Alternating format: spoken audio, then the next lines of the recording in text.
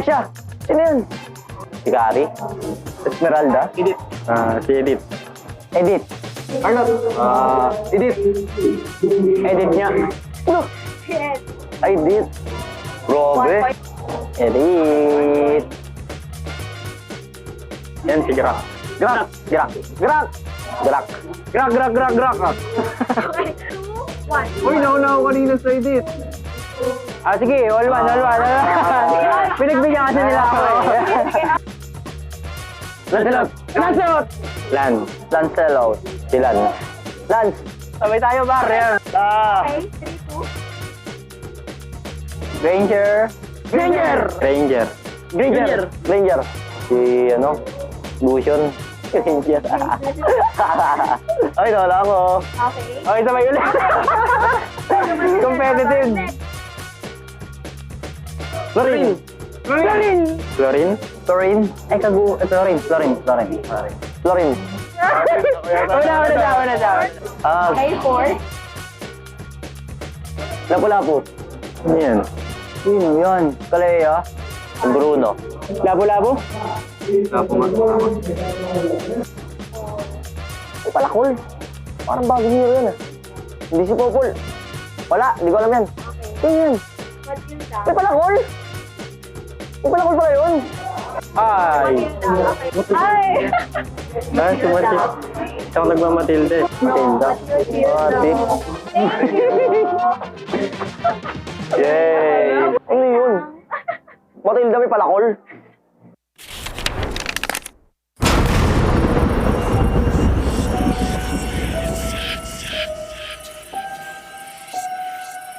Gising na ako nang di bahala ako sa swerte. Sabi mo, mag-win streak ko to. Dahil sa'yo, tambak na ako!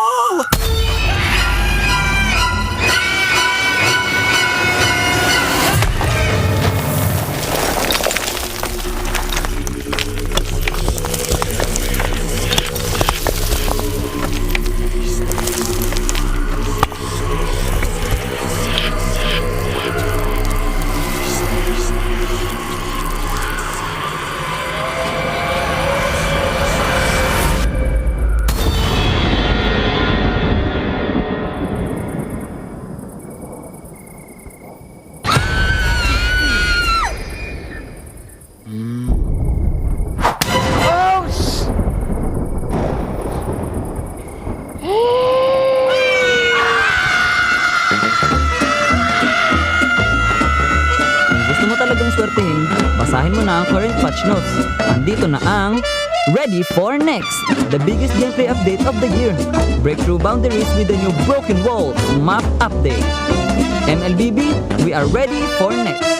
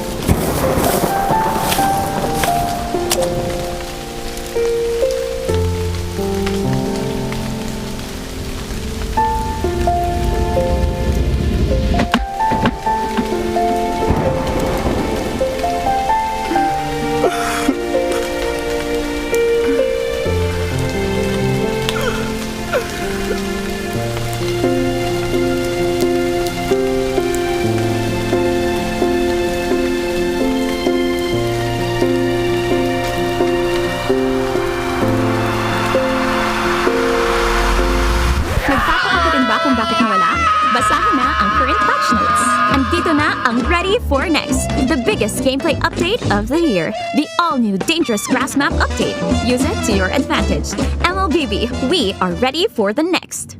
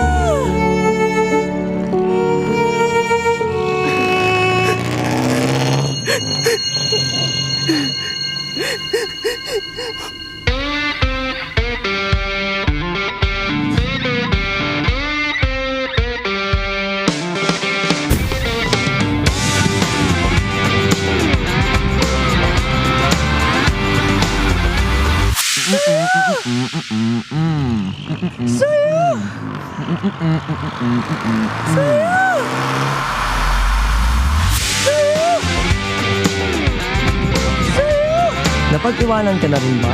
Andito na ang Ready for the Next, the biggest gameplay update of the year. Get a head start with the new Flying Cloud Map update. MLBB, we are ready for the next.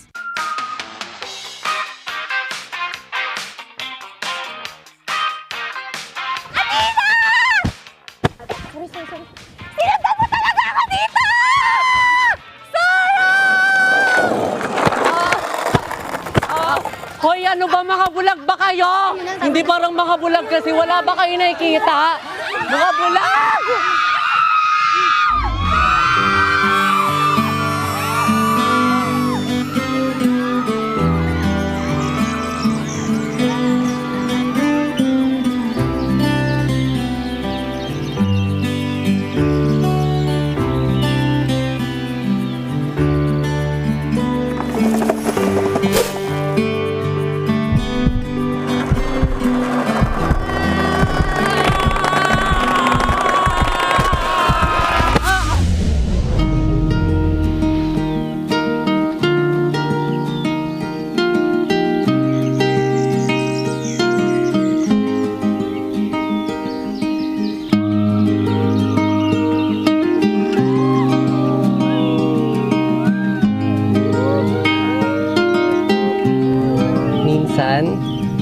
Love comes rushing in. Parang bagong expanding river sa Mobile Legends. Andito na ang Ready for the Next, the biggest gameplay update of the year. Navigate the river with the new expanding rivers map update. MLBB, we are ready for the next. Guys, nandito na yung bagong update sa Mobile Legends. Yung Dangerous... Hoy!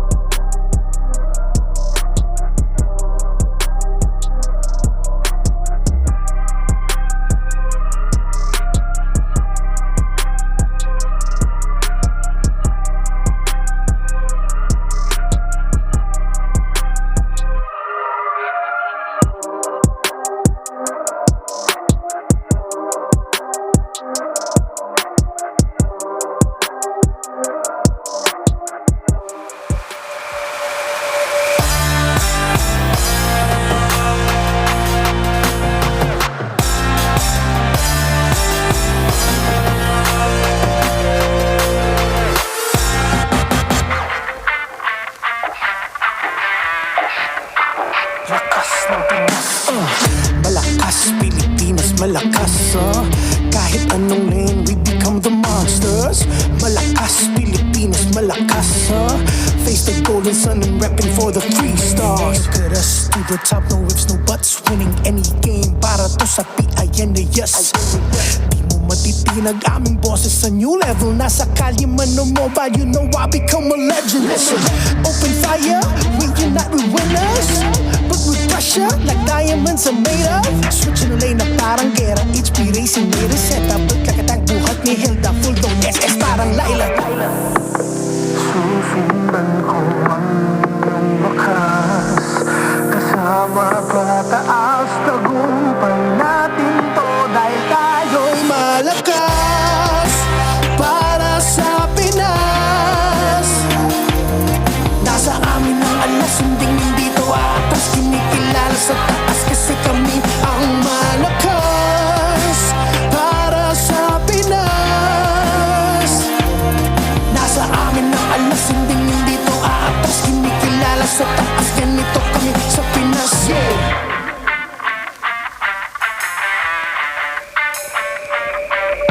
Laging MVP, no surrender, no retreat. Pag nagsama-sama, just imagine what we can achieve. Laging MVP, no surrender, no retreat. Giving 100 on my all, cause we just cannot be defeated.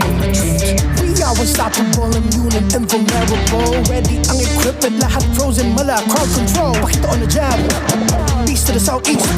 Taas ang matawag, proud and loud, cause every enemy we devour.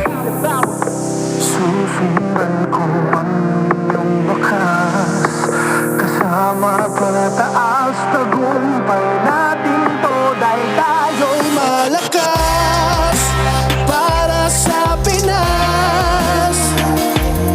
Nasa amin ang alas, hindi to atas, kinikilala sa taas kasi kami ang malakas para sa Pinas. Nasa amin ang alas, hindi to atas, kinikilala sa taas, ganito kami sa Pinas. Yeah. Malakas, Pilipinas, malakas kahit anong monsters. Malakas, Pilipinas, malakas face the golden sun and repping for the 3 stars.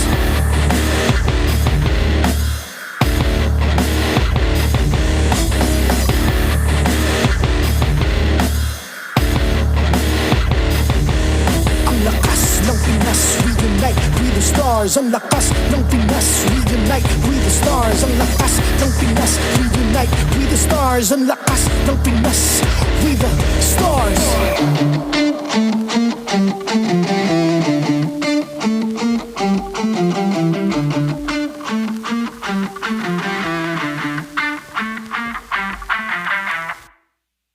The 16th season of MPL Philippines is brought to you by the following sponsors.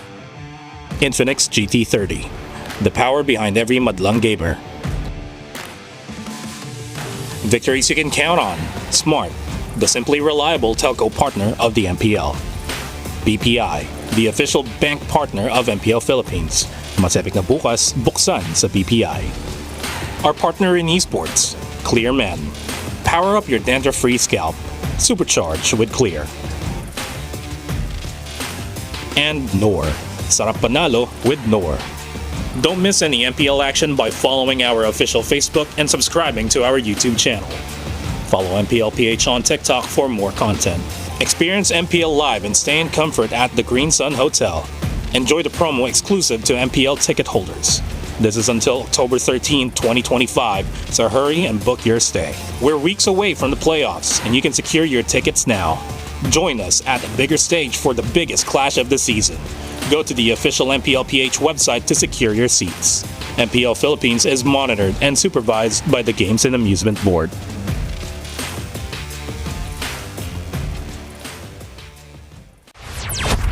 Three more playoff spots still ang paglalaban-labanan ng apat na natitirang. Kailangan lang namin kami yung magdikta ng magiging ikot and hindi yung karap. Malalaman natin kung sino ang kukumpleto sa ating postseason sa huling 2 araw. Ngayon sobrang desperate na namin. Tuloy pa rin kami sa nating tools na mindset. Ang magiging preparation namin for bukas, yung composure wag mawala, tsaka yung bibigyan namin best namin sa laban namin bukas. Manda na kami sa kahit anong result. Nung pagkatalo pa lang namin nung week 6, parang ganun na naging mindset namin. Sa tingin ko makakapasok PNC or Twisted or kami possible. Na makakapasok, syempre sana kami and makasama namin yung Falcons. Doon na magkakalaman ko sinong makakapasok sa playoffs. Message ko sa Twisted, pagalingan na lang kasi na makapasok sa playoffs. Bibigay talaga namin yung best namin.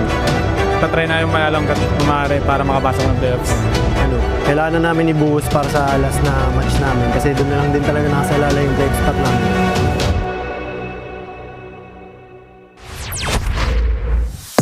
Maligayang pagbabalik sa MPL Philippines Season 16. My name is Hans Galeria and this is Super Fan Saturday. Kahapon lamang, we are still in the middle of a celebration for the 9th anniversary of Mobile Legends Bang Bang. And unfortunately, in the middle of all of the celebration, there has already been one team na hindi aabot sa kanilang playoff contention after being eliminated from their postseason hopes yesterday.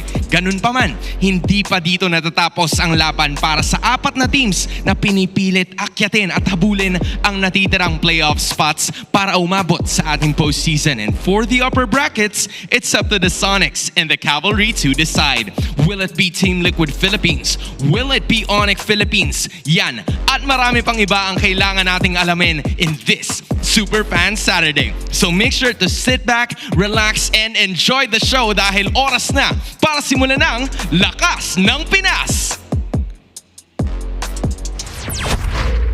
Magandang hapon sa lahat ng sumusubaybay ng MPL Philippines Season 16. Ito na ang pinakahuling Super Fan Saturday ng regular season ito at kami ang magpapadala ng aksyon. Umi pa rin kasama si Rockhart at si Wolf para itid sa inyong pinakaunang serye maglalaban ng TNC Pro Team and Twisted Minds for a possible, I wouldn't say elimination, pero mas posible na makapasok sila sa loob ng playoffs. Well, parang ganun na nga. It's gonna be 3 slots for 4 teams.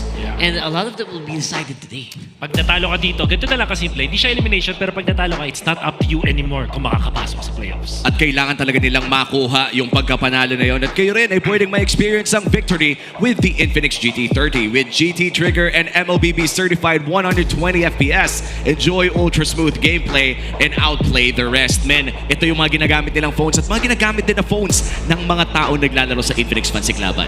Yeah, and a lot of them really do get that gaming advantage. Had a chance to use it actually. At okay naman, yun talaga, I felt like a pro. Oy. Grabe naman. Siyempre naman. Pwede din maging pro, syempre yung mga tropa natin kasama sa ating Infinix X Laban show match. They can play alongside Cherizawa, Athena, Giant Gaming, and ito, si Umi sa isang 5v5 matchup sa October 25. Of course, all of that powered by the GT30 Pro. So ikaw nagamit mo na, siya naman. Dinadasal ko na mga mananang sa kakampi. Sorry, Team Sherry na, pero Jamie pa rin talaga eh. Jamie! Team Jamie. Thank you. Giant, galingan natin ha. At para malaman nyo kung ano nga pa pwede mangyari dyan, just like and follow yung Infinix Philippines Facebook page for the full mechanics. Mga tall winners ay papakita natin sa October 13. Wow. So, ayan na, i-comment nyo na, #Team Cherry Sherina. O kaya naman, katulad ko, #Team Jamie. Join now and I'll play the rest. Oy, man, 2 araw na lang makikita ko na kung sino mga magiging kakampi ko. So good luck sa atin at sana manalo tayo sa show match na yan. By the way, this tournament is monitored and supervised by the Games and Amusement Board.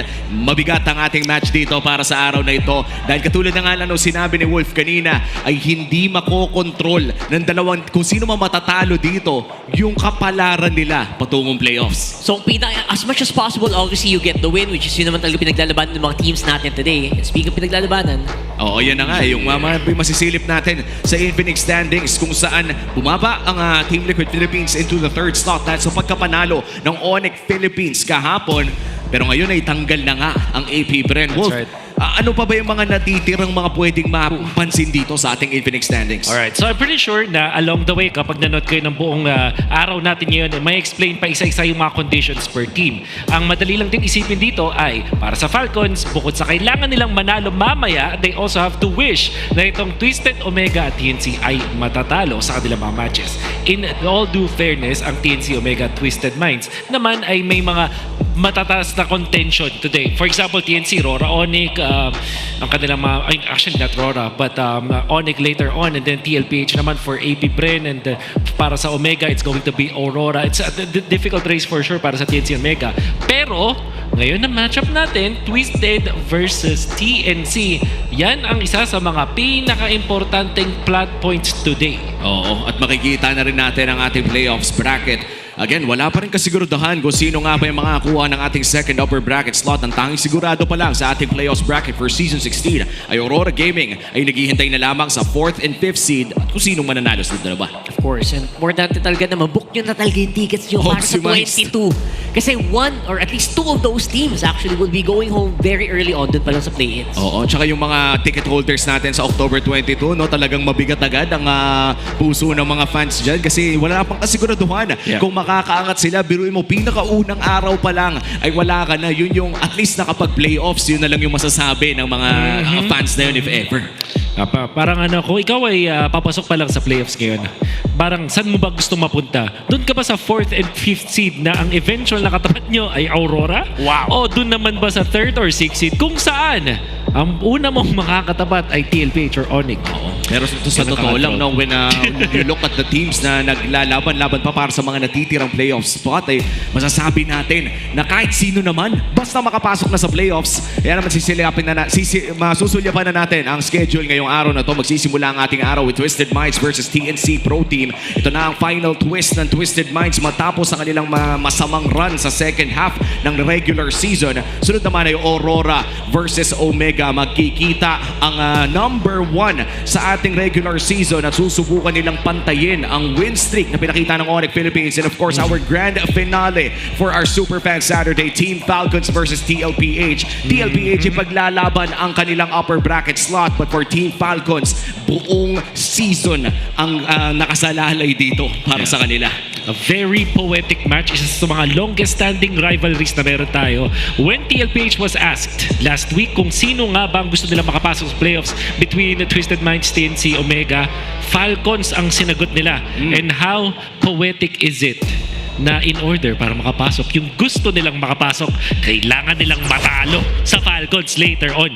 At ngayon, no, mamaya pa naman magsisimula yan dahil magtatapatan muna ang TNC versus Twisted Minds. Sa harapan nyo ngayon, makikita si MP the King at si Zaida, dalawang junglers na hinahanap ang kanilang moment para mag-shine dito sa ating liga. Currently in the middle of the pack. And of course, makukuha nila yung moment na yon kapag nakapag-playoffs na kanilang mga team.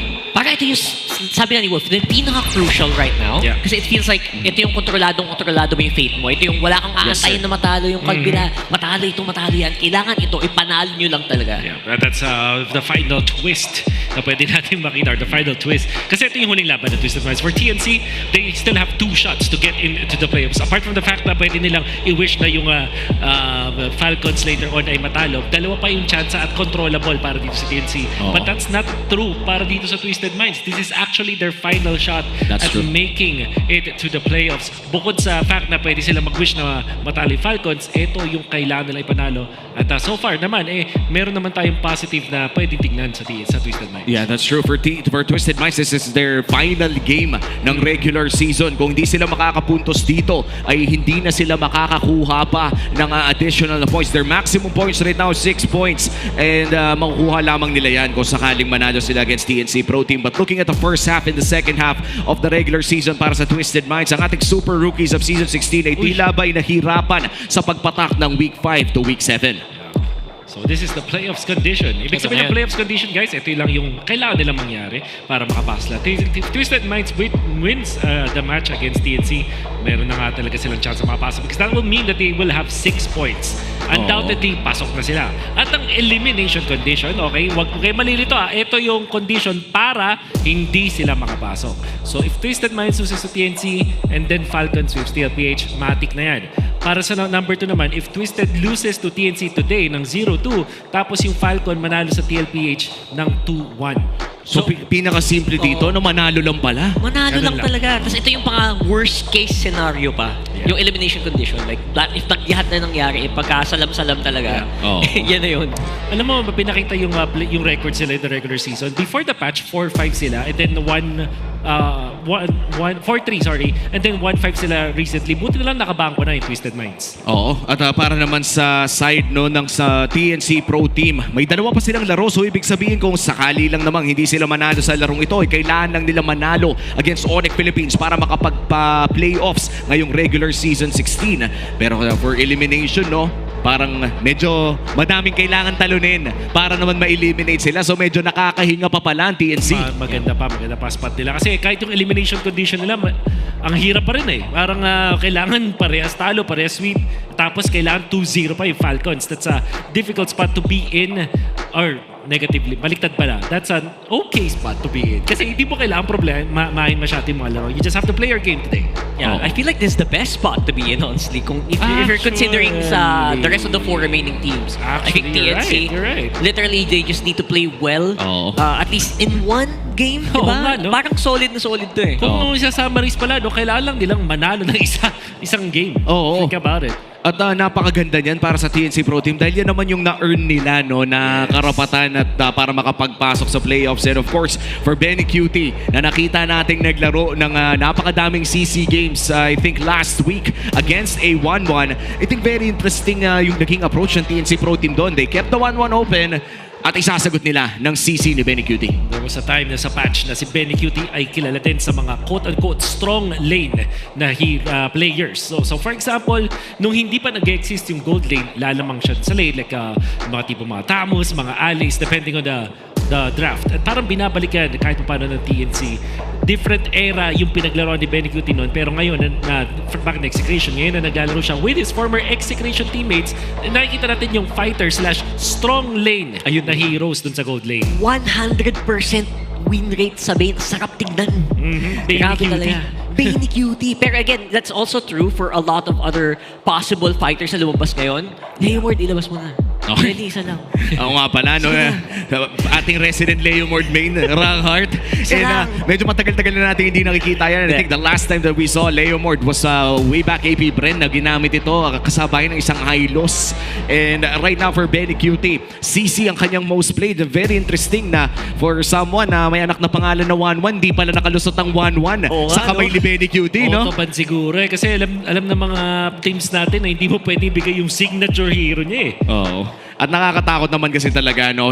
Recently, nakakalusot na yung mga 1-1 natin and 50-50 pa rin, especially up against a Farsa. Pero sa ngayon, ang tatanungin natin, total usapang fighter gold lane na rin. Sino nga ba ang best fighter sa gold lane? Nandiyan ang ating mga choices, si CC, Bane, Esmeralda, Ruby, or pwede rin naman kayo mag-comment ng iba. Sigurado yung mga Freya nagagalit na bakit wala sa choices. So might as well comment section ay open. Mag-comment na po kayo ng inyong sagot o pwede naman pag-usapan at magkaroon ng diskusyon sa ating mga social media groups. May interesting dito yung option ng A to C, mga heroes na pang-counter sa Harith gold lane.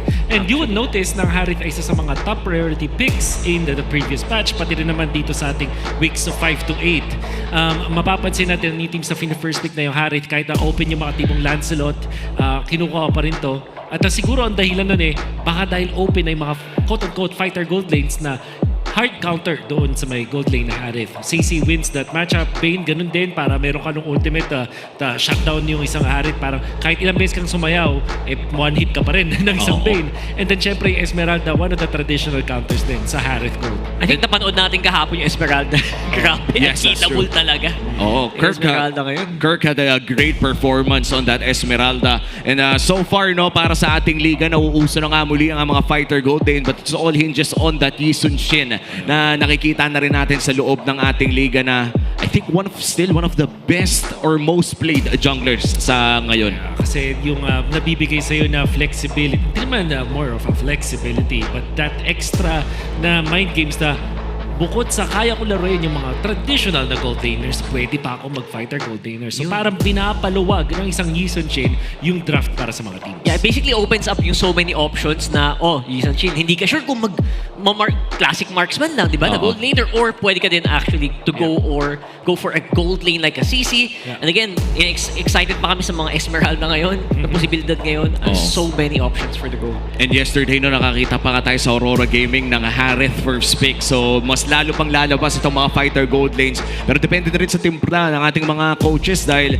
I think it's very interesting to take note as well for both coaches dito sa TNC versus Twisted Minds ay meron silang kakayahan na mag-experiment ng napakaganda. At hindi na natin papatagalin pa, no? Malapit na magsimula, napakabigat na matchup na to. This is Twisted Minds kung sa TNC Pro Team. Kaya welcome na natin ating mga players. All in their minds is to win. Can they do it today? It's Nosha, Kaloy, Sean, MP the King, and Latsu. 100 IQ plays, Twisted Minds!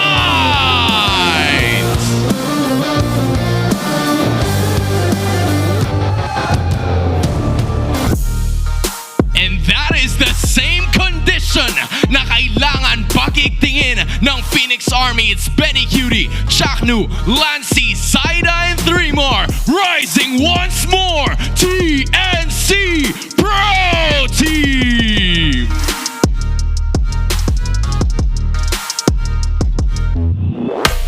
To officiate all of the matches that will be happening today, we have our marshals, Joshua, Chico, Patrick, and JJ. Joining our two teams today would be their respective coaches. It's Coach Bonchan for Twisted Minds and Coach Etamax for TNC Pro Team. Ang unang laban ng araw na ito, MPL Arena, make some noise!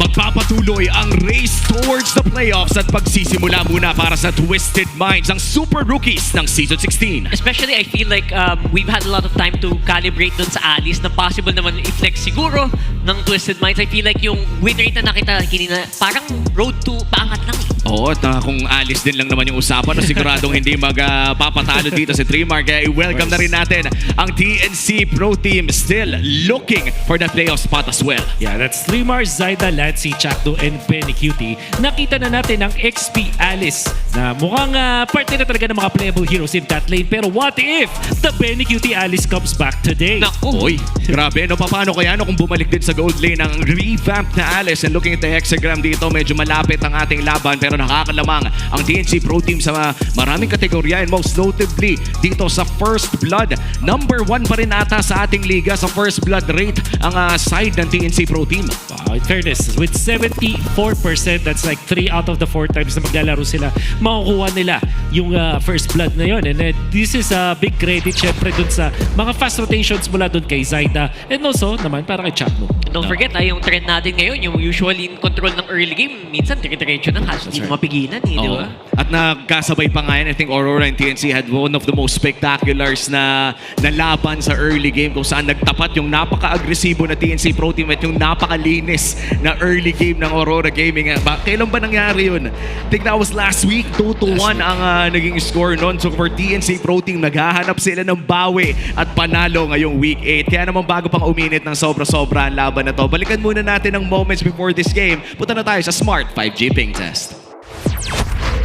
What's up everyone? Game. Usap tayo. Masinsinan. Manood kayo ng playoffs guys sa paparating na October 22 to 25. Yan guys. Gaganapin yan guys sa Cuneta Astrodome. Yes sir. Sana makapasok namin ngayon guys para mapanood nyo kami doon. Good luck sa atin syempre. Bigyan natin ng magandang lalaban. Kaya let's go. Medyo madugo to Bigyan natin ng magandang laban ng mga manonood. Better na daw message mo kay Nosha. Yun guys, sabi niya, solo kill niya daw. Hindi solo kill niya daw si Nosha. Jack, ano nga masabi mo kay Kaloy? Focus siya tol. Focus tayong dalawa. Focus na kayong dalawa nak. Okay. Ako si Scotty Paypal. What time is it? It's game time. It's game time, baby. Pakita ko sino mo sangat. Yo po! Magtulong-tulungan tayo. Straight loud daw po. Guys, shoutout sa mga kids na ko dyan. I love you all! Wish ko lang sa birthday ko. Mag-playoffs kami. Let's go! Lord, bigay mo na Lord, oh. Last match na, kumbaga, oh. Hindi ako papayag na isa sa alay-alay natin ang playoffs na natin sa ibang team. Sabi nga sa Jordan Nunes, all I wanna do is winning. Itong laro to para kay Tito at Tita. Para sa team, para kay Coach Bon. Ay, shoutout sa mga millionaire dyan, ha? What time is it? It's game time! Buko! Ito yung ano ko. Oh, na-prank. Yan ang ating Smart 5G Ping Test. Kitang-kita naman na ready na ang ating mga players. And I think the most valid sentiment here is ayaw talaga nila na maialay nga sa iba. Basta, alam nyo na yun. Alam nyo na yun. Yun, basta yun. Basta And yun. all I wanna do is win. Oo, basta kailangan na manalo. And yun naman talaga yung hinahanap ng dalawang teams na to. Kung sino man nanalo dito ay makakapasok na nga sa playoffs. Kaya naman bago tayo pumunta sa mismong laban, ay puntahan muna natin yung mga kailangan nilang gawin. Ito ang Infinix Keys to Victory sa The How. Welcome to The How. Ako nga pala si Wolf, bringing you the Infinix Keys to Victory. It's Twisted Minds going up against TNC, the last match of Twisted Minds, at kailangan nila ito mapanalo for them to get into the playoffs. What they need to do is to push TNC into the late game and have better end game decision making. Kapansin-pansin na sa TNC, although alam natin na ito yung magaling na late game kind of team, but recently they have struggled when it comes to end game scenarios. In fact, pinapatagal nila yung laban, napapaganda yung mga plays, but in the late game kung saan kailangan nila mag-push or kailangan nilang makasecure ng mga lords, doon sila nagsistruggle. If Twisted Minds can actually push TNC's limits, pwede sila manalo sa series ito. They also have to expect TNC to play non-marksman gold laners and prioritize winning the lane-to-lane matchups. Napakasimple lang yan. Pag nag-draft ang side ng Twisted Minds, they have to make sure na iniisip na agad nila yung lane-to-lane matchups in mind. Para naman kung sakaling magkaroon ng aggressive moves ang side ng TNC, hindi sila madadali agad in the early game. Now for TNC, they have to mind the mid lane matchup and put pressure on Sean. It is also noticeable for Twisted Minds na yung mga panalo nila ay kapag nakapag-scale ng maganda etong si Sean. At kung pinapressure nila constantly yung heroes ni Sean in the draft and into the game itself, this will be better for TNC. Lastly, kailangan nilang ipuwersa ang Twisted Minds na maging farm heavy on their course. Meaning sa ito yung Gold, Jungle, and EXP. Alam natin na ang TNC ay magaling din naman pagdating sa pag-punish ng mga greedy na lineups. And Twisted Minds also have that tendency. If this is gonna be possible para sa TNC, it will be better for them dahil naghahabol din sila ng puntos papunta dun sa playoffs. That's TNC going up against Twisted Minds. Back to the casters. Maraming salamat, Wolf, at narinig nga natin ang salitang farm-heavy course. Ano bang ibig sabihin mo doon, Wolf, na parang ilagay ang TNC Pro Team sa ganong itsura ng draft? Okay, so nagkaroon kasi ng mga times na itong TNC ay umahanap ng mga farm-heavy course nang sabay-sabay. Okay naman yung isa ka lang dito, parang you're just the jungler na farm-heavy. Pero pag tatlo yung mga kailangan ng farm, doon na nagkakaroon ng problema kasi ng TNC.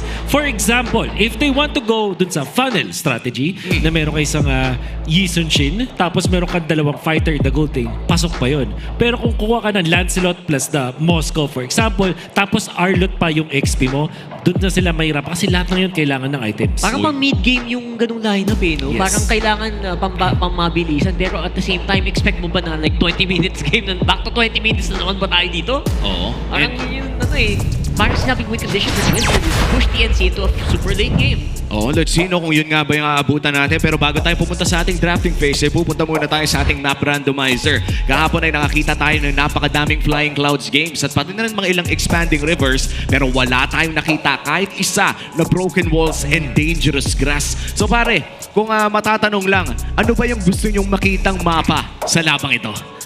Bro, dangerous grass pa rin eh. Ako rin, grass. Okay. Always grass. Okay, grass ang boto ng tatlong hurado. Ano nga ba lalabas dito?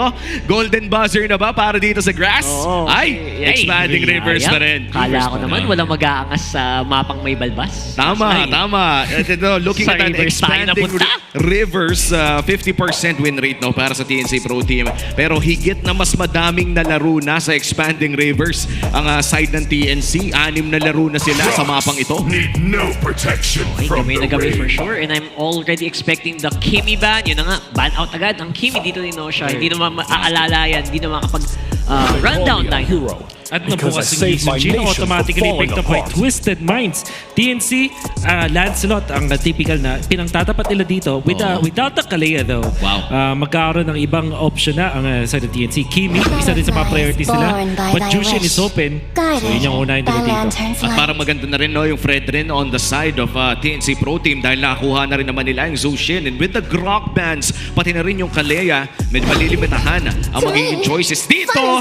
Hiningi natin, pare. Hiningi natin. This is Benny Cuties. First 1-1 game of the regular season. At sobrang sakto pa na ito yung isa sa mga pinaka-importanting laro nila in the regular season. Kumbaga, called it dito sa ating draft. Pero at the same time, it will change yung priorities sa TNC. No? Parang with this kind of draft, parang in-expect mo na mid to late nga talaga ang mangyayari dito para sa TNC. That's true. And yung 1-1, no, nakita natin heavily counted by na Farsa. Ang tanong ay kukunin ba ito agad? Mukhang hindi. Hylos at Harith ang makukuha ng Twisted Minds. And ibig sabihin nito ay para bang tournament ng hindi magpa-fighter gold lane ang side ng Twisted Minds, Wolf.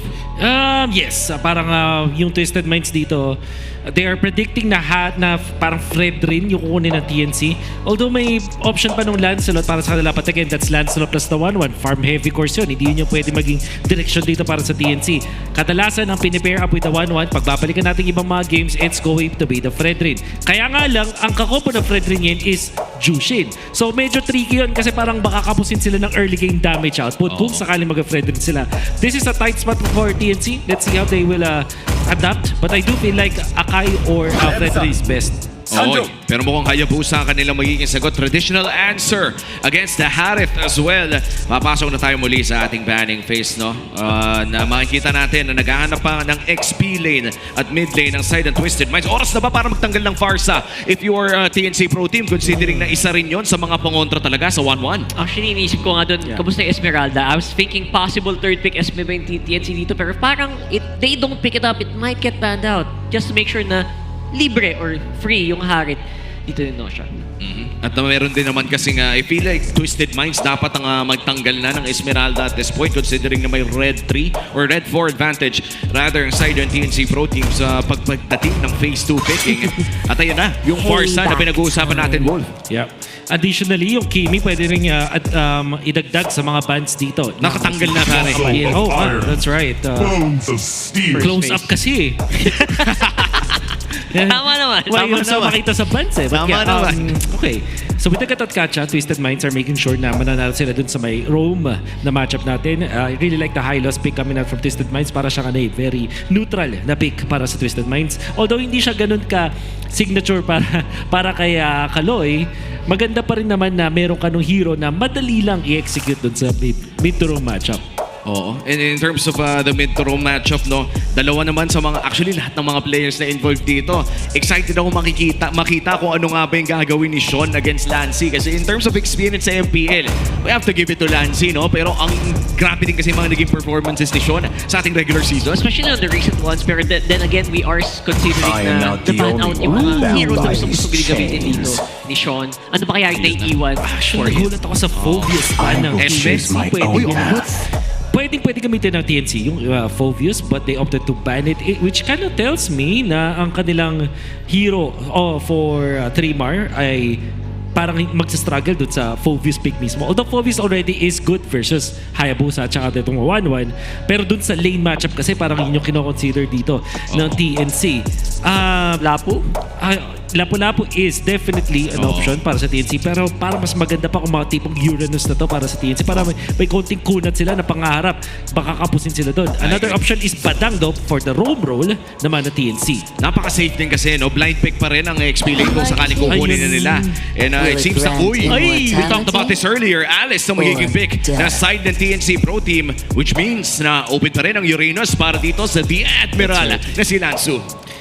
Who's the winning matchup though? Like Alice versus Uranus, who do you think will come out on top? Especially pag wala. Sagasaan na rin. Sobrang magpa-farm lang sila parehas eh. Pag nag-clash na ng early, di ba? Sagasa kasi talaga eh. How likely is it na Hylos pang tapat sa Alice para may pangaunting swap out? Tapos parang na-suppress hero para kay no, it's not Lapu-Lapu. May magandang pinakita si Edward kahapon on that Lapu-Lapu against the Alice. Kung maalala mo, napaka-interesting nung naging build path ng Edward Lapu-Lapu na ito. Yesterday, I think it was a C Halberd second item. Matapos ang War Axe para ma-counter ang Alice na to. Final pick para sa side ng TNC Pro Team. Ano kaya ang kukunin ni Chuck Mamba para sa kanilang first game? Something na may wave clear siguro. Wala na yung Grok. Khalid yata is an option. Kasi they need some upfront damage dun sa early game. Kasi pinili na dito yung Alice. So yun dun naman gagaling yung kunat factor. So mapupunta ngayon kay Chakto yung damage factor, which kind of tells me that they wanna go for Saber. Saber! Please, Oo ikaw nga, na. no? Kaya Khalid, siguro... Wag lang kay Elkert. Ruby, maybe? There you go. Very... Oldie but goodie. Oh, oldie but goodie. Men, coming from you, totoo yan.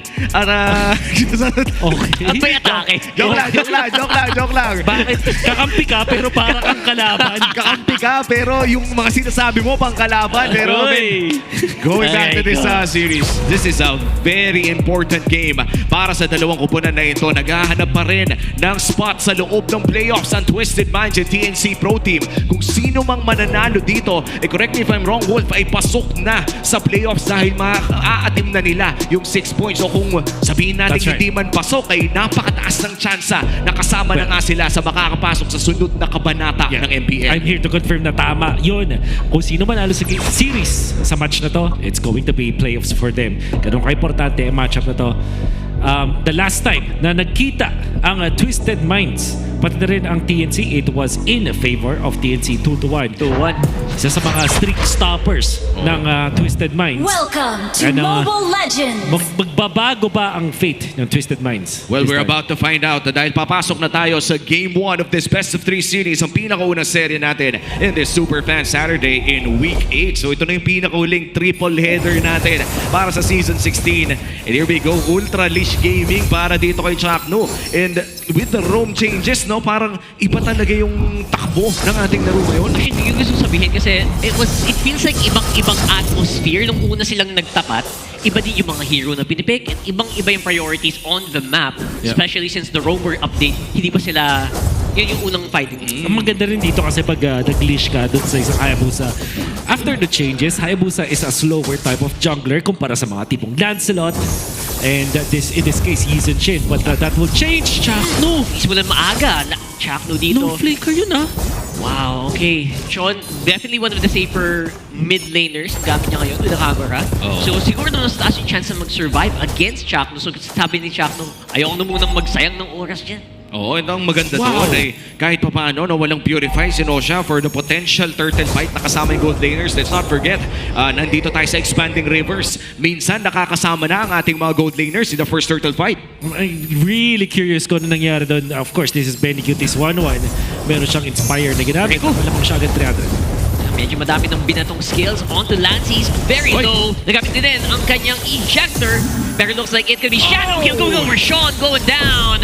And 2 remaining night grade pa. 1 for 1. Grabe ang lakas ng damage. Out ng Zaida dito. Double kill on the Hayabusa. Make that 3. Napakaganda ng takbo na yun para sa TNC Pro Team. A 3-0 start para dito kay Zaida. You mentioned the word slow kanina, Wood. Sabi mo medyo mabagal na ngayon ang Hayabusa. Pinapabilis ba ng 3-0 yan? Pinapabilis talaga ng 3-0 yan. Tapos makakuha pa ng turtle freely against Twisted Minds. Yung leash na ginawa ni Chapton na maging maganda pa talaga, but Hansu snatches the turtle. Grabe.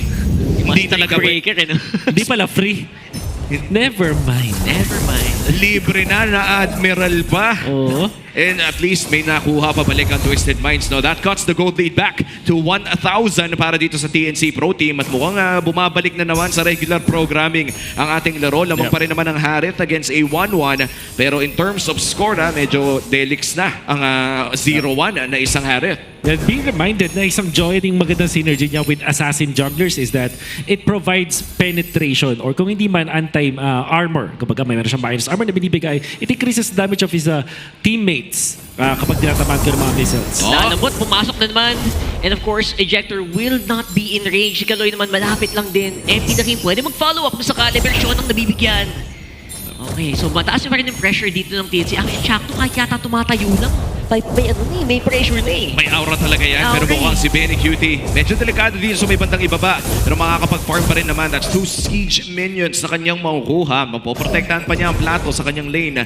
Overall, a very safe experience para dito sa TNC Pro Team. Bumabagal ang pace ng ating laro, Wolf. Sino ba nakakalabang pag bumabagal ang ating pace? Well, we don't know na TNC, mas maganda yung scaling nila kung dahil sa dami ng heroes, dami ng scaling heroes nila between the 1-1 Hayabusa tsaka na rin itong Alice. Kumpara yan dun sa Twisted Minds na nakadepende sila dito sa Yi Sun-shin.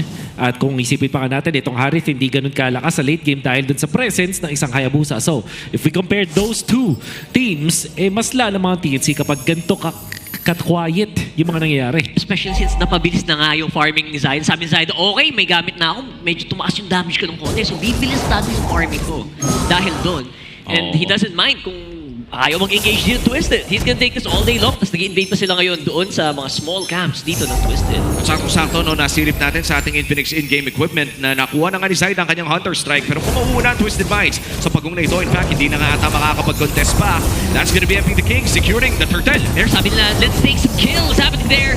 It's the red carpet. Nilapag na mga kaibigan. Pumabas Zaida with a shadow kill. Pinagpasapasahan na ang damage. Decent amount of DPS coming in from TNC. Pero sabi nila, hindi pa yata tapos. Pwede pa ng Land Shaker bahagya and get some damage into TNC. Pero sabi nila, kaya nilang i-regen yan. TNC still looking fire even after all that. One for Turtle Wolf. Nakakalamang pa rin ang TNC. Despite the expanding rivers na meron sanang tutulong sa Twisted Minds, sama pa yung Glorious Pathway, hindi enough para mahabol si Chakno. And that's mainly because of Trimar. Yung ginawa niyang play gamit yung kanyang stun mula dito sa isang Alice. Ang laking bagay versus Heroes na wala talagang unlimited dashes compared to TNC na meron silang pang abot dun sa likuran with their dashes or mga blinks. Hindi yun available para sa Twisted Minds. At yun naman talaga yung kagandahan no, ng revamp na Alice. Yung napakalaking AOE ng Throne of Ruin o yung stun sa kanyang ultimate ay kayang i-cover yung buong Turtle or Lord Pit. Kaya naman napakadali na mag-engage for TNC Pro Team. Isabay mo pa yung fact na nandyan si Chakno at nagpapatuloy lang ang ating laro. 5 minutes in mga kaibigan, 1.5k pa rin ang lamang ng TNC Pro Team. Mukhang stalemate na ang itsura ng ating laro. Wala pang nakakalamang ng sobrang laki. Parang susubukan nilang gumawa ng lamang dito sa baba. Oh, look at that. Chakno close by Trimar. Nagka-cut off na agad ng backup. Ngayon pa lang. So that means na gusto nilang gumawa ng play dito sa baba pero wala silang minions. They can't really push Twisted. Sabi Twisted, ayaw namin, mamaya na lang. Mamaya na lang talaga kasi parang yung Turtle ang kanilang punteriya.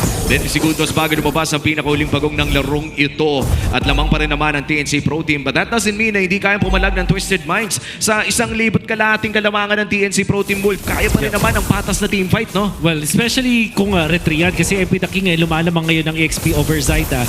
If Twisted Minds are careful na kumuha sila ng isang retry battle win tapos mag-out na lang din or mag-punish na lang ng mga nag-overextend mula sa TNC, that would be better sa kanila. But knowing na yung TNC ay lamang ng 1,600 gold, it's much better na wag nang mag-head-on collision versus TNC. Well, they have no choice right now. Pero kung di makipag-collision dito, Kaloy very low. Napabata ang Glorious Pathway. Very free at manggaganap dito. And the game very low. Zaida with the turtle. E ngayon naghahabol na, nag-run down na. Si Lancy, hinahabol si Trimar as well.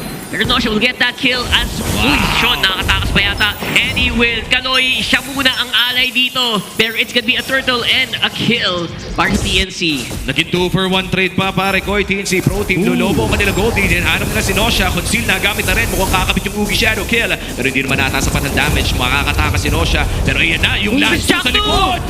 Si Lansu ang breakout player dito so far. He has been doing so many unexpected things, keeping Twisted in the game. Great plays coming out from Chakno mula dun sa TNC, and that's how they won the turtle fight. Nakuha agad yung ejector kay MP the King, and then eventually won the fight afterwards. However, Nosha holding his ground, ginamit yung Zaman Force para makaligtas kay Zaida, makapunta dun sa kanyang turret, and then eventually the punishment mula kay Lansu. Well done mula kay Admiral. Looking at the Infinix game equipment, may 1,000 kalamangan pala dito yung Hayabusa against the Yi Sun-shin. At napakalaking bagay nito, no? Dahil sanay na sanay tayo. Kapag may Yi Sun-shin na kalaban, always lamang yan ng mga 500 to 1,000. That's right. This time, although nakakuha ng level advantage, the King at a certain point in this game, yung farming at yung mga extra gold kasi na nakakuha dito ni Zaida ay napakaganda. Especially dahil dun sa ating patch. Alam natin, humina yung gold from minions as well as creeps. Pero hindi naapektuhan yung sa mga hero kills. That's why itong 5-0-1 record ni Zaida ang nagbigay sa kanya ng distinct advantage over MP the King when it comes to farm. Yeah, and not to mention, hindi din basta-bastang makapaglakad si MP the King. Dahil din kaya siguro sa presence ng Johet. Oo, napakahirap, no? Even if you have the traceless, minsan kasi binibait out, no? Especially we're talking about Chuck, no? Grabing experience ng manlalaro na to in terms of pick-off setting. Yan nga ang mga tinuturing ng mga old gods ng mga roamers natin. Even yung mga sikat na mga roamers ngayon, yan ang iniidolo ng idolo mo. At ngayon, sinisimulan na ng Twisted Minds ang Lord na ito. Nice mounted shocker, tas grabe si Kaloy mang zone. Grabe naman to, talagang super burst. Fast-paced na Lord, hindi na nakahabol. TNC, they did not see that coming. Kaloy muna magiging ally just for division. Pero dahil yata doon, pwede yata makapush ang TNC. What a play mula kay Kaloy. Sinakripisyo yung kanyang sarili para lang makakuha ng burst Lord. Rejected play! Lanzo again on target. Sabi nila, breakout player ka pala. You're gonna go down first. Benny Cutie with a kill. No siya nakahabol pa rin. He's still in it, but only barely. 3 Marquez nag-ahabol dito. And that's gonna be him going down. Medyo madami ng turret hits na tinanggap.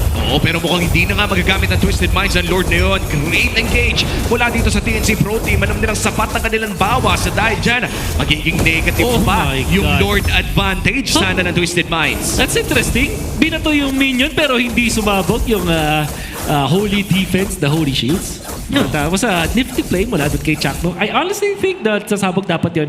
But I think yung time, kasi may konting animation yan eh. But you said it perfectly, Womi. Yung TNC, na-identify nila na lamang talaga sila when it comes to damage output. Especially kasi malaki na yung advantage ni Zaida. And that's the sole reason kung bakit nanalo yung TNC the fight afterwards. Of course, you have to factor in na wala na si Kaloy dun sa moment na yun. So walang revitalize.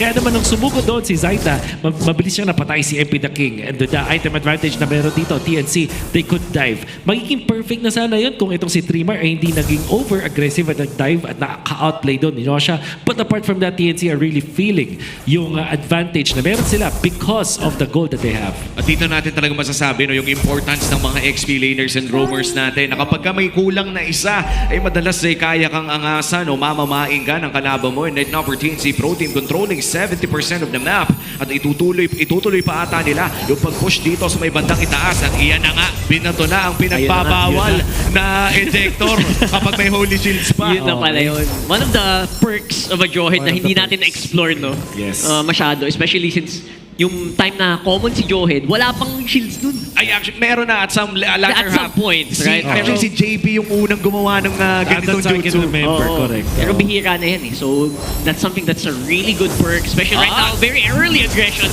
coming in from Zaida. Aga na force, and that just means na may iwan ang Twisted sa loob ng base nila. Napakakunat na ng alis pare. Infinix in-game equipment. At kita na nga natin na lumalaki rin ang kalamangan dito ni Zaida. But here comes Kaloy. Ay, red carpet na. Chakno ang hinahanap at sinifocus down nila. Neymar as well. Going for the fate. Maneuver, Chakno. Flicker out muna. Kaloy nasa harapan. Medyo mababa na ang buhay. Lumipad na si Benny QD. Killing spree na. Ang kanyang one weapon. Look at that. Zaida some decent damage with the shadow kill. Napakasakit na ng Hayabusa na ito. Pero si Sean ay hinahunting ng TNC Pro Team. May makakalabas nga bang kaguro na buhay dito. Chakno looking for the ultimate pero hindi pa available. Pero si Zaida hindi kakapit ang shadow. Pero may hugi shadow kill ba? Mukhang wala! The field trip! Grabe si Sean, inikot yung buong mapa! Wow! Nakaprep na yung isang payong niya, tapos nung i-ejector na siya ni Chakno, nag-flicker siya ng ever so slightly lang para hindi siya mawala doon sa payong, sabay magpayong palayo. Tapakan pa niya yung Cyclone. Ay, beautiful sequence mula kay Sean na kailangan talaga ng Twisted Minds na maging online na sa ngayon. You have 2 items up on this Kagura. Not yet enough. Kailangan niya ng ikatlong item para talaga ma-burst niya yung mga importante. Chakno! Oh my goodness, Chakno going down without a fight. And that is a really quick -1 para dito sa Twisted Minds. Naku, na-level yata nila playing field right now. Oh my goodness! Really disappeared from the map. Nag-evaporate yung mga HP bar nila and now Kaloy is gone as well. Naku, mukhang itutuloy ata na Twisted Minds ang lord na ito. 3 Martisi tumatangke pero mukhang yun yung overturn ay sa isa lamang tatama. At yung hold ito ng TNC Pro Team, their jungler still alive. Si Kaloy ay 20 segundos bago mabubuhay and there you go, the reset Hahawakan nito ng Twisted Minds. Ipa-burst na ata ng mga Twist. 3v4 yan, 3v4 yan. I don't think they want to risk it going for the full reset. Yeah, Sean, wala siya masyadong mana to work with in this team fight. They know na magre-respond na rin ito si Chakno. Costly mistakes mula sa ibang mga miyembro ng TNC. Chakno, nagulat din talaga sa ginawa doon na Twisted Minds. Not expecting na pwede siyang i-burst ng ganun-ganun lang. And that is little resources na kinumit ng Twisted Minds then during that moment. However, ito na yung mga pagbabago kasi this time TNC magiging preparado na sa Lord Dance natin. Oo. At again, available lang lahat ng mga battle spells para sa laban na ito. TNC pa rin ang hahawak ng Lord. This is going to be the second or no first Lord of the game. At grabe mang zone si Trimar. Kaloy naghahanap ng angulo. That's a really good zone. Pumasok na. Throne of Ruin already used up. Sean, nasa likod sinalo niya. Ang kanya shadow kill makatakas. And si Kaloy na naman ay mawawala. TNC right on the docket. Mahirap na labanan. Zaida getting that Lord. Oo, tutuloy nila. Hindi fight dito. Lancy nandun sa may bandang likod. Pero mag-isa na si Lanzo ay 2v1 against the Admiral in 2. Pero mukhang makakatakas naman with a slice as well. Si MP na nandun sa may bandang kababa. Dalawang laban ang ating nakikita at nagsishift na nga si Lanzo dito. Hinahanap na rin niya at makakabalik pa. Muntik pa makapredict and looks like that will be it. It's gonna be Lanzu going down. Muntikan na maging huge outplay. Grabe mechanics mula sa dalawang teams natin with that shutdown onto Zaida, but nevertheless TNC still winning that team fight dahil nabuhay sila dun sa initial burst ng Twisted Minds, and then Benecutie finding the angle to go on to kill etong si Nosha. Maximum effort mula kay Loig using the glorious pathway to slow down TNC. Chakno pa with the immortality as well. Oh no! And that's gonna be good Nosha. Nosha with the damage. Good amount of DPS, pero looks like the minions are way too much. Yung Lord at taas pa ng buhay going for the lock. Throne of Ruin misses as well. Mga clear pa nga yata dito ng Twisted. Oo, makiklear pa si Lanzo. Ibabalik na rin. Buhay na yung Lapu-Lapu. Bravest fighter in. Benecutie na pilitang lumabas at mukhang makakadepend sa pangaang side ng Twisted Minds, pero hindi pa tapos. And bulata ang call ng TNC Pro Team. Staying alive. There goes the shadow kill. And di maiiwasan. Walang wit of nature o ano man. It is gonna be 3-war going down though. So wala nang frontline masyado dito ang TNC. Benecutie naghanap ng opening shot na napakababa na. Nosha! He's alive! He's got the Zaman Force and gamit na. Vlad Shaker misses on the Benecutie. He's gonna have to back off kasama si Zaida. Grabing puso pinapakita ng Twisted. Depensang Marino para dito kay Lanzo at sa Twisted Minds. Anong nangyari doon, pare? Nice defense camera from Twisted Minds. Nung pagka-spawn doon ni MP the King, ang ginawa niya ay naghanap siya ng mga target for that stun doon sa bangka. Pero instead may target dun sa mga heroes, tinarget niya sa minion wave. That bought him enough time. Tapos nung dumating na dito si Zaida, maganda man yung play to actually go to MP the King, eventually eliminating itong si MP the King. But Twisted Minds with a clutch plays mula kay Nosha, and then si Sean na hinatak yung minion wave that also made it so na itong TNC ay na-attract din sa kanya, na lure nitong Kagura ay mga members ng TNC. Bukod sa minions, pati yung mga heroes, they have overcommitted. Trimar eventually exposed doon sa Torre, and Twisted Minds collected the kills afterwards. So many clutch plays, but it doesn't change the fact na lugi ngayon ng Twisted Minds. Napakalaking lugi talaga dahil 3 inhibitor turrets ang wala para sa side ng Twisted Minds at magkakalord na rin for TNC Pro Team. Delikadong umalis sa loob ng base if you are against TNC Pro Team. Dahil alam na natin yung mga players na ito ay napakatakas talaga ng kanilang aggression and yung killer instinct na tinatawag natin. Yeah, killer instinct is 100% as well as a survival instinct naman ng Twisted Minds. Si Sean yung gumawa pa ng ganung play na maikot pa yung mga minions. That's very impressive. Oh, here comes the Mountain Shocker. Nagamit na ni MP the King. Here comes the Lord as well. At nasa pwesto na nga TNC Pro Team. Hindi tatama ang bangka. But here comes the Throne of Ruin! Gamit na, and ang ganda ng pasok dito ni Freemart. Tinatangke ang buong lineup dito ng Twisted. Kasama yung Lord doon sa likod. Looks like ma-isolate dito sa ngayon. Itong si Lanzu. Pero he can stay alive. Nakalipat. Pero nagamit na ang Winter Crown. The huge advantage he got. Shot with the flicker in. And huge. Same umbrella open as well. Oh my God! No way! Zaida is still alive. Pero very cute. Nilipat na ba? Pero nagamit na. Nakikipag sa bayan ng kampasan. And he's gonna be on top. Evil King. Sana ang 1v2. Hindi na niya kinaya pa. At sa labanan ng Micro, TNC ang nanaig. 3 waves incoming. Nilapag na ang headset. And that will be game number 1 with a massive exchange of blows. TNC on top. Ang pixels lang pwedeng magkaroon ng pagkakaiba dun sa bakbakan kailangan na yun. Nosha just stepping out of the Zaman Force a few pixels away sa dulo ng krus. Kaya hindi niya na-reset yung mga dash. Then MP the King just waiting for the right time para i-fully charge. Yung pana niya hindi rin tumama, na outplay siya ni Zaida. So many outplays haven't even shown. Doing his best. Wow. With a flicker plays, with a burst down, but pixels lang yung naging saving grace para sa TNC doon. Well played with a micro on both ends. Oo, napakagandang game 1 sa hagutan ng mga micro. At kaya pa sabihin natin na nakaalam mga TNC Pro Team na napakalaki. Come that second Lord fight ay nakadepensa pa rin ang side ng Twisted Minds. Nasubukan pa rin nilang lumaban. In fact, napunta na nga sa microhan sa pinakadulong team fight natin.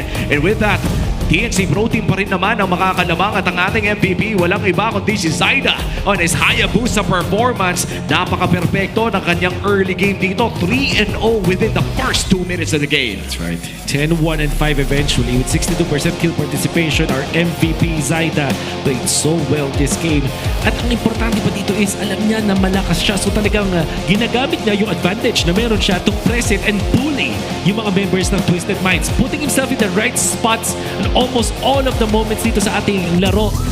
And when we are talking about the 1-1 ni Benny Cutie, hindi masyado nabigyan ng highlights dahil sinimulan agad ni Zaida yung early game na dapat ay mapupunta sa Twisted Minds with this Hylos, with this Kagura, and the Yisun Chain nullified all together with a triple kill mula kay Zaida. Actually, matalino din yung ginawa dito ni nung Twisted Minds. They already used up yung mga Winter Crown, trying to nullify Benny Cutie as much as possible para hindi siya masyado makapagwala. But at the same time, Martizi is already, alam mo yung nag-set up na siya ng mga laban na hindi mo kailangan talagang lumipad. Technically, mag-TPS na kayo mula sa likod. Oo, and ang ganda nga ng mga naging hatian ng mga laban natin dito in a way na laging naiiwan yung mga frontliners ng side ng Twisted Minds dahil na sa efforts dito ni Martizi. No? You would always see Lansun na nasa harapan ng TNC Pro Team and in a team fight kung saan lugi kayo ng 3,000, 4,000. A few seconds is all it takes para dito sa TNC Pro Team na tunawin yung frontliners. Yeah. But nakikita natin yung strength nung burst down ng TNC. Pero ang importante kasi dito yung frontlining na ipinapakita kayo ni Chakno as well nitong si 3-Mar. Although there were some mistakes were committed mula doon sa ating Alice, binibigyan pa rin tayo ng preview kung paano nga ba yung maximum level na pwedeng mabigay na maambag na isang Alice being that frontliner. But now, we have to talk about the important highlights. Sean dito, in-attract yung mga minion wave. No, siya ibisipin din na kanya hanggang dulo under duress. And then this time, sobrang layo ng mga pwestuhan. Lansun just battling it out against and of course that Winter Crown. Look at Sean with the timing para makakuha ng important burst downs. But most importantly, kung paano nila i-avoid itong si Nosha, paano nila i-outplay. Look at this duo, Zaida and Benny Cutie. Nosha dashing out, grabe, parang ilan yun? 5 pixels? 5 inches? Oo. Dun sa cruise? Ay, hindi nag-reset. Grabe, hindi nag-reset din. Oo, pati yung lang, men. Pati yung arrow ni Yisun Chin din, pixels din lang. And alam ni Benny Cutie kung ano yung nangyari doon. Hyped after that game 1 performance at hindi ko na nga namalayan na halos 18 minutes pala ang larong iyon. And ito yung interesting fact, no, Wolf. Yesterday nakakita tayo ng mga flying clouds na natapos ng 13 minutes at yung mga expanding rivers natin ay umabot ng mga 20 minutos. And this time around, a 17-minute game, almost an 18-minute game. Expanding rivers, parang nababago yung timpla ng mga teams natin sa mga mapa compared to the first iteration ng mga gameplay nila dito. You know what, I wanna nerd out about it, Omi, actually. Kung sabihin natin about dun sa mismong place na nga talaga yung dahilan kung bakit tumatagal yung mapa. But I think in this particular game, nasa playstyle na ng dalawang teams. Lalo na kasi pinili ng TNC na kumuha ng Alice, 1-1 at Hayabusa. For sure, they want to take it to the late game. Kung saan yung Twisted Minds kapos na dito sa firepower. It just so happened na naka-early yung TNC. Kaya natin naisip na, siguro bibilis tong laban na to. But in fact, I think it was just the hero choices ng TNC kung bakit tumagal tong laban na to. Oo, and looking at yung, I think, Infinix keys to victory natin, before we start this, we talked about the core, farm-heavy cores na mga nilalabas ng TNC Pro Team. Is this one of the compositions? So ito ba yung nakakalusot, G? Nakakatagos naman na. Nakakatagos. I guess you can really get away with so much kapag naka-early ka ng 3-1 dun sa Hayabusa. Right. I mean, yes. Yun siguro yun. Pero kung tatanungin ako tatagos pa, I think it's just dependent on the playstyle. Para dito sa Twisted Minds, they were so all in on their composition with the C's and shit. Understandable. I think their draft is good. I think Lanzo played well. Yun nga lang, hindi pa sila ganun ka komportable dito sa ating game na yung TNC ay nagpapatagal ng laro. At siguro ang kailangan lang tandaan dito ng Twisted Minds, mag-all tayo dito sa ating strategy, let's not forfeit the early game. Huwag nating hayaan maka-early yung TNC like that. This Johead, for sure, nagulat sila doon. But there were so many times that this could have been avoided. Bakit nagkaroon din ng solo kill, diba? Doon kay Anosha versus Very Cute. These are the things na pwedeng i-consider dito ng Twisted Minds na baka execution lang tayo nadali. And now looking at our big four, ang ating wingman ay walang iba kundi si Chakno, Sandbag, si Kaloy, and of course the carry, Nosha on his Haddock performance. But our BPI rich guy, sa pinakauna niyang 1-1 game dito sa regular season 16, ay si Very Cutie ang makakakuha ng parangal na ito. Maisip mo parang ito yung mga tinatago hanggang dulo eh. Ito yung literal na tinagong alas. Break glass in case of emergency. Ito na yun sa loob si 1-1 sa TNC. Imagine mo, 8 weeks, 2 buwan na hindi pinakita. Well, sa totoo lang, no, wala naman siyang choice kasi binaban parati yung 1-1 for 7 weeks straight. Yun ang masakit. Pero ngayon na naiwang bukas, syempre, kinuha na ng chance ni Benny Cutie na ilabas ang kanyang 1-1 dahil dyan siya ang ating BPI rich guy. And with that, Game 1 mapupunta sa kamay ng TNC Pro Team. Twisted Minds ngayon nanganganib. Matagal-tagal na simula nung huling pagkapanalo ng Twisted Minds. And they are looking shaken after that game number 1. Pero sana ay umabot to ng 3 games kasi mabigat talaga yung nito yung bearing sa ating playoffs. Very important to win in this match, and that's also very true para sa Twisted Minds. And speaking of playoffs, you can show your support for your favorite team in the playoffs with Aurora in the first seed. Abangan pa ang ibang teams na susunod. Tickets are selling out fast, kaya tara na agad and cheer for your squad. Bali-balita ko ay nagkaubusan na nga sa mga grand finals, pero may mga ibang araw pa naman na pwede kayong bumili, so make sure to secure your tickets now dahil hindi lang naman yun yung mga gusto nating ipakita, dahil nandito rin ang MPL Festival in the playoffs para ipahatid sa inyong super fans ang isang super na experience. Join us at the Cuneta Astrodome from October 22 to 26. See you all there. Sana may chance tayong ikutin to mga pare ko kasi pag-caster ka minsan nandito ka lang talaga Wala ba tayong event dyan na gagawin? Feeling ko mayroon dapat Madami. Maraming nakadata. Abangan nyo yung mga, follow nyo na yung mga casters, guys, kasi ganito yung mangyayari. May ganap. May mga ganap kami. At bukod dyan, itong si idol nating si Very Old Odin, ay balita ko mag-iikot-ikot. So, ayan, abangan nyo. Hanapin. Find the missing Odin. Oo. Ang makakita daw kay Odin ay may epic skin. Wow! Mula kay Burrito. Napakabait. Ganon kabait si Burrito, guys. Hanapin nyo si Odin, pero si Burrito ang magbibigay sa inyo ng epic skin. Ibang Sponsor pala si Idol. Pero ibang klase ang ating nakitang game number 1. May kruhan ang naging ending nun. Yesterday, ang ating theme of the day ay mga one-way push. Ngayon ang mukhang ang ating theme of the day ay may kruhan. Entering game number 2. Sa tingin mo ba ay magkakaroon ng major changes para sa Twisted Minds? Yes. Tingin ko yung baka maghanap sila ng mga heroes para kay Kaloy na pang-catch na talaga. Gusto ko makita talaga yung sabayan ng Lanzo Kaloy na parang malupitan talaga mga initiations But that will also mean na baka magkaroon ng shift dun kay MP the King na baka hindi na siya yung parang maging funnel ng mga scenario na yun kasi kailangan ng pang frontline So mga ganun. I think what I understand from the perspective of Twisted Minds when it comes to drafting, kapag may isang catch, for example, si Lanzo ay magka-catch na, si Kaloy magsusustain na siya. And then vice versa, kapag sustain na itong si Lanzo, kunwari yung Reyna siya, magkakaleya na si Kaloy, which is catch. Parang ganun. So what if yung ilagay nila kay MP the King is yung parang pang-sustain, tapos yung catch dun kay Lanzo at kay Kaloy? Teka, catch kay Kaloy, Saber. Saktong-sakto. Pero sana kaleya at some point. Pero jokes aside, of course, marami pang ganap dito sa MPL Arena. Kaya pumunta muna tayo kasama ang host. Balita ko may guest tayo.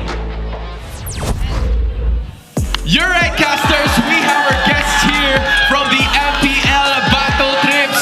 Gabi, iba, hep, hep. Hep, hep. Buhay na buhay ang MPL Battle Trips trips natin ngayon, may kasama tayong dalawang alay, ST community leaders. Guys, pakilala naman kayo. Hi, I am Glyceline Gihiji po, a student leader from Golden Faith Academy. Hi, I'm Kyle Cedric Santos. I am part of MLBPH Community Heroes. Grabe, no? Parang ang ganda ng buhok mo, ha? Parang familiar ka. Hindi ba ikaw yung sa clear head super fan of the, ikaw ba yun? Ano po natin yun? Ilubog na natin sa ating mga alaala. Ilubog na, Kuya Jaira, ikaw na bahala dito mamaya. Pero hindi, one thing that I want you guys to take note of is the entirety of the event. Sino first time na manood sa MPL Arena? Out of everyone, first time? First time? Glyza, ikaw din, first time. How does it feel like to watch it for the first time? Lalo na ngayon, elimination rounds pa. Masaya po kasi first time namin eh. Tapos yung mga kasama ko pa po, bang sobrang ingay. Like, parang... Lapit mo yung mic kasi hindi ko marinig kasi maingay daw sila eh. Well, it was fun po to come here kasi it was a pleasure po kasi... Okay, iyak. Thank you po sa Mountain Student Leaders for having it to come true. Ay, actually, ang isa sa mga bagay na sinisilip ko dito, kasi ikaw, hindi lang naman ito ang unang beses na nakapanood ka eh. So, more or less, with all of the teams na meron tayo dito ngayon, sino ba sa tingin mo ang makakakuha ng panalo between these two teams? Uy, bayan. Uy, bakit meron kang side comment? Sige, Kyle, para sa'yo, sino? Feeling ko po, TNC. Feeling mo, TNC? Yes. Ay, oo nga, parang marami kang supporters ng TNC. Bakit TNC? With the plays na pinakita po nila, lalo sa first game, I think po talaga, kaya nilang maging consistent with their gameplays. And ayun, yun yung magdadala sa kanila ng victory. And honestly, sa playoffs. the Phoenix Army are also manifesting for that one. Guys, ang dami nyo dito today. Nandito kayo buong araw to watch the games, yes? So, yes, paano ba nangyayari to? Paano ba makakasali sa MPL Battle Trips? You need, you need to go to the Mountain Student Leaders. Okay. You need to go to the Mountain Student Leaders po. Tapos may parang sasagutan lang po kayo doon. Like, certain question. Tapos after doon, may ipifill out lang po kayo. Then, ayun pa. Yan guys. See you next season. Kasi for regular season lang yung battle trips. So yan, just follow the MLBPH Community Heroes and also the Mountain Student Leaders PAs. And just need to fill up the form. Register there and you just need to answer a simple question and you'll get a free pass here in battle trips. Ayun po. See you there. I like it. I like the idea, guys. Maraming salamat sa pagpunta dito. Hopefully you get to enjoy the rest of the show. Parinig nga ako na isa panghiyawan mula sa lahat. We are gonna be tossing it right back. Wala nang lunas to mga to. Balikan natin sa casters. Hindi naman ata kailangan hanapan ng lunas ang kasiyahan. Welcome back to the casting desk at grabe yung energy ng ating mga students mula sa battle trips. At katulad na lamang na sinabi ni Kuya kanina na, by the way, napakaganda ng buhok, ay pwede kayong mag-fill out lamang ng form. Hanapin lamang ang Moonton Student Leaders para makasali kayo sa battle trips next season na sigurado naman na marami pang mga estudyante na gustong manood ng live ng MPL. Grabe yung mga students natin. No? Parang si Omi pag di nagkakast. Ay, oo. Panoorin niyo po ang paparting na vlog mula sa aking... Ayan! Makikita niyo ang... tunay na kulay. Ang tunay na kulay. Naming lahat actually. So abangan niyo doon. Well, ito na yun. Ang tunay na kulay na TNC Pro Team para dito sa game number 2 would be blue. Dahil blue side ang kanilang kukunin. At sa pagkakaalam ko, Twisted Minds, pinili ba nila yung blue kanina? Actually, ang tanong ko dito... Yes, blue side na Twisted Minds kanina, so nag-swap. Swap out. Home team kasi ngayon ang Twisted Minds, so they did pick the blue side in the first game. So, very interesting nga. Ano nangyayari sa Alice ngayon? Ba't parang ang taas ng win rate ng Alice yata ngayon simula kahapon? I believe na parang ito yung mga point in time na parang biglang na-figure out ng mga teams kung paano laruin yung isang Alice at nakikita nila na re-respect nila kung ganito kalakas. Tapos yung mga teams na hindi nag-practice against Alice, sila yung mga nagsastruggle. Nasa-surpresa Surpresa sila. Oo. Well, tingnan natin kung anong mapa, kung masusurpresa din ba tayo sa mga mapang lalabas. Sana naman, yun! Sa wakas, Broken Walls na ang lalabas para sa ating second map of this best of 3 series. Kung tutusin, napaka-rare lumabas ng mapa na ito for week number 8. Kaya naman, oh no, for Twisted Minds, wala pa silang napapanalo na laro sa Broken Walls. Ooh, Actually, TNC are 50-50 on this as well. To be fair, hindi pa masyado tayo nakapaglaro sa mismong Broken Walls. But yeah, this is not a good sign. For a real fight. At mukhang tatanggalin na rin yung Kimi, no? Napakataas na respeto over that Sean Vic. Para lang sa mga hindi nakaabot, no? Si Kimi, on the hands of Sean, nag-set ng record with highest kills with 0 deaths.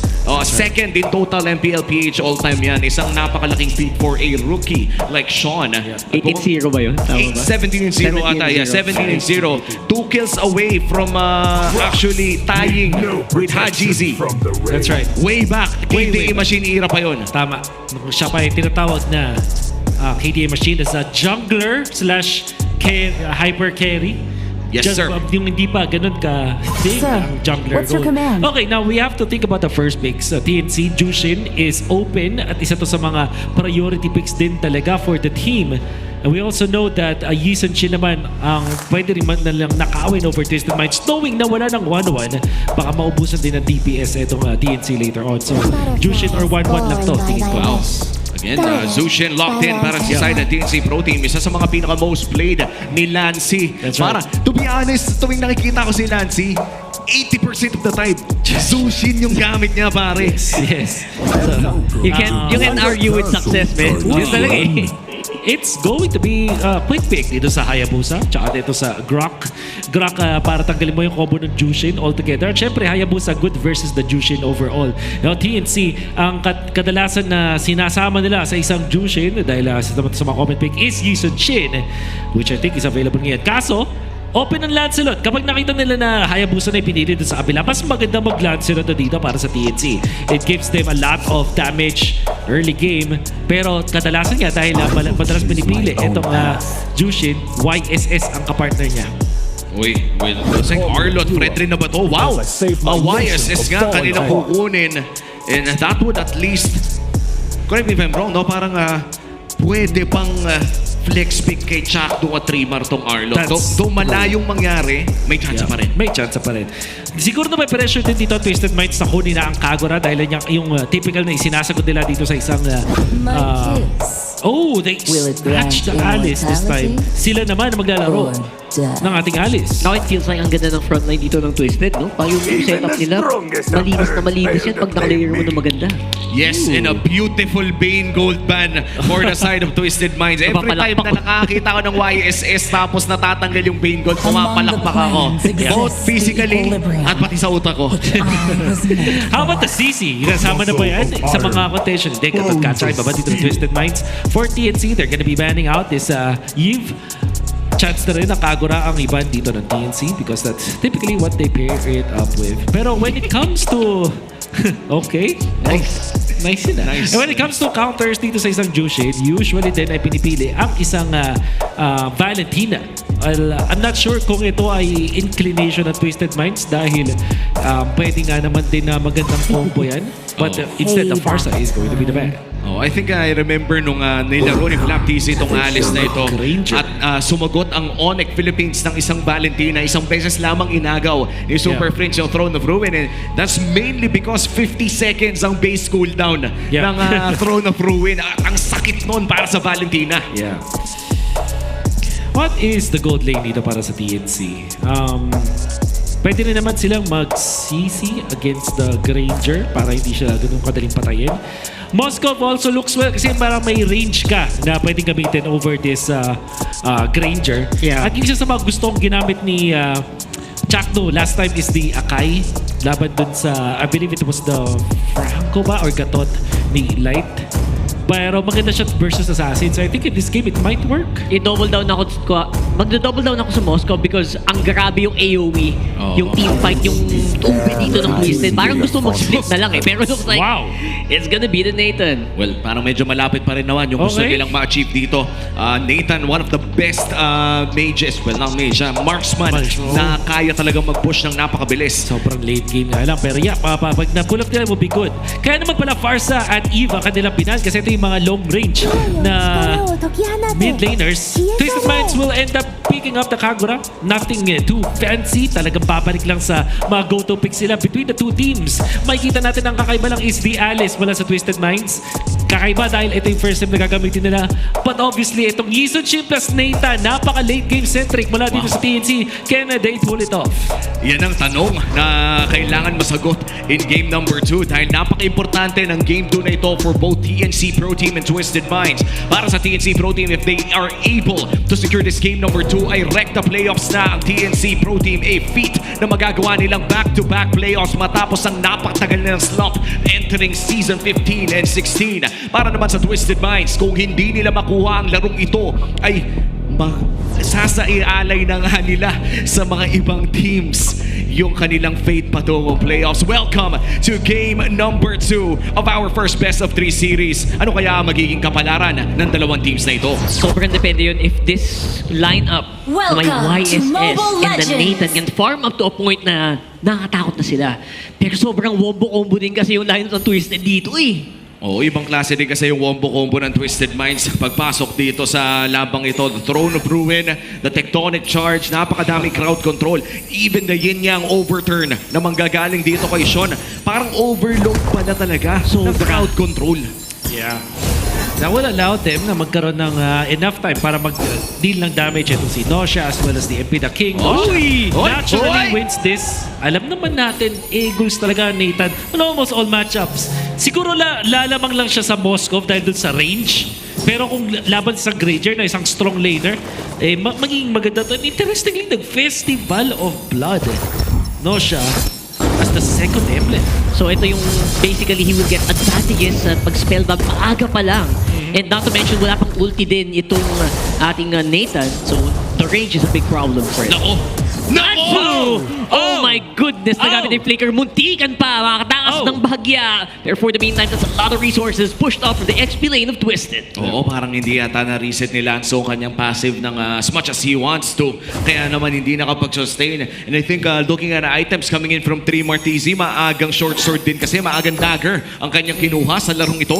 Dalawang nawala dito kay Lanzo. Bukod dun sa flicker used doon sa moment na yun, nawalan pa siya ng isang cannon minion and 1 melee ni range minion.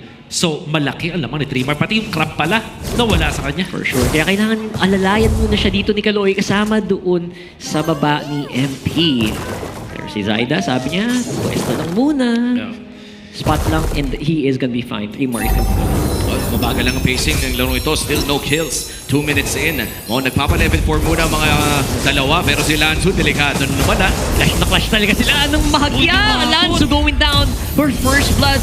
Nagamit din yung flicker dito ni Kaloy. Grabe, ubos na ang mga bala dito ng Twisted Minds. Maaga pa lang TNC nagwawala. Oo, 2-0 na agad para sa TNC Pro Team at mukhang itutuloy pa nila sa pinakaunang pagong ng larong ito. At hindi na ata makakapag-contest pa ang Twisted Minds. Ang purple buff ngayon ay mamatahan ni Chapter. That's the turtle secured para sa side ng TNC Pro Team. At wala atang makukuha ang trade ng Twisted Minds para doon. Malaki ang lamang ngayon ng TNC. Especially on that XP lane. Bukod sa namatay doon si Lanzo, hindi siya umabot doon sa death nung cannon minion which also has that XP card. So, hindi ganun kaganda para dito sa Twisted Minds yung trade na yun, especially because they've lost 2 members. Then Zaita getting 1 assist. Ang saving grace dito sa Twisted Minds. Hirap na hirap ang Nathan ni Benny Cutie. Alright, Throne of Ruin gamit agad natin. And 3 Martis, hindi na makakatakas pa. Sabi nila, laban naman tayo. It's our turn to shine. And that is gonna be 1 down. Magandang balik mula sa Twist. And that actually equalizes the game. Ang ganda naman combo nun. Pang-setup lang yung Throne of Ruin para sa magandang tech charge ni Kaloy. Linis. That looked very clean at biglang naka-recover, biglang nakahinga ng Twisted Minds. Yan naman talaga ang hinahanap doon ng Twisted Minds, makahinga ng early game, especially tulad na lamang na binanggit nyo kanina na super late game. Ang lineup ng TNC Pro Team dito, you have Zaida on this season Shin. Si Benny Cutie ay naka-Nathan. Kaya naman dapat talaga ilamang ang Twisted Minds dito sa early parts ng ating laro. Pero nakikipagsabayan, bumalik sa kanya Shadow here. Obviously, maganda yung DPS and si Chakno may stand din na kailangan abangan dito. Si Nosha, hindi siya pwede basta pumasok. Inaantay si Kaloy and Sean going for a dive here. It's a 4-man dive, possibly from Twisted. Sabi nila, wag muna. Oo, pero at least no, yung Gold Crab ay nakuha ng Twisted Minds. If you are Twisted Minds, Wolf, ano ba yung pinaka-focus dapat ngayon ng kupunang ito? They have to re-stabilize dito sa Twisted Minds, i-activate si MP the King at the right moment, and most importantly, itong lead na meron si Nosha over Penny Cutie na halos 1,000, kailangan nila gamitin. Kailangan nila ipang-bully to sa Twisted Minds. So what does that mean? Kailangan ito si MP the King as well as si Nosha connecting together will deal the damage against TNC, continuously siege at i-secure yung mga remaining turtles natin. And so far, yung mga remaining turtles natin, dalawa na lamang with the second spawning already. Nahawakan agad ng side ng Twisted Minds ang turtle na ito. Pero nandiyan naman si TNC para mag-contest. Lancy and Chakno giving vision, zoning out members coming in from Twisted Minds. Papatulan nata yung trip ni Chakno dito. No, napakaling contest dito gagawin dito. Throne of Ruin, Lansu layered once more with a tech charge. Ubus agad ang buhay ng ating Hylos. Hindi makapasok si Zaida doon at tuloy ang bagong para dito sa Twisted Minds. Man, this scary Alice is really doing everything right. Kaloy up front as well. Parang imposibleng tagusan, Umi. Agandang combo mula sa Twisted Minds. Kaya naman pala, prioritize dito. First pick of that Grok is because it is gonna be set up by this Alice. Yung Alice na nag-flicker Throne of Ruin sa may tech charge, talagang sure na kumonekta sila at hindi natitigil dito ang Twisted Minds. Wow, ibang klaseng pag-set up at rotation mula dito sa Twisted Minds. Nahahawakan na nga nila ang isang 500 gold lead. Pero may counter ang side ng TNC Pro Team doon sa may bandang mid lane. Hindi na nga nila itutuloy pa ang kanilang binabalak. Twisted Minds na may hawak ng kalamangan. Ito na ba ang hinihintay na timing ng TWIS? This could be it. Kasi nakuha na nila yung gold na kailangan nila. They actually allocated the right gold in the right hands. Nakita nila natin dito, 3,000 gold na. Itong si MP the King. You also have 3.81k gold dito kay Nosha on his route para sa Sky Piercer. Pagdating at makuha na nila yung Sky Piercer na yun, ito na talaga yung chance para sa Twisted Minds na gumamit na mag-clash na mag-clash. Big conceal ka sa TNC dito. Mula sa likod, hindi yata yan ni-expect dito ng Twisted Minds. There goes that glorious pathway and the big AoE na uubos. Abang HP bar nagtatalunan na sabay-sabay. But Zaida with the comeback mula sa likod. Decent frontline mula kay Lansu and Kaloy. Here comes MP the King possibly for the cleanup there. It's gonna be a double kill for Sean. Uy, may nakuha pa rin ang TNC doon pero lamang pa rin ang Twisted Minds ng 1,000 kalahati. For Sean, mabuburst lamang ng bagya. TNC Pro Team, ano bang hinihintay nila na mangyari dito? Gonna be waiting for another conceal play siguro. Kita rin ang combo ng TNC with the conceal play. Ni-utilize nila yung Mountain Shocker for that extra vision. And I think that they approach it in the right angle. Matama yung ginawa dito ng TNC na sa likod sila manggagaling instead na parap. Dahil nakita natin, kapag merong Grok tsaka etong Alice na magkasama, imposibleng makapag head-to-head na matchup doon. Mas magandang likuran na lang ng TNC, which I think is really good for them. So they just have to find that angle. Ang hinita dito ng TNC is another opportunity to go for that backdoor play. And this is the third turtle of the game, the final one. Mountain Shocker na gamit ng Zaida. Kita ang lahat ng mga miyembro ng Twisted Minds at hahawakan na nga ng TNC. Ang pangatlong pagong na ito, Angel coming in from the Alice. Nama-flicker si Lansu doon and it is right on time. Hindi na nakapag-grab si Primar and si Chakno na papatakbo na. It's a double kill for Sean and nag-aabang na ang Twisted for that turtle. And it is gonna be impossible for the remaining members of TNC na makapasok dito. Iiwan na lang nila. It's gonna be another one for Twist. Ibang hakot ang nakita natin dito sa Twisted Minds. Pangatlong beses na yung combo na nakita natin. Throne of Ruin into the tech charge. Napakagandang execution mula sa Twisted Minds. Always works 100% of the time. Para may panalo yung mga Twisted Minds sa clash na yun. No counter so far. At buong pinapakita tayo ng kakaibang tech ng Twisted Minds. Sobrang taba naman din kasi ng AOE ng dalawang yun. Yung tech charge. Pati yung Throne of Ruin. Kaya naman itong kalamangan ng Twisted Minds ay lolobo lamang. 3.5k already. Getting a turn as well. Doon sa may bandang itaas pero mid-lane pa rin ang high contention para sa pares na kupunan. TNC Pro Team still trying to mitigate the damage. Nakapag-farm pa rin naman dito si Zaida. Pero ano pa yung masasabi nating power spike ng Yizun Jin dito? Gonna be waiting for 3 items sa Yizun Jin. I'm not sure kung mag-defensive item siya after nung kanyang endless battle. Kasi so far ngayon ano siya War Axe after the Hunter Strike.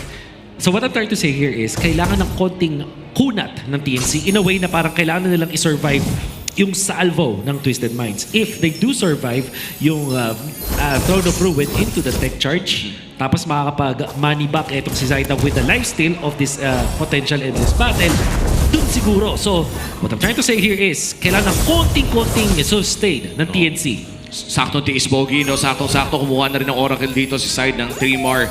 And nung nasilip nga natin sa ating Infinix in-game equipment, MP the King mukhang rekta ng Blade of Despair para sa side ng Twisted Minds, no? Mukhang tinapon na yung War Axe, rumekta na ng BOD. Ang TNC kasi, I think they have so much sustained DPS, walang burst, so kailangan basically from re-hits, both the YSS and the Nathan. So, what chance do you get pag may batong pumunta sa mukha mo? Oo. And ayan na nga. That's gonna be the mid lane turret na masesecure ng Twisted Minds. Recta Lord na rin. Babakuran nila ito. This is the first Lord of the game in Twisted Minds ang may control. For the longest time ng early game, para bang nahawakan ito ng TNC Pro Team. Pero ngayon parang hindi man lang makakalapit ang side ng Phoenix Army. And that's gonna be Twisted Minds na makakakuha ng pinakaunang Lord ng larong ito. Definitely the right decision sa Twisted Minds na i-blitz yung Lord na yon. Hindi man lang nakatingin. Yung TNC wala man na nakasilip. The fact na naging patient na Twisted Minds, hindi sila nag-pop ng mga ultimate nila dun sa turret push in the mid lane despite having the angle. Saving it para dun sa Lord fight to make sure na yung TNC ay hindi magkakaroon ng tsansa maka-contest ng Lord. Well done, Twisted Minds. Yeah, for TNC though, I feel like they're doing exactly what they need to do kasi sobrang super late game talaga ng Nathan. He has no choice but to farm up max items into one of the scariest DPS heroes in the game, na literally buong team pwede mo yung AoE. So, ang tanong, mahanap mo ba yung pwestong yun? Mahanap mo ba yung opening to do what you're supposed to do? Well, for TNC Pro Team, kailangan na talaga nilang bumili ng oras para mabigyan ang Nathan ng isang napakagandang item set na medyo malayo pa, no? I think this is gonna be the Blood Wings sa pagsilip natin sa Infinix in-game equipment. Meron pa namang Holy Shields doon sa may bandang itaas, pero may flicker din dito si Kaloy. Kailangan mag-ingat in terms of pwestuhan kasi anytime pwede pasukin! Naku po na dahil, the King almost going down, pero it will just be a shadow out mula dito sa Hayabusa. As a lot of the defense is removed from TNC though. Conceal. Use the Chapter, hinahanap niya sa NPL. There's a Throne of Ruin. Pumasok na pala si Lanzo, and that's all. The DPS removed almost from TNC. Buhay pa naman, pero Trimar papasok na. And looks like MPL getting the timing is right for that shadow kill. It's gonna be free down for TNC, and the minion waves are cleared, pero the damage has been done. Grabe ang bagyo ng Twisted Minds. Pabugso-bugso, pero tuwing bumabagsak, malalaki yung droplets ng ulan, pare. Grabe, intense. Masakit na rainstorm na i-drop dito sa Twisted Minds. Mamaya pa mabubuo ang bagyo ng TNC. They're gonna have to wait their time. Flickering! Entropy used up by Fennec Cutie, pero hindi yun magiging sapat. Chakno tried to clear the minion waves. Sabi niya, buy time lang, tol. Pero it looks like it will not be enough. It's gonna be inhibitor down as well. 2 inhibitor turrets ang nakuha ng Twisted Minds at lolobo pa mas lalo ang kanyang gold day to a 7.7k. At makikita natin sa ating Infinix in-game equipment na yung 2,000 sa 7k na yun ay nasa kamay ni Sean against Lancy. Ito yung masakit na kagura na kapag nadikitan ka ay sure na dead ball. At kaya naman na pa Twilight Armor na itong si Chakno just to be able to survive that. Na Twisted Minds, yung kaninang nagsastruggle na alis laban sa isang Arlot na dinayan ng mga minions maraming beses, ngayon ay lamang na ng 1,000 over TNC. Nag-contribute dun sa gold lead na meron dito ang Twisted Minds. And more than that, yung idea, yung play na ginagawa dito ni Lanzo, never mind what happened dun sa early game. Kalimutan na natin yan. Mas mahalaga yung mga team fights na inaipapanalo ng Twisted Minds dahil lang sa ginagawa ni Lanzo. And now, with this Lord, this is the second Lord of the game. Napaka-importante for Twisted Minds na mas-secure din ito para magpatuloy lamang ang snowball. Dahil pakiramdam ko kung makadepensa pa ng matagal ang side ng TNC Pro Team, ay pahirap na ng pahirap tapusin ang larong ito. Now, how will you contest this though? Imposible na yata lumabas pa. They will have to give it up. So far, it just feel like pag may nahuli si Lanzo, pag nag-combo si Lanzo tsaka si Kaloy, halos hindi na mapigilan.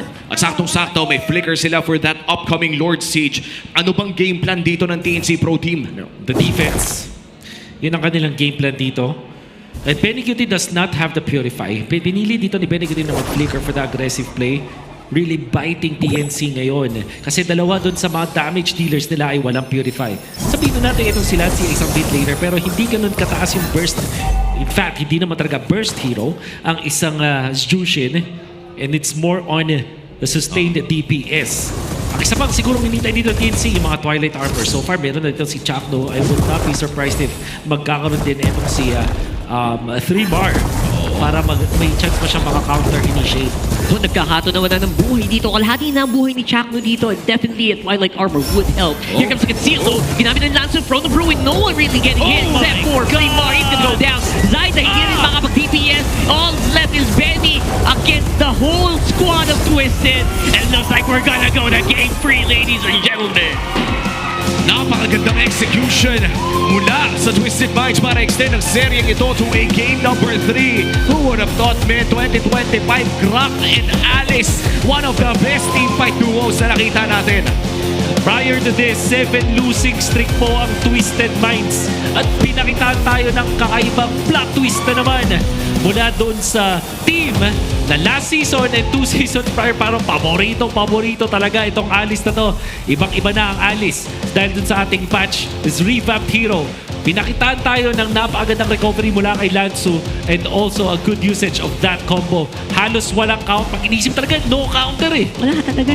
At kung yung counter ay isang battle spell, would be the Purify. But sadly, no, wala masyado. Pero ayan na nga, Kaloy, our Game 2 MVP on his Grok performance. Napakagandang mga pader din ang ating nakita. Creative, high IQ, Twisted Minds gets game number 2. And the most important tech charge that actually ended the game, hindi na kinailangan ng setup ng Alice. Pinanggulo na lang si Alice is more of a diversion dun sa may bandang harap ng teamfight, dun sa likod with that flicker play and the tech charge. Pinakitaan tayo ni Kaloy kung gaano nga pa siya kalupit with catch heroes. I think important kasi yung parang buong laro, inintay lagi yung Alice. Tapos bigla ka nag-switch ng tempo, hindi talaga ma-expect yun eh. Yeah. At yung namatay siya bago mapatumba yung card. Medyo masakit. In fact, halos disastrous na to para sa Twisted Minds pero naka-recover pa rin sila.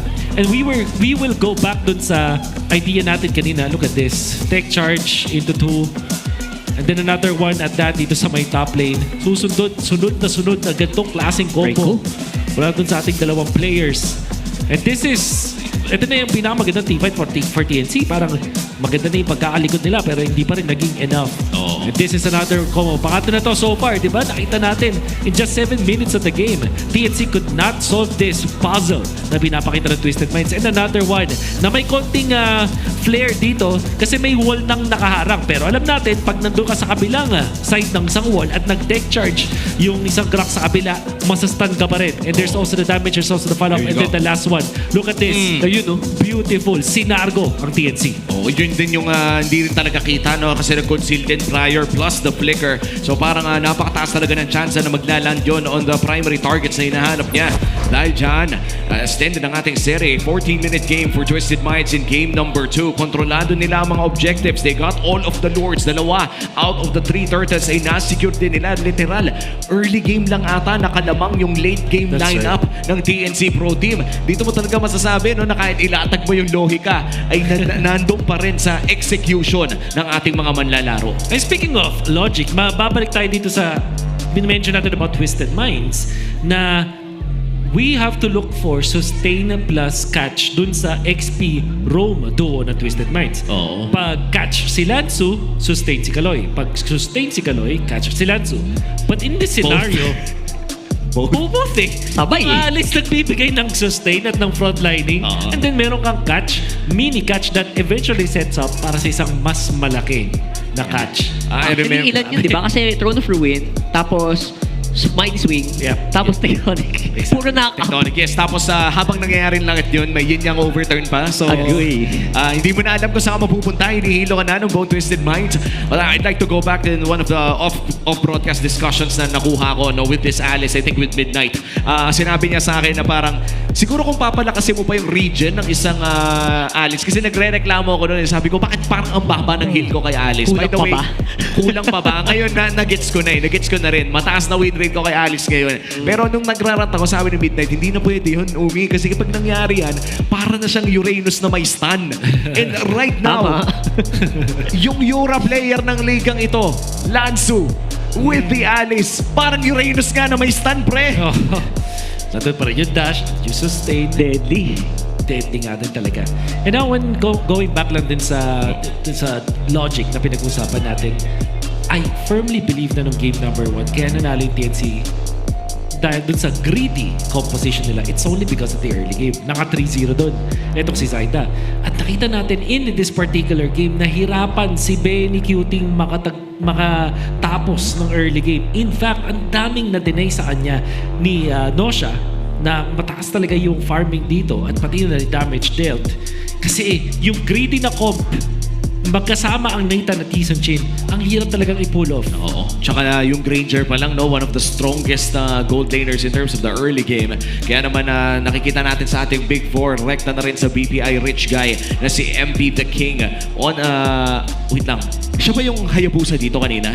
Yes. So ibig sabihin na out-farm niya yung Tyson Chin, no? This Hayabusa. In back-to-back games na tayong nakakakita ng Hayabusa na nang-out-farm ng Tyson Chin. So is Hayabusa the jungler of this series? Oo, parang yun na nga. No? Parang yun na nga. Or Alice ba ang hero? Oy, palitan din yung Alice. Right now, Alice is at 100% win rate. Sa series na to. Sa series na to. Okay. Oo.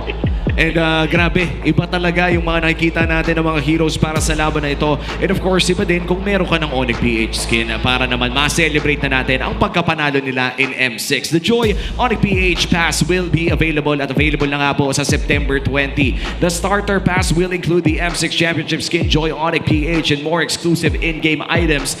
Join Joy Onyx PH on your very own road to champion. At hindi lamang yan, yung Onyx PH skin na lumabas naman sa ating client so far. Dahil balita ko nandiyan din naman yung skin ng Beatrix na mamaya lamang ipag-uusapan din natin. That's right. Ito yung FMVP, Finals MVP skin ni Beatrix, yung Skyforce Maverick na available na simula nung September 20. And up till now, ang ating M6 MVP Finals Kelra, meron siyang mga additional na design additions doon, ang pangalan ng kanyang anak na nakaprint doon sa outfit. So very, very good buy. So get ready to fight alongside your Beatrix Skyforce Maverick and claim your own MVP. Yan na nga, Kendra, I Love My Son final boss. Yes, at sinong mag-aakala na magkakaroon tayo ng finals MVP skin na may pangalan ng anak ng isang pro player. Insane. Maangas. May ipapamana na in-game. Oo, in-game din. Balita ko nga, may nakakita na ako. By the way, bago natin takalin to, may video na si Slake na nag-ML. By the way, start him young. Start him young, Kendra. Napanood ko yan. Anyway, MPL PH all times nasa 16 seasons po na magkakasama tayo dito. 987 na po ang ating matches played. Pero kung gagawin natin games yan, ay lagpas 2,000 kalahati na po.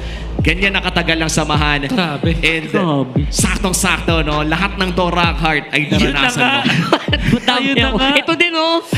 Oy, nagpahinga siya ng 1 season. Walang takas yan, oh. Technically, hindi ka nagpahinga kasi nag-coach ka. Oo, technically. Nandito pa rin naman tayo. Kita pa rin niya lahat yan. Ano ba yan, Omi? No, sorry. Actually, Wolf, mas malaki nga yung ambag mo dito eh. Kasi ilan dyan, matches mo yan. Exactly, yung damage taken dyan. Meron ako kinontribute dyan sa damage taken. Damage din. Mga 1 million may get. Oo, mga 1 million may get din yan.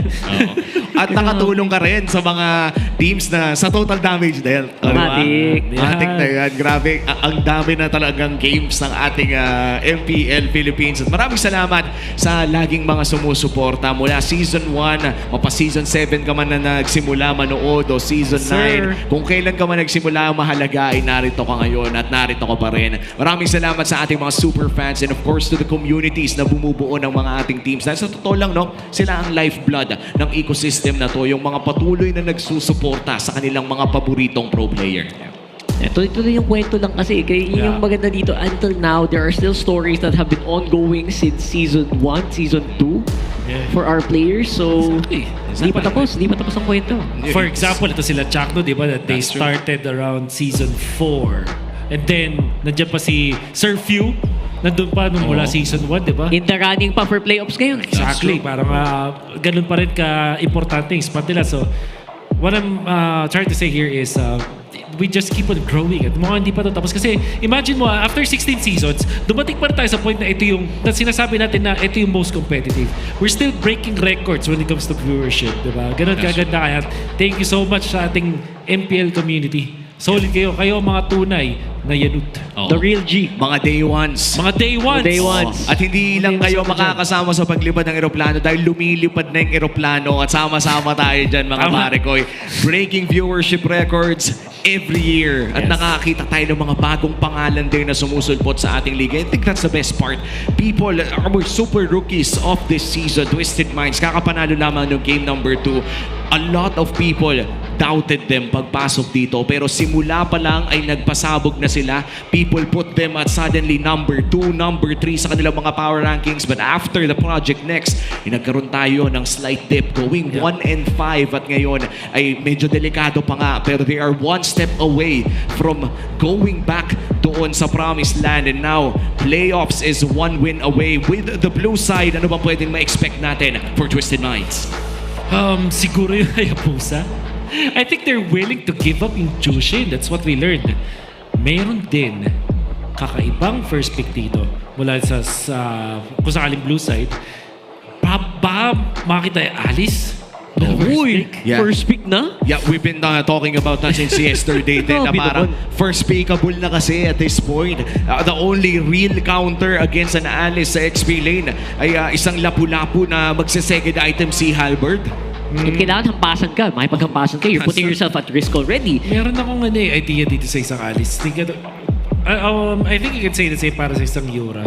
Hindi naman talaga natatalo sa lane yung mga ganitong heroes. Kasi you can always just utilize your first skill. Kung sakaling na-freeze ka, ibabato mo yung first skill eh. Pero kapag syempre dinalawan, yung 1v1 kaya mong ilagpasan. Pero ibang factor na kapag pumunta na sa'yo. But I think that's the strength of isang Alice. And then yung optional build path ngayon na Molten Essence, di ba? Para talagang magkaroon ka ng extra wave clear, extra tankiness. Isa din na gusto ko palang i-take note dito na pwede rin i-first pick. I'm not gonna be surprised if it is. Yung Grok. Maganda yung impact dito sa game na to eh. Powerful. Parang may dalawang taga-knock-up. Kasi it's really scary and underrated yung Mind Swing plus tech charge combo, no? Tsaka parang yung mga roamers natin ngayon sa MPL Philippines, alam na nila yung combo na zero reaction, yung wall flicker heavy swing. Yun yung sinasabi natin na pinapractice sa custom ng mga Grok mains dito. And a lot of our roamers, simula kahapon, actually, for the last 2 weeks, ay para bang mastered na nila yung ganitong klaseng combo. Na, by the way, magiging napaka-importante, depende din kung anong mapa ang ating makukuha for game number 3. Nakakita na tayo ng expanding rivers. Nakakita na rin ng broken walls. Ano kaya ang lalabas sa game number 3? Flying Cloud. Tama? And Dangerous Grass. It's Dangerous Grass. Ang Delix na omads ang ating makikita dito sa game number 3. And mukhang nakakalamang ang side ng Twisted Minds dito dahil mas madami na silang nalaro sa mapa na ito. Yeah. So, if we go back, Yisan Jin ang pin-prioritize ng Twisted Minds. Meron ding option ng Granger na pwede rin naman para sa Twisted Minds. Pero baka hindi nila i-first pick. I remember back siya din ang ban dito ng TNC first game. So that could also be their ban in this game. Apart from that, yung Alice na nagiging interesting na sa matchup na to kasi it's very clear na mataas yung impact ng Alice na yun. At ayan na nga, yun na nga. Tinanggal na ang Alice on the side of Coach Eto Max Twisted Minds ngayon. First pick, is this a Zushin steal away ba mula kay Nancy? Yung back siya pa kunin. Ito na nga, kakasabi lang. What I tell you? Ayan na nga, yung Grok first pick. Grabe! How do you respond? How do you respond kung TNC Pro Team ka? Wow! Ganda. Jushin, isa sa mga pa-prioritize pa rin dyan ng TNC. I have a feeling. Geese and Shin also open pero baka yung Twisted Minds kasi pag-aayabusan sila just like in the previous game. Tingin ko kailangan nang ilabas yung land slot ng TNC. And ano pa ba mga Sushin Lands. Tsaka parang hindi napansin actually nakaban pala kasi yung CC, no? Sushin Lands could be the option here. In fact, yung Fred rin, ang tagal na natin hindi nakikita sa matchup na ito. Arlot instead. Pinapabili ng TNC ang Twisted Minds sa kung ano yung kukunin nila in that jungle role. Open pa rin yung back shot. It's like we mentioned earlier on. However, parang hindi na siya ganun swak. Hayabusa, Acer, pati yung Granger. Okay, Granger indeed. Ang pipiliin dito ng Twisted Minds. TNC, dalawa ang kanila pagpipilian. YSS as well as the Lancelot. They have to pick now. Pero hindi ba parang okay na rin mag-Fred rin at this point considering na kasama mo naman na yung Zushin and Arlot or maybe even the Akai kung sakali. Kaso nga lang no, Hayabusa yung kalaban mo so medyo egg-holes kapag nag-Akai siya dito. Ma-out tempo kayo, ma-out maneuver ka sa sa jungle clear speed. No? That's true. Yun lang yun. But there is an option. Kaso kasi mababan yung mga gold laners eh. Ay. Yung mga problema doon. Isa Fred rin nga. Harit in ba? Harit? You ban yung Harith Moskov if you're Twisted Minds. Yun. Could be, feeling ko yun na yun eh, no? Oo. Yan yung pinakasagot mo na dito para sa TNC. Alam naman natin yung dahilan kung ba't ginawa yung Fredrin dito. It's a stable farmer. Hindi siya problemado dun sa Grok and even dun sa Hayabusa. Pwede niyang tangkihin yung damage ng isang Granger. But that will also mean na maghahanap ng DPS dito TNC. Look at their lineup. Jushin and Fredrin. Napakagandang mid lane duo or mid trio. Pero sa damage department, dun malulugi. Twisted Minds are obliging. Hindi nila ibaban yung Moskov. Baka yung Harith pwede nilang iban. But they're giving that option na mag-scale ang TNC. Pero siguro ang MO dito ng Twisted Minds, bibilisan nila yung gameplay. Magkakagura na naman sila. I feel like Kagura could be a great ban here, no? Kung TNC Pro Team tanggalin mo yung Ivan Kagura, pero mukhang lapu-lapo kanilang tatanggalin. And Twisted Minds, open pa rin naman yung Uranus nila. Dahil kung titignan natin ating draft recap mula game number 2, tatlo sa mga picks nila kanina ay na-repick na rin naman. Di na tayo magtataka kung baka bumalik sa Uranus plus Kagura ang side ng Twisted Minds. Naisip ko din yung Uranus, it does feel like a good combo, pero at the same time, it's also slower. TNC, kailan nila i-last pick yung hero dito ni Penny Cutie.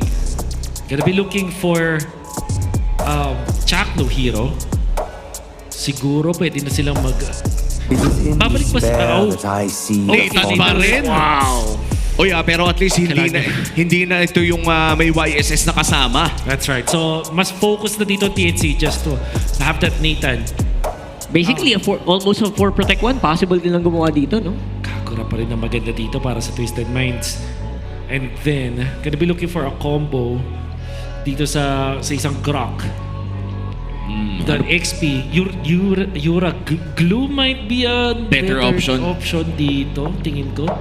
Hindi ko lang maalala kung nag-glue itong sa glue. Okay. Glue. And I feel like Kagura should still be the option. Farsa, pwede rin. Ay, pwede rin yung Farsa kung sakaling gusto nila ng pang-burst doon sa Nathan. But yeah, wala na eh. I mean, okay, Kagura. Kagura talaga. Ganun talaga. 3 games straight, Kagura. Okay, for TNC, gonna be looking for their Chakno hero. This time, may Fredrin Arlot combo. Pwede mang i-double down yan. Kumuha ka na ng isang Akai. Apart from that, the Badang also looks good. Para sa TNC. Mga Chakno heroes natin that they combo up with the Fredrin. Ano kanyang pangsagot dito sa Glue and Grok? Kasi medyo malakit yan eh. High loss pa rin ba? Oy! Wait a second. Teka lang, Sir Chip. Dito na naman tayo. Naku po.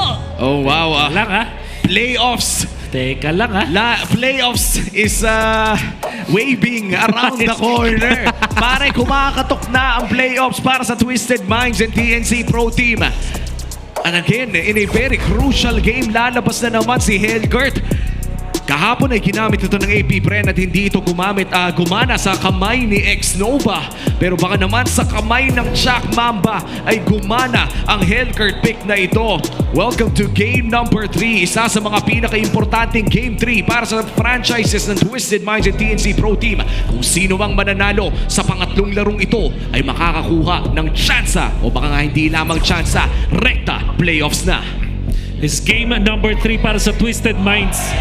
Nung nagda-draft at kumuha sila ng Kagura, ever so reliable para dito kay Sean. Isa sa mga highest winning hero niya in their possible last match sa MPL PH Season 16. If they do not win this game, may possibility na hindi sila makapasok sa playoffs. But now they have all the right pieces. Kagura, a ever so reliable combo. No siya on the Granger. Nanalo siya versus Benny Cutie kanina, but this time dadalawahin siya ng TNC. Natuto na. Benny Cutie though, hindi pa rin mag-purify sa ngayon. Hindi pa rin. Lancy of course will absorb so much damage. Forced na din yung flicker sa kanya. And I have to remind you guys, it's a flicker, Hellcurt, it's not a petrify. Oo. In Chakdo right now, no, mukhang aalagaan lang talaga paminsan-minsan si Benny Cutie, and also going in for the leech for this Fredrin. Mukha naman praktisado para sa TNC Pro Team itong komposisyon na ito. And sa totoo lang, no, gusto kong balikan yung sinabi ni Wolf kanina na ito na nga yung last game ng Twisted Minds for the regular season. Possibly. So ibig sabihin, kung hindi sila manalo dito, kailangan nilang manood at kabado 20 sila sa games ng Falcons versus TLPH mamaya. Magiging best friend ni Twisted Minds si TLPH kung sakali. Tama. Just going back dito sa isang Hellcurt natin, last pick mula dito sa side ng TNC, let's just wind it back bago siya piliin. Noong moment na yon, nakarely ang side ng TNC doon sa isang Nathan, Fredrin, Jushin, Arlott, hindi ganun kataas yung DPS. And the thing with Nathan is, kapag ginamit mo siya as your sole DPS, kung yun lang yung source ng damage mo, lalo na sa scaling in the late game, madali siyang iteman. You just have to pick up the Radiant Armor and Athena Shield, you're okay.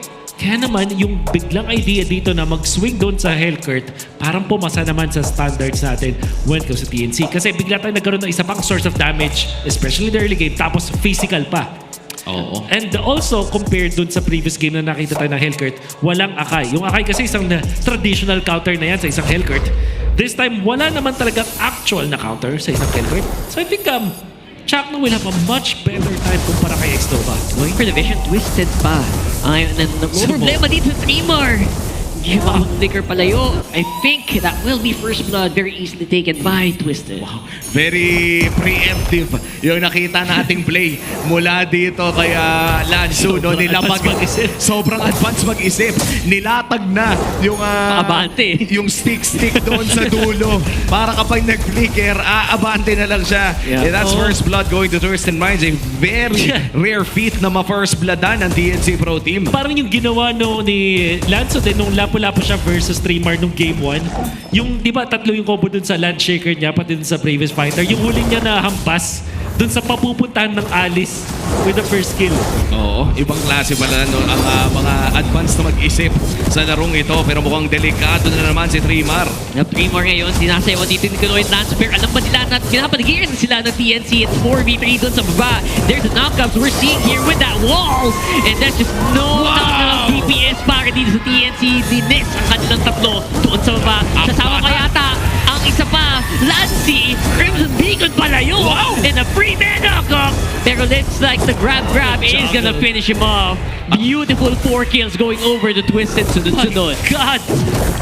Oh my goodness! Twisted Minds, yung micro plays, yung synergy, umangat na naman, nagpakita na naman sa atin. Twisted Minds look to be a team that really wanted to make it to the playoffs, the draft, na sobrang komportable sila, that movement dun sa may bottom lane na puruan yung mga members sa TNC, and then the turret juggle afterwards. Twisted Minds are just overperforming the first 2 minutes. Napakaganda na kanilang first 2 minutes. At ngayon, delikado pa si Zyda sa loob ng sarili niyang jungle. TNC Pro Team, hindi pa ata nakakalipad yung eroplano. Nasiraan na ng makina sa skirmish na yun. Sumabay sila eh. Kailangan mo sumabay sa paglipad. So far, I would say, Twisted Minds just need to clean it up. Just make sure na MP the King can outpace Zyda sa farming and make sure na spotted mo lagi kung nasa si Chakno. I think that's super crucial as well to keep up this momentum going para sa Twisted. And looking at MP the King right now, 3-0 on this Hayabusa. Very similar sa nangyari sa Game 1 for TNC Pro Team. Zyda on that Hayabusa na nakakuha din ng 3-0. We talked about greedy cores and everything. At napabilis yung power spike dahil sa 3-0 na yun. But this time for Twisted Minds, hindi pa nga greedy lineup to pare. Pero lamang sila ngayon ng 3 kills kay MP the King. It is unlikely na matalo ang isang utility jungler bago pa magkaroon ng turtle fight. They're trying to do right now, spotted 36 seconds. Sabi nila, ayaw ko lumabas. Pero sabi nila, G na natin to, pare. It looks like it will be another grab play. Trimar is quite low, pero ayaw yata muna ilaban yung Twisted. Sabi nila, teka, baka pwede tayo mag-turtle na lang. Pero sabi ni Kaloy, pwede pa naman. We can have some crowd control. We have good DPS. And there you go, Zaida. As we've taken down by Epic King with the shadow kill as well. Trimar, nagamit na din yung kanyang flicker doon sa ilalim. Just to make sure na hindi siya madadali, pero looks like that will be a free kill. And si Benny QD naman may trade doon sa taas. Oo, tumitrade na lang ang side ng TNC Pro Team on that Nathan. Pero ngayon si Chaklu, papuntayan naman ang kanilang hyper carry towards the late game.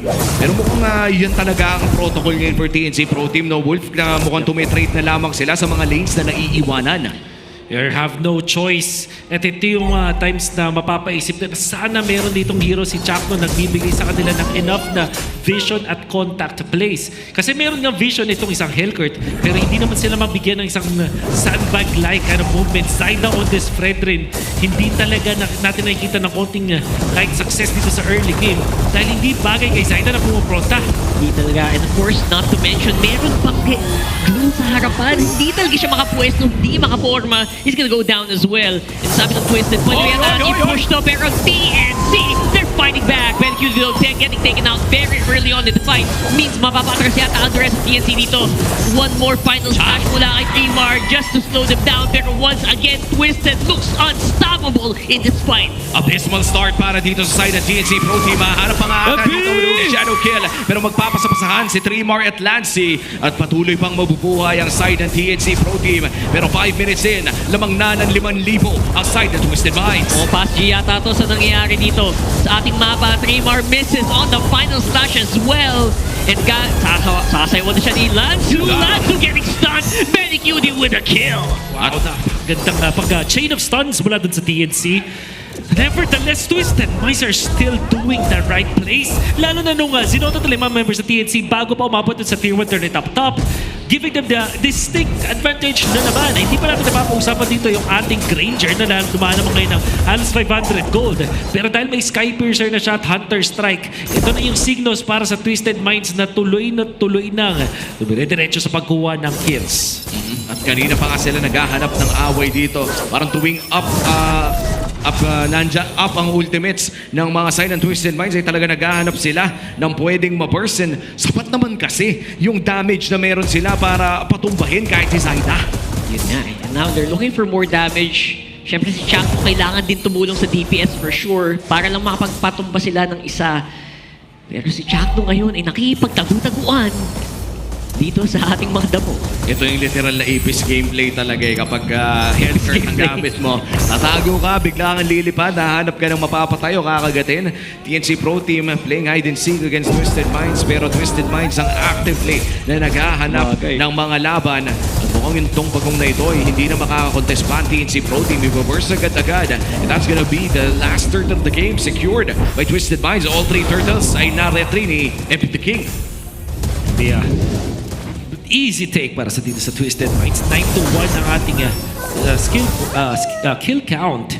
And Chakno still yet na makahanap ng openings dito. MP the King naman ang nakakanakaw. Zaida wala na lang magawa kundi mag-emote sa harap ng mga prutas na binababa nung mga buffs na yun. As there will be another siege mula sa Twisted Minds. It is my bottom lane. Hindi din magiging madali yung pag-survive dito just because habang tumatagal yung effectiveness din Chakno, ipababa din ng pababa. Unless siguro makahabol siya in items which might take a long time. Sa totoo lang, dito sa matchup na to. Oo, matagal-tagal pa ata. Pero si Chakno ay sinolo kill. Dito ni MP the King. Nahanap yung Apis at agad na dinurog with that Ogi Shadow kill. And mukhang nawawalan na nga ang TNC Pro Team ng hold sa early game na ito. Matagal-tagal ang paghihintay na kanilang gagawin. Nakapakain lang dito si Nosha sa may bottom lane. Yun na yung nakap. And of course, the power of the Grok with the tech charge. Zaida, nakapitan na na-stun na wala na siya magawa talaga masyado dito. It's so hard for them to fight. Trimar as well, very low doon sa kanyang Warlord. Gonna get try to get the range of a final slash. Pero again, hindi sila makapag-set up ng play na gusto nilang gawin. 2 for none trade lamang pa rin ang side ng Twisted Minds at mukhang babagsak ang Tori doon sa may bandang gitna. Lancy forced to flicker as well at puputok na rin yung Holy Shields dito sa bandang ibaba. Nako si Jack Nu makakatakas naman with his abilities. And sa ngayon, holding on for dear life, TNC Pro Team. Ano ba bang natitirang win condition dito, pare Goy? Nathan still is the win condition para sa TNC. Hindi ko lang talaga kaya na tiisin na hindi sabihin na sana nag-purify dito si Benny Cutie. Alam naman natin kapag ahead sila, sabihin na natin naka-early dito ang TNC. At dire-diretso yung pamamayagpag ni Benny Cutie at makakuha siya ng farm one after the other.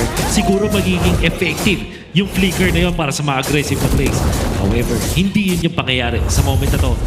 And yung Purify, not having the Purify will also make it so na itong Twisted Minds ay madali talaga makakuha ng catch kay Benny Cutie. Pero mukhang naghahanap na naman ng away dito ang Twisted Minds. Charge. Nahanap na rin ni Kalo yung likod pero mukhang Torrent hanap nila. Gamit na, and four-sided na naman ang magiging ally sa likod na. Dali na din si Lancy. And it's just a non-stop onslaught coming in from Twisted Minds. And it's just so hard for them to survive. Ang hirap na naman survive kung TNC dito. They're trying to split na lang and trying to get as much as they can on the map. 10 segundo bago lumabas si Lancy. Dedelay ng batya. Yung isang minion ay puputok lamang. Wow! What a play mula dito kay Kaloy. At mukhang itutuloy pa nila yung pagsisiege at kailangan nga mag-cut ng waves. Mabubuhay naman yung mga ibang membro ng TNC Pro Team pero makakapag-def pa kaya sila sa 11k gold lead? Opo, nahirap na sila depensahan. Chuck nung nasa likod, trying to make a play happen, pero looks like it will not actually work. Dark Knight Pulse gamit na din, pero looks like kitang-kita naman sila ng kanyang kalaban, so hindi na kailangan ng ilaw. And nasa harapan na si Zyda, trying to tank as much as they can, pero looks like it will be a base block, and it will be a win para dito sa Twisted Minds! They're going to the playoffs! Playoffs secured para dito sa Twisted Minds matapos ang napakalakas na victory dito sa game number 3. Nahanapan nila ng paraan mula draft to execution. Game 3 was a beautiful game for the Minds. And the best way to do it as well, binigyan ng signature heroes yung mga players ng Twisted Minds na comfortable playstyle. Hayabusa, Kagura, The Grok, syempre yung Granger. Napakagandang trap mula sa Twisted Minds. This is the only third time na gagamitin ni Lanzo yung glue. Pero nanalo siya ng napakalaking lead dun sa kanyang lane. Wow! With that, Twisted Minds secures playoffs. 6 points secured for TNC Pro Team. May mag-aabang pa sila sa resulta ng mga susunod na laban. At dahil sa mga kaganapan sa first series ng ating Super Fans Saturday, ay mas nadagdagan ang bigat ng mga susunod nating serye dito sa pinakahuling linggo ng MPL Philippines. Sa ngayon ay kakausapin na natin ang Twisted Minds dahil malaking moment ito para sa kanila. Punta na tayo sa main stage with our hosts. You're looking at the fourth team na makakarating sa ating playoffs. Here are your winners, Twisted Minds!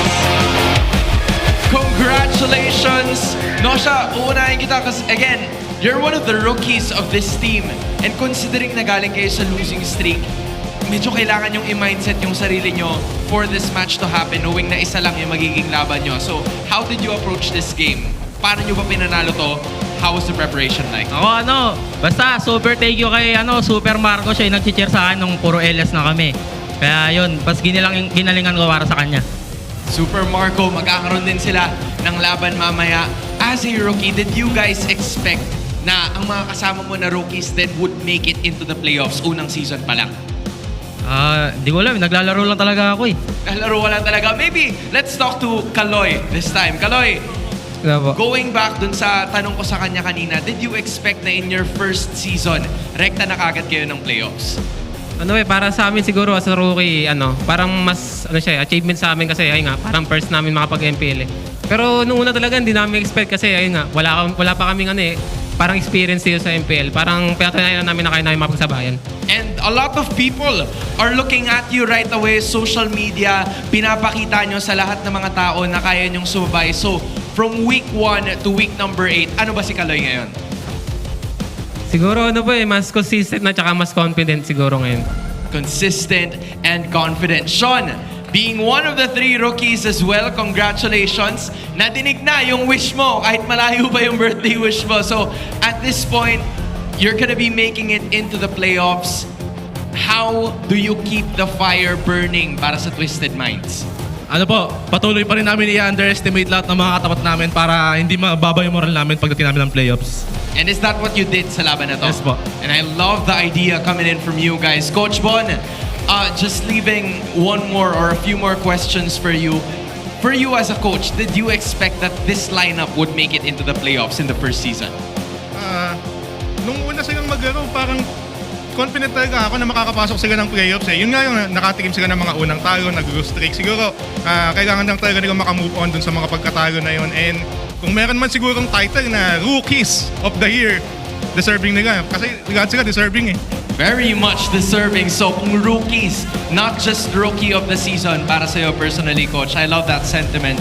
Now, you're going back to the playoffs again as the head coach of Twisted Minds who have made it into their second consecutive playoff. First round last season didn't work so well for you. Anong pinagkaiba ng Twisted Minds last season sa Twisted Minds na papasok ng playoffs ngayon? Siguro nandito yung dati, more on invest kami sa mga experience ng mga puro sila veterans. So yun yung mga naging key namin pagpasok ng playoffs. Dito siguro lahat sila tapang eh. Tapang yung puhunan eh. Di mo makikitaan ng takot. Love it. Never fearing, hindi natatakot. Are the minds ready for Twisted Minds to head into the playoffs? And it seems like they are. You may now take your bow once more. Congratulations to Twisted Minds for making it all happen, getting a reverse sweep kontra sa TNC.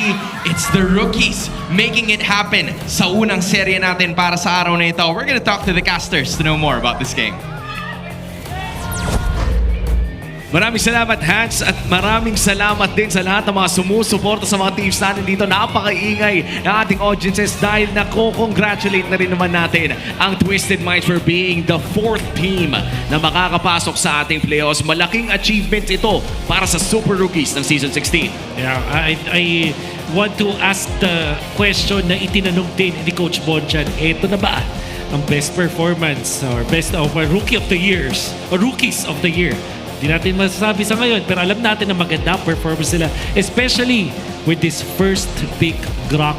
Hindi pa nagsastart yung draft, kinuna natin na may first pick siya. I'm just so happy na napakaganda na performance si Kaloy in this game. Would it be iconic na ito yung maging trend pala sa playoffs, no? First pick, Grok. Oo. Who would have thought, no? Parang umabot na tayo. And to be fair, no, yung mga na-revamp or na-rework nating mga heroes ay napakalaki na nga ng impact ngayon sa loob ng ating meta. We have the revamped Brock with all of the new skill names as well. Alice na, well, nung simula ay maraming may ayaw, pero nung naintindihan na ng mga tao kung ano nga ba yung ginagawa ng isang Alice ngayon at kung saan dapat siya nilalagay, ay ang taas din ng presensya sa seryeng ito. TNC Pro Team and Twisted Minds, pinakita nila kung ano nga ba yung itsura ng isang project next na laro at kitang-kita yan sa seryeng ito. Yung game number 2, I think this will live rent-free sa utak ko ng matagal. At pati na rin yung ginawa ng Twisted Minds doon sa may bottom lane bago pa magkaroon ng isang turtle fight kung saan inunahan na nila yung TNC. When it comes to like their movements, no siya, tamang usage ng flicker, we look at that timing.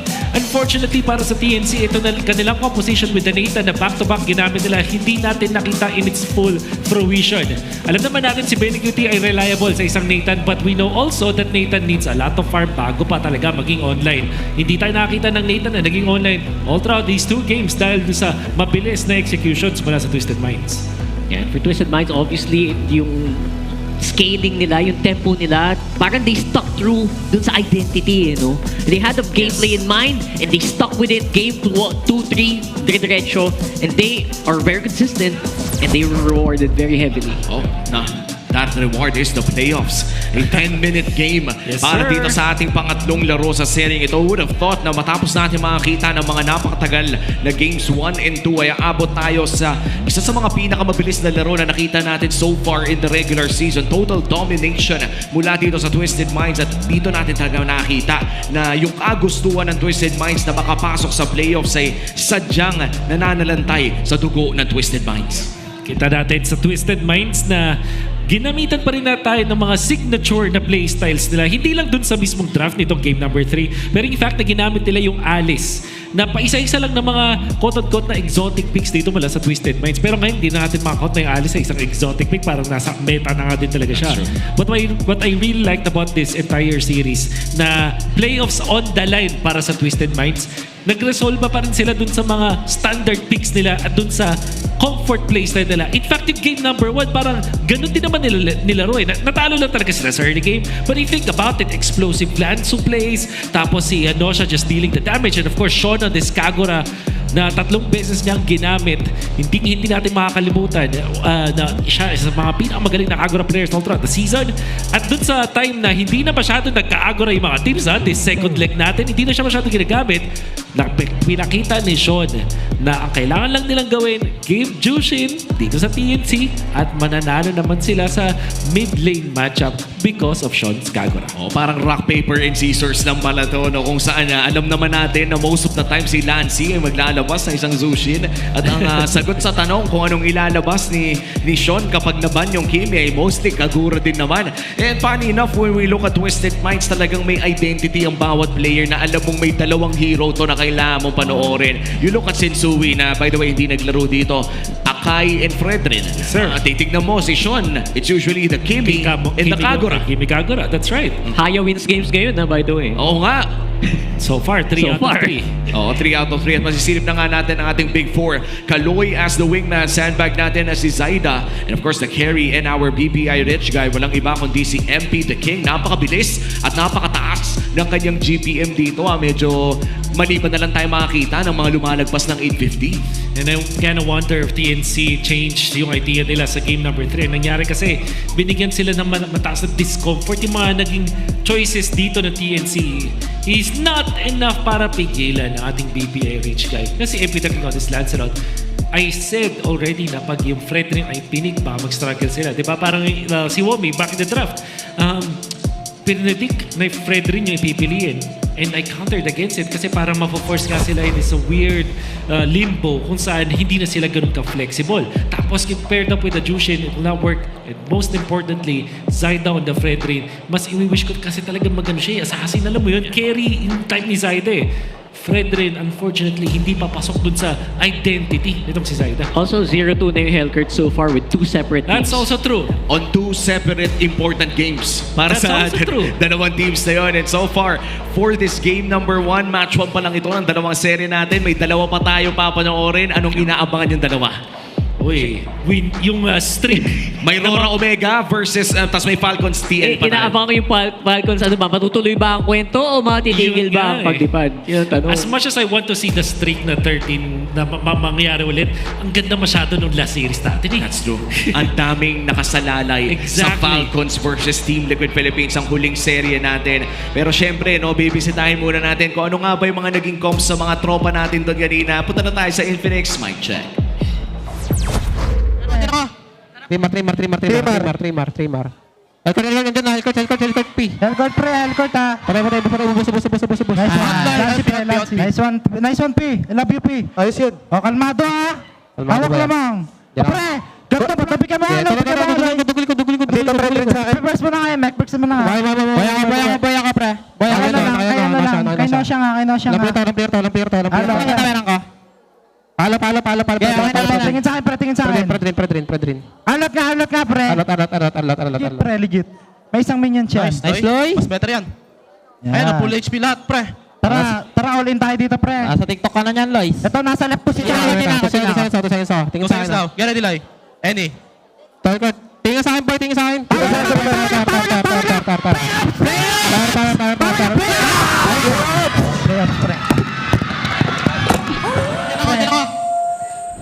Kahit sino naman siguro mapapasigaw ng playoffs dun sa laban na yun. Congratulations sa Twisted Minds dahil nakapasok natin sila dito sa playoffs ng MPLPH Season 16. Pero grabe yung mga plot twist na pinagdaanan. Parang kung ikaw ay fan talaga ng Twisted Minds, kakabahan ka dahil yung twisted narrative natin ay nagsimula sila ng 4-0 streak. Natalo ng 3 sunod-sunod nung sa leg 1 at nung pagdating nung leg 2, 1-5 yung record nila heading into this series. In fact, 7-game losing streak sila pagdating dito sa match. Tapos nakita pa natin na extend yun ng TNC. But in the end, they are a playoff team. Congratulations din sa Twisted Minds. Nakakatakot yung kanilang pinagdaanan but well-deserving dahil pinakita ng Twisted Minds kung paano ba talaga maglaro ang Twisted Minds. Yung signature na heroes at high-octane gameplay mula sa Twisted Minds ang nagpapanalo sa kanila in this series at yung nagpasok mismo sa kanila dito sa ating playoffs. Nakita natin yung Kagura mula doon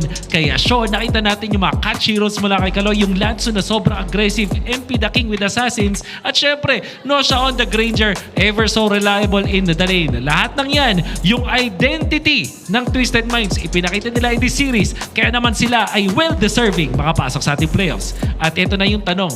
Saktong-sakto dahil tinanong dito ni Coach Bon dyan. Ito na ba ang best rookie performance na meron tayo sa entire franchise era, that is starting MPL Season 8? Ito na ba ang pinakamalulupit na rookies na nakita natin?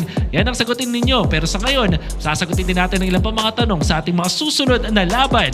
And that question is, magkakaroon ba tayo ng 13-1 streak na naman mula sa Aurora o ibe-break na naman ba ang isang mahabang streak ng isang team like Omega?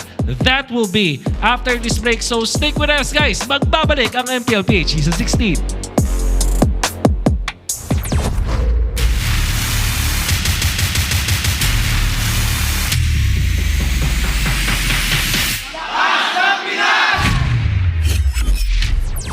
What's up everyone? Game, usap tayo. Masinsinan. Manood kayo ng playoffs guys sa paparating na October 32 to 25. Yan guys. Gaganapin yan guys sa Cuneta Astrodome. Yes sir. Sana makapasok namin ngayon guys para mapanood nyo kami doon. Good luck sa atin syempre. Bigyan natin ng magandang laban. Kaya let's go. Medyo madugo to Bigyan natin ng magandang laban ng mga manonood. Better na daw message mo kay Nosha. Yun guys, sabi niya, solo kill ka daw. Solo kill na daw si Nasha. Jack, ano nga masabi mo kay Kaloy? Focus siya tol. Focus tayong dalawa. Focus na kayong dalawa nak. Okay. Ako si Scotty Peepout. What time is it? It's game time. It's game time, baby. Pakita ko sino masangat. Hello po. Magtulong-tulungan tayo. Straight loud daw po. Guys, shoutout sa mga kids na ko dyan. I love you all! Wish ko lang sa birthday ko. Mag-playoffs kami. Let's go. Lord, bigay mo na Lord oh. Last match na, kumbaga oh. Hindi ako papayag na isa sa alay-alay natin ang playoffs na natin sa ibang team. Sabi nga sa Jordan Nunes, all I wanna do is winning. Itong laro to para kay Tito at Tita. Para sa team, para kay Coach Bon. Ay, shoutout sa mga millionaire dyan ha. What time is it? It's game time! Puko! Ito yung ano ko. Oy, na-prank.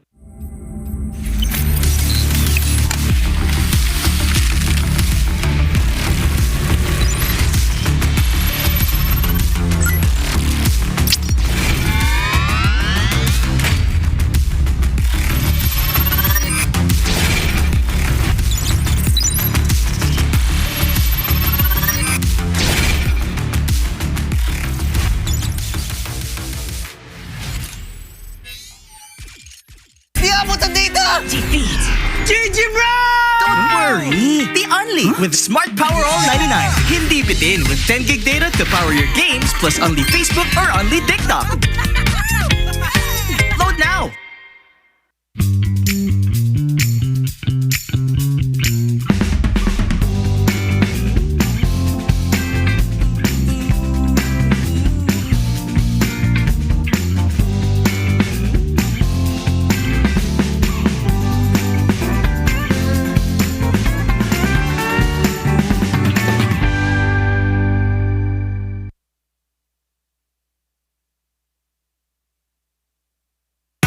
Enemy alert. Your scalp gets 1.5 times greasier, causing dandruff. Get triple anti-dandruff power. Supercharged with Clear. Pang-marinade! Pang-gisa! Pampasarap! Ang daming ititimpla! Luto mo yan with Knorr Liquid Seasoning. Mula luto tong plato, sarap panalo! Luto tong plato, sarap panalo! Luto tong plato, sarap panalo! Luto tong plato, panalo ang luto mo!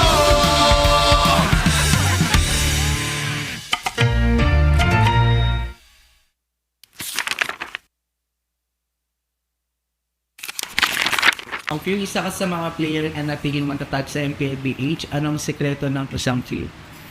Para sa akin siguro yung passion ko sa gaming talaga. Kahit anong game kasi gusto ko maging maging magaling eh. Yung passion ko sa gaming is nakuha ko siya simula nung bata pa ako eh. Parang sobrang saya ko sa mga nilalaro ko and sobrang saya ko lalo kapag nananalo ako. So, piling ko din ko nakuha yung passion ko. Nabanggit mo din na CPU yung vote mo. Kasi nung MPL Season 1 nakita ko siya mag-funny, sobrang nagalingan ako sa kanya. Tropa natin dito. At nakita mo naman si Pew. Sinasayawan lang dito from wall to wall. Sinabihan si Angela pero he still got the kill para dito kay Karina. Tapos ngayon naman, kaya siya yung GOAT ko kasi sobrang tagal niya na tapos nasa top pa rin siya. Nabanggit ni Cartesi na ikaw daw yung player na iniidolo niya at tinawag niyang GOAT. Siyempre masaya kasi yung lahat ng tao na parang nag-ML ang sasabihin ko na si Carl talaga eh. Lalo na nanalo siya ng international and masaya pa rin na nakikita niya na na ganun. Siyempre pinagdaanan ko marami munang talo bago nag-champion, ganun naman yung cycle eh. From child prodigy to the face, and now MLBB's greatest of all time, GOAT!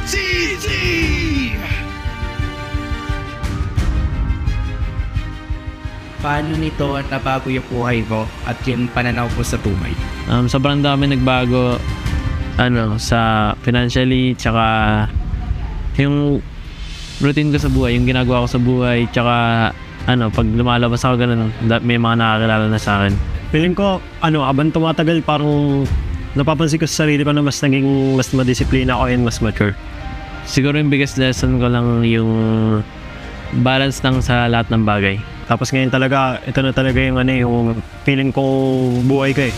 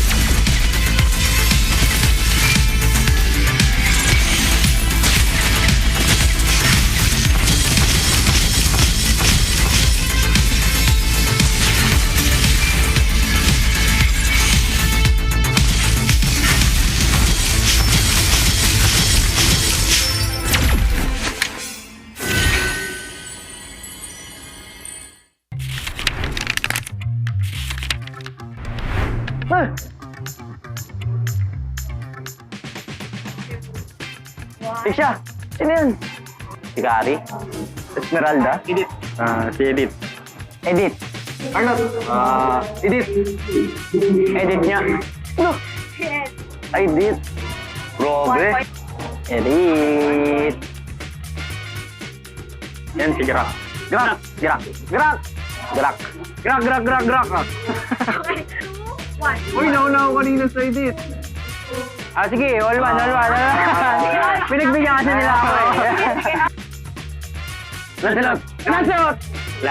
Lancelot. Si Lance. Lance! Sabay tayo, bar. Yan. Granger. Granger! Granger. Granger. Granger. Si, Bution. Granger. Ay, wala ako. Okay, sabay ulit. Competitive. Florin! Florin! Florin? Florin? Ay, Florin. Florin. Wala. A4. Lapu-lapu. Ano yan? Sino yan? Kalea? Bruno. Lapu-lapu? Lapu nga. Ay, Palakol. Parang bagong hero yan ah. Hindi si Popol. Wala, hindi ko alam yan. Sino yan? Ay, Palakol! Ay, Palakol pala yun! Ay! Ay! Ah, si Matilde. Tsaka nagmamatilde. Matilda. Ate. Yay! Ano yun? Matilda may palakol.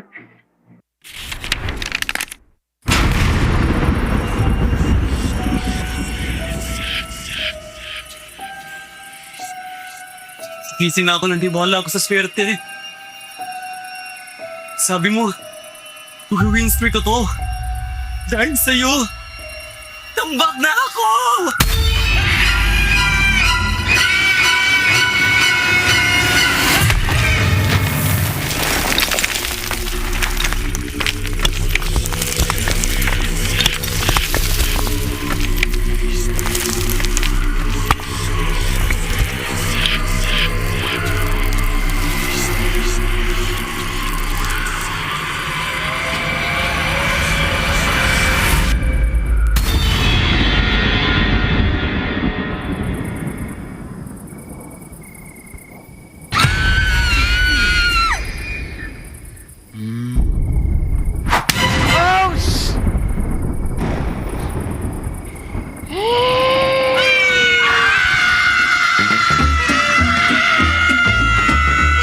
Gusto mo talagang swertehin?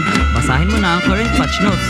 Andito na ang Ready for Next, the biggest gameplay update of the year. Break through boundaries with the new Broken Walls map update. MLBB, we are ready for next.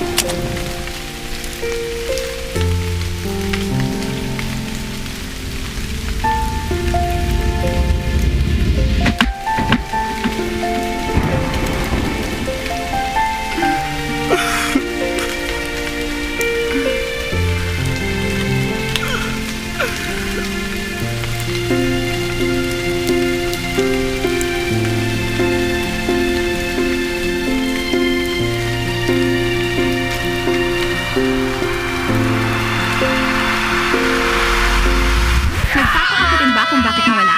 Basahin na ang current patch notes. Andito na ang Ready for Next, the biggest gameplay update of the year. The all-new Dangerous Grass Map update. Use it to your advantage. MLBB, we are ready for the next.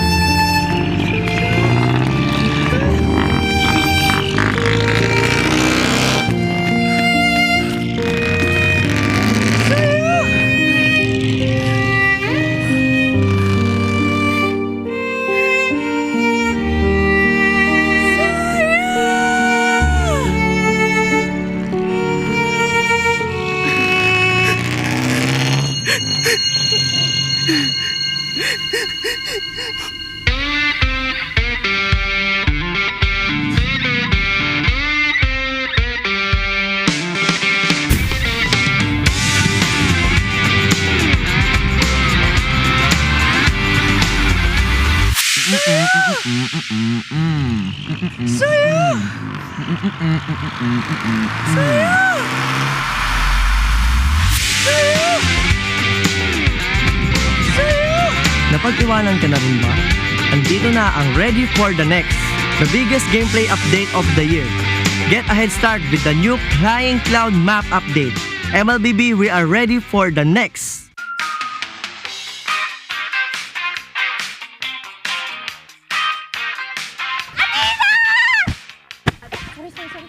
Sinundan mo talaga ako dito!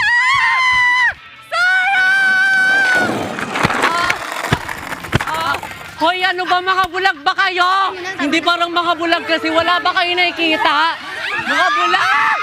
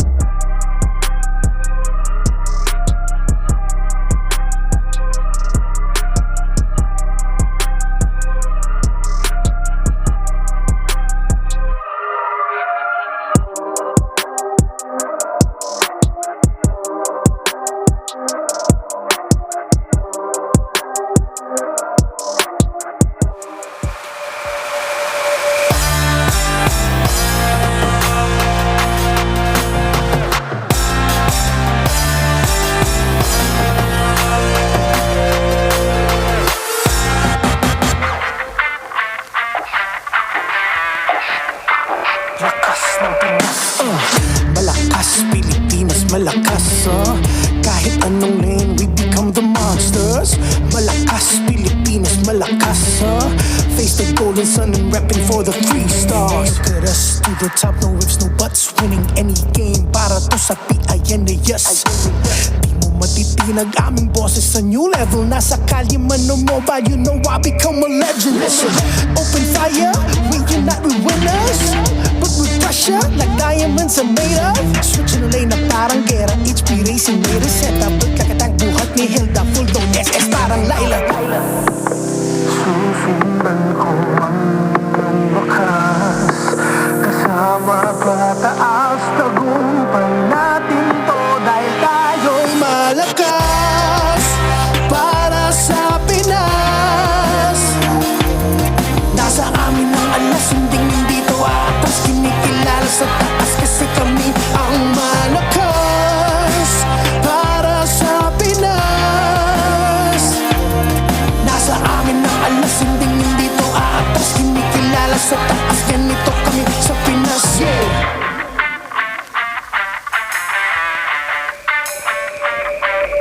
Laging MVP, no surrender, no retreat. Pag nagsama-sama, just imagine what we can achieve. Laging MVP, no surrender, no retreat. Giving 100 on my all, cause we just cannot be defeated.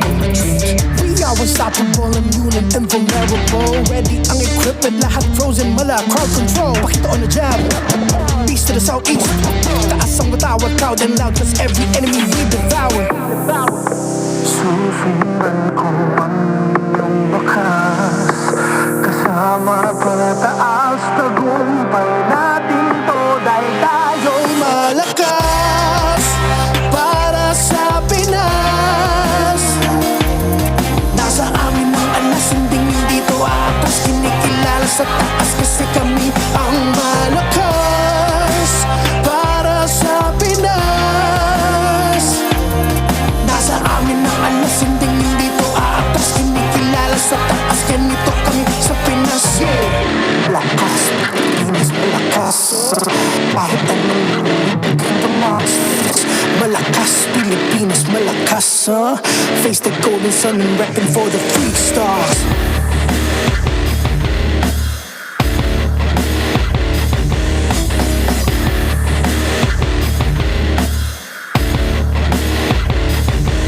Ang lakas ng Pinas, we unite, we the stars. Ang lakas ng Pinas, we unite, we the stars. Ang lakas ng Pinas, we unite, we the stars. Ang lakas ng Pinas, we the stars.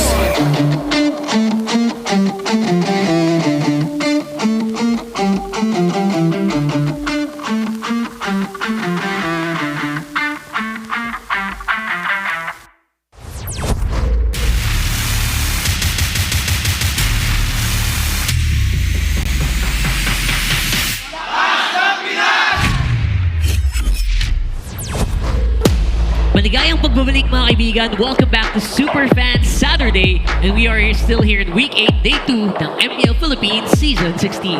Kami ang casters for this matchup. Mga pa si Rockart, kasama ko si Burrito and si Joshi Cakes. And we just experienced a very important matchup. Pasok na. Pang-apat na team na nakapasok sa playoffs ng Twisted Minds. Yun nga kaya hindi ko rin masisisi yung Twisted kung bakit nagsisigaw din sila. Nag-hysterical tsaka nag-historical din sila. Nakita niyo pala yun? Nakita namin and sobrang, yun na siguro yung wildest mic checks we saw during that series. And sino pa naman nga ang hindi magiging wild after that playoff spot na na-secure nila? Yeah, sobrang wild nung series na yun because yung mga picks wild din eh. Yeah. I mean, what can you say? Very interesting picks. The Alice making a non-stop appearance as well as the Kagura na nanalo naman, di ba? So, lots of stuff, lots of things that are to be expected na possible na magbago din sa sarili nating meta dito sa MPL Philippines. Yun nga may mga na-expect na kagad tayo and simula kahapon ay may mga pagbabago na talaga, no? Yeah, pang hindi naman, isang bagay naman na hindi magbabago, of course, is leveling up with the Vibe app by BPI. So, pag nag-download ka at nag-sign up ka with Vibe, makakuha ka na ng 50 na raffle entries. Uy, alam nyo ba, last month, may 200 lucky winners na nakakuha ng 1,250 MLBB Diamonds each. Wow. Ngayong buwan naman, mas pinalaki ang premyo kasi pwede ka nang manalo ng 50,000 Dias. So ano kailangan nyo gawin? Kailangan nyo lang gawin ay i-download at mag-sign up for Vibe now. Mas epic na bukas, simulan sa Vibe by BPI. That's right. You have to start saving. Tama. Tama naman. Tama. At maaga pa lang, hindi yung pag matanda ka na. Tama. Alam mo, pagka ganyan, hindi ka nakapag-save. Medyo GG ka eh. Naku po. Alam mo, speaking of GG kailangan ng maraming data at marami ding GG. Experience the winning power of Smart's only 5G and enjoy it with Smart Digital Prepaid eSIM. Smart. The simply reliable telco partner of the MPL. Victories that you can count on. Malinis na malinis, 85 pesos for 3 days. Wow. Non-stop, only data. Alam na alam ni Rockhart yan eh. Siyempre. Alam mo, pag mahilig ka kasing lumabas at umalis dapat lagi ka may data, no? And sa labas ka naglalaro. Of course, this tournament is monitored and supervised by the Games and Amusement Board. Paano mo nalamang sa labas ako naglalaro? Lagi eh. Alam mo, bilib talaga kay Rockhart Lagi akong lag. Nasa biyahe, pag biglang nawala. Si Rockhart ang representasyon ng mga naglalaro. Di ba? Pero nagbago yun nung nag-smart na ako. Ayun! Panis. Alright, so bring up lang tayo din sa ating match 1. Obviously, nakita natin yung pagkapanalo ng Twisted Minds. Pero hindi yun naging madali Yeah. By the way, very early on, may mga challenge na binigay sa kanya yung TNC. Oo, and if I'm not mistaken, nakauna nga ang TNC dun sa larong iyon, at nabawi lang talaga nila. Nagkaroon ng mga usapin doon sa Hellcurt pick ng pinakahuling kuha dito ng TNC Pro Team. Pero at some point naman dun sa laro na yun, medyo napagana naman nila. May reason kung bakit pinipick ng mga teams natin yung Hellcurt na yun, and even Xnova yesterday picked that. So, minsan napapagana nila yung mga ganung bagay. Pero ang isang bagay na sure ka naman ay pasok na ang 4 na teams natin. So far, it's TNC, Omega, and Falcons. Siyempre, lagi nating i-update kayo sa standings kasi per match, alam mo, nagbabago-bago to. Oo, alam ko nga, pati per game di ba? Per game. Nagbabago talaga dahil nga malaki ang i-pick to ng mga games. Dito sa lalong ito, yung mga win-loss na yan. Kasi isa yan sa mga parte na titingnan kapag may mga tabla-tablahan, di ba? Specifically for Omega, TNC, and Falcons, which are separated by a 1-match differential, 1-point differential. Di ba? Sobrang halaga ng, one loss can make you be eliminated dito sa MPL Philippines Season 16. And for Omega right now, they're going to be facing Aurora on their 12-win streak. Yun, may update na tayo dito sa ating play-ins. May nagbago din, guys, kasi dito sa ating play-ins for match 1, possible yan either TLPH or Onyx na pala. So, sinur na yata pala nila dito because of the changes, again nga, dahil nga nagkaroon na ng additional team dito sa ating play-offs. And yun nga, kaya nga sinasabi ng mga players din na sobrang importante talaga ng upper bracket seed kasi nga naman ito yung nagsisilbing ikalawang buhay nila dito sa sa playoffs na ito. Technically, day 2 na sila papasok. Day 2 na sila pupunta sa Cuneta. Hindi sila day ones.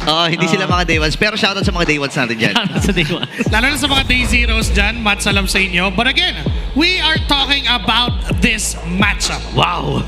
Yan na nga talaga. It's RORA versus Omega. Again, it is still gonna be RORA na ating first team na playoff secured na.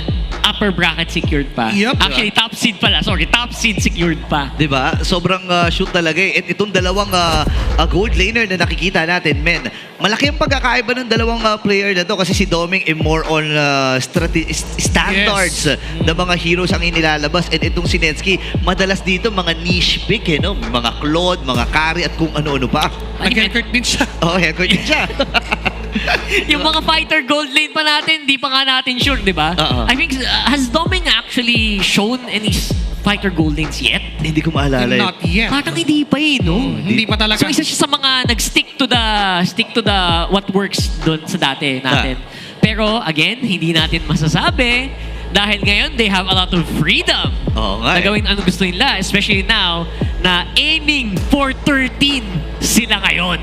These are the list of teams na may mga matataas mataas o mararaming win streak. That was Bren way back MPLPH Season 11 on a 10 winning match streak. And for Blacklist naman, Season 8 ng regular season, 11 winning match streak. For Echo Season 12, that was 11 again. And FNOP during Season 14 on a 13 match streak. And now Aurora wants to be on the list of the teams na naka-13 win streak dito sa MPL Philippines, and they're 1 win away from that. Aba, hindi biro yan. Imagine mo kung gaano kahirap gawin yan sa pinaka-competitive na liga ng MPL sa buong mundo, diba? Technically. So they were able to do that, and they can do it. They can cement history once more para sa Aurora, or right there on your screens. Oo, hindi rin biro yung dinaanan nila. Remember, yung mga tinalo nila, dyan ang mga Onyx PH, andyan ang Team Liquid, diba? And eto, ang Project Light. The Light System. Oo, importante itong tingnan kasi may mga pagbabago before yung Project Next Patch and after Project Next Patch. During the before the patch, 12-6 ang game win-loss record, and yung average assist ni Light will definitely be on 6.39 lang. Pero come after that patch, tumaas yung kanyang average assist, even KDA, kill participation as well, average CC time, and yung average heal bumaba dahil nga nagpunta na si Light doon sa mga heroes just like the Grok, even the Hylos na ginagamit niya, yung mga pang setup din talaga, and that is what is keeping Aurora onto our top seed. Nakita naman natin yung difference. Kung yung Omega, in-explain natin kahapon na maganda rin yung naging after patch nila. And this time for Aurora, maganda na, pinaganda pa lalo. Exactly. And this is coming into a meta na may mga bagong hero pa na na-introduce. So tingnan natin how he's gonna work. Maybe ma-highlight yung kanyang Rock today. Pero this is Omega. Nasabi natin kung after patch lang din naman ang pinag-uusapan, ito yung isang team na hindi din magpapahuli. Oo, alam mo, speaking of hindi magpapahuli, isa rin sa mga veterano dito sa Smart Omega ang hindi magpapahuli. The return of the KDA machine, man. May mga pagbabago din before and after patch, oh. Just like Light, tumaas ang kanyang KDA, even GPM, and a kill participation on a 6.6 or 6.7 differential. Malaki na yon para sa isang mage dahil if lumataas yung kill participation ng isang mid lane, meaning to say, yung ikot ng buong team would rely on their mid-duo combination. And if we talk about mid-duo combination, he is with Super Yoshi na isa sa mga naging most successful roamers na nakita natin after nung patch. Definitely one of the most aggressive na roamers actually after the patch. I think hindi siya matatakot din mag-pick off ng mga heroes like the Grok we're talking about. Again, nung Hellcurt, di ko alam. Pero pag-uusapan naman natin yun. Mamaya pag-uusapan natin yun. Pero for sure, Omega, it feels like sobrang nag-improve din yung win performance nila, especially after the second half. And now, ang kanilang playoffs win conditions, ito, very strict tayo dito. Ito ang mga kailangan nila pagdaanan para makapag-playoffs ay manalo laban sa Aurora today, and mamaya, manonood pa din sila. Oo, kasi may laban din ang Team Liquid PH at isa yun sa mga kondisyon din nila. Kailangan manalo ang TLPH doon. Kailangan manalo muna. It will start with Omega winning this match against Aurora. Either 2-0 or 2-1, basta manalo sila dito, they have a high chance of getting into the playoffs. And Falcons must lose, or should we say, TLPH must win that match for against Team Falcons. Pero yung elimination condition naman nila, sobrang halaga nung 1-game win na pwede nilang makuha. Kasi if they lose this match against Aurora on a 1-2 and Falcons sweeps TLPH, they are eliminated. But if they lose this match na 0-2, either way, if Falcons wins the match 2-1 or 2-0, pasok yung Falcons, sila yung malalaglag. Either way, I think may mga bagong besties ang Omega mamaya na silang kanilang panonoodin dito after this game. And of course, they have to focus on this one. The first one is pinaka-crucial kasi yun muna yung kailangan ma-accomplish eh. Yung pangalawa, parang hindi mo kailangan intindihin pag hindi mo nagawa yung una. Sa madaling salita, yun yung kontrolado pa dito ng Smart Omega. Siyempre, ayaw mo naman din mapunta sa sitwasyon na hindi mo na kontrolado yung mga kaganapan ng inyong pagpasok sa playoffs, di ba? Yeah. Sino bang pasok sa inyo pagdating sa win streak naman? Sino pinaka-dominante ng mga win streak sa inyong mga napanood na dito sa MPL Philippines Aurora Season 16 ba? Yung current, yung ngayon? Yes. Or nag-enjoy ba kayo ng Blacklist S8? Mga nagwawala sila nun, di ba? Or Fnatic Onyx Philippines na isang game lang yun napatalo yata nila doon? Or Either main season 1. Ito, franchise history, labas sila doon. I think buong season, hindi sila natalo. Oo, alam ni Rockhart yan. Alam na ni Rockhart. Kasi nandun na si Rockhart nung season. 7 minutes pa lang yung mga games doon. Diba? Isipin mo yun. Pero kung ako tatanungin napakaganda na naging run ng Fnatic Onyx PH, no? And I think isa rin yun sa mga most competitive na season. For sure. No, ng MPL PH. And ang nakakatuwa dito, pre, Smart Omega yung pumutol ng win streak nila. Uy! Diba? Aba. Yun interesting. So, comment nyo lang kung ano yung tingin yung pinaka-strongest win streak and maybe baka may mga win streak kayong gustong ipa-bring up sa amin. Let's know. So, tapos na ang ating mga kwentuhan session. Warm-up is done. Let's throw it to the arena. Our players are walking in.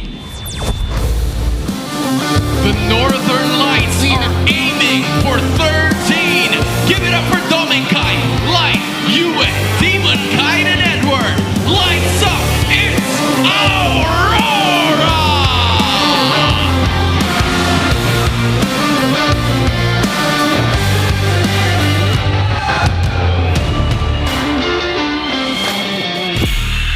Can the Barangay not only break the streak, but also book their ticket para sa playoffs? It's gonna be Nets, Super Yoshi, Hachi, Ryzen, and James. Make way, Smart Omega!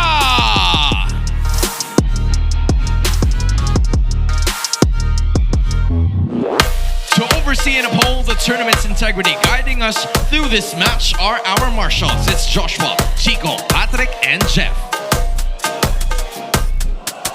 Joined by the two teams are their respective coaches. It's Coach Master the Basics for Aurora and Coach Wura for Omega. Second of today's triple header, MPL Arena, make some noise! Ramdam na ramdam ang aura dito. Of course, this is gonna be first up, Aurora. This team hasn't lost a match dito after nung first match nila ever since MPL Season 16. They are looking for their 13th match win streak at dito sa Omega nila ibubuhos kung gusto nilang kunin yon.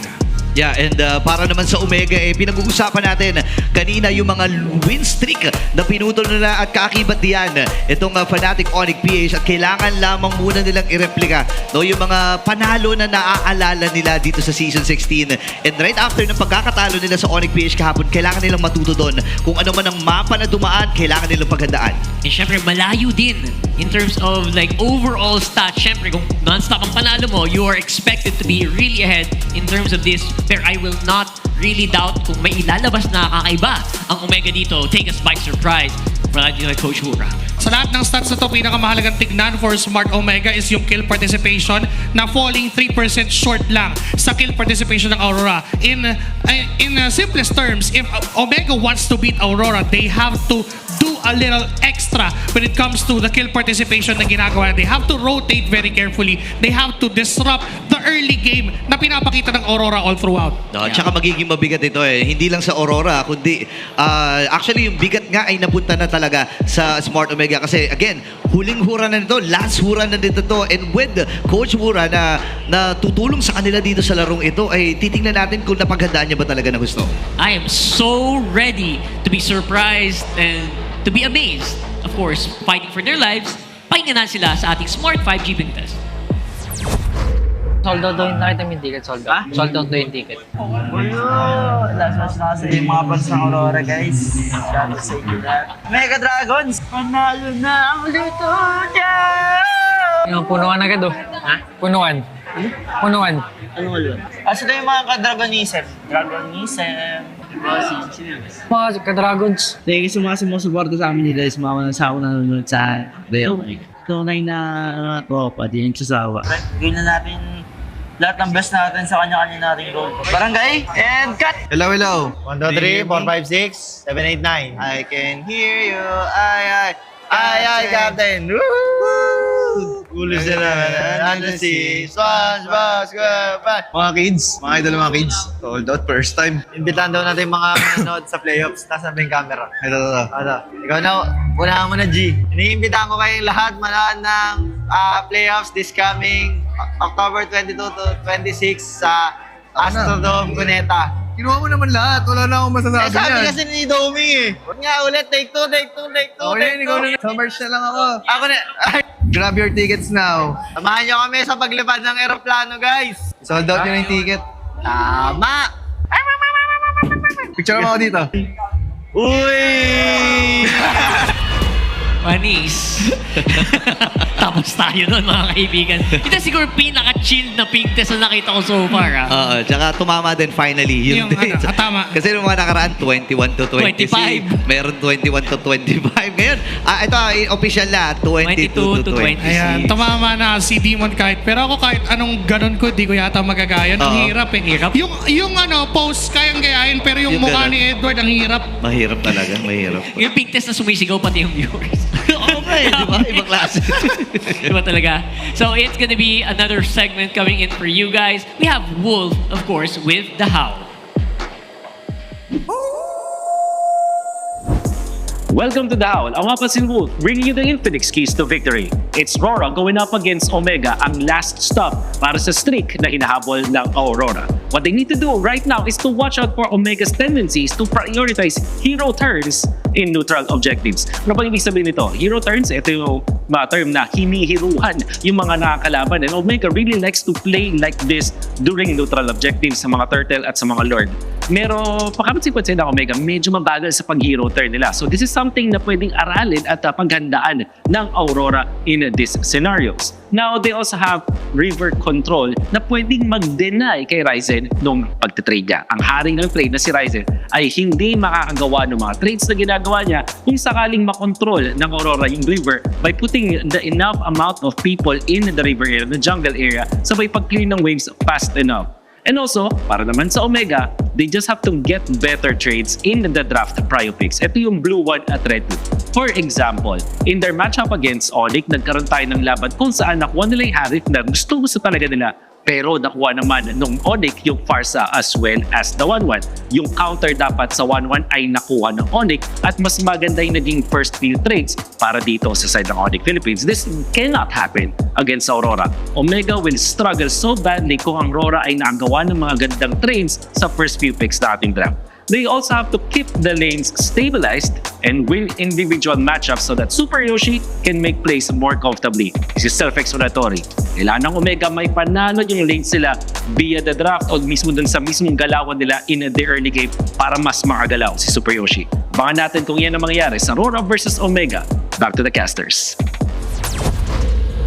Thanks so much, Wolf. And there you go. So, parang para sa Aurora, dapat expect mo na aagrohin ka nung Omega dito eh, no? Parang ganun.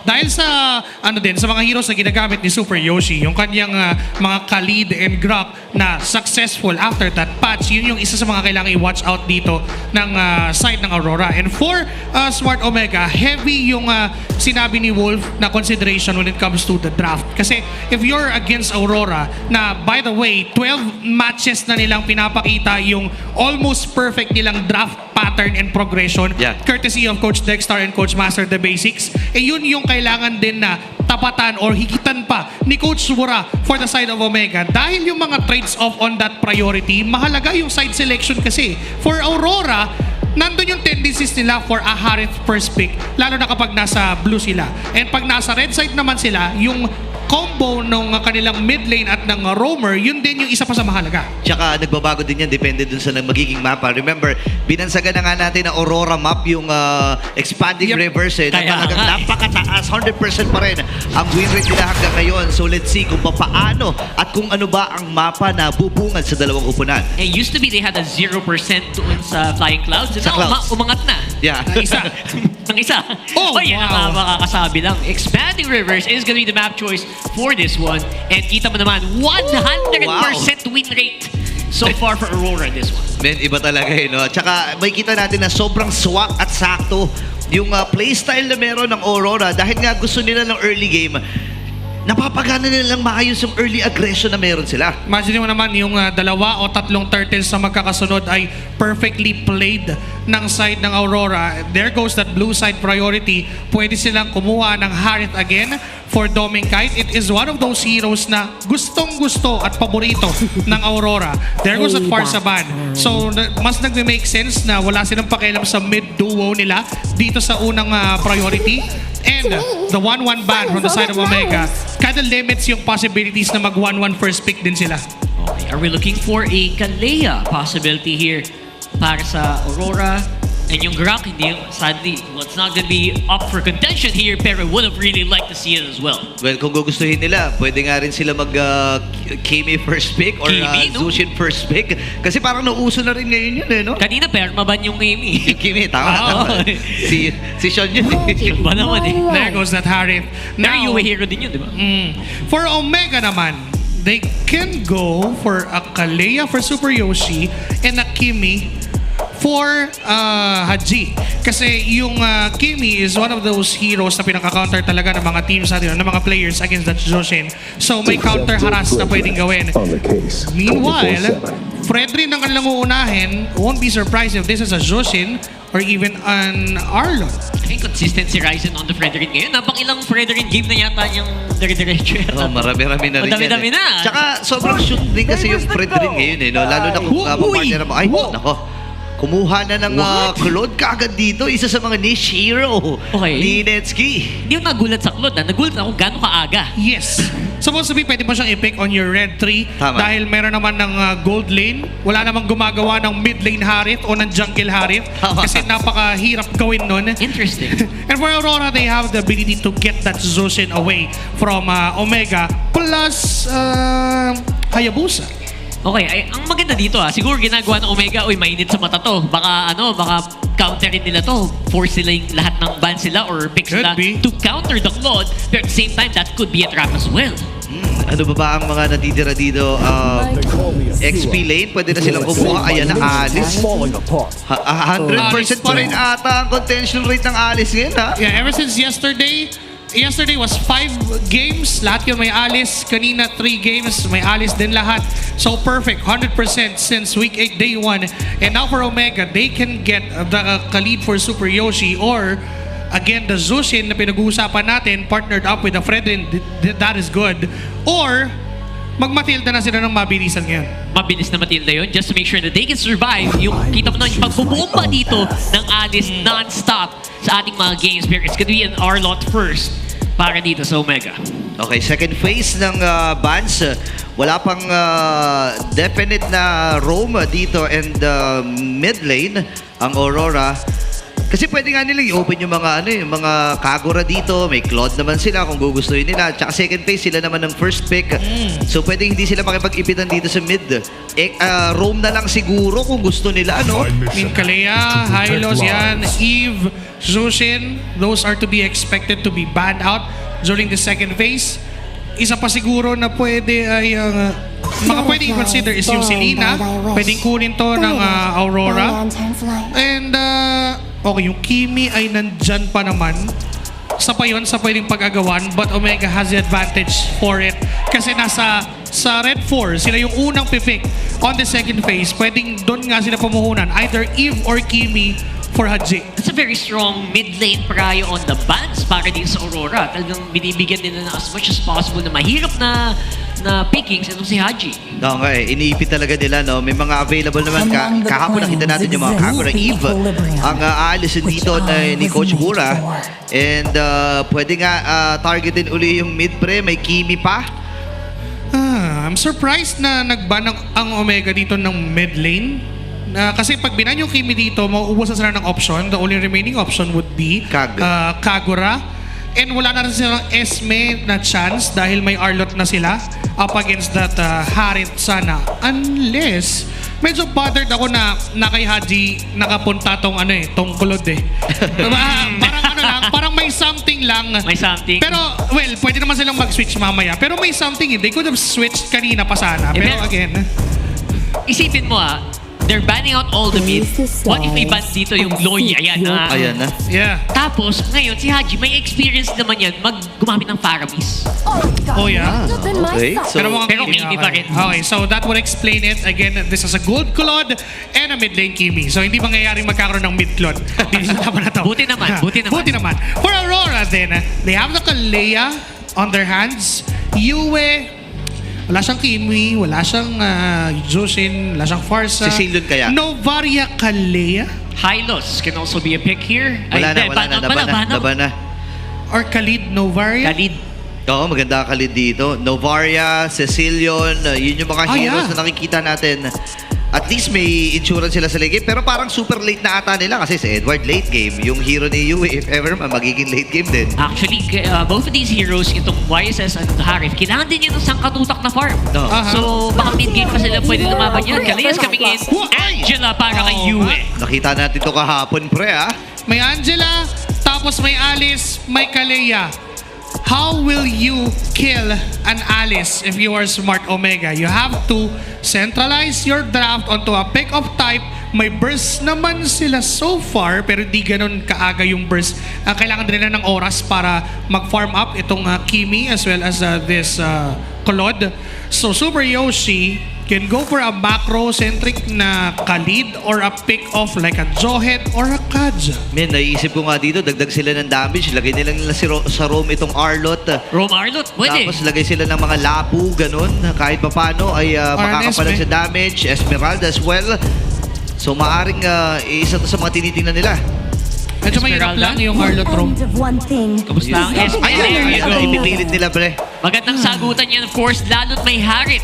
At may mga shields pang katutak mula dito sa Angela. I think that will definitely work.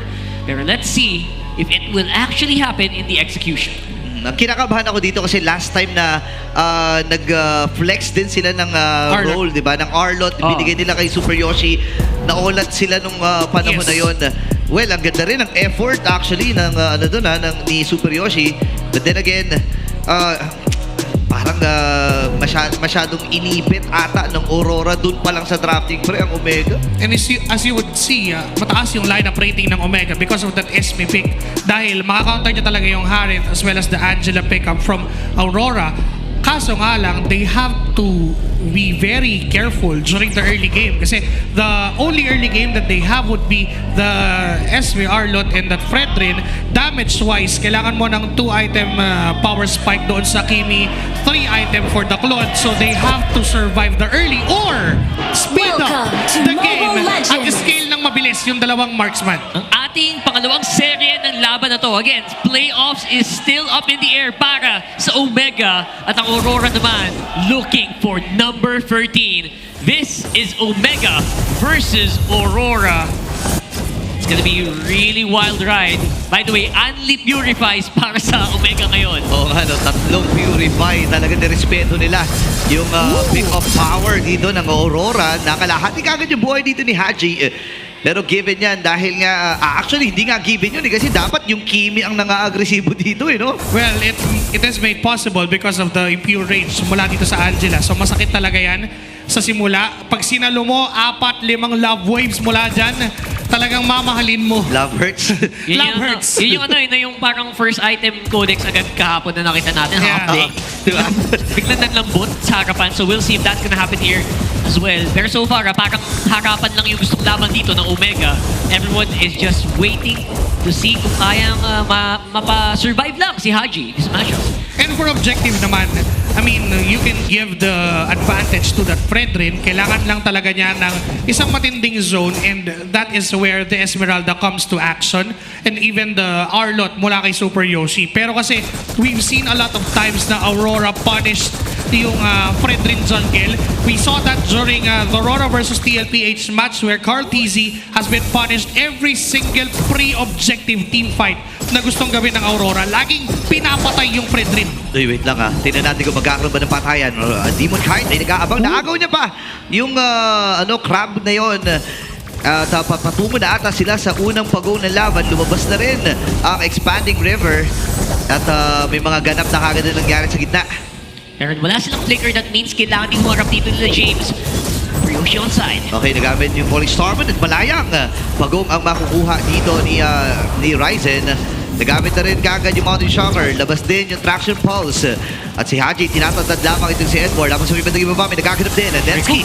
At nainapag yung Zaman Force. Ang sakit at nakapti. Oh my goodness! Baka mapimay siya. Pero first blood ay mapupunta kagad dito kay Dominic. Kahit ngayon naman ay naibalibag. Super Yoshi kailangan na matras. Pero wala ata siya kaatrasan.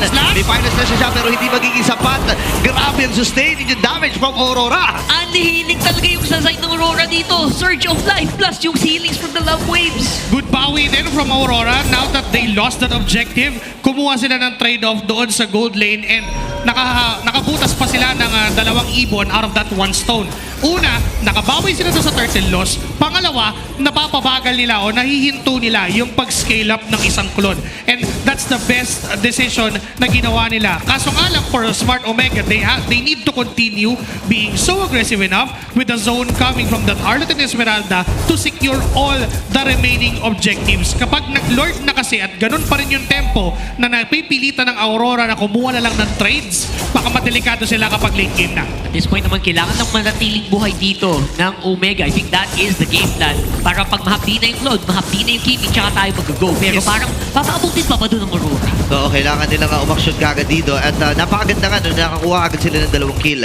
And yung kill na yun, yung isa doon ay napunta kay Doming Kite. No, kahit masasabi natin na medyo tahimik pa si Demon Kite dito, pero yung pressure and yung vision na nabibigay pa lang nung kanyang Mountain Shocker ay sapat na para sa kanyang mga teammates, no?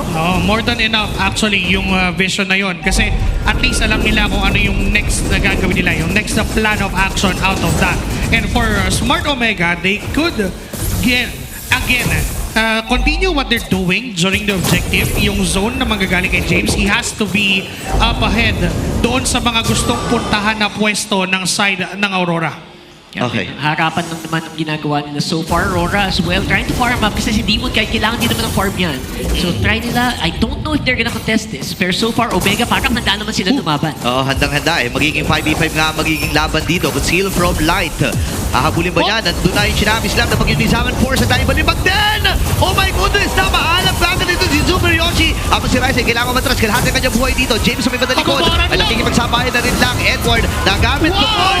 Yung appraisal na pero naiwasan Edward. Kaya mamamatay din siya dun sa naging proseso. Yue ay swell ay matutunaw mula kay Netsky. 2 laban sa isa ang naging palitan doon. Pero andito pa si Ryzen. Pwede actually kumontes pero hindi na muna aabutan pa. Dahil nga naman napilitan mag-recall itong si Ryzen para mag-replenish na kanyang buhay. Medyo naging questionable dahil hindi ni rush ng Omega yung turtle. Oh my goodness! 2v1 na naging action kasi nga naman meron din kasama. Ito nga si Doming kahit Haji ando na rin. Yan si Super Yoshi ay umabot na. Kaya lang ang problema ay hindi kayang saluhin lahat ng mga atake dito ni Doming. Parang kahit sino pwedeng sabihan ni Yue gana Pag sinabihan niya yung Harriet, makakapatay sa bottom lane. Aray ko, napakahapdi na ng mga tandad ng mga bala dito ni Haji. Pero sa kabilang panig naman ay nakabasag na ang Aurora sa itaas. Ganda pagdepensa pa rin. Masasabi natin doon sa bottom lane para sa Omega. Again, questionable kung bakit hindi in-start agad ng Omega yung second turtle. They could have won that if they bursted the turtle down. Kasi alam naman nilang lamang si Ryzen when it comes to objective taking. Ang nangyari pa, dahil pinatagal nila ng konti lang, at least 2 seconds lang, nag-decide yung Aurora na teka, hindi sila nag-turtle, edi patayin natin sila. With the pick-off coming from that Kalea and yung babat na nanggagaling dun sa Alice na may kasamang Angela, nahihirapan sumabay sa team fight ang Smart Omega. Kung wala yung Claude, wala silang way para pigilan si Edward na gawin yan. Okay, ngayon tingnan natin kung may makakapigil pa ba dito kay Edward. Nakakaba na naman yung hard guard, no?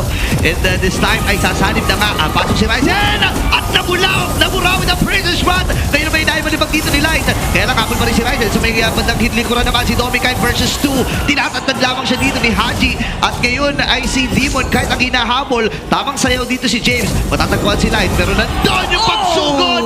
Puli kaya ay nai-commit din. Super Yoshi with a kill.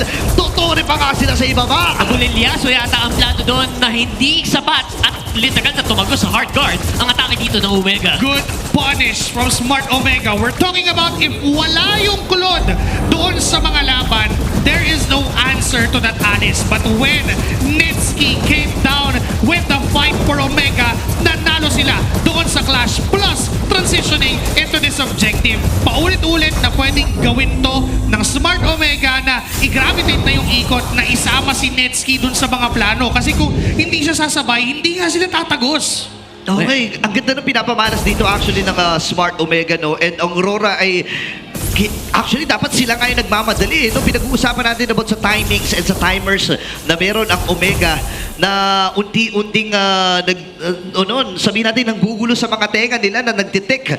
Pero ang Smart Omega ngayon nasa magandang posisyon naman kahit paano, no?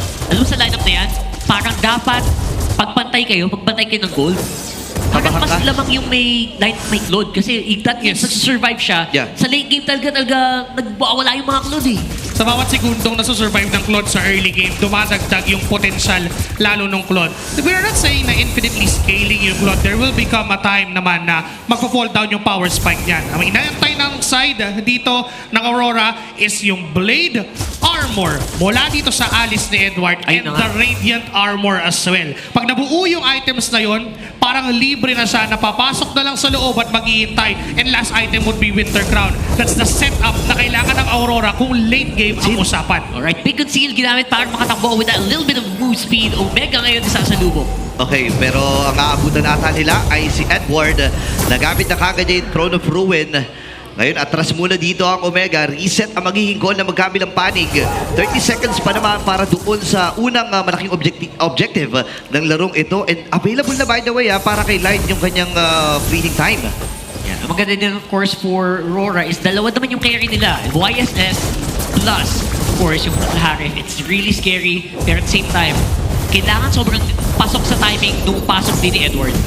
Yes. And the same goes as well dito kay Netsuki. Kapag mali din yung oras ng pasok niya, maaari siyang madelikado at maaari pa siya yung targetin ng Tsunami Slam mula kay Light. The good thing is that meron naman siyang Purify and he has to save that onto that moment. Kasi if ipapurify mo dito, yung Puppet on a String or even yung Throne of Ruins nito ng isang Alice, parang hindi worth it at magiging susceptible target ka pa ni Light doon sa kanyang Tsunami Slam. So now for the Lord, Omega must be 2 steps ahead against Aurora. Kailangan nakapwesto si James, nakapwesto si Yoshi, and si Ryzen. Meron siyang chance dito na, teka, bitaw-bitawan ko nga ito ng onte, puwersahin natin silang lumaban. Pinapalapit lang talaga dito ang Aurora, no? Pero ang magandang balita naman para sa kanila kahit papano ay pumapabor para sa Omega yung flow ng wave. Kaya nga napipilitan din si Doming kahit na magpakita doon sa taas, kahit delikado no? Which is already a given. I think medyo kalkulado naman nila yan. Ito namang Omega, confident sila kasi lahat ni Purify. So kayo mga kaibigan, nanonood kayo, make sure na keep your eyes on the cooldowns ng mga balance spell niyo. Very crucial sa mga magiging teamfight natin. Sobra yung timing ng mga Purifies na yan kasi without that, madali na lang for Aurora to get their initiations right kasi kay Light manggagaling yun. Pero right now na may mga Purify pa, na kay Edward yung responsibilidad. Ako dapat yung mauna. Pag may napwersang Purify, tsaka may tatalon na Light or hindi yung mga naka-purify ang targetin ni Light. May it be Ryzen or Super Yoshi, pwedeng sila yung unahin ng Aurora. Tama, kasi pwede silang unahan ni Super Yoshi With that flicker, obviously with the final slash, it's really impactful. Depende sa timing, pero ito na yata, posible mangyari dito. They're getting ready for the Lord. Ganda ng zone ni James. Ayaw palapitin si Demon Kite at first. At ang magiging call, pasok din si Light. Ryzen, nagtagumpay na with that retribution. Breaking the way naman ni Sasang Tineski. Wala, Throne of Ruins. Ngayon dalawa na kagad itong si Haji. Kailangan mag-atrasan ng 3 miyembro din ng Aurora. Pero sabi na, hindi, laban ba natin? Hindi. Ang problema ay 5 pa. Mula sa bagong barangay ang nabubuhay sa kanila. Magbabasag pa ata sila ng Torres sa may bandang gitna. Falling Storm ni inaambalangan ni James. Pero hindi na muna itutuloy. Diretso sa Operation Breaker Fire Shards. Nagamit din yung Purify mula dito kay Domeng. Pero atras muna sila. Mapito na Shing. Nagamit din dito ni Yue. Hindi sapat yung kanilang damage. And at least kahit pa paano, re-respeto din ng Omega sa defensive power at prowess dito ng Aurora. What a beautiful zone mula kay James and kay Super Yoshi. Alam nila na there is no chance na makakalapit yung YSS than using his traceless just to go near the Lord. And pag ginamit yun, marami silang ways to punish na wala ng crowd control immunity yung isang YSS. So therefore, that zone led them to get this objective and may lead them to destroying inhibitor turrets down base doon sa side ng Aurora. Tsaka nagtutunaw na yung damage ng Omega. Hindi mo matitiis yung Blazing Duet ngayon, no? Oo, mahap dito talaga eh. And nakakatakot dito. Nasa 12-minute mark pa lang tayo. Bumubutas na talaga ng mga armors. Pero pumasok itong si Edward. Flicker na gamit with the Throne of Ruin. Nasanib na with the Hard Guard. Kakayanin ba nilang i-sustain? Pero hindi! Napagsakan din! Naka-pressure shot! Nakakuha si Haji ng kill. Andun yung fire shot. Naiituin naman pala dito kay Nesky. Pero patras. Pero nakadalawa lang si Haji. Papasok na rin. Ryzen masyado ata naging malalim. Si Domeng, ito na ang aksyon na kanyang inaantay. At ang Domeng and Demon Kai combo ay nakakuha din ang kill. Napakaswabing microhan ginagawa dito ng natitirang miyembro ng Aurora. That was beautiful. Now it's a 3v3. Medyo delikado lang na kinakailangan pang mauna ni Edward, kinakailangan pang mamatay ng dalawa bago makatuluyang palag ang side ng Aurora. Pero you don't have to blame them. Kasi kailangan din makita ni Doming kahit na nauubos yung resources ng Omega bago siya pumasok ng tuluyan. Kasi kung makikipagsabayan, delikado sila doon sa Blazing Duet. Remember, the only knock-up that they have is magagaling dito kay Light. And naka-purify pa si Netsky. And kung gagastusin niya yung knock-up na yon para lang pigilan yung Blazing Duet, it really is a wasted resource. So wala sila magawa kundi saluhin yung mga Blazing Duet na paparating. And for Doming to be efficient, kailangan matapos yung mga yon. May pre-requirement bago siya sumali ng laban. Tapos sinasayawan niyo pa yung final slash timing. So ang dami talagang kailangan bantayan. And that's already a given. At the same time, nagagawa naman nila ng paraan. Para din sa Omega, it does feel like ituloy-tuloy lang ang tempo. Haji, maganda yung spacing niya. He's also able to free it from the back lines. And they're doing the job. And again, it's all about yung timing Super Yoshi and their Ryzen, yung pasok na energy eruption mula sa Frederick. Alam mo yung ngayon nakakatakot eh, no? Hanggang ngayon na hindi pa rin nila maabot itong si Haji. At naghahanap pa rin sila ng way para maabot itong si Haji. Mga ilang attempts na rin ang ibinigay ni Edward para lang maabutan at mahuli itong si Haji. Ang problema nga lang kasi naka-purify yan. So kailangan mong antayin yung layer ng mga stunts na meron kayo bago ka magbitaw talaga ng kung ano-ano mga element at skills. And nakaatas din dito kay Light yung sabihin natin yung job na kunin itong si Haji kasi siya yung nagpapaskit ng ulo nito eh, no? Literally purify yung kalaban niya. And again, it's so hard to catch him. 5-0 so far on the Kimmy. Looking like they want to go for a fight here, pero reset muna. Okay, burst ata magiging call. Ang sakit! Naramdaman ni James yung mga hampas mula doon sa Chrono Dash and Synchrovision mula kay Doming, pero ang malaking problema ay wala ng Zaman Force. I-burst na ito at isuko na muna ng Aurora kasi alam nila na malaking resource ang nawala doon right after mailapag yung Zaman Force. And wala yung only dash doon nitong si Doming Kite and kitang-kita ng Omega na guys, ito na ang ating opening. What's the play gonna be here for Aurora? For Aurora, they have to be really mindful doon sa pwedeng pasok ng Smart Omega. And not just that, even yung pasok ni Edward himself. Kailangan niya mag-ingat kasi if hindi pa spent yung resources, just like yung second skill ni Haji or even yung traps on pulse, maaaring matrap na siya doon sa loob. Remember, this is a full item Claude. Hindi ka nasasantuhin ng Claude na naka-Trinity at naka-Sea Halberd pa. So technically, it is not the right idea for Edward to enter alone. Kailangan sasabay dun sa talon ng Kaleya. Kailangan may hard guard na rin nakasunod. And yung Zaman Force ni Doming kailangan ma-utilize ng maayos. Naku, mahihirapan nata sila dito. Siguro na yung Lord. At patungo na sila sa may bandang itaas. Sila sinagamit. Pasok din si Edward. Pero nakasama rin yung hard guard. Maimit ata si Ryzen sa malalim na parte ng base dito ng Aurora. At tapos muna sila magpamatay si Super Yoshi. Masaya pa rin ang Aurora sa kanila na even doon na nabasag yung Torres sa ibaba. Parang naramdaman natin yung yung sustain ng UB lineup na ginagawa nila ngayon. Finally! That's what we're talking about. Saktong pasok ng Thorn of Ruins plus the Zaman Force plus the Heart Guard. Pag nagsabay-sabay, even yung talon ni Light, kasama yung kanyang passive, pag nagsabay-sabay yun, hindi na naman ma-handle ng Omega yung sustain power ng Aurora. And if that would repeat again sa mga susunod pang laban, maaaring bumaliktad na naman yung sitwasyon. Pero ang mahalaga for Smart Omega, nakabawas na sila ng dalawang inhibitor turret. One more Lord might get this game against Aurora. Definitely the Blade Armor, malaking tulong din para dito, keeping Edward in check. As well as di siya maka-create mas Netsky and Kimmy. Here we go though. Looks like Aurora trying to make stuff happen.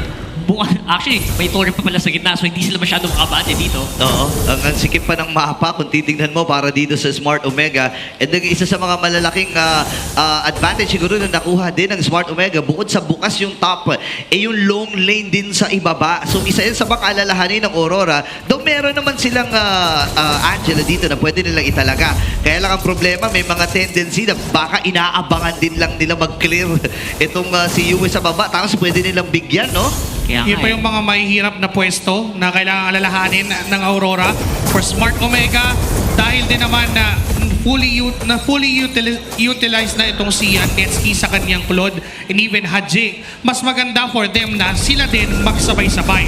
Yung surprise from Super Yoshi from that final slash, isabay mo doon sa energy eruption na pwedeng gawin ni Ryzen or interchangeable. Maaling si Ryzen yung kumuha ng ton tapos nakahanda yung final slash for Super Yoshi. Ihahain na lang niya doon sa damage dealers. Ipapunish lang nila kumbaga yung pasok ng mga frontliners mula Aurora. Personally, binabantayan ko din yung positioning ni Ryzen dito.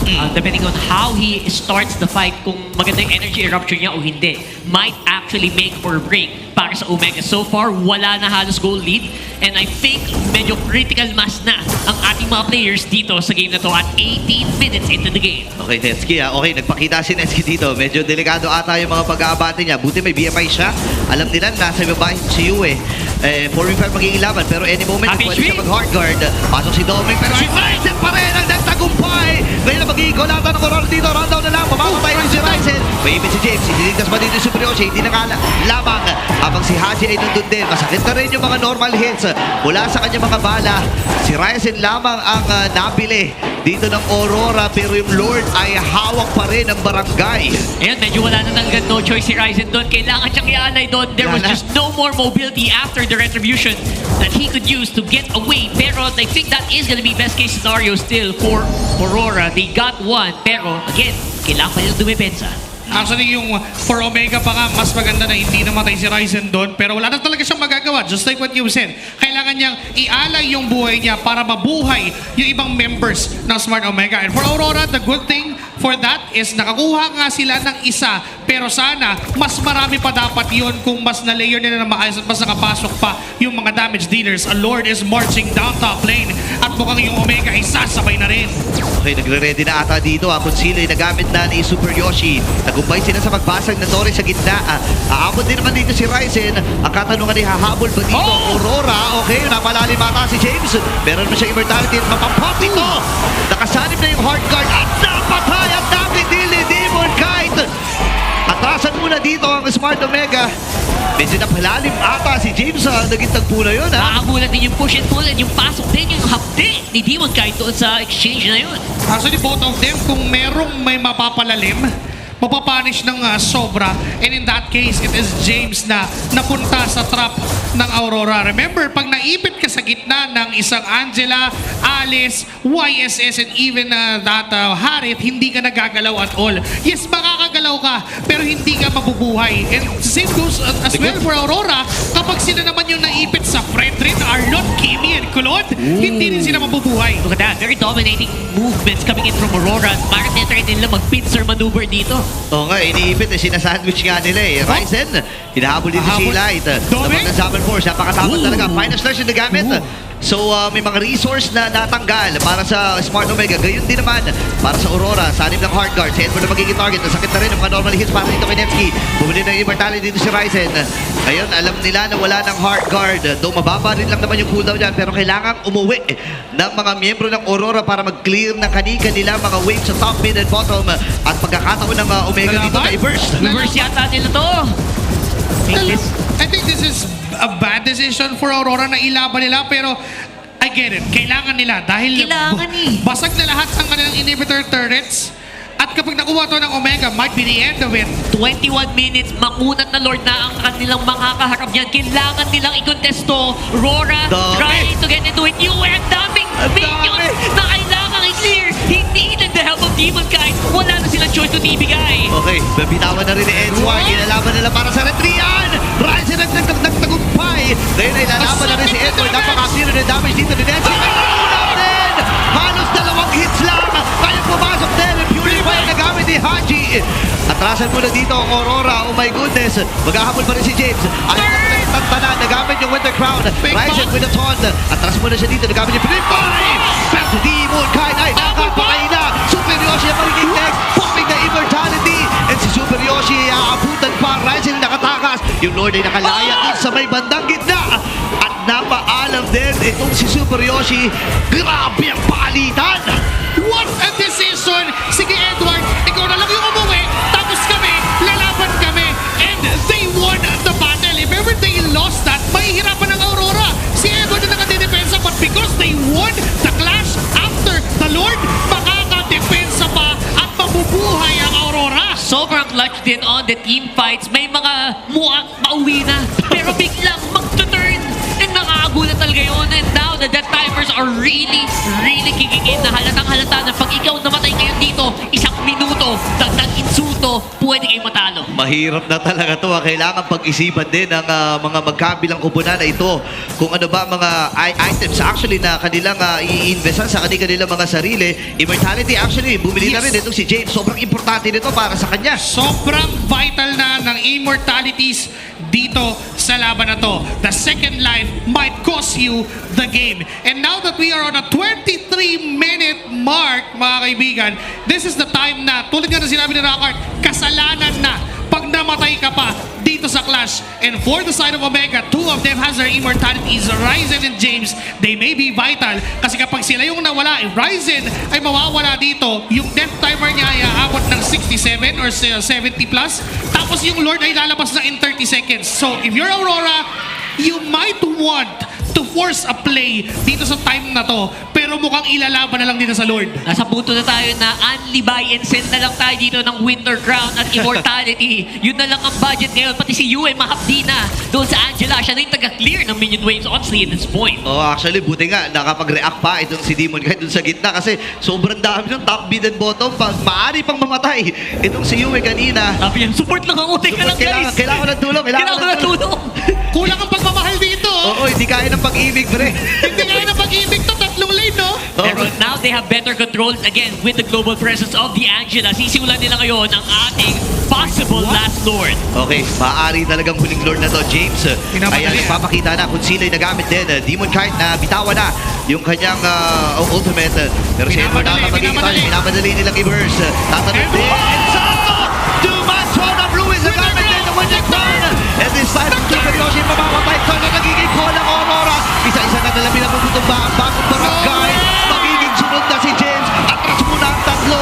Ibibigay na ata nila yung Lord na ito. Napakagandang turn. Napakagandang pagpasok mula kay Edward at ang buong kupunan ng Aurora. Paano nagsusurvive si Edward ng ganong katagal laban sa multiple members? This going crazy for Aurora. Winter Crown play. At first we thought na hindi yung ito turn. Ang ginagawa lang ni Edward, mag-zone lang sana for them to secure the Lord. But when they saw that 4-man turn of Ruins, parang go time na. Sige, i-turn na lang natin para mas free at mas secure yung pagkuha natin ng objective. And that decision making is too stellar for Aurora. And now they're back at square one. Lamang pa nga sila ng 8,000 and they might end this game. It's a Legend Zero thing. Look at this play. Beautifully impacted. May kasama pang flicker at Winter Crown sa mukha. Diba, dalawa yun nahuli. Yung nasa likuran kasi hindi na din makakaabot. And sakto din yung mga Winter Crowns na napindutan dito. Aabot naman si James. 5 seconds para sa kanya. Yung Lord nandito na. 5v5 ulit to, and we are gonna see the Lord up on mid. So again, don't forget, kalpukan naman ang kanilang base. Activated na ngayon. Kalahati ka kanyang buhay, pero nabigyan. Nakaka dito si Ryan and James. Sumasayaw siya. Kapag matalikod. Kasi kailangan umatras. Ready na ang Aurora. Nagpilihan na ng mga Winter Crown. Nagpindutan na. Dalawa na kagad ang napatumba mula na sa Aurora. At ang Omega ay kumakapit pa rin. Kaya nang puno pa halos yung buhay ng Lord. At hindi nila mapipigilan ang pagliwanag ng Aurora sa Game 1. Sa mga pigiliningan na Game number 1 ang bilisan ng Aurora versus Omega. And kita mo naman, talagang maliwanag ang buhay ng light systems kicking in with Legend Zero. This might not be their cleanest game. This might not be the game na perfectong nakikita natin yung galaw ng Aurora, but then they survived. They paved way and they are on a match point on this series. Ano, sobrang nagulat ako kasi ang bilis na nag-farm ng Omega dito eh. 6 items agad si Ryzen. Ano pa lang yata? 18 minutes, 16 minutes. So, man, I'm a little surprised as well na nakagawa ng paraan ng ganito ang Aurora sa puntong to. Ben, umabot kasi sa punto na hindi na nila kaya talagang tunawin kahit ibigay at ilabas nila lahat ng mga resources na meron sila dito kay Edward, the legend, the Zero himself. Pero ang ating MVP yata, wala iba kundi si Dominic Hyde. Very consistent yung decision making niya on making it happen with, of course, yung mga Zaman Force. Yung mabigla ang turn, sobrang highlight nun. Yes, siya yung pinakamahalagang tao if ever magta-turn ang side ng Aurora. Remember, ang YSS ni DK ay napahirapan during the early game.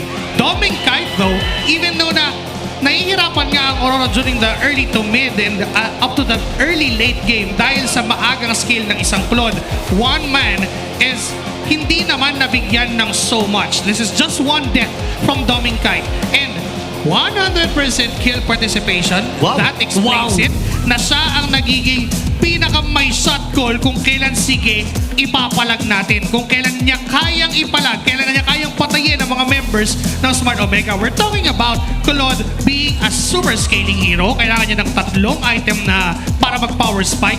Pero hindi siya infinitely scaling just like the Granger, yung mga ibang, just like the Cecilion.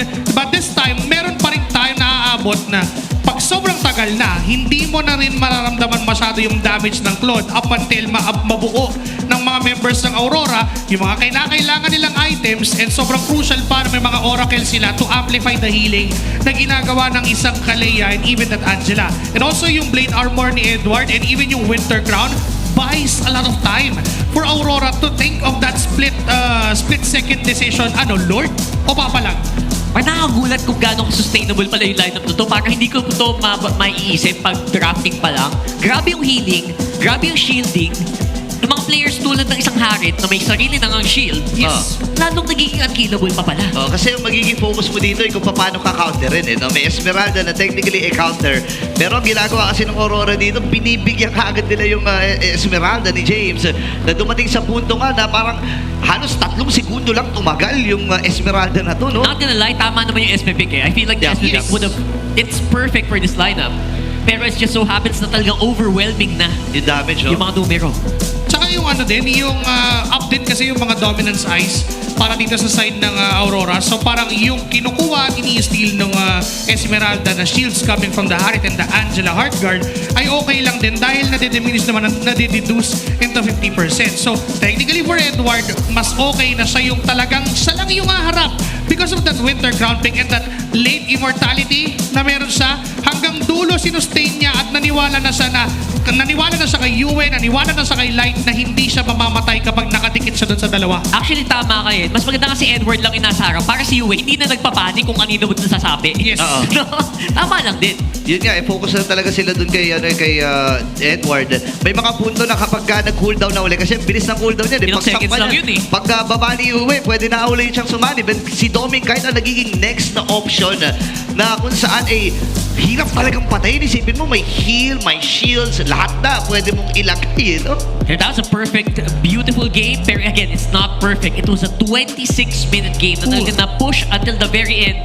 As in, sagad na sagad ang Aurora doon. So that Omega, they could stop yung pagwawala dito ng Omega. Kasi technically, nag-snowball na yung Omega eh. Maaga pa lang. Yes, hindi ito yung plan ng Aurora up ahead dito sa laban na to. They wanted to try and dominate that early because of this Harit and this YSS. Knowing na naka-expanding rivers pa tayo, double lanes should be present. But because of Smart Omega, even themselves, they amplified yung scaling ng isang Claude at ng isang Kimi. In fact, si Haji pa nga ay ilang beses lang namatay dito sa laban na to. Hindi siya maabot during the early game up to the late. And even Netski with the Claude, magaganda yung early na pagsama niya dun sa team fight. Maganda yung mga pasok niya.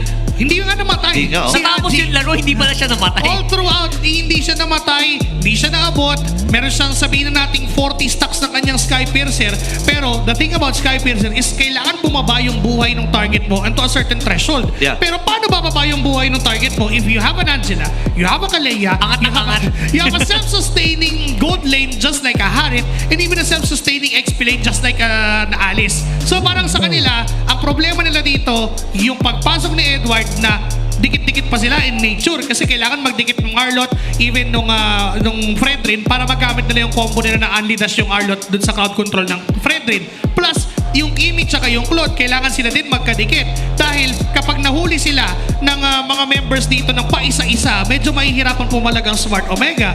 Nandun si Edward. Malaki yung AOE nung ultimate niya. So, mas napapagana pa niya. Pwede ko ba sabihin na ito ay modern ube na pinapagana ng Aurora? Isipin mo dun pa lang pre sa passive ng ng Kalea, tiba-tiba na kayo yung Surge of Life pa lang. Diba? So, grabe, hirap talaga tunaw. Parang jeepney lang, may modernization may modern, din, pati yung ube, no? Kung may old jeepney, may modern jeepney na. Nagkaroon tayo ng ube. Yung mga estes lang, gano'n, heel. Nagkaroon tayo ng uube. Yung may paramis na kasama. May ube express din. May ube express. Ngayon may modern na. Kalea Angela. Kalea Angela. Grabe, no? Kakaiba talagang healing, and of course, our BPI rich guy is gonna be Doming Guide. Followed up very, very well in that game. 10-1, I believe, is the final KDA. It was very impressive. I have to say na nagulat ako sa 100% kill participation. So parang lalaban lang yung Aurora pag nandiyan siya. Oo, siya talaga inaasahan. Actually, doon pa lang sa damage, early game pa lang parang siya na talaga yung inaasahan dito na damage ng Aurora. Yes. Nakakapagod literal yung game na yun dahil 26 minutes yun and ang daming information within the game na sobrang sarap ikwento, sobrang sarap i-point out kasi Omega lamang sila ng matagal tapos sa isang iglap lang Aurora happened. Tsaka gusto ko sabihin ito yung mga bibihirang pagkakataon na natatalo sa early game at nahihirapan sa early game ang Aurora, no?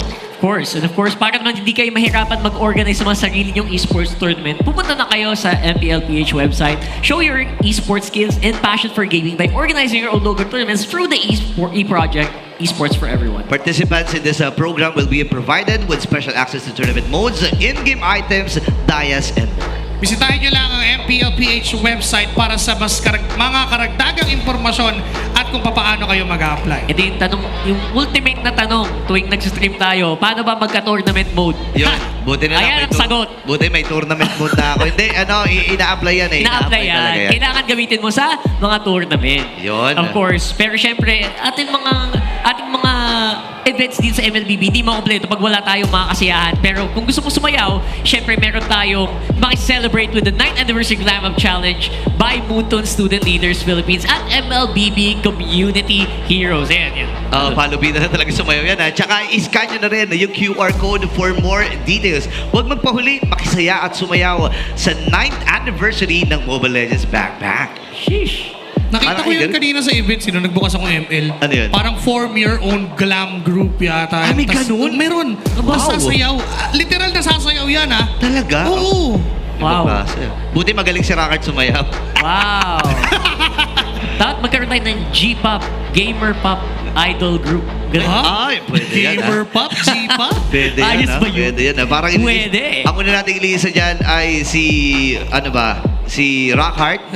Sige na nga. Kung may girl, si Brigida. Sige Tsaka na si nga. Athena. Si Athena. Oo ka. Pero isunod na natin ating Clearhead Super Fan of the Day. If you can power up your Dandruff Free Scalp, why not supercharge with Clear? Ayun, Kita mo naman, halatang gumagamit mga kaibigan. Oo, Clear. Yan, Clear. Isang hawi naman dyan, sir. Ayan na. Sobrang simple. Isa pa ya. Up.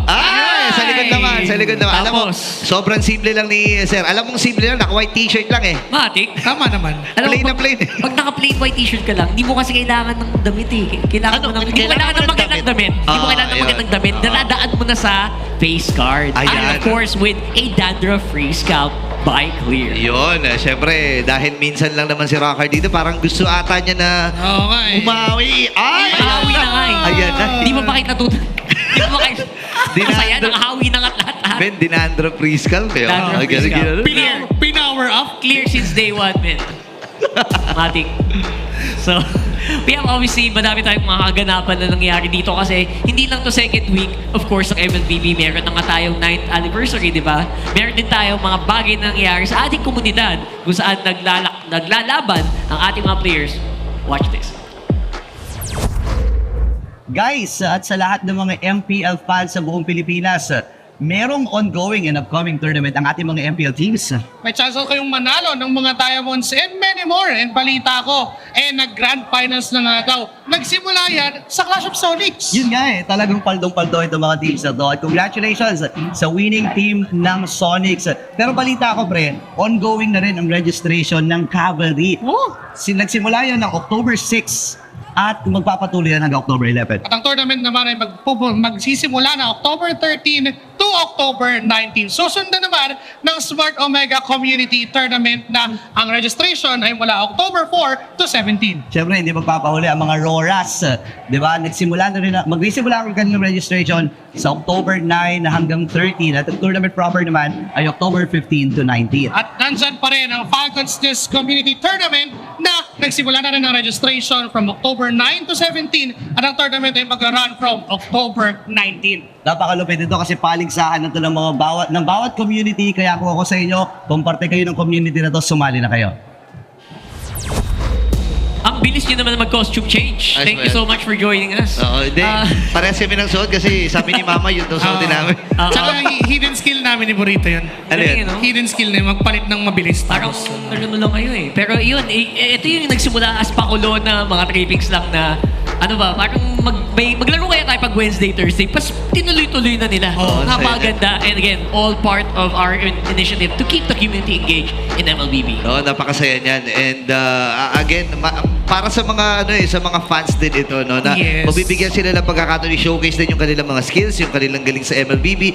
Kasi bukod sa pansiklaban, pre, na alam mo na, iilan lang naman ang mga players na pwede maglaro doon, at least meron silang way para mag-engage din sa komunidad, di ba? Ini-stream pa yung mga yan, di ba? Bukod dyan sa mga community tournaments na sila yung nag-organize, tayo din, meron tayong community tournament na sarili na sinasama natin bawat community ng mga teams. Balita ko nga, si Sir Rock G dyan sa iyong kanan ay 2-time champion na. Oo, sa Hive, di ba? Kayo nag-champion dun sa Hive. Pag Wednesday, Thursday, no? Matik. Sa Hive tsaka sa TNC. ibang klase. Sobrang kasaya ka laro ng mga community, especially pag naka-stream kasi parang, ano mo yun, anything goes. Tas, ito yung mga, pag walang MPL, di ba? Pag Wednesday, Thursday, walang MTL, walang MPL, di ba? So, these are times where we can still consistently play MLBB with our super fans. So, sobrang thank you sa mga nanonood doon. Oo, masaya talaga. At nakita natin, actually napansin natin na red side ang pupuntahan ata ng Smart Omega dito. What's the map? Ano ang mapa? What's the map? What's the map? What's the map? What's the map? What's the map? Broken walls. Ano kaya? Ayaw ng Alam mo, si Saber nandyan sa portrait pero hindi pa napipick yan. Oo nga, hindi pa rin. Hinahanap natin at inaantay. Pero, ko pa rin. Naku, 100% pa lang, though isang beses pa lang naman naglaro ang Aurora. Pero, may ibig sabihin yun, bre. Ibig sabihin, komportable siya sa mga ganitong kateknikal na mapa. Ang editing goes na at the same time, no? And since na first pick ulit ang Aurora, again, we are expecting a Harith priority onto that first pick. Ang daming beses natin sinasabi paulit-ulit na Aurora ang mga may tendencies na mag-prio noon sa kanilang first picks. And now for Aurora, they could continue or they could just repeat what they banned during the game number one. And ito din naman yung trivia. Smart Omega is one of those teams na nag-uulit ng draft at nagpapalit lang ng isang hero. Tapos parang medyo blitz drop pa yun, no? Oo. Mabilisan. So, tignan natin kung mangyayari yun. Pero so far, it would seem na parang, actually, isip ko pa, pwedeng iba yung Harit, pero parang hindi yata yun ang gagawin nila.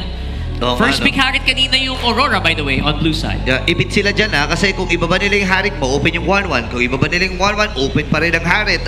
So pipili na lang sila ng mga poison nila dito. Either way, bukas yung Kalea, by the way. Sa bagay. And ano pa ba? Alice, ayun. May first pick Alice na ba? Or second, third lagi? Wala pa ata. Wala pa naman ang first pick Alice. Hindi pa naman ganun kalupit si Alice. There goes the 1-1. They could just repeat the Harit first pick. Tapos, ang pwedeng gawin ng Omega para di sila maipit doon sa Arlo Throne, give the Esmeralda right now. Oo, maagang Esmeralda, no, para may chance at may way si Super Yoshi na i-adjust pa yung kanyang hero. Kasi so far, wala pang panalo. 0-3 ang Arlot ni Super Yoshi. So, I think isa to sa mga kailangan nilang tignan, no? Iipite, wag iwasan nila na maipit si Super Yoshi sa draft. If kukunin mo yun, maybe try to get it right now para pwede mo siya ma-flex onto the XP as well. Which I think gagana naman din yun kung sakali. Pero again, mawawala ang Esme pag nangyari. Esmeralda sana? Get this Esme now, not the Claude. Kasi feeling ko doon nagsimulang maipit eh. Okay, so hindi na Claude, pero Granger, but still this is a question. May gold lane na you can just prioritize any other hero, any other lane. Diba? Kasi pwede mo nang kunin yun sa red 3. So with the Granger priority from Smart Omega, pwedeng tinatago pa rin talaga nila kung ano yung magiging hero ni Super Yoshi or even ito ni James. Pero dun sa action ni Edward, alis. Parang IRL Throne of Ruin yung ginagawa ni ano dito eh. Oo, ayan na. It's a sign. Okay. Parang inulit lang yata yung drop ng game 1. Yung Aurora pa yung gumawa. Sila pa yung gagawa ngayon kasi literal na hindi naman sila masyadong nagkaroon ng isipin other than that Claude na masyadong maaga. Pero this time, for Omega, this is somewhat better na scaling, infinitely scaling ang isang Granger dahil sa kanyang stacks na passive. So, technically, early game din ay mas madali in compared kanina. So, there goes that Kimi again from Haji. Remaining bans would be again the Eve and Kalea, Angela. I think the Angela must be respected. Tanong ko, iba ba pa yung Angela dito, if ever? Yes, Angela Eve is one of the best bands here. Oo, importante na maalis ang Angela dito. Kasi masasabi ko na medyo kaya mong tiisin eh, yung Kalea and Alice. Pero yung Angela kasi, masakit talaga sa ulo eh. Angela Alice, no, parang unkillable lalo si Edward. Pero na lang kung gusto nila magkalea, second pick, first pick naman sila sa second phase. So, parang sa Omega, kung gusto nila ilatag yung kalea sa kanilang pwesto. No? Gusto ko yung Kimi pick, no? I feel like sobrang consistent ng Kimi kanina. Yes. I think I wanna see more Kimi from Haji. So, let's see if, ano naman i-front nila dito aside from the Frederick. So nagbago bigla yung tagpo for Aurora. Instead of they ban the Arlot now kasi wala pang XP hero for the side of Smart Omega. There was the Eve again. So mas pinili nila na ibigay yung Angela than the Eve. Now, for Aurora, they can ban out hero for Super Yoshi. I mean, Kalea. Kasi parang mahirap ibigay right now. Kasi if you're Omega, you will get it on your red 4. Tapos mapipilitan ng ngayon ng Aurora na kumuha ng iba, maybe a Kalin or even a Franco or a Katja plus an Angela mula kay Yue. Oo, mahirap. Kailangan kumuha sila ng isa doon. Yung Angela kasi hindi na rin option para sa Omega. Anong magiging final ban dito ng Aurora? Pwede nga nila tanggalan. O Arlot, oo, maganda. Or Esmeralda. Mas ako yung Arlot kasi the Arlot friend rin combo still lies. There goes the Kalea on the red 4. Aurora now. You can go for a Franco Angela. Although kahit bitin yung damage, again, they would just rely on Domingkite. Give Domingkite a very good time on the gold lane with a Franco pick. Or even a Kaja for a more, sabihin natin, mobile type. Parang meron kang mas mabilis na Franco yung meron kang Kaja. Pero mas short range lang. Not to mention, all of that is of course yung punto nila. Try nilang hulihin yung Kimi. Right? Which is kanina, again, naging problema yun ng Aurora, especially in the early to mid game. Now, I wonder kung Franco and Kajaga ang pwedeng solusyon dun. What if Hellcurt? Mahirap. Yan naman tayo. Kailangan ng kailangan ng I just have to say it. But Katja plus ayan na. Okay. So ito yung isang iniisip natin kanina ng game number 1. Classic Since wala na yung Kalea, hindi na viable yung Angela pick. Kasi yung value na gusto mo sana dun sa Kalea Angela ay yung massive healing. Now that they have the Katja, they partnered it up with a Novaria and guys, hindi na ito basta Novaria. Novaria ni Yue ito. Only CC yan, not to mention combo din with lights, ganon, Katja. So, patamain nila yung ulti, should be good. Their CC is open, very stable XP laner para sa Omega. So much better than game number 1. Yeah, maganda to. At least kahit pa paano merong parang supplementary damage din mula dun sa kanilang XP lane at pwedeng sakalin kung sino man ang kanyang makikita dito. So, Fredrin versus YSS muli ang ating makikita para sa laban. Although, medyo mahirap lang yung frontline responsibility for Smart Omega. If mai-intercept nila yung flank na gagawin ni James all throughout those clashes, if mapapass through nila yung harang na gagawin ni James, parang sobrang daling i-break ng frontline ng Smart Omega dahil Fred rin lang naman technically yung popronta for them. Yung Kaleya kasi mag-aabang yan sa isang bush, mag-aanap ng isang magandang target, and if you're Aurora, you have an ease of access. Nandiyan yung Alice, diba? Nandiyan yung Katsa, lahat ng yun kayang tumalon doon sa gitna ng laban. Tatalon ba sila or sila ay kakalma muna kasi nandito tayo sa game number 2 ng Aurora versus Omega. Again, pinayuan natin kanina, it's playoffs on the line. Still for Omega. And Aurora, looking for number 13. Parehas importante ito yung number 13 para matabla ang FNOP na record. And sa Omega, ayaw mo naman syempre ilagay sa kamay ng Team Liquid Philippines ang inyong kapalaran. And para dito sa ating mga mid laners, at tagal natin hindi ata nakita nagkaroon ng matchup ang Kimi at itong Novaria. Kaya nga may tapos na. Okay. Demon Kite, super low! Baba ng buhay ni Demon Kite. Ako po, pinuntahan pa ni Ryzen. Buti nilang nakapag-traceless. Kaya lang si Light ay naipit din sa 4 na miyembro dito ng Omega. Maagang kill para sa kanila. Literal na naging better yung early game ng Smart Omega. Because of the Kaleya na nanggagaling kay Super Yoshi, they have the luxury na magstay doon sa frontline dahil doon sa heals na ginagawa ng Search of Life. Not just that, damage is very evident dito sa Smart Omega right now. They have the Granger and the Kimi. They don't need items para mag-provide ng damage. In fact, si Netsky, pwede niyang tapusin yung Fury Hammer tapos mag-Sky Piercer na siya agad-agad. Especially sa early game, I think hindi mo din matatawaran yung DPS ng isang Kimi basta may hinahampas ka. Yes. Dire-diretso yung damage mo. Kung pagkaman naman sa Novaria, magbabato ka at mag-wait ka pa ng cooldowns. So definitely Omega ang lumalamang dito is the early game. And yung composition nila, sinasabing, yes, kami dapat talaga ang lamang right now. Tsaka skill shot kasi yun Kapag hindi tumama, kailangan mo ng reset. Kumakasap ulit Kakasaka ulit, di ba? So, marami kanya i-considera dito ang Aurora, specifically itong si Yue. And dito sa may bandang ibaba naman, 2v1. Edward ay buhay. Tapak sila dun sa may balbas. Yung Super Yoshi nag-aabang din. Natatawa talaga ako pag balbas din natapak dito. Pero yun na kasi yun Yun talaga yun. Wala tayong magagawa. Ay, sinimulan nyo Ayan na, sisimulan na rin. Si Edward flickered na gamit din with the Throne of Ruin. Nabigyan kagad si Ryzen. Pasok ngayon yung mga miyembro ng Aurora. Kaya bang i-sustain. Nabitawan yung Revitalize. Atras si Super Yoshi. At medyo na-late nga lang sa party dito si Netsky. Wala silang jungler at maaari sa maaari na makuha ng Aurora ito. Malaki ang kanilang chance and Demon Kite with a turtle. Alam mo, technically may healing pa rin pala sila sa Revitalize, no? Tinagyan mo yung Kaleya. Pero may heal pa rin pala. Ganun din. Gatot Katsa pa rin, hindi lang nga lang Angela yung gamit ni Yue. So meron pang threat for the artillery. And we saw the Aurora that we saw during the TLPH match. Kapag Fred rin yung kalaban, imbis na kumontes ka sa objective, patayin mo agad yung Fred rin. Diba? Nakita natin na even the flicker of Edward has been utilized para lang abutin ng Thorn of Ruins etong si Ryzen. And one-man Thorn of Ruin lang. Kahit isa lang yun, okay na sa Aurora kasi that is really a viable target. Kung tatanggalin mo yung jungler, kung tatanggalin mo yung jungler na lamang sa retrihan sa'yo dahil naka-Fredrich siya, di mas madali na yung objective para sa'yo. Pero naman, he who controls the retry controls the game. Yun, parang si Sakuragi ata.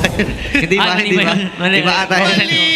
Iba pala ata yung pero yung totoo naman, like tinanggal mo yung retry ng kalaban para mong tinanggal yung galamay nila, yung chance sila na makapag-steal dun sa objective. And it's really, really important na manotice mo kailan pwede mong gawin yun. Nagsasama-sama dito ang Omega. Light ay nakita. EOG sa kulang germs. Pero si Haji ay nakaabante din. And atras muna dito ang Aurora. Magandang reinforcement ang ipinamalas. Pero namaanap si James sa kamay ni Demon Kite. Maagang kill. Actually, dalawa na kagad ang nakuha dito ng jungler from Aurora. Bilis na combo yung ginawa ni Leon under the turret. So makaplato pa yata ng malupit dito. Demon Kite and Edward. Mauubos nga yata nila. Ryzen trying to stop them. Okay, mapipigilan naman. Pero malaki-laki, halos 70% ang naalis doon sa plato na yun. Diba? Ito si Demon Kite. If Smart Omega is doing a better early game than what they did in Game 1, Aurora is also doing a better early game. Kasi kanina, as we can see, hindi ganito lumalaban yung Aurora kapag objective. In fact, may mga times na binibigay na nila ng tuluyan. And now, na mas malaya sila nakakagalaw, mas may action and mas may damage na i-expect from UA, mas nagkakaroon din sila ng freedom to contest for this objective. Nandiyan na si Light at so far with those visions, yung mga Star Shatters na dito matama, andyan na kayo sa Astral Echo. Ayun na, inabutan na! Oh my goodness! Tunaw kagad si Agi! Passet, 3-man Thorn of Ruin! Ngayon, nagtatalo na ng mga miyembro dito ng Aurora. Dalawa kagad ang dapat tumba kung sila yung nagamit din. Naghahabol pa sila dun sa may bandang ibabaw.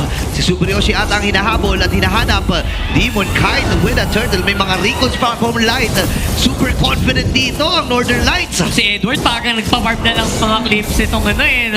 Ang ganda nun! Perfect CC. Lumabas naman sa screen niya yun eh. Perfect CC. Oh, perfect CC. Perfect CC. Tatlo ba naman yung hinuli niya ng kanyang Thorn of Ruins?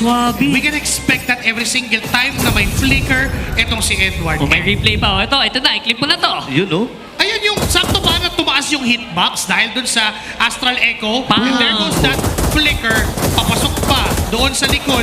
Parang we can expect na every turtle, since 2 minutes yung cooldown ng turtle at ng flicker, doon niya lagi gagamitin yun. So timingan mo na yung flicker ni Edward. Bilangan na, 2 minutes. Bilangan mo na yun. The next big play. Hindi, iba talaga yung naipamalas doon eh. Then actually, nagsimula yan doon sa maagang burst dito kay Haji. Hindi niya kasi in-expect na after niyang tamaan pre nung bangka, wala na, hindi na nakatakbo doon. Okay, wait lang. Light ngayon ay umahabol. Yue, buti na lang tumatago sa pader. Pero hindi pa tapos dito ang aksyon. Action po siya nagamit. Nandun na rin Jason Echo. And si Light ay namaalam. Magandang pagbawi pero dun sa may bandang itaas may ginagawa na naman yung Smiling Demon. May bawi din, nakasmile lang. Gumagedly magic. And yun na nga, binuhos na lahat ng crowd control dito kay Light. It actually took a long time to take him down. Yes. Yung AOG, ginamit pa niya sana para makatakas pero because of the layers of crowd control for Star Omega, hindi niya nagamit yon. Good punish. But the thing is, na-sacrifice nga lang yung isang lane. Nabasag yung isang outer turret down top lane. And hindi lang yun. Nagkakaroon din ng laya. Even Yue was able to steal the purple away dito kay Ryzen. Oo, ginugutom si Ryzen dito And kailangan hanapan ng paraan ng Smart Omega kasi ngayon 5,000 na ang kalamangan nila.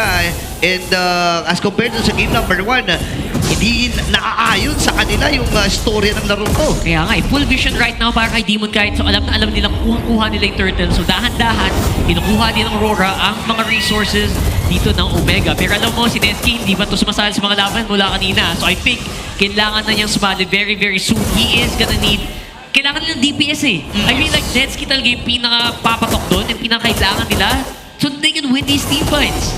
Hindi mo sinasalungalang mo yung mga Dead Sonata hindi halos tumatama doon sa mga headbar dito ni Edward.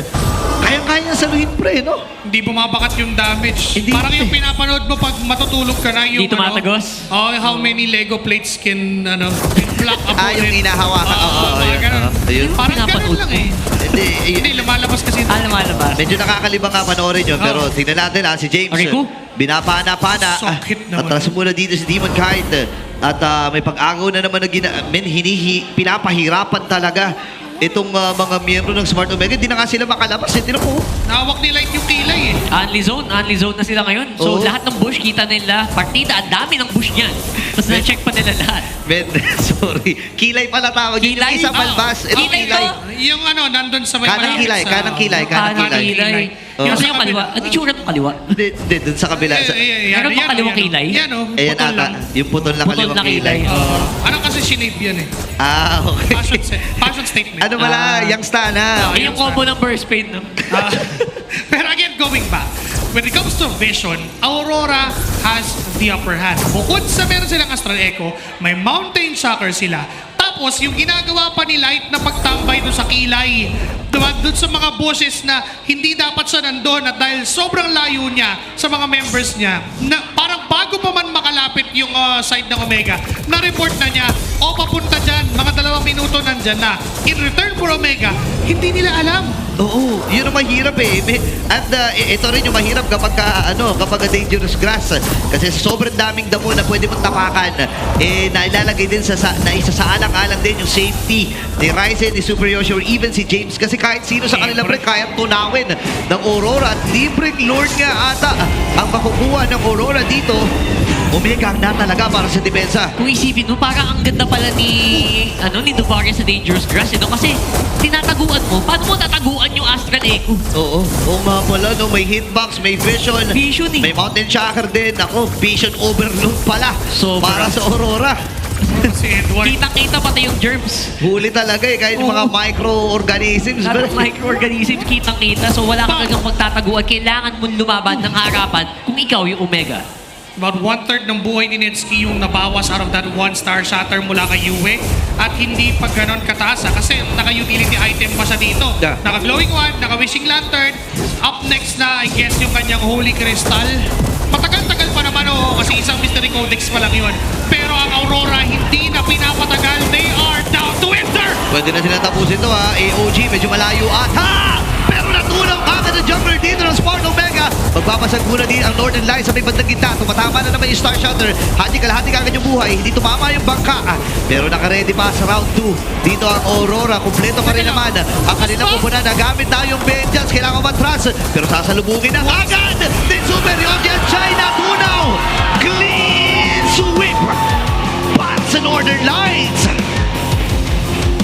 Aurora, alam nila ang kailangan nilang gawin. They get the 13-1 streak laban sa Omega na ngayon ay maghihintay sa mga susunod na laban para sa kanilang playoff streak. Man, tinabla na ang 13-game, actually match win streak ng FNOP. Ibang klase ang Aurora. This is just Aurora telling us that they really dominated the regular season and they are really prepared for the playoffs. Napakagandang win streak, napakagandang performance mula mismo sa Aurora. Streak is alive and they will go into the playoffs again, top seed, and with their streak secured. This is Omega though. They will have to wait for the remaining matches para malaman kung ano ang kanilang magiging kapalaran. Men, ang bigat na ito. Napakabigat, of course. Pero for the meantime, kausapin natin ating mga teams nandun sa stage kasama si Hans. 13-match win streak. Everybody give it up for Aurora Gaming! What an experience it is, Coach. Again, congratulations. 13-match wins. Talk to us about processing yung in-between ng Game 1 and Game 2 kasi sobrang nag-iba yung dynamic from those two games or in between those two games. Sa totoo, medyo napagalitan ko sila kasi ang dami naming mga bagay na hindi na dapat gawin, ginawa nila nung Game 1, especially yung mga TP-TP na yon. So buti Game 2 naging malinis naman yung laro nila. So yan, good job pa rin sa kanila. Parang mga napagalitang estudyante Light, ano ba? Anong nangyari doon? May masasabi ka ba? May rapat ka? Wala, yung mga wala akong ginagawa ng trabaho. Wala ginagawa? Si Doming ata, may Doming, ano ba nangyari? Ano nangyari? No comment? No comment? Wala, nice game. Nice game lang, nice game. Okay, mabuti ng malinaw. Edward, game number 1 and game number 2. Ang dami mo ng streak na pinagdaanan dito sa MPL. There was one with Blacklist. There was the one last season. Tapos ngayon, 13-match win streak ang team nyo. What makes this win streak so special para sa'yo?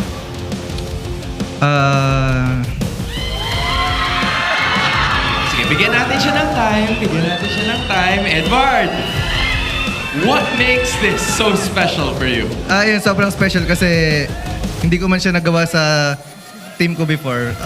Nagawa ko siya dito sa Aurora kasama tong mga to. You know, I love the idea that you guys are on a 13-match win streak. And dun sa iba, natitigil yon sa dulo. Pero yung sa inyo, naituloy-tuloy nyo until the end of the regular season. How are you gonna keep this going heading into the playoffs? Actually, sinabi ko sa kanila, kilala niyo ba kung sino tumalo sa Onyx nung last season? Which is Omega rin. So, akala ko matatalo rin kami dito. Akala ko malalason kami. So, yeah. pero hindi kayo nagpataig. And there was a lot of people believing in you today. So at this point, gusto kong malaman, Yue, I'm gonna ask you again. Kasi, asan? Yue, para kasing kulang yung sinabi mo sa amin kahapon in terms of like mas matatag na yung loob mo. Now, from a scale of 1 to 100%, how confident are you with this team na makukuha niyo yung champion this season?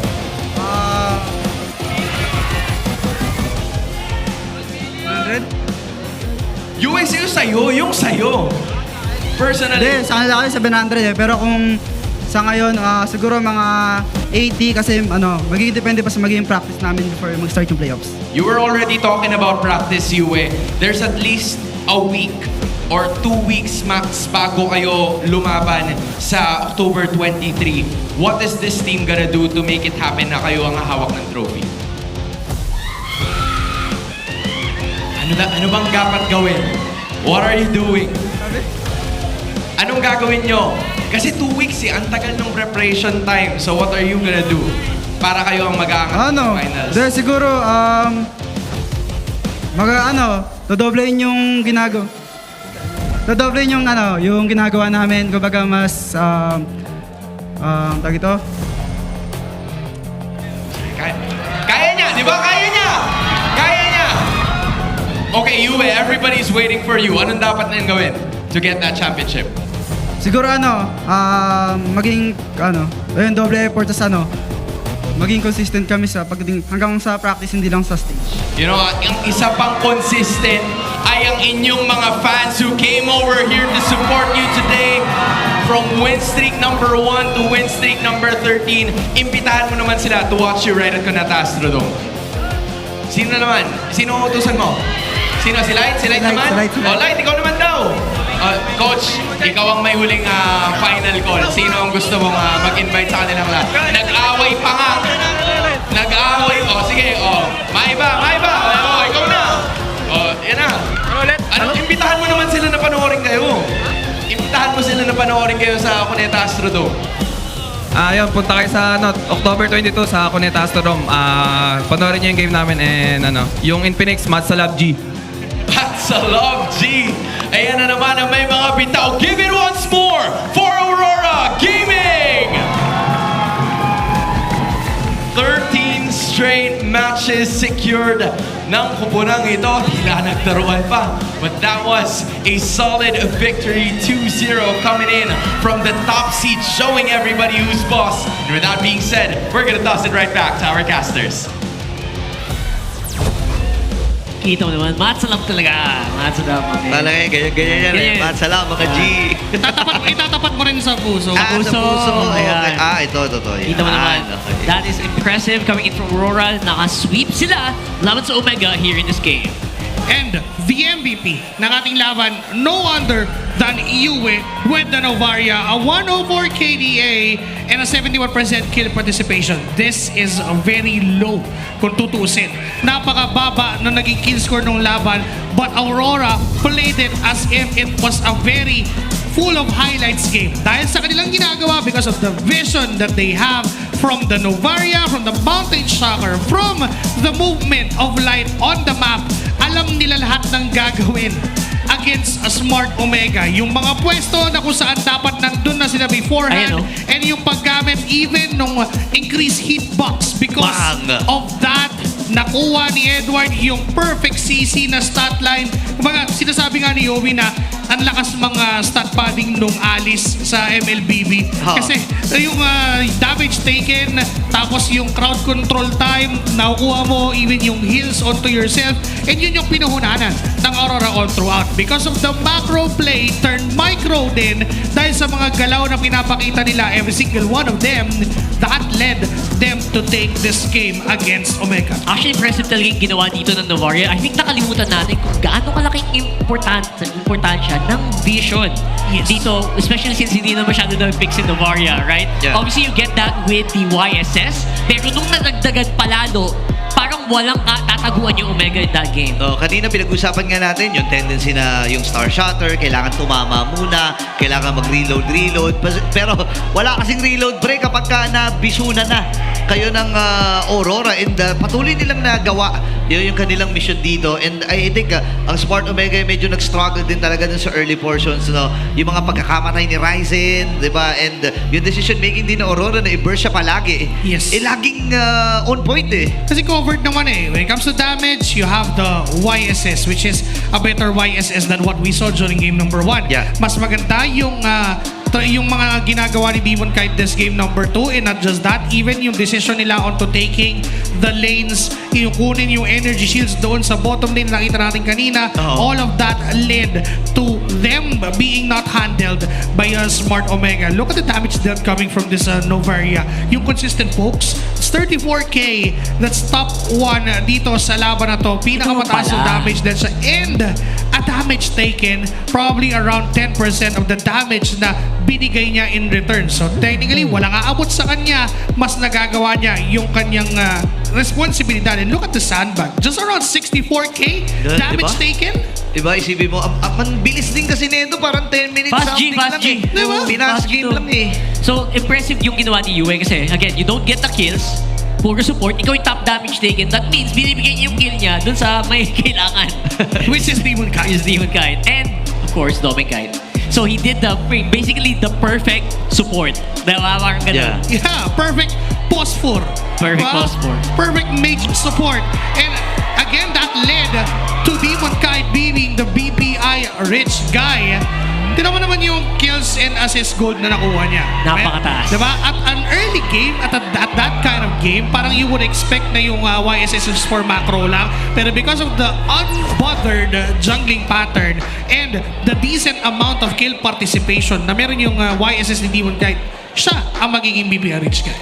It's super impressive again, just to see all of this happen for Aurora. Very strong yung magiging output nila dito for sure sa ating playoffs. What do you guys think? Well, para sa kupunan, hindi na lang sa Aurora, para sa Smart Omega, nakasalalay sa TLPH ang kanilang pagkakapasok sa playoffs. For Aurora naman, madalas na natin itong sinasagot even sa mga streams natin. Aurora is really a team to beat at kailangan katakutan when it comes to the playoffs. And lalabanan nila doon, of course, yung consistency nila coming into the later parts of the playoffs, which is lahat tayo, love him or hate him, inaabangan natin yon for sure. Yeah, talagang kailangan basagin ng Aurora, mga haters at mga sinasabi dito, no? And ito na yung pagkakataon nila. Ito yung season 16 ang pagkakataon nila para kunin ang kampyonato. That's right. So that's gonna be it for us. Thank you so much for being here, guys. I'm Papa si Rockart, Burrito, and Joshi Cakes. Let's throw it over to our mic check. Wait lang, malayo pa ako. Wait lang, yung kalaya kami. Wait. Combo na Baka dangerous, bush. Dangerous. L3, ano? Hitbox nga kay Haji. Go. Go, pre. Uli, pre, Haji. Sa L3, nakita na. Pre.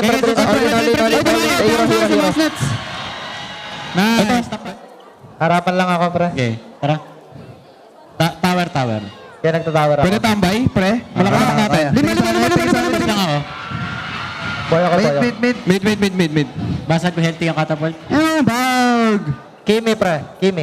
Tayo. Babad. Kulang sila isa. Babad lang. Harapan target natin. May buhay pa itong kalembang. Replikeran ako netong kalaya. Binuhat ako. Grabe, Babad na, Brad. Wait lang kayo, malayo pa.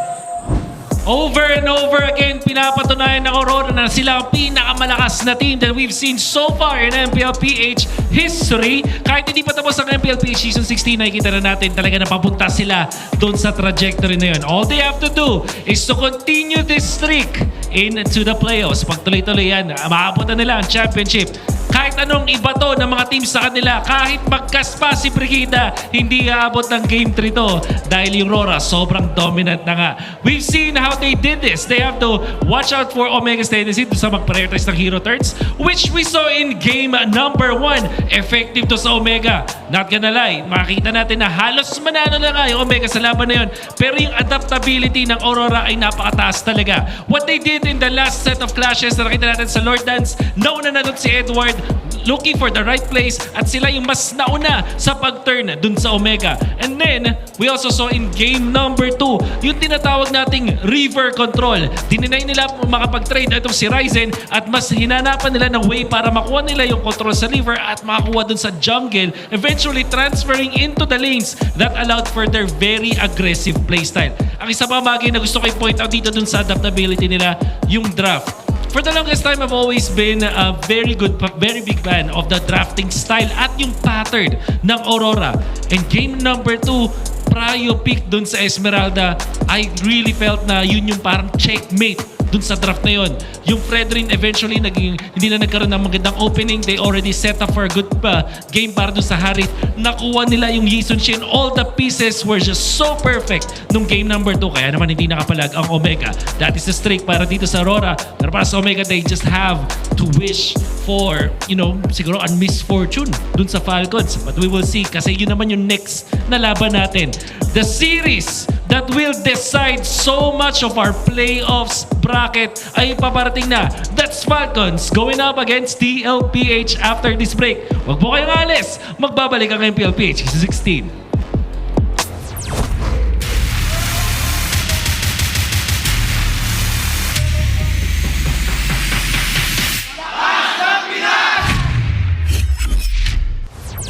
What's up everyone? Game. Usap tayo. Masinsinan. Manood kayo ng playoffs guys sa paparating na October 22 to 25. Yan guys. Gaganapin yan guys sa Cuneta Astrodome. Yes sir. Sana makapasok na kami ngayon guys para mapanood nyo kami doon. Good luck sa atin syempre. Bigyan natin ng magandang laban. Kaya let's go. Medyo madugo to ha. Bigyan natin ng magandang laban ng mga manonood. Better na daw message mo kay Nosha. Yun guys, sabi niya, solo kill niya daw.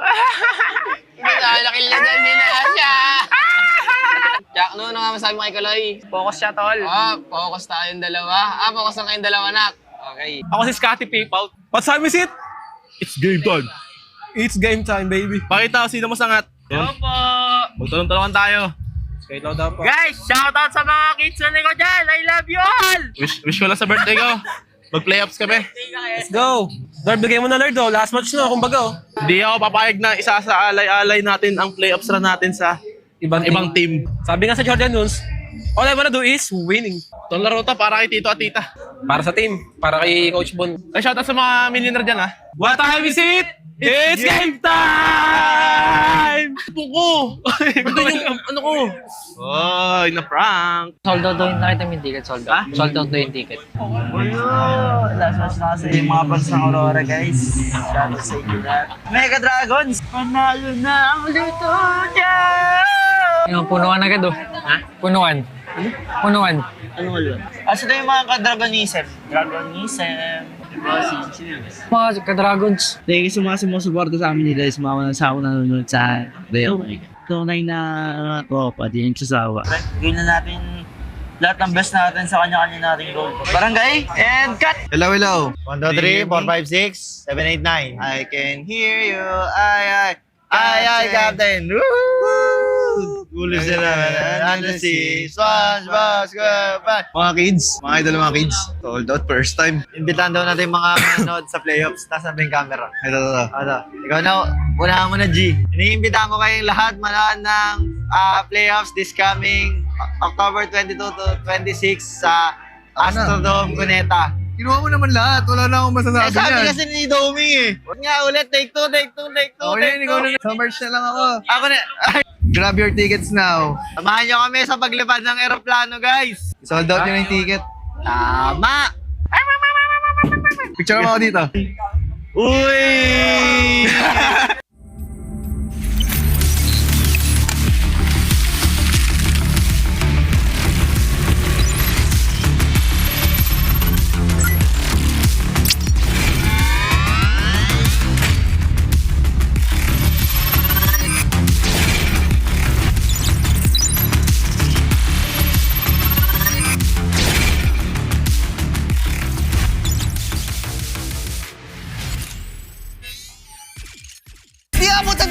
Defeat GG Bro! Don't worry! The Only with Smart Power All 99. Hindi bitin with 10 gig data to power your games plus only Facebook or only TikTok. now!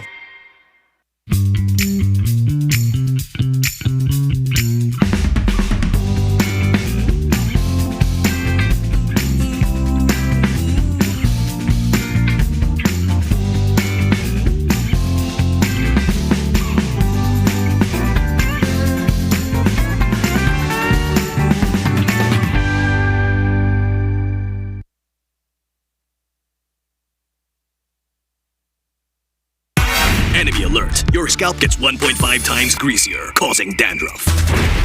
Get triple anti-dandruff power. Supercharged with Clear. Pang-marinade! Panggisa! Pampasarap! Ang daming ititimpla! Luto mo yan with Knorr Liquid Seasoning. Mula luto tong plato, sarap panalo! Luto tong plato, sarap panalo! Luto tong plato, sarap panalo! Luto tong plato, panalo ang luto mo!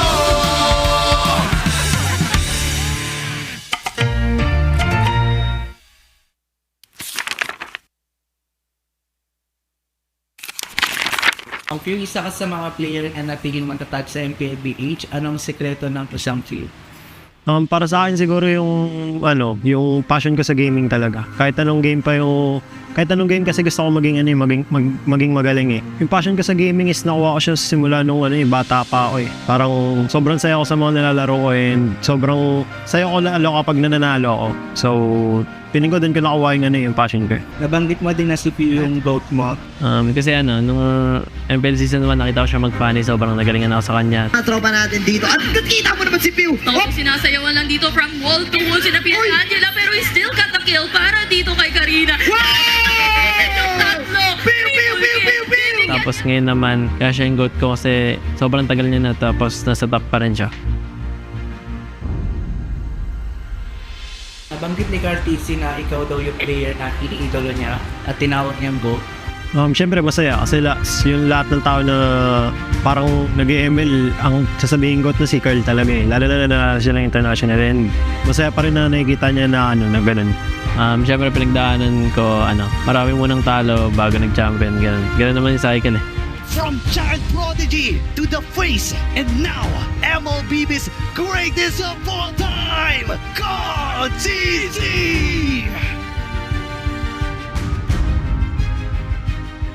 Paano nito nabago yung buhay mo at yung pananaw ko sa tumay? Sobrang dami nagbago sa financially, tsaka yung routine ko sa buhay, yung ginagawa ko sa buhay, tsaka pag lumalabas ako ganun, may mga nakakilala na sa akin. Feeling ko, abang tumatagal, parang napapansin ko sa sarili ko na mas madisiplina ako and mas mature. Siguro yung biggest lesson ko lang yung balance lang sa lahat ng bagay. Tapos ngayon talaga, ito na talaga yung feeling ko buhay ko eh.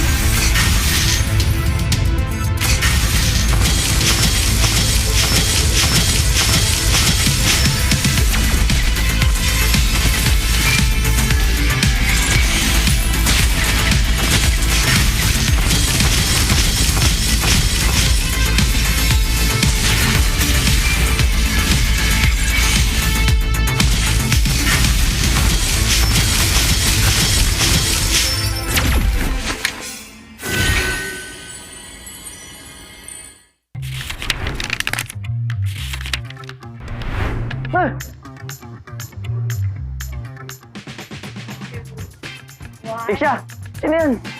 Si Gary? Esmeralda? Edith. Si Edith. Edith. Arnold. Edith. Edith niya. Ano? Edith. Grabe. Edith.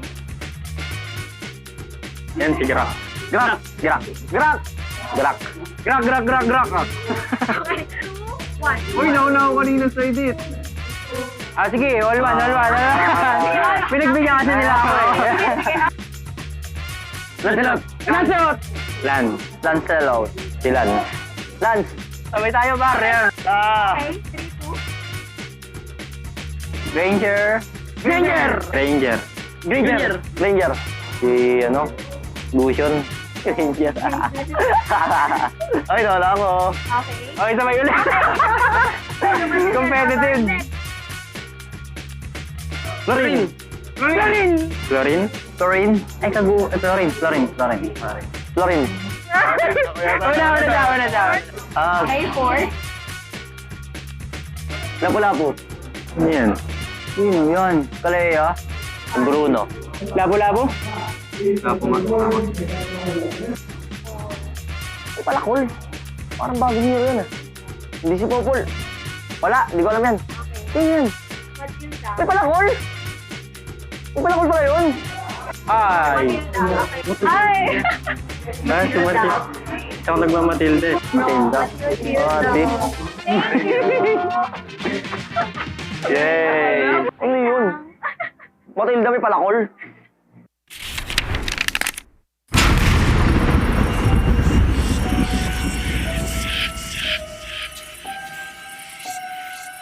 Gising na ako nang di bahala ako sa swerte. Sabi mo, mag-win streak ko to. Dahil sa'yo, tambak na ako!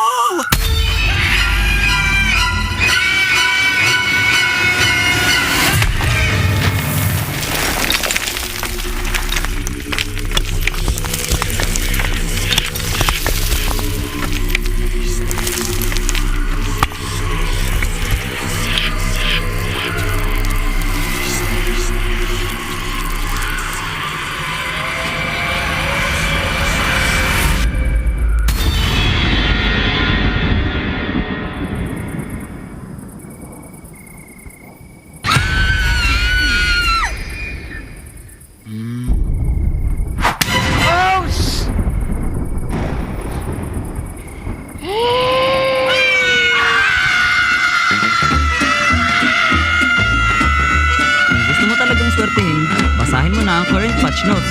Andito na ang Ready for Next, the biggest gameplay update of the year. Break through boundaries with the new Broken Walls map update. MLBB, we are ready for next.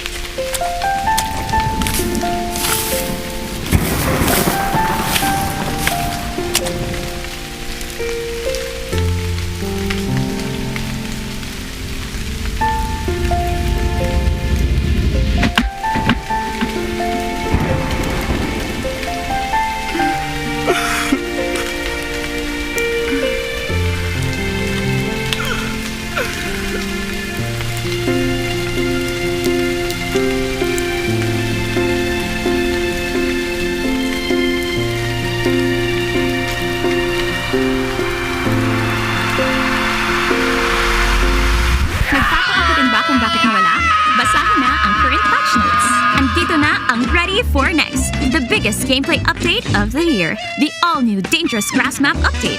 Use it to your advantage. MLBB, we are ready for the next.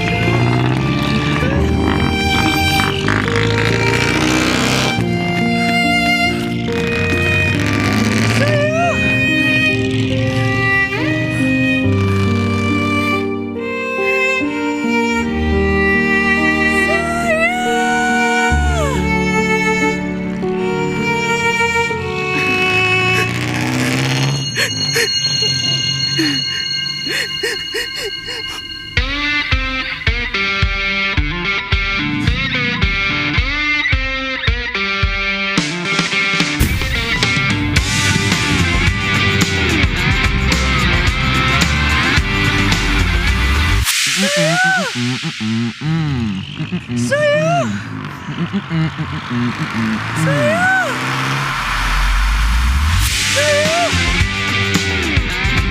Sayo! Napag-iwanan ka na rin ba? Andito na ang Ready for the Next, the biggest gameplay update of the year. Get a head start with the new Flying Cloud map update.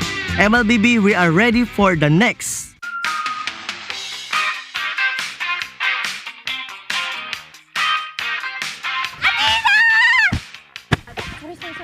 Sinundan mo talaga ako dito! Sayo! Hoy, ano ba, mga bulag ba kayo? Hindi parang mga bulag kasi wala ba kayo nakikita? Mga bulag!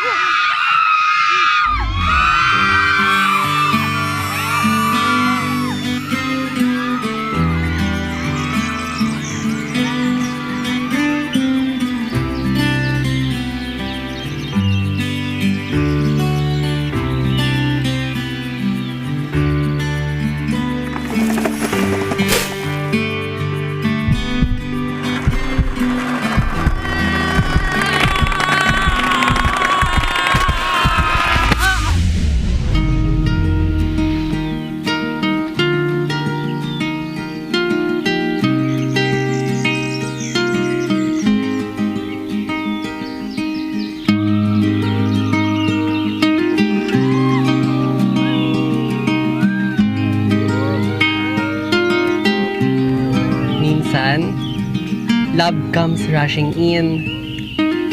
Parang bagong expanding river sa Mobile Legends.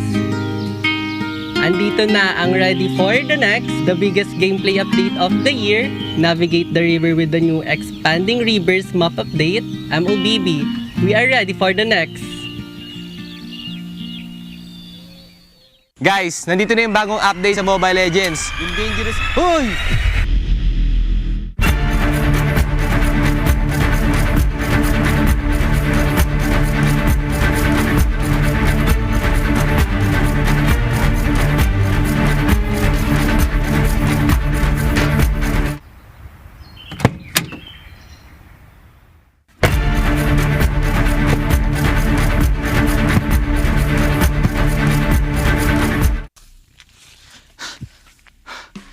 Okay, guys, yung sinasabi ko nga pala kanina yung bagong update. So una, yung dangerous grass at yung broken walls. So sa broken walls, guys, meron mga iba't ibang butas yung mga walls sa mapa. So mas magbe-benefit dito yung mga jungler kasi mas magiging mabilis na yung pag-gank nila kasi mas mabilis na yung pag-roam nila sa mapa dahil may butas na. At guys, magbe-benefit din dito yung mga heroes na walang mobility dahil di na nila kailangan ng mobility para humakbang sa mga walls na to kasi may butas na nga.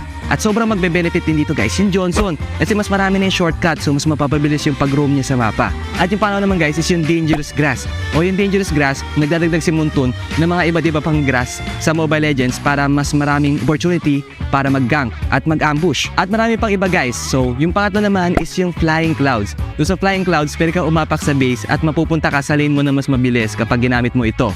At yung pangapat naman, yung expanding river. So si Muntun magdadagdag daw siya ng maraming tubig sa river kaya mas magiging mabilis yung movement speed nyo kapag umapak kayo sa river. At yun lang, yung mga bagong update in Mobile Legends kaya i-check nyo na. Payong mo. I think Project Next is a home run. Sobrang excited ako nung malaman kong Roamer na lang yung pwedeng bumili ng Roam Boots. But now I think Roamer has become such a linchpin role.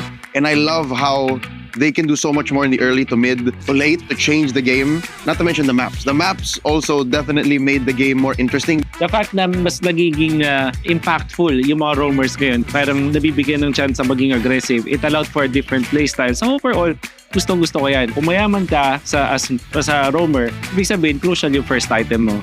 And I really like yung analysis dun sa part na yun kung ano yung first item na kukunin ko. So yun, I'm very happy about that. Yeah, I love the adjustments for the roamers for Project Next. It really brought a lot of creativity out of the potential picks that could be brought out by the coaches, by the roamers. It changed how the game is played for the roamers, how they get vision, their timings. So I think this was a really great refresh for all of us, for the roamers of the league, and for the fans of MLBB. It's very interesting kasi nagbago yung dynamic ng game. There's a lot of like viable strats like Ngayon nakakita tayo ng hybrid roamers, may mga nagbe-build ng damage like we've seen from X-Nova and some experimental changes na maybe makita pa natin in the next few weeks. But super interesting siya kasi it does change up the tactical approach ng mga teams, yung mga strategy. So, ang dami niyang unknown variable. My favorite map is Dangerous Grass. I like the fact na may impact din sa almost all stages of the game dahil dun sa fact na pag may Lord Dance, diba, pwede ka dun sa tinatawag naming balbas push na malapit dun sa pit. I still feel right now na ito yung pinaka-challenging na map. I think my favorite is Flying Clouds because it allows for so much to happen. When you're losing, bounce back siya. When you're winning, you can weaponize Flying Clouds again to build up bigger leads. Favorite map? I'd have to say Flying Clouds. It does introduce some changes in how you approach yung early game, yung pagdating sa late game. One time makita natin sa MPL, si Brusco, kamunti ka makagawa ng malupit na play mula doon sa kanyang gatot gacha, and then may disaster pa nangyari kay Nets. So my favorite map is actually two. It's Broken Walls and Dangerous Grass. Mainly Dangerous Grass because it adds that extra element of how you're actually committing the Lord Dance with the extra grass, especially behind the Lord Pit. And of course, Broken Walls taking away the back wall of the Lord Pit. So now you have two angles to go from through the Lord Dance. It's pretty interesting, and I love the dynamic change it brought.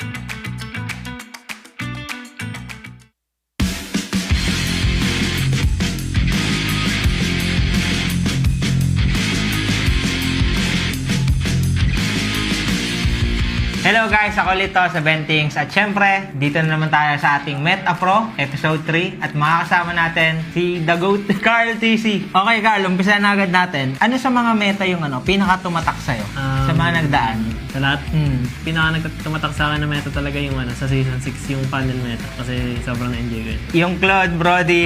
Naalala ko yun, M2 ba yun? M2. May na pa nun, Raptor ata. Raptor Machete. Saan ka nadalian tsaka nakahirapang meta? Yung nahirapan akong meta nun yung Season 9 to Season 10 kasi shifting na nun pa jungle emblem eh. Okay.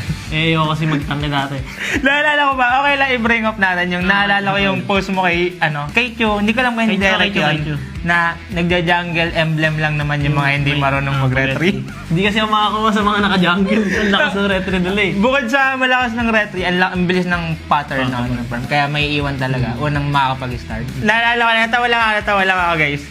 Sa ating next question, Carl, kung gagawa ka ng sarili mong meta, kahit pwedeng magkakapares na hero, magkakaiba, anong meta yung gusto mong gawin? At ano yung gusto mo itawag? Kung gagawa ko sariling meta, siguro yung mabilis pera ng lahat, tas mabilis yung cooldown. Tas yung skill, sobrang dami yun. Parang mayhem, ganun yung gusto ko. Tapos yung, deathmatch ba siya o ano? Normal siya na 5v5. Pero parang gusto ko rin ng 10v10 yun. 10v10? Yung magkakaibang skill. Ba, yung Kagura may hook. Parang mga ganun. Gusto mo ba yung ganun ba? Ayoko nun. Mabilis lang cooldown, tapos maraming pera. Okay na ako sa mga skill nila. Pangatlong tanong natin, dahil magkakaroon ng next project, yung may iba na yung mapa, sino sa mga team yung feeling mo na mabilis makaka-adapt at makakapag-adjust doon? Tingin ko yung mga na makaka-adapt agad doon yung may mga magagaling na coaches kagaya nila Coach Wine at yun. Onyx. Onyx. Tingin ko kasi mahilig sila mag-experiment. Tapos syempre Aurora din. Halos lahat naman tingin ko. And tingin ko parang new beginning to sa mga teams na di na nanalo ngayong week. Reset talaga.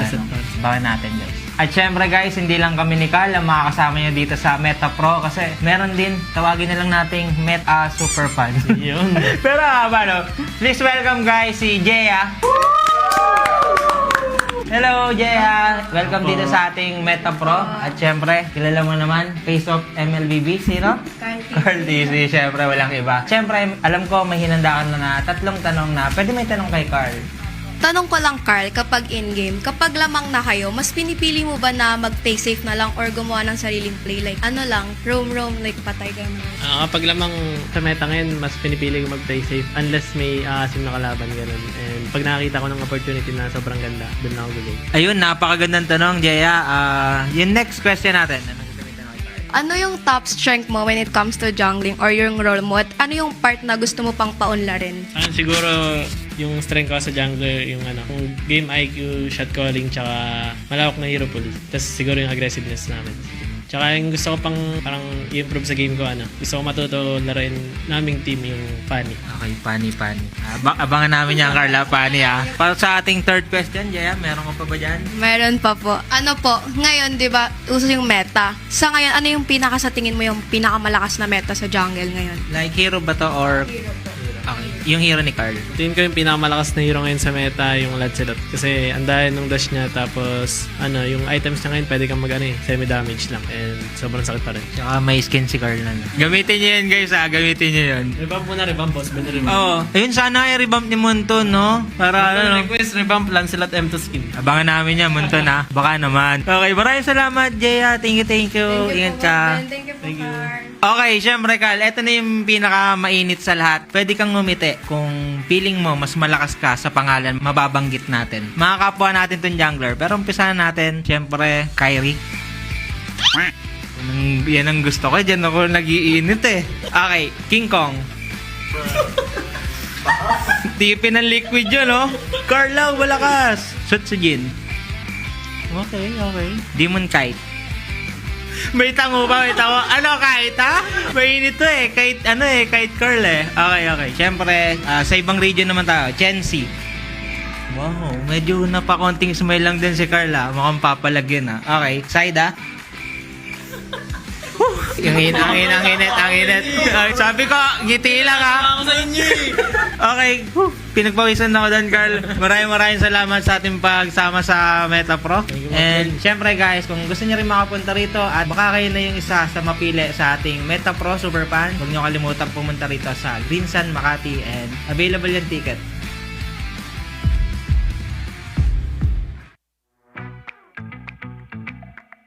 Yung thoughts ko sa Project Next, nakaka-visit kasi yung mga roamers mas mayaman pa sa mga carries Siguro nakapanibago, pero hindi naman sobrang laking adjustment kasi may mga nadagdag lang ng onti sa map, tsaka yun, may mga pwede kang gamitin. Pero yung rotation sa mapa, tsaka yung parang sistema ng laro, feel ko same lang So para sa akin, hindi naman sobrang laking adjustments. Though meron, pero para sa akin hindi siya yung mahirapan ka talaga ng sobra. Malaking factor yung core maps kasi game style ngayon ng game parang mind games compare sa dati kasi ayun nga dahil sa roam kaya niyang mag-level 2 agad and sa roam marami siyang pwedeng gawin sa mapa at siguro nasa roam meta yung tingin ko.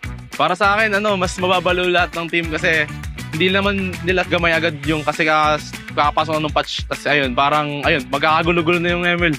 Kasi iba't iba na rin yung roam na ginagamit ngayon Mas magbubot na yung roam Pag maganda yung laro ng roam nyo, kayo yung malaki chance manalo.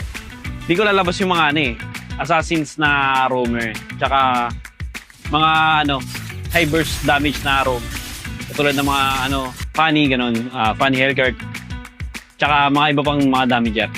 As a roamer, tingin ko pinakamalaking adjustment sa akin yun kasi doon ko ma-advantages ko yung equipment, lalo na rin yung sa mechanics ng roaming. Kailangan mo talagang maging mag-study tsaka masterin yung mga bawat vision tsaka sa mga papera nung sa roaming.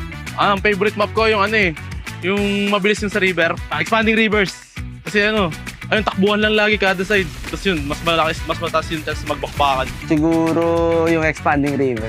Mabilis kasi ako nakabaka pag expanding river yung mapa. Para sa akin broken walls tsaka flying clouds. Kasi yung sa flying clouds maraming magagandang goofy clips Kaya favorite map ko is Dangerous Grass. Nakakatago ako sa mga roamers na nambibisit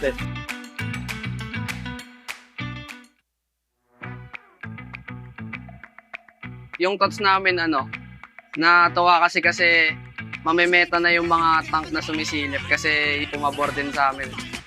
Para sa akin maganda yung yung update yung patch kasi parang may bagong kailangan masterin lalo na yung galaw ng roamer, yung vision. Hindi na masyadong magkadikit na lang yung roam pati mage Kailangan nag-uusap na rin kung siya muna bivision mga ganun. Parang panibagong kailangan aralin. Maganda yun para sa akin. I think mas makakatulong ngayon yung roam sa in-game since makakasabay siya sa items and gold ng mga kampi niya. Siguro dapat yung hero nila mobility tas mabilis talaga sa mapa para makahati sila sa lahat ng XP sa side. Sa yung magiging dahilan pag pasag sa meta kasi, ayun nga, yung 4 na mapa, parang paiba-iba Parang siguro makapasok na rin siguro ulit yung utility. Maganda kasi sobrang laki impact.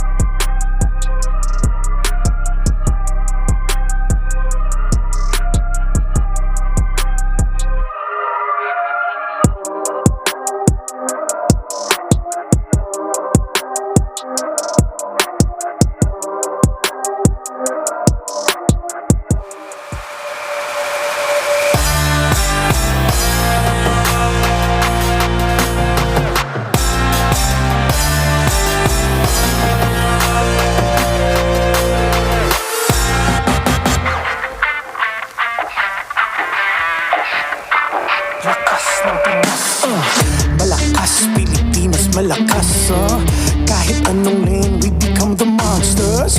Malakas, Pilipinas, malakas face the golden sun and repping for the 3 stars. Look at us, to the top, no ifs, no buts, winning any game para to sa PINAS. Di mo matitinag aming boses sa new level. Nasa kalye man o mobile, you know I become a legend. Listen, open fire, we unite, we winners. But with pressure, like diamonds are made of. Switching the lane na parang gera, HP racing may reseta. But kakatang buhat ni Hilda, full dome SS parang Laila. Susundan ko ang wakas, kasama pataas, tagumpay natin to dahil tayo'y malakas para sa Pinas.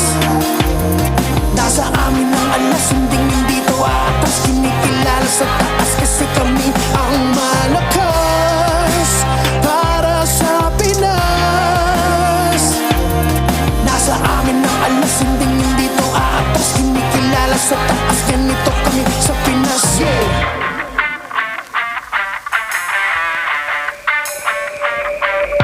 Laging MVP, no surrender, no retreat. Pag nagsama-sama, just imagine what we can achieve. Laging MVP, no surrender, no retreat. Giving 100 on my all, cause we just cannot be defeated. We are unstoppable, immune and invulnerable. Ready ang equipment, lahat frozen, mala, crowd control. Pakita on the jab, east to the southeast. Taas ang matawad, proud and loud, cause every enemy we devour.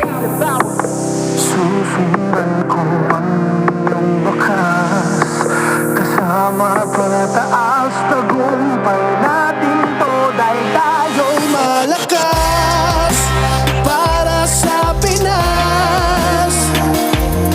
Nasa amin ang alas, hindi to atas, kinikilala sa taas kasi kami ang malakas para sa Pinas. Nasa amin ang alas, hindi to atas, kinikilala sa taas, ganito kami sa Pinas. Malakas, Pilipinas, malakas kahit anong malakas, Pilipinas, malakas face the golden sun and repping for the 3 stars.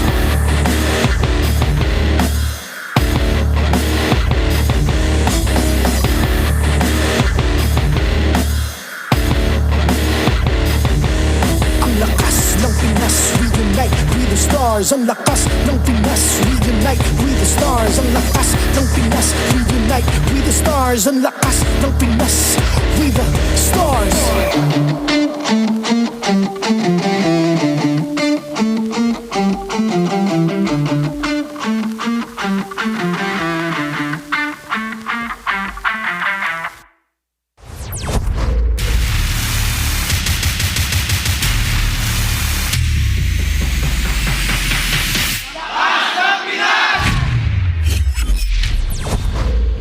Magandang gabi sa lahat ng sumusubaybay sa MPL Philippines Season 16. Buong MLBB Esports ay nakatutok sa seryeng ito. Ang seryeng ito ang magdedesisyon kung sino nga ba makakakuha ng huling playoff spot. Ubi pa rin kasama dito si Burrito at Jochi Cakes para hatid sa inyo ang aksyon. Ito ang laban ng Team Falcons kontra Team Liquid. Akala ko mabigat na yung mga naganap ng match 1 and match number 2. Ngayon, ramdam ko ang enerhiya, ramdam ko ang bigat, ramdam ko ang emosyon. At dadako na tayo sa kung sino ba ang makakapasok sa mga sa ating playoffs. Not only this may shape the entire playoffs scene ng MPL S16, pati yung upper bracket seed nakasalalay sa match na to. Tsak na masarap ang mga laro na ihahain sa laban na ito. Kaya naman kung pang-marinate, pang-gisa at pampasarap, basta may Nor Liquid Seasoning, sarap, panalo. At yan talaga ang hinahanap ng Team Falcons ngayon. Pero hinahanap din naman ng Team Liquid Philippines dahil upper bracket and tournament life ang ating pinag-uusapan. Kaya naman super fans, gusto namin kayong marinig. Iscan at sagutin nyo lang ang survey para malaman namin kung paano pagbutihin ang MPL experience niyo. Answer the survey at may chance po kayong manalo ng 1,000 diamonds. Isipin mo yun, maririnig na nga ang mga suggestion nyo, ang mga ideas nyo. Mananalo pa kayo ng diamonds. Pwede pa kayo mag-draw sa mga mga ongoing natin ng mga events sa MLBB Napakarami pa client. namang skin na pwedeng gamitin ngayon. Nagaganda. By the way, nakuha ko na yung Vexana Aspirants. Flex ko lang. Hey! This tournament is monitored and supervised by the Games and Amusements Board. Last match natin ay nakita nating nanalo ang Aurora Gaming, further securing the 13-1, tying one of the longest win streaks na nakita natin mula sa Onyx noong Season 14. Ang hirap no, isipin mo no, dinaanan mo yung mga prime eras ng mga teams ngayon, yung Onyx Philippines, yung MSC champions sa Team Liquid Philippines, pero inangatan at tinalo nyo itong mga kupunan na nabanggit natin. Hindi lang yun, ginawa nyo yun after losing a match nung unang-unang laban nyo dito sa MPL S16. And dito natin masasabi na napaka-competitive ng Season 16 of MPL. At bukod pa dyan, 2-0 ang naganap dito at napaka-sensitibo ng numbers na yan. Dahil sa 2-0 na kapag pagpanalo ng Aurora doon, ay naging mas mabigat ang tsansa ng Omega. Currently, number 6 in the Infinite standings. 2 more teams na hinihintay doon sa kaisa-isang natitirang playoff spot, and this match may secure that for Falcons. And for TLPH naman, meron pa silang isang match bukas. Kung if ever man na matalo sila ngayon, may bukas pa sila para i-secure naman ang upper bracket. At tuloy-tuloy lang ang action, no? Dahil for TLPH, isang match lang ang kailangan nilang ipanalo para ma-secure ang upper bracket. Meanwhile, for Onyx Philippines, kailangan din nilang manalo sa laban nila against TNC Pro Team bukas kung gusto nilang ilaban ang upper bracket. At bukod pa dyan, no, TNC Pro Team playoff secured na rin. Kahit natalo sila kanina against Twisted Minds, ay secured na rin po sa playoffs ang TNC Pro Team. Yeah, dahil yan sa pagkakatalo nga ng Smart Omega. Ang mahirap dito para sa Smart Omega, hindi na nila kontrolado kung ano man ang magiging resulta ng playoff dream na meron sila. No? Kasi again, Falcons, ang kailangan nila dito ay manalo kahit 2-0 or 2-1 sa Team Liquid PH. Kahit anong resulta, basta panalo ang makuha, sila ang makakasecure ng kahuli-huling playoff spot. Ito na yun, tale as old as time. Magtatapatan na naman, Kyle TC kontra Carl TC. Biruin mo ang storya para kay Kyle TC. Dati mong idol ngayon ang nakaharang kay Carl ay sa'yo patungong playoffs. Oo, nabansagan pa nga na tagapagbana ng TC Blade. Itong si Kyle TC, naalala ko nung rookie season niya, nung season 10. Isipin mo, 6 na season na silang magkakasama, and marami na silang nadaanan, nakapag-world tour na rin itong kupunan na to, pero ito siguro yung isa sa mga pinakamabigat na dadaanan nila. Imagine mo, kailangan mo lang pumasok sa isang gate, pero may kambing sa harap ng gate. Oo, may batang kambing. Napakahirap yan. And of course, no, Carl TC, alam naman natin na kahit ba sinabi na rin nila sa interview na gusto nilang makapasok ang Falcons sa loob ng playoffs, knowing yung Team Liquid Philippines, gugustuhin nilang manalo sa next 2 games nila lang para selyadong na sila makakuha ng ating upper bracket. And this is it, Falcons versus Team Liquid Philippines, the legend of Titans. Mga Titans na ng ating liga ang ating mapapanood ngayong gabi. All world champions, all with international titles and local titles, magtatapat for a very, if not the most important regular season game ngayong gabi. Alam mo na, imagine ko naman na magtatapat talaga itong dalawang kupunan na doon, pero hindi sa ganitong paraan, hindi sa ganitong laglagan, hindi sa ganitong kalaki na stake na laban na to.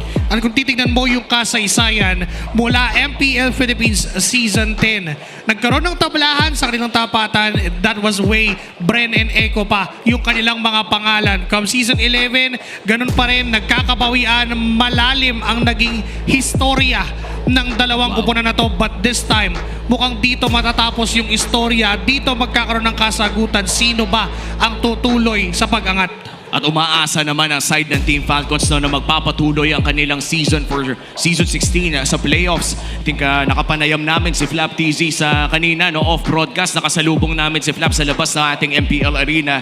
At ang sabi naman niya, hindi daw talaga kinakabahan ang buong kupunan. And this is nothing to lose para sa kanila but everything to gain, na pwede nilang ilabas sa kanilang laro against world champions Team Liquid Philippines. Yun yung mahirap may momentum pa itong Team Liquid Philippines, I should say. Pero eto na, statistika na pre mula dito kay Ogwen. And doon sa huling dalawang panalo ng Falcons, napakahalaga ng performance ni Ogwen sa kanyang kadya at ng Franco. Nakita natin na gaano kumonekta yung mga hooks ng kanyang Franco at gaano ka-crucial yung mga hila niya with the kadya, with an average assist of 8.5 and 8.7 and a participation of 62 and 67 respectively sa dalawang heroes na to. This might be seen dito sa laban nila against TLPH. And not to mention yung mga compositions na pinakita nila kasama ng mga suppression heroes na ito mula kay Ogwen. Dito natin masasabi na may talagang niluto ang side ng Team Falcons, especially in their weak 27 performance, going 2-1 against Onyx Philippines, current M-Series World Champions, and going up against AP Bren as well, 2-0, isang perfectong serye, which by the way also helped na matanggal lang AP Bren in terms of playoffs contention. Pero yun naman kasi talaga ang nature ng competition dito sa loob ng ating liga, kung saan kailangan mong manalo at talagang may matatalo. Looking at the Franco Iron Hook stats ng ating liga, mukhang nangunguna pa rin pala talaga si Light in terms of the Franco performances. Nandyan yung kanyang 4 games, pero kung titignan natin yung hit rate, which matters the most para sa mga Franco users, that would be Ogwin leading the pack with 38%. That's 30 out of 78 iron hooks na ginawa niya sa 3 games na nagdaan. And malay nyo, madagdagan pa yan this series. Baka gamitin muli ni Ogwin ang Franco, but I doubt na hindi rin-respetuhin din ng TLPH yung mga ganong klaseng heroes, and their upper seed qualification remains to be the same. Manalo sa mga natitirang matches nila. Oo, at ayun na nga, no? Win 2 remaining matches versus Falcon and APBR, and of course win versus Falcon or APBR kung matalo ang Onyx against TNC. So dito natin makikita, no, katulad na lang sinabi mo, Joshi Cakes, at the end of the day, no, hindi mo kailangan isipin kung mananalo ka naman. At yan ang galaw ngayon ng Team Liquid Philippines. At para sa TLPH na pinanood natin mula sa konsepsyon pa lamang ng Baby Cakes Duo, yung paglabas na rin o pag-mature ng Sansan Duo, and of course Daddy JP na hanggang ngayon ay nag-iinit pa rin. Alam natin na itong team na ito ay ang isa sa mga pinakakailangan panoorin, bukod na labang of course sa Aurora at Onyx Philippines. Kaya naman may watch party din sila. Shout out sa mga nasa watch party ng Kapasigan Barangay Hall in Pasig City and Keigo Korean Food House naman sa Los Baños. Ang sayo naman, may food house tapos may watch party. Oo, malapit lang sa amin yan yung Kapasigan Barangay Hall na yan Kung alam ko lang, naku, dapat pinapunta ko na yung mga pinsan-pinsana ng misis ko. MPL fans din ba? MPL fans din sila. Solid. Ang saya nga, nanonood ka na ng isang malupit na MLBB, tapos kumakain ka pa ng Korean food. What a combo. At ito na, ano man ang para sa side ng Team Falcons na mukhang kapit basic ngayon. Ang kanilang playoffs condition ay manalo against TLPH at ang elimination condition naman ay matalo dito. Napakasimple. Pero bakit nga ba hindi nagmamatter kung 2-0 or 2-1? Dahil sa nangyari kanina doon sa game ng Aurora at ng Omega, with Omega losing 0-2 doon sa series na yon, kahit anong pwesto, kahit anong mangyari, basta panalo for Falcons, they will qualify to the playoffs. And simple as that, win or lose na lang ang choice ng side ng Falcons ngayon. Ngayon lang nakita ng bodybuilder na sad boy. Nako, iba talaga mga dance move ni Flap DC. Iba talaga.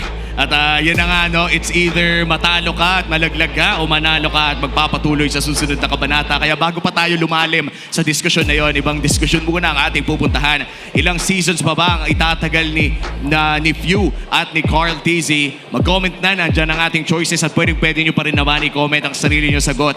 Make sure to keep those discussions positive, at kung gusto nyo naman pag-usapan yan sa ating mga social media groups ay pwede rin. Oo, ayan, no. Ang hirap pumili dyan kasi nakadepende din sa mga players. Kung gusto pa nila magpatuloy, mga bata pa naman itong mga to. So masasabi natin na nasa peak pa ng kanilang karera. Feeling ko 25 plus pa yan Pwede. May pinag-uusapan pa nga tayo na dahil gustong kompletuhin ni Carl lahat ng bagay, baka nga pati MDL kunin ni Carl. Sabihin niya kay Mamich, baka pwede. Baka pwede MDL ako, kunin ko lang yung trophy isang beses. One season lang. Siguro kung hindi naman masyadong mapagkakait sa schedule, baba siya mga 2 weeks bago magsimula yung playoffs ng MDL. Subukan lang niyang panalunin, mag-MDL champion para lang kompleto na talaga yung trophy cabinet. Tapos balik na lang ng MPL just in time para sa playoffs. Kung pwede lang naman. Pero sa tingin ko yung league rules natin ay hindi pwede. Bawal. Pero nakakatawa kasi, kasi ayun ang target ni Carl TC. Hindi lang yung mga trophies even yung mga records Yes. Di ba mga personal records ay talagang binibit na ni Carlito? I believe may nag-post, MPL din yata, na 1 assist away si Carl from getting to 3,000. Wow. So 2,999 Wow. yung eksaktong assist niya if I'm not mistaken. So, isa na lang ang kailangan niya dito. Actually, lalabas at lalabas naman yung assist na yun dito sa game na to. Imposible hindi siya magka-assist. Mas lalo na kung umabot pa to ng 3 games and hopefully dahil mukhang sulit ang ticket ng ating mga super fans na nanonood ngayon dito sa ating Super Fan Saturday at nakakatuwa lang isipin na ito pa ang ating grand finale para sa araw na to. Team Falcons kontra Team Liquid Philippines, dalawa sa may pinakamataas na history sa ating liga. Oo, talagang malalim ang pinagdaanan. Isipin mo yung mga Carl TZ era pa dun sa Bren, nung M2 na championship. Dito naman sa Falcons, yung World Tour nila, lahat ng IESF, mga Cebol qualifiers, lahat ay pinanalo nila. And ang dami talaga natin dapat pag-usapan. At lahat ng yun ay nagmamatter sa laban na ito. Hindi na natin papatagalin pa. I-welcome na natin ang TLPH and Team Falcons players. Pasok. This is the final match for the legends and titans of MLBB. Super Marco, Ogwin, Few, Kyle Teasy, and Flap Teasy. Make some noise for Team Falcons!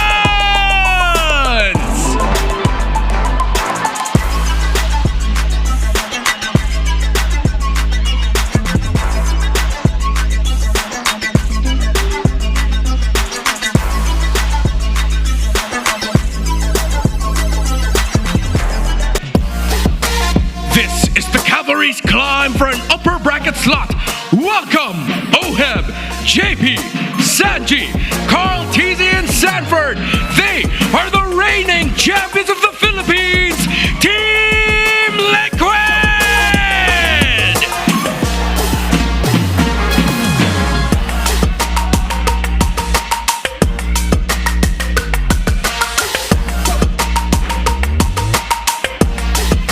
Our marshals for this historic matchup: Joshua G, Chico, Patrick, and Yako Jeff.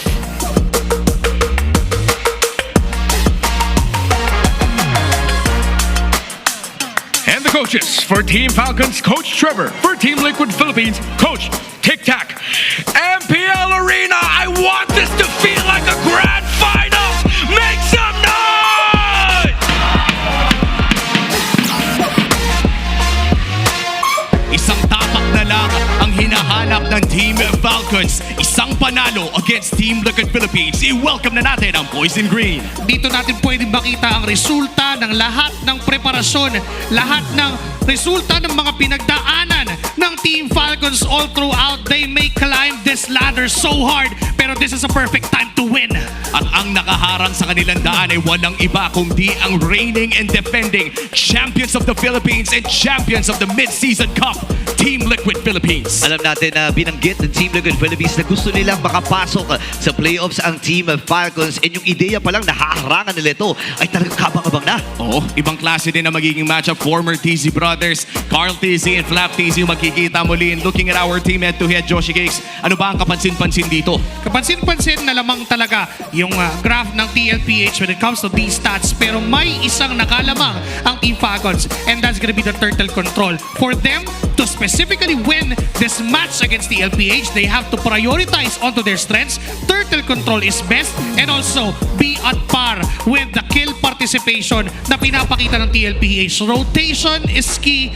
Early game wins maybe the game. At tingnan natin kung sino nga ba magiging mas maganda ang early game. So far kung titingnan din lang naman natin ang stats, napakataas talaga ng damage na binabato ng TLPH, pero kadalasan ay nanggagaling ito ng mid to late game. And ito yung interesting mamaya kapag nakita na natin sa loob ng laro. Sa ngayon ay babalik muna tayo sa moments bago ang historic matchup na to. Punta na tayo sa Smart 5G Ping Test.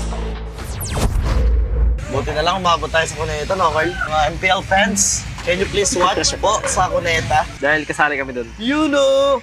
TC Brothers, hirap pa tayo Kasi- ng kalaban. Ano message mo kay Flap TC tol? Mundo. Naku, mic check tayo, tama na. Sorry. Maya naman. Sorry. Ay, nakasabay pala namin yung Falcon sa gym. Sabi, chill lang daw. Tapos sabi nila, huwag daw natin silang bubugin. Eh di naman sure panalo tayo eh. Pelkani, na-psycho tayo eh. Inaano nila tayo, pinapressure nila tayo. Bubugin tayo niya mamaya to. Sino mas malaki sa inyo katawan ni Flap? Mas malaki si Flap. Yun. Mas malaki ka daw, Flap. Malaki si Flap. Malaki talaga siya. Sabi mo, mas malaki si Flap. Yung muscle niya. Tsaka mas matakad siya sa akin. Ikaw, ito. Ikaw pati si Kyle parehas nag-gym. Sino mas malaki katawan sa inyo? Hindi ako. Yo! Pupupen sa biceps ko eh. Sige nga. Tingin ako. Shout kay RC guys. Ano siya? Wilson, Coach RC. Coach, ano ka na lang dyan? Tulog ka na? Tulog ka na lang. Pero pag natalo kami coach, ito. Grand finals match namin to. Gagalingan namin. Kung di kami pala rin, nice try. Just love me down. Dad, what's the word of the day? The word of the day is sulasok. Susulasukin na natin to, pare. We need the action plan, bro. It's either this or this. Sanford, wag mo galingan. 1, 2, 3, fusion na. Yan ang ating Smart 5G ping test. And of course, ang kulitan bago magsimula ang larong ito. Ibang klase, no? Iba yung aura ng mga teams na to kasi alam nila kung ano yung nakasalalay sa matchup na to. Mabigat talaga to. No? Dinadaan lang nila sa tawa, dinadaan lang sila sa kulit. Pero ang bigat na mangyayari dito, napag-usapan na natin, Team Falcons, tournament life nila, pinaglalabanan. Ang Team Liquid naman, yung kanilang slot dun sa upper bracket. Actually, nakita ko yung sinasabi na nagkasabay sila sa gym. May post pa yon na laban daw bago ang laban. Well, tingnan natin, no? Dahil bago naman ang laban na to, ibibisitahin muna natin yung mga kailangan nilang gawin. Punta na tayo sa Infinix Keys to Victory kasama ang The Howl. Welcome to The Howl. Ako pala si Wolf, bringing you the Infinix Keys to Victory. It's Falcons going up against TLPH. Isa sa mga longest standing rivalries natin dito sa MPL Philippines and also the match that will decide a lot of our playoffs bracket. Kailangan ng Falcons may panalo ang laban na to. And for them to do that, they have to start by unleashing itong si Kyle Tizzy. Starting with the draft maybe, lalo na po nakita natin na pag-funnel dito si Kyle Tizzy or when he's playing the skill type of heroes. Kyle Tizzy has been phenomenal for Falcons in the past week at magiging instrumental siya sa pagkakapanalo at pagpasok ng Falcons kung sakaling ma-unleash siya. And they also have to prepare for TLPH's low cooldown ultimate strategies. And I think nung binalikan ko yung mga matches ng TLPH versus Falcons even way back, ang talagang naipapanalo ng TLPH is kapag umipili sila ng mga heroes na mabibilis yung cooldown like your Arlots. And now that will be instrumental as well. Dito sa laban na to, kailangan na pigilan yan outside the Falcons. Now for TLPH, they have to deny yung suppress at displacement heroes nitong si Ogowen. For example, yung Kaja, yung mga Franco, the Kalea. Heroes like this give so much of an opening para dito sa Falcons. It seems like ito talaga yung gusto nilang kind of strategy when Owen is playing the catch type heroes. And TLPH, if they mind that, it will be much better for them. They also have to overtake Falcons jungle with highly disruptive mid-roam duo. Hindi na lang roamers to, pati mid kailangan na rin isama dun sa ating recipe. And also yung pass clearing na XP na alam naman natin palagi namang ginagawa ng TLPH. But today, that will also be important going up against Falcons. Abangan natin kung sino nga ba mananalo sa series na to. Back to the casters. Maraming salamat, Wolf, na banggit sa Infinix Keys to Victory yung mga suppression heroes ni Ogwen na siyang nagbigay ng napakadaming magandang performances for Team Falcons. Ano ba ang usually na nire-respond dito? Ano kaya ang magiging atake ng TLPH? Well, since then na hindi naka-counter or purify yung mga suppress types of heroes tulad ng Kaja at ng Franco, they must be ready with their overall composition. Kailangan for the side of Team Liquid Philippines, meron silang way para unahan o mas bilisan yung initiations at maunang kunin yung mga heroes na yun. Or, isang specific na counter would be a Faramis. Uy, medyo matagal-tagal na natin hindi nakikita yun, ha? Tignan natin kung bigla bang susulpot dito sa labang ito. Pero syempre ang una nating iisipin, no, bukod sa Falcons sa pumili ng blue side, ay kailangan din nating isipin kung anong mapa ang lalabas sa ating unang laro of this best of 3. Nakakita na tayo ng napakadaming expanding rivers at pati na rin ng maraming flying clouds kahapon. At kanina din na, no, medyo dumami naman ng broken walls at saka dangerous grass. Ano sa tingin nyo lalabas dito? Well, para sa akin, no, parang siguro maganda na makikita tayo uli ng broken walls kasi hanggang ngayon, dinedecipher pa ng mga teams din eh. Yung kung paano laruin yung mapa na yun eh. Ako, Flying Clouds, ang isa sa gusto kong makita dito. Not only because of the meta na pwedeng laruin when it comes to Flying Clouds, pero never mind. We're gonna be talking about expanding rivers today. At mukhang lamang, actually walang lamang dito, pares 33% ang win rate. I would say na lamang pa ata ang Team Falcons dahil 9 na laro na ang nalagpasan nila sa expanding rivers na ito. Yeah, pero ibig sabihin nun, napakarami din nilang naging talo dito sa Expanding Rivers. Pero ito na, nagsimula na kagad ang pagtatanggal ng mga heroes mula dito kay Coach Trevor. Oo, with that, Kalea, Arlot, and Zushin, very particular ang mga bans dito ng Team Falcons. In fact, si Coach Tic-Tac, ang mga tinatanggal nila dito parang housekeeping heroes din lang. Pero ang pinaka-interesting dito, pare, Uranus ban mula kay Coach Tic-Tac. Well, because of the performance ni Flap TZ, nag-excel talaga si Flap TZ kapag kaya niyang guluhin yung formation ng mga kalaban. And that explains, or that we can expect an Alice coming in from the side of Team Falcons. Pwede nga nila actually i-first pick yung Alice at this point. So far, wala pa tayo nakikitang first pick Alice. Wala pa nga. Pero tama ka dun Pwede nga naman nila. Lalo't sila rin yung nagpauso na. Sila yung nagsimula ng Alice dito. That is against Onyx Philippines, if I'm not mistaken. Diba? Yep, that's true. Hindi man sila nanalo sa laro na yun, naging maganda naman ang performance ni Flap TZ sa early parts ng larong iyon. At nakita na rin natin mula sa mga ilang XP laners ng ating liga kung paano nga ba ilabas itong Alice na ito. Pero kanilang first pick ay walang iba kundi ang CC na naiwanan ng bukas.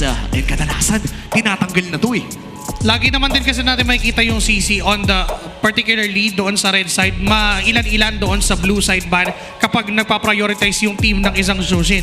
Pero huge shoutouts to Renmar. Sinabi niya kanina nung nag-uusap-usap pa lang tayo backstage na isa tong dalawang teams na to, dalawa technically, sa mga almost same tendencies when it comes to draft. Ibig sabihin, yung timing nila ng pagkuha ng mga junglers or ng mga heroes like this Lapu-Lapu almost the same. So we can expect a jungle pick also from the side of Falcons right now. The YSS is the best option so far. Partner it up with a mid lane hero na hindi ganun kataas yung vulnerability sa isang diving hero like the Lapu-Lapu. Oo, saktong-sakto no, yung YSS would also open up na maging flex itong CC pickup mula sa Team Falcons. Pero yung Grok ni Ogwen ay open din naman i-take. Pwedeng maaga nilang kunin ito. In fact, napakataas ng impact ng Grok sa mga earlier series natin. Oo, nakita na natin yun And let's see kung ano ang ilalabas. Tama ka doon. Mage and a YSS. Farsa ang kanilang pinili para kahit pa paano makaka-reposition if ever man napasukin siguro dito ng isang Lapu. And kailangan pang mag-commit ng isang hero ngayon ng TLPH for that Farsa. That could be a Gatot Kacha for JP. Maganda naman yung performance nila every single time that they run a Lapu-Lapu Gatot Kacha. Pero unahin na yung hero ni Oheb, which is gonna be a Harith. And magkakaroon ngayon ng option ng Falcons. Are we gonna give that CC to Super Marco or bigyan na ulit natin ng Moskov? Oo nga, kung tutuusin, hindi ko naman gustong pintahan ng pangit pero mas nagiging successful talaga ang Team Falcons kapag ang hawak ni Marco ay mga marksman talaga. I think the only time na gumana ang isang fighter gold lane kay Team Falcons nung ginamit nila yung Bane Gold na may kasamang Kaja. Oo nga no, kaya nga na-highlight din yung Kaja, yung mga suppression heroes dito ni Ogwen. Ngayon wala pang Rome. Pwedeng mag-alis ata dito ng mga Grok mga ganon. Yeah, you can see the respect coming in from TLPH. Franco. Wait Wait lang. Siya ba yun? Siya ba yun? Ay! Yung ohip na lookalike. Ay, hello, shoutout po. Huge shoutouts kay Oheb na nanonood kay Oheb. Big fan po kami. Big fan. Lagi po kami nagko-comment sa mga live nyo ng Oheb. Ayan natin. Awig nga, men. Awig nga. May angulo. Oheb? Ayan. In-split ka. Oheb. Men, in-split cam pa. Alam ba ni Oheb yun ang Alam niya. Oheb? Ay! Okay, Oheb's in the chat, guys. Paki-comment po ngayon sa chat natin. Oheb. W. Pero again, going back, that explains that Gatot Kacha ban for Team Falcons. Again, we're talking about TLPH having to have this Gatot Sana just to counter that Farsa. But because of Coach Trevor knowing that fact, tinanggal nila yung Gatot Kacha. But TLPH will secure to ban out that Bane na ginamit nga ni Super Marco and the highest as well for JP. What's left for JP? Wala din Kalea. There goes the crack. Agaw na rin to para kay Ogwen. But again, there is a Kaja possible na gamitin ni Ogwen. Partnered it up with a Moskov, probably a Beatrix for Super Marco. Okay, walang 1-1, sorry. Oo, yung Kaja Beatrix, isa pa yun eh, no? Kahit pa sabihin natin na yung magic defense shred na binibigay ng isang Kaja, hindi naman nagbe-benefit ang isang Beatrix. Yung Farsa naman kasi yung maaasahan mo in terms of magic damage burst. Napakadami pang options kung tutuusin for Team Falcons. And kung comfort pick lang naman yung usapan, I dare to say na baka nga pwede pa mag-carry or Moskov dito ang Team Falcons. Yes, the all-reliable Kaja carry combo. Yes, sir. Diba? Hatak mo, raratratin ko ng shuriken. Ayan na. Ay! Hilda ang kanilang inilabas and the Esmeralda. So, confirmed na ba na CC ito? Actually, hindi ko pa alam kasi Esmeralda nilalagay din minsan sa baka nga Esmeralda gold lane yan, no? Oo, kasi Harit katapat eh. Maraming nakakalimot pero sa week 7 performance ng Team Falcons, hindi lang naman Kaja at Franco yung bumida para kay Ogwin. Madami din siyang Hilda. Yes, and they would go for the classic panggugulo sa Lancelot, but I was just about to say na kung Kimi yung gagamitin ni Sanji, masasagot yung problema ng may nanggugulong Hilda. Kasi technically, pwedeng samahan lang ni Sanji all throughout si Carl TZ or bantayan niya na kapag nandun yung Hilda sa mukha niya, merong consistent na damage na pwedeng manggulo o pagpaalis doon sa Hilda sa Jungle Cup ng TLPH. With this kind of draft composition for both parties, we're looking at the possibility of an Esmeralda Gold for Team Falcons. Kaso nga lang, may mga times, lalo-lalo na dito sa MPL Season 16 na hindi naman naka-counter ng Esme Gold ang Harit. Well, we're about to find out kung paano nga ba ito lalaroin ng Team Falcons at kumpirmado nga na hindi ito Esmeralda Gold. Yes. Mapupunta kay Flap TC ang Esmeralda at CC naman para dito kay Super Marco. Welcome to the first game of this intense best of 3 series between Team Liquid Philippines at Team Falcons. Dito nga nakasalalay kung sino ang sunod na mapupunta sa playoffs. Ang pinakahuling playoff spot ang nakasalalay sa seryeng ito. Magsisimula na ang laban natin. And looking at this game number 1, gusto ko yung sinabi mo kanina, Joshi Kicks, na sinasagot ng Kimi yung Hilda problem na binato ng Team Falcons. Kumbaga kasi kung iisipin mo, kayang bilin ni Sanji yung trip dito ng isang Hilda. Kung haharapan ka, di ba baril-barilin kita, tuloy-tuloy din naman yung passive niya. Mama yung stun. Kasi Few ay lilipad-lipad na. Medyo masakit ito kung early portions kasi mababawasan na aggression ng Falcons. No mercy din para dito sa side ng Team Liquid Philippines. No, binigyan sila ng ganitong klaseng composition. Tapos naka-Lancelot pa si Carl TZ. Naging compensation dito ng Team Falcons is early participation coming in from Flap TZ. And also maganda rin naman kasi na kumuha sila ng Esmeralda. Either way, masasagot yung problema ng Lapu-Lapu or even yung Harit dahil sa shields na gine-generate. And ito if I'm not mistaken, mas mataas yung win rate ng Esmeralda na pinangka-counter sa Lapu than Esmeralda na pinantatapat sa Harit sa gold lane. So this is a good move from Team Falcons, but again, we're looking at the range problem mula sa side ng Team Falcons. The only range that they have or yung artillery na meron sila would come from Few, and kung patuloy siyang mabubuli nung Kimi, alam naman natin na matapang masyado maglaro si Sanji even if Kimi yung gamit niya. So that's a problem na kailangan solusyonan ng Team Falcons. Yun din pala, kailangan talaga alagaan si Few dito dahil sa kanya nakasalala yung zone control na meron dito ang Team Falcons, and a lot of Farsa games ang napanood din natin mula sa Team Falcons noong week 7. I say 80% nga ng mga feathered airstrikes ay talagang pinangbubuo lamang ng Team Falcons sa kanilang box. Mahirap kasi talagang lumaban kapag nakita mo na yung bilog na inilatag, pero may lalatag din ata dito at Team Liquid PH. Sanjay umatras. Ngayon ay Pagong ay available na rin at nag-aantay lamang muna ng mga level 4s dito ang ating mga mid laners. Ginamit na nga rin dito ni Kyle TZ ang kanyang Mounted Shocker. Alam nila ang mga pwesto ng Team Liquid Philippines at sisimulan na ni Kyle ang turtle na ito. Side reset ng Kukor! Uy, bitata si Carlito dito atras muna siya. Pass of execution! At na-execute na nga ng literal. Itong si Few 4v5 ang magiging action. Super Marco ay sumama na rin. Actually, hindi pa nga sumasama doon si Oheb. Pero si JB tuloy-tuloy lang hinahawakan lang. Si Carlito ay naging-green camps muna. Black TZ ay sumasayaw-sayaw. Tinatantad lang siya ni Sanji doon. Kasama na si Carl TZ. Ang sakit ni Super Marco. And this time si Kyle ang nakakuha ng Pagong. Tutuloy pa ata si Super Marco dito. Isa, dalawa, tatlong clicker pa. At nakuha niya yung kill. Good start para sa Team Falcons pero 1-for-1 trade. Si Sanford na naman ata ang punteriya nila. Okay, Sanford, atras muna dito. Kaya lang habang nangyayari pala yung pre, halos kalahati na yung naplato doon. Buti na lang nabuhay pa si Flap TZ pero napakarami na ganap.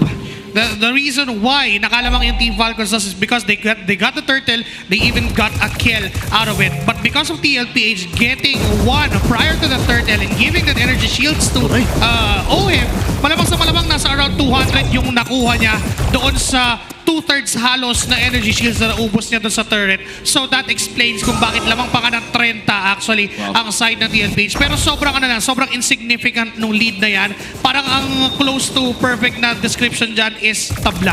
Tablado pa rin talaga, tumatalon-talon pa nga. Minsan napupunta yung 200 sa Team Liquid Philippines, minsan sa Falcons. But overall, ang pinaka-good solution dito for Team Falcons ay nakakapag-farm pa rin naman ang kanilang Yisun Shin. And for Team Liquid Philippines, talagang nakakapatol sila. Carl TZ was already down to around 30% health.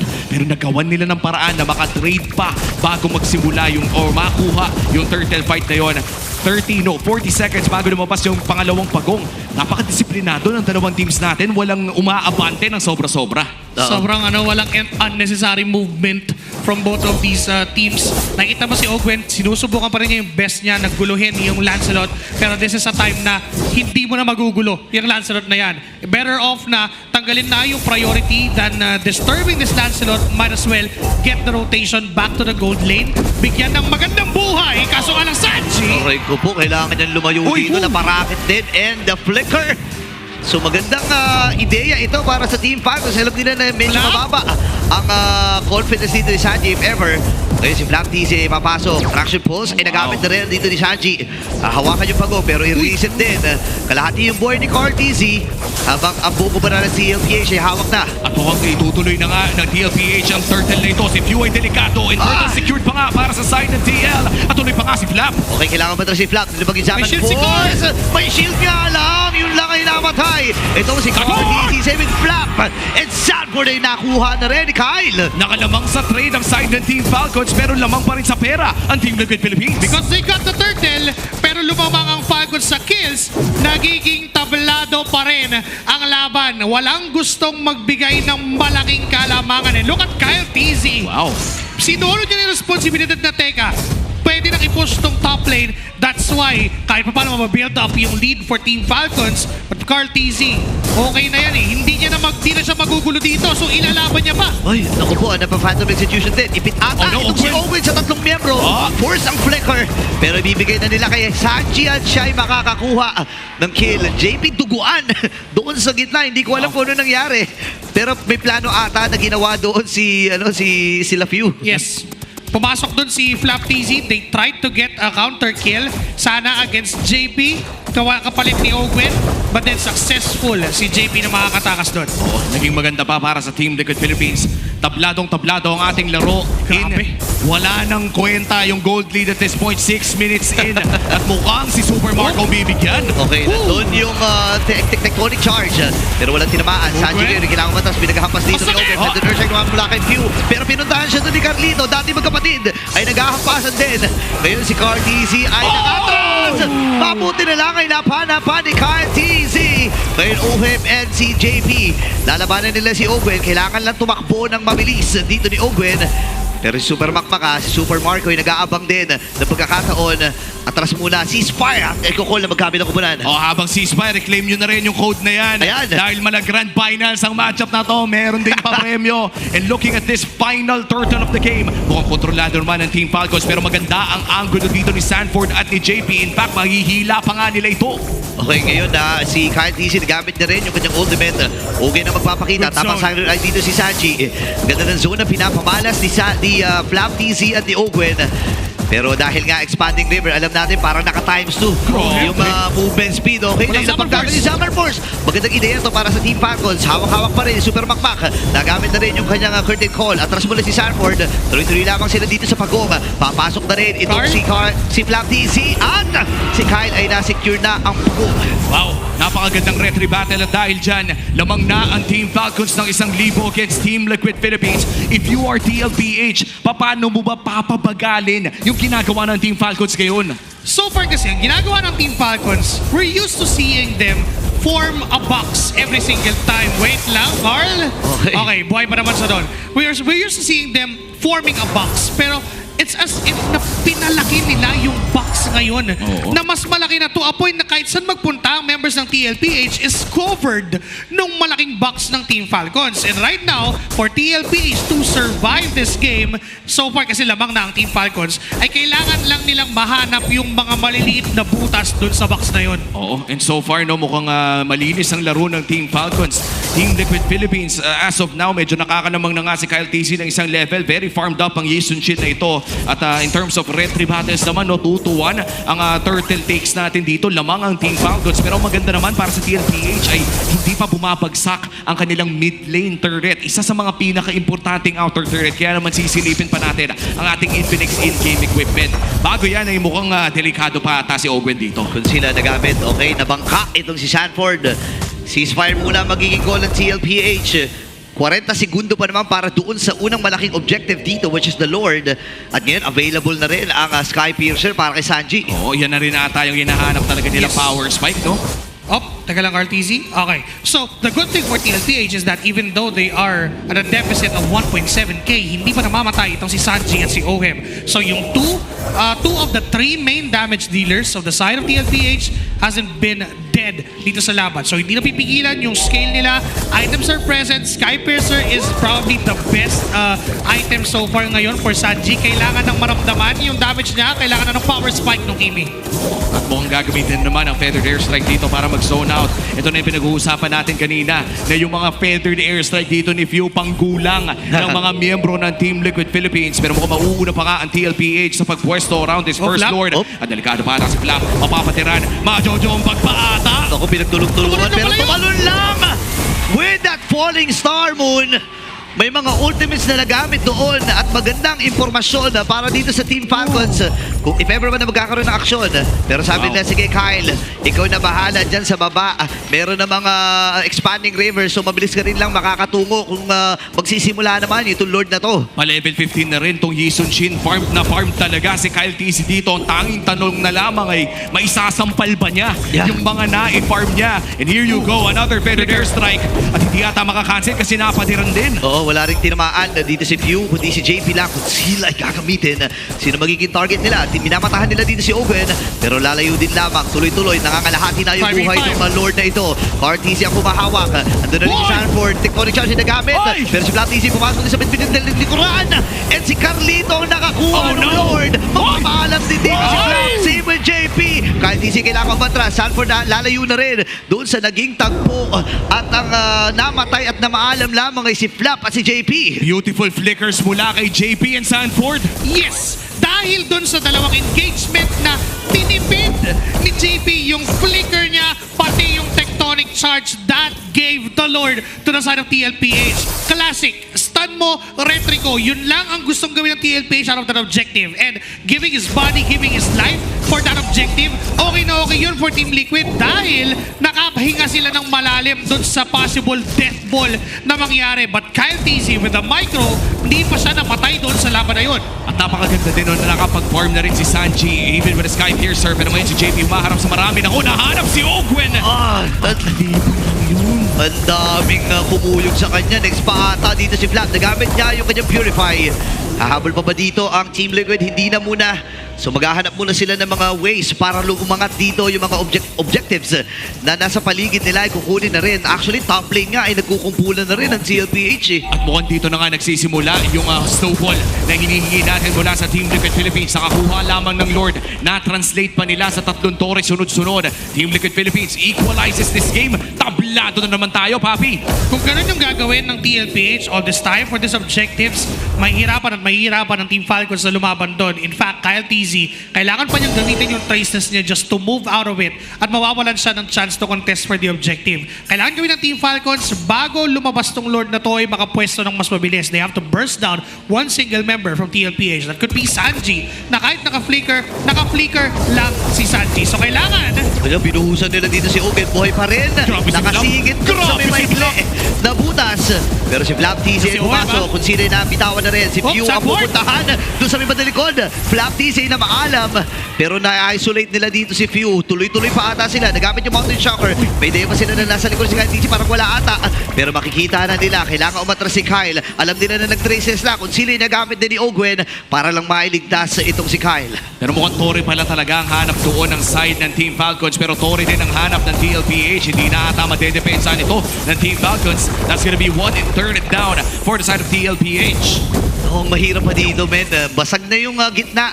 At sa TLPH ay nananatiling nakatindig kahit napakaliit na ng buhay niyan. Ang importante ay malalim-lalim pa rin ang tatawidin ng Team Falcons dyan. Pahirap no in terms of map control. Ano bang kailangan gawin ng Team Falcons dito, Joshi? Kailangan na nilang i-tighten yung box na ginagawa nila. Masyadong malawak to a point na even yung TLPH ay nahahawak at nahahanap yung center ng box na yon, and that would be Few. Nung na time na nadidisrupt na yung pwesto ni Few at hindi na siya makapwesto ng maayos sa kanyang feathered airstrike, it is the solution of TLPH. Remember, nagagamit at sobrang vital ng feathered airstrike na yon. Ogwen, medyo mapapanish siya ng onte, pero mabubuhay pa naman Flap TC. Nakulat din naman si Flap TC doon. Alam nila na nag-falling star mo na. Feathered airstrike, kalahati si Sanji. Si JP naman ang binabagsakan ngayon. Sanford and Super Marco ay nagbabakbakan doon sa gitna. Tuloy-tuloy lamang. Cartesi ay papasok din with a puncture. Falling star mo, naiwasan niya. Si Kyle! Ako si Cartesi ata magiging target nila! At napatay ni Owen, mga kaibigan. Cartesi is down. Alam ito ng Team Liquid PH. Mamatay din si JP and si Oheb. Dalawa naging kabayaran para dito kay Kyle TC. Alam nila na walang entry. Sabi nila sige, hero na lang ang ating unahin. Sanford napakatibay talaga pero baril-baril lamang ito si Sanji. Kailangan ba rin Super Marco? Ahabulin pa rin siya si Sanji. Dito na si Kyle TC. And si Sanji with a kid. Parang ito with a falling stormwood. Pulikan from Sanji. Kailangan ba ito si Flap? Boy pa rin siya. Tatahitin na si Kyle TC. Pero nabagsakan ng power of wildness para dito kay Ogwen. Kailangan mag-flicker out na dito ni Sanford. Pero hahabulin pa rin nila. Tumama yung sun. Walang falling stormwood. Kaya lang grabe yung sustain mula dito kay Sanford. Kaya-kaya pa rin niya. Kaya na kanyang sarili. Pero andun yung penetrator strike mula kay Pew. Hindi pa tapos ang bakbakan nito. Sanji, nilalaban lamang niya ang kanyang sarili at ang kanyang kupunan. Napakahaba na naging team fight na yun. At nagsalpukan na nga ng micro na may kasama pang macro. TLPH and Falcons nagkapalitan lang. Lord reset na muli. It all started with a crucial position mula kay JP at kay Oheb. Napakaganda ng burst against Kyle TC. But because of the innate damage na isang Esmeralda and even yung Hilda against that Harit, tapos na trade but Flap TC goes in! Napakaganda ng zone! And Super Marco with a kill. Kyle TC as well ay nakakuha na ng Lord. Napakamagandang pagbawi mula sa Falcons. At itutuloy pa ata nila dito sa purple buff pero retry secured para kay Carl TZ. Makukuha ng Team Falcons ng Lord. Team Liquid Philippines naman ngayon ang dedepensa. Running the funnel strat. Team Falcons, they just won. Wait. Uy, Pilikara, nagamit ni Owen. Kailangan niya tumawid-tawid dun sa mga damuhan. Pero nakitin ang buhay niya. Hindi pa tatapos dito ang Youngblood. Ang sakit. And falling shot nagamit ni Flap TC pero lalabanan siya ni Oheb na ilabang yung Japan Force. Tatamaan din ang pagkamula sa bangkero. 2 hits delete mula kay Kyle TC. At ito na yun. Naghanap na ng bangkay ang bangkero. At mukhang pupunta dito sila sa may bandang top lane. Trade na para sa turret. Papasok. Phantom execution in. Okay, meron pa siyang puncture dito. Sanford ay sumama na rin doon sa naging party. Free si Sanji. At walang makaabot dito kay Sanji, mga kaibigan. Yung Lord ay nasa may bandang ibaba. At naka-ready pa rin naman ng Team Liquid if ever sa kanya ng pagdepensa. Sinasabi ko pa lang kanina na Team Falcons are running a funnel strat. Kailangan nilang bigyan ng matinding espasyo ito si Kyle TZ, and that's what happened. Nung nakapasok na si Kyle TZ, he was able to hit Oheb 2 hits sa kanyang YSS, and that gave the threat for TLPH na teka, farmed up na yung YSS, full item na, naka-last item BOD. So ang gusto nito, kumitil. Pwede silang mag-turn every time na makakita sila ng heroes dito sa objective na paparating. And the pressure is on para sa tagapagmana ng TZ Plate. Lock item na para kay Kyle TZ. An entire franchise on the shoulders of Team Falcons right now. Naghahanap sila ng paraan para tapusin ang larong ito. Again, 2-1, 2-0, doesn't matter. Kailangan lang nila manalo sa setting ito kung gusto nila makaplay playoffs at hinaharangan pa rin sila ng TLPH. Biruin mo, below ng 2K ang side ng TL pero kontrolado pa rin nila yung parte ng mapa nila. Sila pa nga rin yung sugod ng sugod dito, no? And hindi naman nakataka-taka kasi yung lineup nila ay buo at design sa ganong klaseng playstyle. Ang importante nila para sa kanila ngayon, bago magsimula yung Lord ay walang mamatay at hindi na dapat maulit yung mga naganap kanina. Oh, sa ngayon, no, Carl TZ, nag-high lang naman. Kay Flap TZ, no, former TZ brother niya. Pero mukhang nangangalabit din si Flap TZ. 30 segundos bago lumabas ang ating Evolved Lord. Pare, 18 minutes na pala to. Parang 5 minutes pa rin sa utak ko eh. Parang bigla na lang palang 18 minutes na, but they tried to get Flap TZ.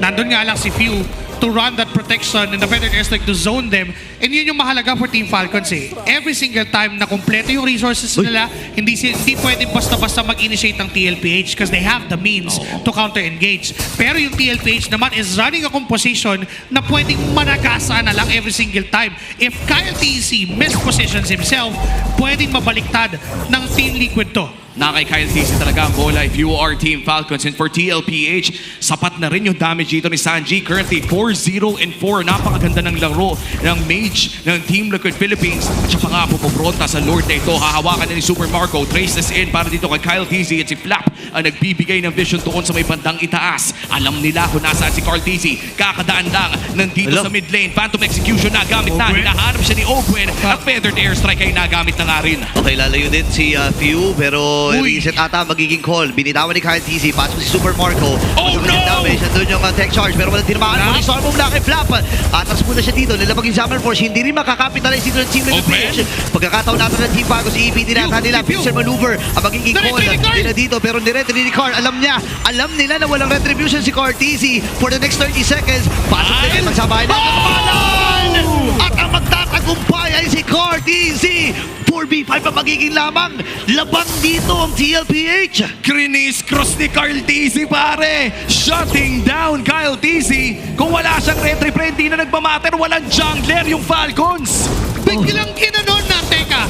Oh, wala akong retry. E di pumatay na lang tayo. At sakto pa na napatay nila yung retry holder ng Team Falcons. Ngayon sila yung mas may advantage pa. Pero pwede pa rin pumalag. Oh, pwede nga hero muna. Maging call nila dito kasi alam nila na lugi sila pagdating sa retrihan.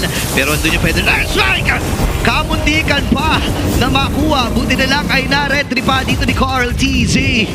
Reset malala ang magaganap dito, pre. Palipat-lipat yung gold lead. Ngayon, nasa TL naman. The moment na ginamit din ni Kyle TZ yung Mountain Shocker niya, hindi tumama yun kay Sanji, it is a perfect time for TLPH to counter-engage before even that Lord take. Nakita nila na pwede silang pumalag. And sobrang laya din ang ginawa ni Kyle TZ na retry doon kasi alam naman niya na hindi ganon magbo-burst ang Team Falcon with the Lord. Because if they would burst the Lord, malakas yung kakayanan ng TLPH to counter-engage dahil nga sa composition na meron sila. Again, a setup from JP. Pwedeng yun lang yung maging puhunan ng TLPH para ipanalo yung clash. But Carl! Ikaw, baba ng buhay ni Carl TZ ang kalahati. Pero tumama pala yung curtain call. Forex storm mula kay Flap TZ. Walang tinamaan. Pero si Ogay, nandyan yung harang niya. Lord ay buhay pa rin naman talaga. Pero si Flap TZ, delikado ata. Napakababa na kanyang buhay. Pero mabubuhay pa rin naman. Basag yung target sa gitna. At si Super Makmak ay natunaw lang with a Zornos from Carl TZ. Lord is up. Tutunawin na kagad yun. Nagpilihan na mga immortality. Lalo na ito si Sanford. At ready na ata sila na umabante pa. And yung depensa from the Team Falcons ay buhay pa rin naman. Tatawid dito si Carl TZ. Feathered Earth siya ginagamit. Even the Mounting Shocker. Sino kanyang babanggain? Wala na sila mga minions dito. Aantay nila yung next wave sa gitna. 30 segundos bago lumabas si Super Marco. At may wave sa mid lane. Meron ding flicker si JP. Pwede niyang biglain to pare. Kaya ata pero walang buhay kasi si Sanford. Papasok siya. Andun yung kanyang ultimate. And the tech charge! Sanji with a kill. Tuloy-tuloy pa rin si Owen dito. And this time ay si Ohe may nailatag niya. And si Carty siya namatay. Pwede ka naman ibibigay dito ni Imo. At si JP na pop yung Imo. Buhay pa rin naman si Sanji. Atras na siya dito pero ibibigay na muna ng TLPH. Itong si JP. Kung gugustuhin nila, pwede sila mag-run. Pwede mag-abol. Dito si Kyle. Pero hindi na muna nila gagawin ito. Napakagandang pagbawi at napakagandang depensa para sa Falcons. Hindi ata aabot si Carl at si JP para sa Lord na to. Ano bang smartest approach para sa Team Falcons ngayon? For Team Falcons, they have to burst down the Lord as early as lumabas na yan. Dumating sa punto na we got the macro. Yun na yung naging motto ng Team Falcons at minigro na lang nila lahat ng bagay Okay, up until that last moment na kung saan na 1v1 pa ni Carl TZ si Carl TZ dahil din sa mga early pa na setup ng TLPH nung wala na silang resources, that is the perfect time for Team Falcons to ruin the clash. Look at Kyle TZ just casually taking down Carl TZ at pwede mo nilang kunin itong Lord. Okay, sinisimulan na nga nila yung Lord dito. No, kalahating HP na, binibursatan nila to, Brits. Pagkakataon nila, Super Marco yung matras, pwede Earthshake just to zone out lang yung mga miyembro ng TLPH. Pero aabot si Carl TZ, makikipagsabayan, 50-50 ata ito, padaling sa Retribution, Phoenix Army na gamit din. Ang babanan ng buhay ng Lord, sino makakakuha nito? Kundi si Carl TZ! At on yung tech charge, ang babanan ng buhay ni Sarah, mapapatay din sa kapay ni Super Marco. Si Sanji, naku, libreng pre-hit ata si Sanji dito, pero atras na muna sila. Kumabit yung Curtis Cole, papasok din sila, pwede sa ilang tawa na, pamamaka-immortality, mauubos yan ang cavalry. Oh my goodness, dalawa lang ang namatay para sa Team Falcons at si Carolito na lang ang natitira. At may evolve Lord pa ang Team Falcons. Tinitimpla na nila yung wave doon sa may bandang ibaba. 50 seconds para kay Sanji, 30 para kay Sanford. Si Super Makmak nasa gitna at mukhang ihahatid na ng Team Falcons yung Lord doon sa baba. Paano dedepensa ang Young Goat dito? Crucial timing of the retribution mula kay Kyle TZ, and now Falcons is knocking up the doors of TLPH! 14 seconds para kay Sanford. Napakaraming kailangan isipin dito ni Carl TZ at siya'y babagsak. Team Falcon takes game number 1. And with that clutch retribution steal from Kyle TZ, nakuha ng Team Falcons ang pinakaunang laro, pero hindi patapos ang trabaho at ginising ang TN dito. Wala nang macro. Dito tayo magtagpo sa micro. Yan na lang ang naging puhunan ng Team Falcons. We didn't expect that defense turn into a masterful offense mula sa Falcons. And look at this. The super fan reaction cam, kitang-kita naman. Check out our smart super fan reaction cam. Ito ang epic reactions from our super fans here at the MPL Arena. A momentous Game 1 para dito sa Team Falcons and for TLPH. Di siguro nila inakala na doon matatapos kasi umabot pa si Carl TZ sa Lord. Yun nga yung gusto ko i-point out eh. Umabot si Carl TZ, 50-50 sila sa retrihan. Pero umabot kasi yung normal hits. And actually, ang baba na ng buhay ng Lord na yun at nakakakaba talaga. Pero walang kakaba-kaba ang ating MVP sa larong to. Our Game 1 MVP, Kyle TZ on his Isun Shin. Naging maganda kanyang farming to the early game. Naging clutch ang kanyang retribution in the late. If I'm not mistaken, that was a second skill together with the retribution. Yun din yung ginamit niya just to try and take that Lord.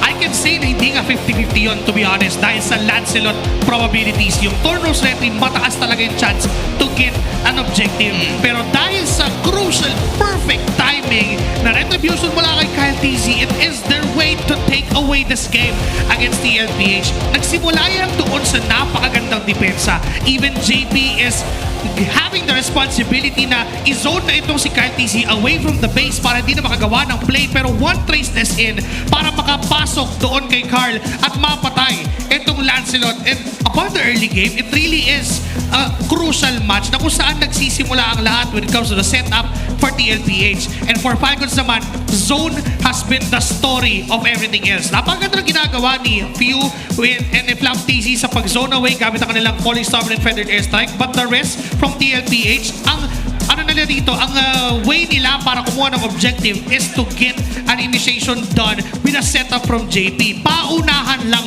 kumbaga. Oo, naunahan na nga at some point sa late game. On the side of TLPH, naging maganda din naman ang kanilang mga engages during certain Lord fights. I'd like to commend JP and Sanford. Talagang nahirapan si Kyle TZ. Kaya nga naging mas impressive pa yung naging retry dito ni Kyle TZ. Kasi nagawa ni Sanford at ni JP yung trabaho nila na i-zone out itong jungler na to. Exactly the point. Kasi ang daming kailangan i-consider ni Kyle TZ entering the Lord fight. Again, it started because of this masterful defense na ginawa ng Team Falcons. Maganda yung setup ni JPS. Tinauhan niya si Kyle TZ, sinamahan niya, but one trace this in, is enough to take down the life of Cartesi. At dumire-diretso to a point na even yung turn rows ni Cartesi ay nagamit niya beforehand dahil sa ginagawa sa collective effort ng Feathered Airstrike, ng Curtain Call, and even itong si FLCN na patuloy na nanggugulo doon sa harap ni OHEB, and that made TLPH incomplete doon sa mga crucial team fights. Kasi if ever na malaya si OHEB doon na nagsasaman force at nagko-chrono dash, malamang sa malamang ay hindi umaabot sa matagal yung Lord Dance kasi napoburst niya yung mga members ng Team Falcons. Oh, tsaka gusto ko rin i-highlight doon yung magandang paggamit ni Super Marco dito sa kanyang CZ na kung saan nabibigyan niya talaga ng kahirapan itong si Sanji and si OHEB. Even si Salper nga kinakaya na niya na yo dito.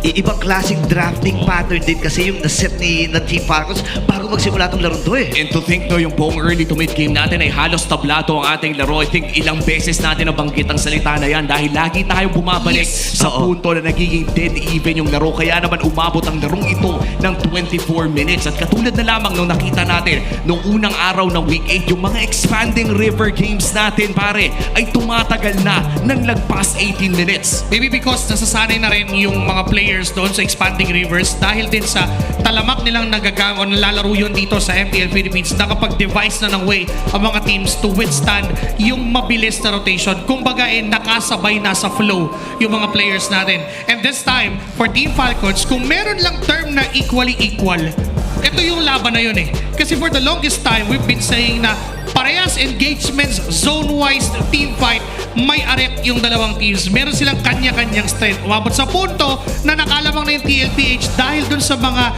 sobrang lulupit na position mula kay JP and sumasama pa si OHEB. And kapag nakita mo na Graf at Harith yung magkasama, isa lang ang mission niyan, pumatay. Oo, tsaka grabe din si Sanji dito, no? At some point siya na talaga yung totoong threat sa side ng Team Liquid Philippines dahil na rin sa hawak niyang Skypiercer. Almost a perfect game para dito kay Sanji. At some point, he was 4-0-4. Yes. Walang makahanap kay Sanji. But for Team Falcons, I'd like to say as well na yung ginagawa ni FLCN na panglulur ng mga tao ay nakatulong din ng sobra-sobra para sa YSS na to. And for TL and Team Falcons, ang nakakatuwa sa Game 1 na ito ay parehas nilang nailabas yung kailangan nilang ilabas. Kaya tayo napunta sa microhan. And kaya naman makikita natin ang ating Big Four, ang ating wingmans if you sandbag FLCN, carry na si OHEB na napakasakit magharit. And of course, our BPI rich guy na si Kyle TZ playing this season chin. Baklase din talaga yung performance nitong apat na nakikita natin. Specifically,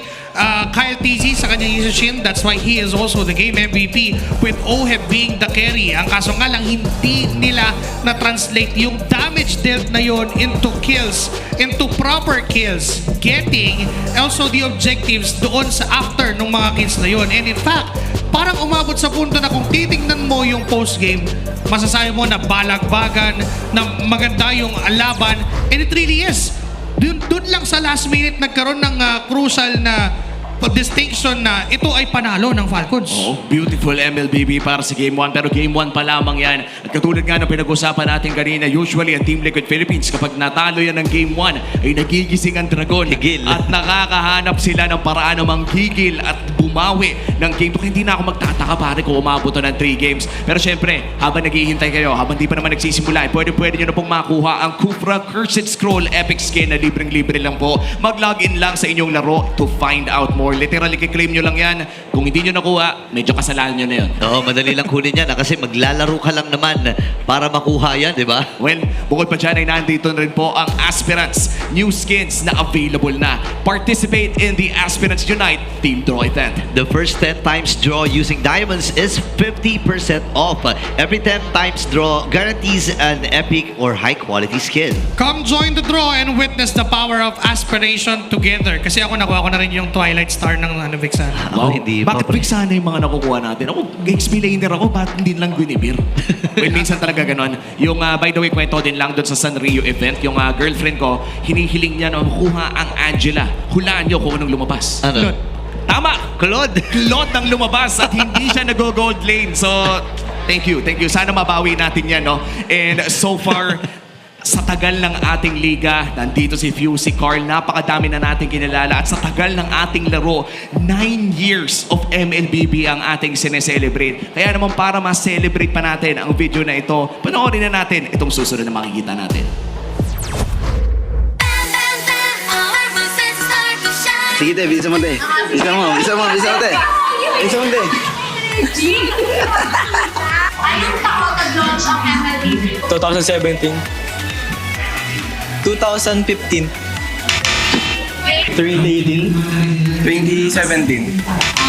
2016. Thank you po.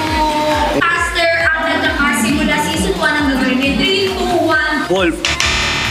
Di ko matandaan yung pangalan. Ano yung pangalan na ito? Yung may kulay yung buhok. Rockheart! Ah, sige. Yung player ang naglalaro simula season 1 ang gagawin. Pew! Wala ko. Si Pew?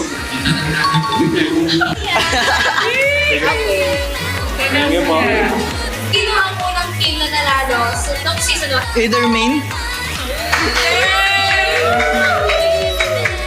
Yung masuya ka naman na nanalo ka? Thank you.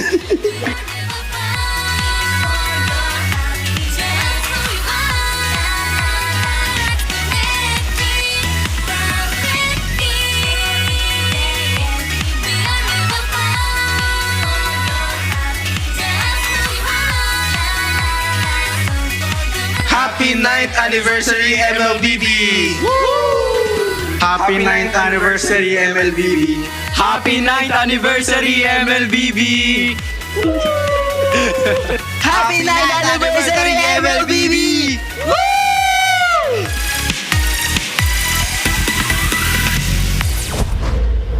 Siyam na taon ng kultura, siyam na taon ng saya kasama ang ating laro. Happy birthday, MLBB. Happy 9th anniversary. Narito pa rin tayo sa ating liga at patuloy pa rin narito sila Rockheart, sila Few, at pati na rin yung mga iba ninyong paboritong manlalaro. Pero ang favorite ko ay may mga umuusbong na rin na bagong pangalan ngayon. Yun nga eh. Tsaka nakakatuwa isipin no, na napakarami na palang history na dumaan and hanggang ngayon ay Pilipinas pa rin ang malakas.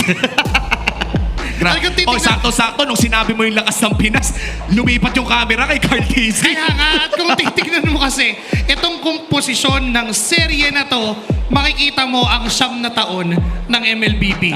Narito ang pinakamatagal na player na naglalaro pa din, nandyan si Few, at kakapanalo lang nila ng game number 1 sa serye na to. At narito ang face ng MLBB, ang kambing na si Carl Tizzy. And sa ngayon, TLPH naman ang pipili ng blue side matapos nagpiliin ng Team Falcons ang blue side. Tandaan natin, Game 1, hinawakan ng Team Falcons ang CC pick as their first pick dito sa blue side.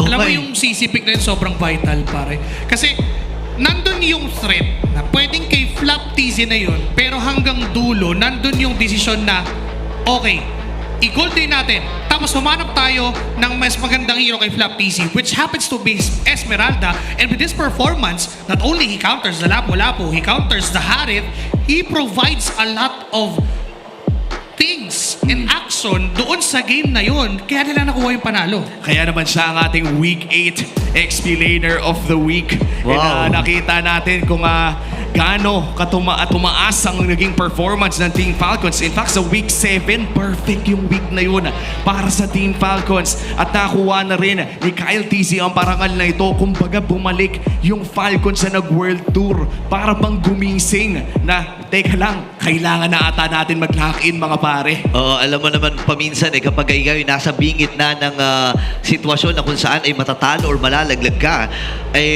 kailangan mo na i-boost lahat Lahat ng mga paghahanda, lahat ng mga preparasyon, lahat ng mga pag-aaral, kailangan mo nang ibitaw. And knowing na ang kalaban mo ang MSC champs na Team Liquid PH, alam natin nakakapadala lang at kakakuha lang ng parangal yan patungo sa Pilipinas. Ang bigat talaga na nakaatas-atas sa kanila. And the fact, yung ideya na nakakuha sila ng unang panalo dito, ganda nito. At hihintayin na naman natin kung ano nga ba yung lalabas na mapa para dito sa game number 2. Expanding Rivers ang ang nakuha natin sa game number 1 at tumagal ito ng 24 minutes. Ano kaya lalabas para dito? Uy, ayun na nga, Flying Clouds. Pero medyo baliktad ang nagiging resulta ng mga Flying Clouds ngayon, pare. Oo nga pero ang kataka-taka at surprising dito, men. Parehas tong dalawang upunan na to na nagwagi sa kanila mga Flying Clouds, 100% na kanila mga win rates At may isa ng mababangasan ngayon. Oo nga pala. May isa ng madudungisan ang Flying Clouds win rate. And this time for TLPH, knowing that they're on the blue side, they can prioritize heroes like the Kalea. Zusin is also open. And I think Falcons is gonna give it. Kasi may 1-1 silang kailangang i-consider. Medyo delikado, no? Kung sakaling ganun nga yung itsura ng maging palitan. And to be fair, yung Farsa na uuso na rin up against that 1-1. Actually, lagi namang uso kapag lumalawas yun. And sa totoo lang, parang si View, puro Farsa yung nilalaro lately. Oo, ganda ng performance ni View pagdating sa Farsa.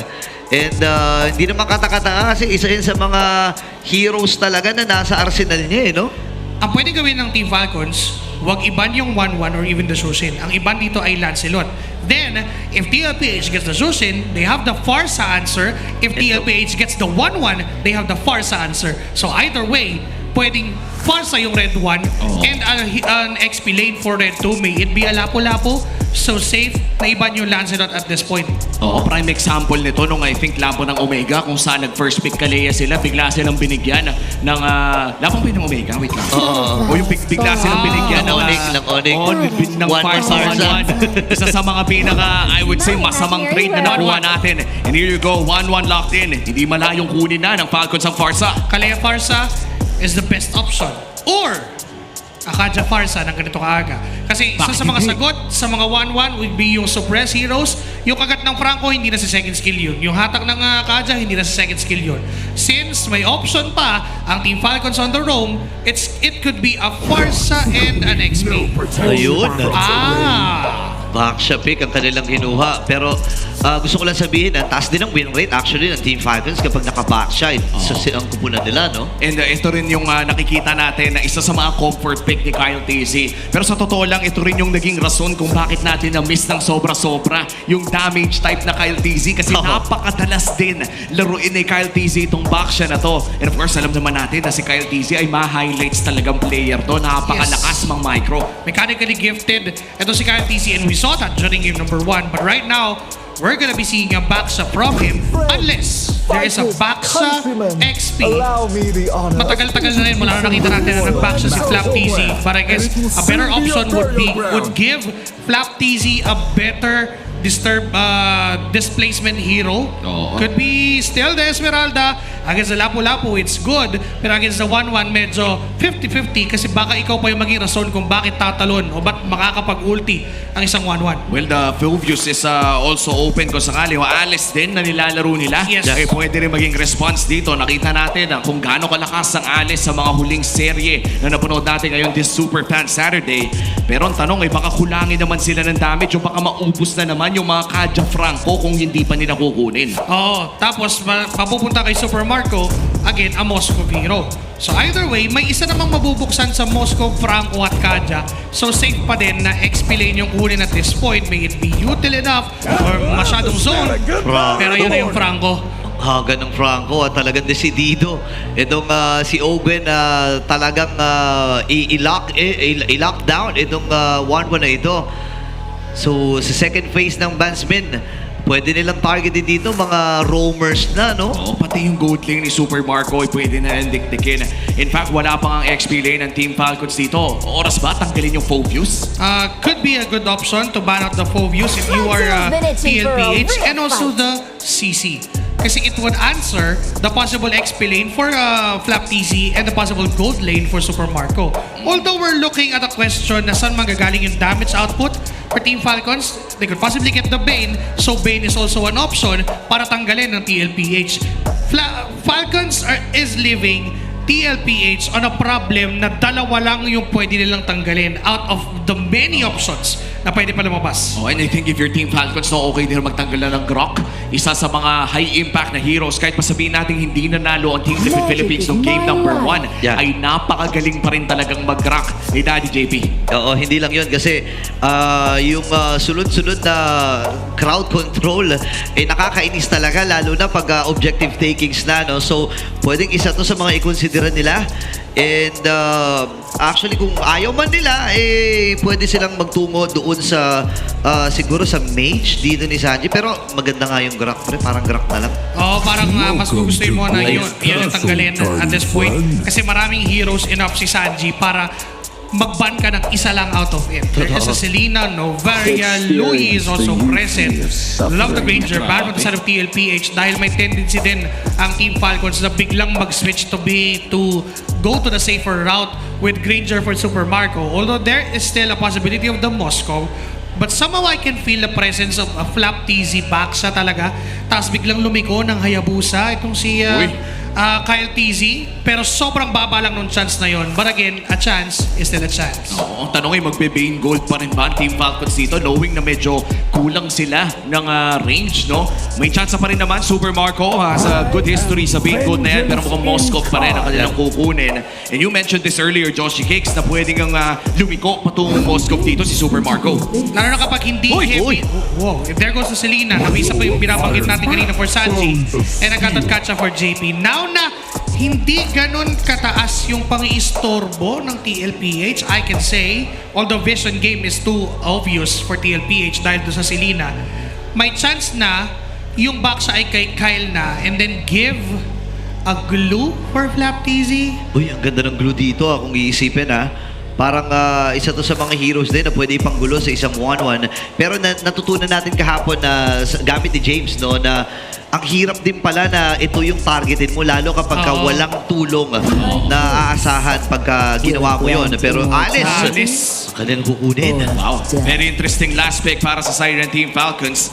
And this is going to be the composition for both teams. Team Liquid Philippines, may Selena sila dito. At para naman sa Team Falcons, masasabi ba natin na ang power spike ng Team Liquid Philippines ay mauuna kung ikukumpara sa Falcons o hindi? Well, technically, dahil doon sa Farsa, Alice, pick up and the Moscow pick up mula sa Falcons. So, definitely they would need time para mapagana tong lineup na to. 2 item power spike for the Alice, for the Moscow 2 or 3, for the Farsa 2 item power spike. So, at around 8 minutes, that's a very, very perfect time para sa Team Falcons para pumalag against TLPH. But for TLPH, knowing that they run a Lancelot comp together with the Selena and a Gatot Katsa, what I call a Vision comp, mataas yung chance na for TLPH to early na makuha nila yung control sa mapa and let Falcons be succumbed enough dun sa kanilang box na mas maliit pa ngayon dahil again, kay Super Marco nakasalalay yung damage output. Well, we're about to find out kung paano nga ba magpapatuloy ang match na ito. Nanalo na ang Team Falcons ng game number 1. Isang momentous 24-minute game ang ating nakita kung saan Team Falcons ang pumuso at nanaig. Team Liquid Philippines pa rin na nakaharap sa kanila patungong playoffs. Ito na, ginising na ang Dragon. And for Team Liquid Philippines, defending MPL champions, defending MSC champions, hindi basta-basta magpapatinag to against Team Falcons. Kahit pa sabihin natin sa mga interviews ay gusto din nila makapasok ang team na to sa playoffs, hindi magbibigay ang Team Liquid Philippines ng laro. Welcome to game number 2. Dito pa rin nakasalalay sa seryeng ito kung sino nga ba makakapasok sa playoffs, Omega ba o Falcons? Ramdam na ramdam ko yung dagundong ng mga fans na nandito ngayon, ang mga kabarangay natin at ang cavalry na talagang binibigay at sinisigaw ang kanilang mga puso para suportahan ang kanilang mga sinusuportahan. Napakaganda ng matchup dito, no? Pagka Selena kasi pre, kailangan mo ng katulong sa T-Wave and talagang sobrang fit ng Gatot Katsa para dito sa laro to. Ito mo naman napakaagang mag-invade data para sa side ni Kyle TZ. Mapopoke lamang si JP. Pero ito rin siguro yung kahinaan ng ganitong klaseng composition. Hindi talaga pwedeng lumalim ng sobra-sobra sa jungle mismo ni ni Carl rather. At nabibigyan ng safe space dito si Carl na makapag-farm. Yes, dahil din sa Gatot Katsa pick up from JP, mataas yung yung punish capability ng TLPH. Kasi once na mag-time ka na 2 deep, but look at Super Marco being harassed by Hirap ng kalagayan ni Super Makmak dito. Alam natin, nalugi talaga siya sa Sanji. pangkampasan. Sanji. Pero yung Selena, tumama yung bisal araw. Hindi! Naiwasan niya ng saglit. Pero hindi ata tatantanan dito ni Sanji. And alam natin na lamang na si Oheb sa mga nangyayari. Yan naman kasi talaga ang kapangyarihan ng isang 1-1 na may inspire. Ibang klase ang level 1 power spike. Ang isang magaling na 1-1 player. Na makakatakas man natin si JP. Naku, delikado si Few. Bad execution out at mukhang quits lang dito sa mid lane. Ito yung nagiging rotation talaga eh. Once na mag-level 4 ang jungle, iikot at sasama talaga sa gitna yan para kumuha ng kill. Let's talk about the accuracy-dependent heroes from both of these parties. The Selena and the Franco mula dito sa dalawang upunan. Selena, although yes, sugal na kailangan mo mapatama yung mga pana, pero the vision coming out from the traps and dun sa mga blind arrows na pwede niyang ilabas, it's good. Unlike for a Franco na reliant ka talaga sa hook mo, lalo na ngayon na wala ka pang level 4, hindi mo basta-basta ipang check push yung hook mo. So kailangan mo ng tamang check push, a good blind hook. Pero for now, lalaban ng Falcons. And the nurse strike from Few, pero si Carlito ang nagtagumpay. Ngayon naman, si Ogen ako ng first blood. At ito na rin yung bloody hand. Mamamaalam si RTZ. Kailangan matras si Sanji. Sanford as well. Ay lalayo na rin. The Sansan duo doing Sansan things. Pero hindi muna sila atake pa. Tumama na naman yung Abyssal Arrow. And this time ay hindi na muna lalaban dito si Sanji. Jungle for jungle naging trade pero lamang ang bagong for Team Liquid Philippines. Ano ba ang estado ng ating laro, Joshi? Kailangan pa ng Falcons na ngayon na may level 4 na ito si Ogwin, hindi na siya solely reliant sa mga Iron Hooks. So meron na siyang chance with the flicker bloody hand and possible na rush sa Winter Crown. Yes, this is a rush Winter Crown para kay Ogwin. So by the time na up na yung Winter Crown for Ogwin, yun na yung time na every flicker may mamamatay to the side of TLPH. And for TLPH, they have to be wary enough of that. And they have to up their vision game. Kasi kung bigla silang magugulat na may mag-flicker na Franco, mahihirapan talaga sila. Mataas ang burst potential ng Team Falcons because of that farsa mula kay Few. So, to prevent that, kailangan nauuna si JP doon sa mga pwesto na posibleng puntahan ng Team Falcons. Saktong-sakto din na revitalize ang hawak dito ni JP. No? Kung sakaling may makahain ng wala sa oras, ay pwede niyang buhayin. No? Subukan buhayin ito gamit ng revitalize. Pero mo makukuha ni Carl TZ ang XP Crab na yun. Further cementing na lamang na nga siya ng isang level at kalahati para dito against kay Kyle TZ on this Baksha Lancelot matchup. At tignan mo naman yung pwestuhan ng mga XP Raiders natin, pare. Lalim ni Flap TZ dito and ito naman yung i-expect natin sa isang Alice na nakita na natin na simula nung unang araw ng week number 8 ay talagang napakaraming kumukonsidera hook ay hindi tatama pero dito si Daddy JP para tumulong lamang. Pero atras muna sila dito, 4 seconds para sa pagong. Mukhang may pwesto na rin dito ang Team Liquid Philippines. Mauuna sa pwesto ang Cavalry around the second turtle of the game. Pero maganda rin ang pwesto dito ni Flap. Kakabit ang Abyssal Arrow pero hindi yata nila i-burst. Susunod TZ. Bot muna, hindi tumama yung Iron Hook. Pero dito yung Predator side, bloody hand! Napatay kagad dito si Sanford. And Car TZ went after the SOD and tumama. Sasama na kama dito ito si Super Margo. Baba na buhay ni Flap, ni Car TZ. And si Flap will go down. Habang dun sa may bandang itaas, diretso lamang itong si Super Margo. Car TZ, nagmamakasakali na kumuha pa ng kill. Pero wala na silang retribution. Tatry na lang dito si Car TZ. Alam niya na mababa ang buhay ni Kyle. Pero si Pew ay nandito. Folks ay bibitawan. Pero parang ibibigay pa nila. Ay atakin, i-reset. Pero nakuha pa rin ang matagumpay dito ni Kyle. Good trade, no? Pero si Sanji nahanap si Super Makmak. 1v1, makakagat to! Ay, naku po na, micro pa. Mabuti na lamang ay hindi inabutan ito si Super Marco. At grabe yung threat ng isang Selena talaga, no? Ibang klase mag-control ng tempo si Sanji on the Selena pick. Pero mukhang tuloy man laban dito. Ayan na yung hook. Pero nagamit na rin yung Winter's Crown. And the penetration from you. And si Kyle DC nakuha na muli ng kill. Nabigyan si Daddy JP. Sobrang classic ng combo na yun. Bungguin mo. Tapos iuhook ko, kagat, Winter Crown, few feathered airstrike. Pwede nilang ulit-ulitin yan every 2 minutes.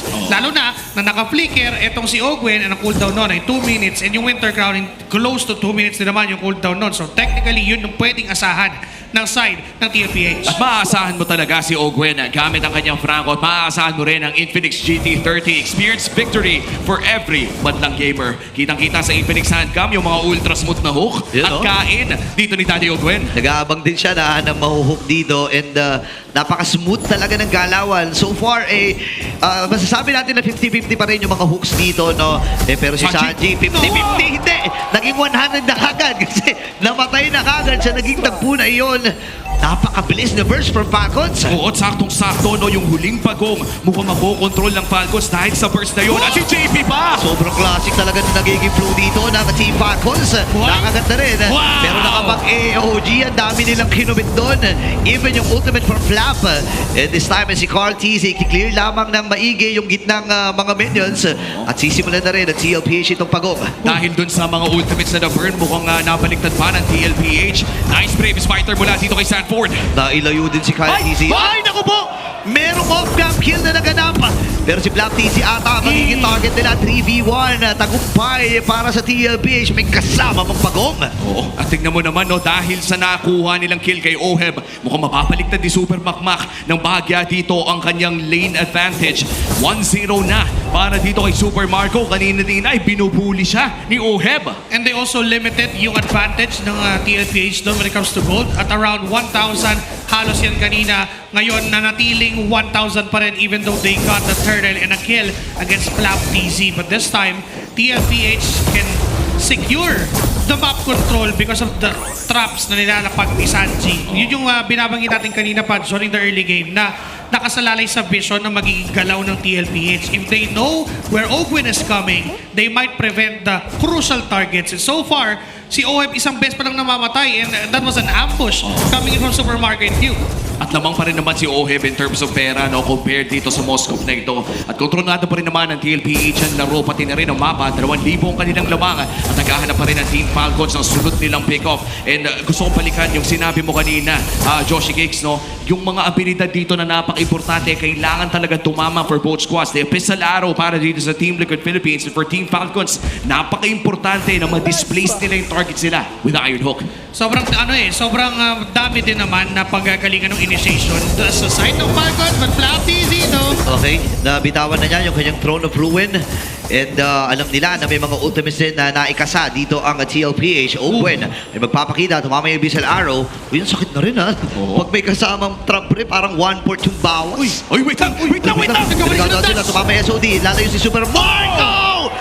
Pero yung Phantom Execution from RTZ will take down Super Marco.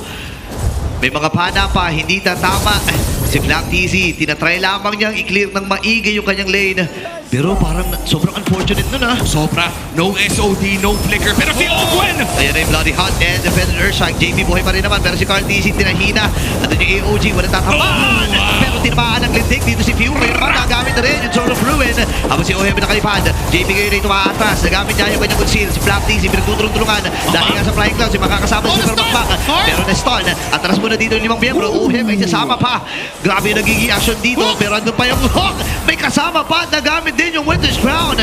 Pero si Sanford ang magtatagumpay at napatay si Ogwen.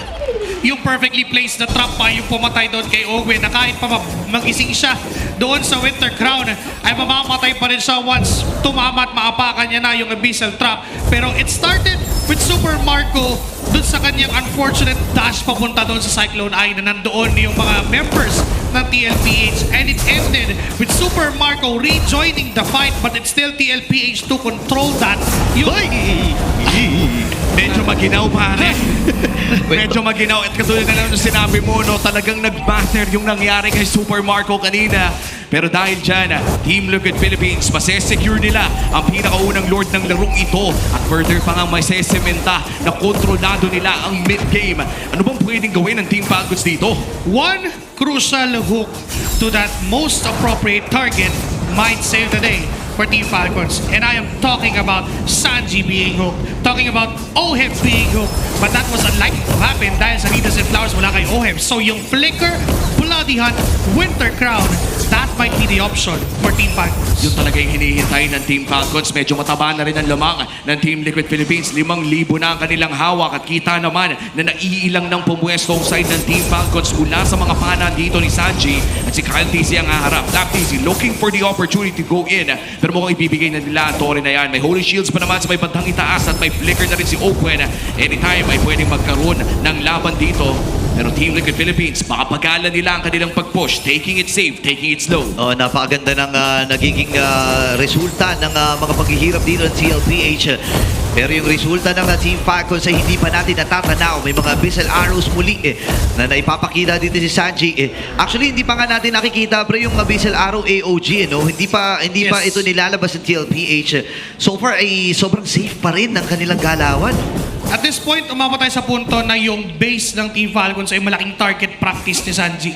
Dahil sa cooldown ng kanyang arrows, pwede nilang i-choke lagi yung Falcons doon sa mismong base nila. Paulanan ng arrows. And if there is a potential target na tamaan, I'm talking about Super Marco, makapitan pa ng Abyssal Trap yun, pwedeng doon natin makita yung arrow AOG combo. Kasi kung dive lang ang usapin, there are a lot of ways for TLPH to dive this side of Team Falcons without even dying.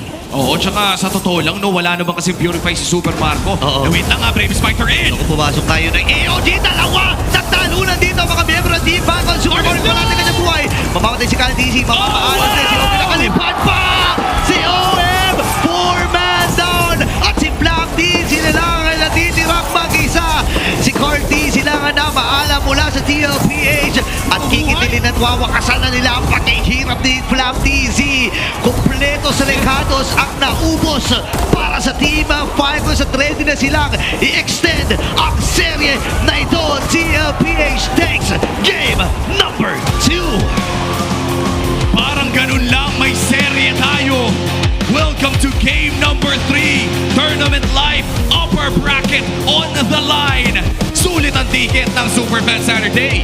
Literal na ginising ng Team Falcons ng game number 1 ang mga dragon ng Team Liquid Philippines. What a very nice game we saw coming out from the cavalry. O, ibang klase no, nakalipad si Oheb sa huling team fight na yun.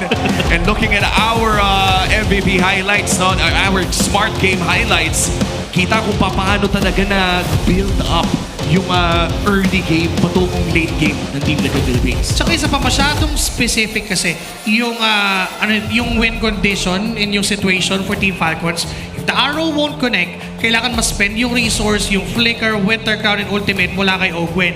And ito yung pinag-uusapan natin kanina right from the start of this series.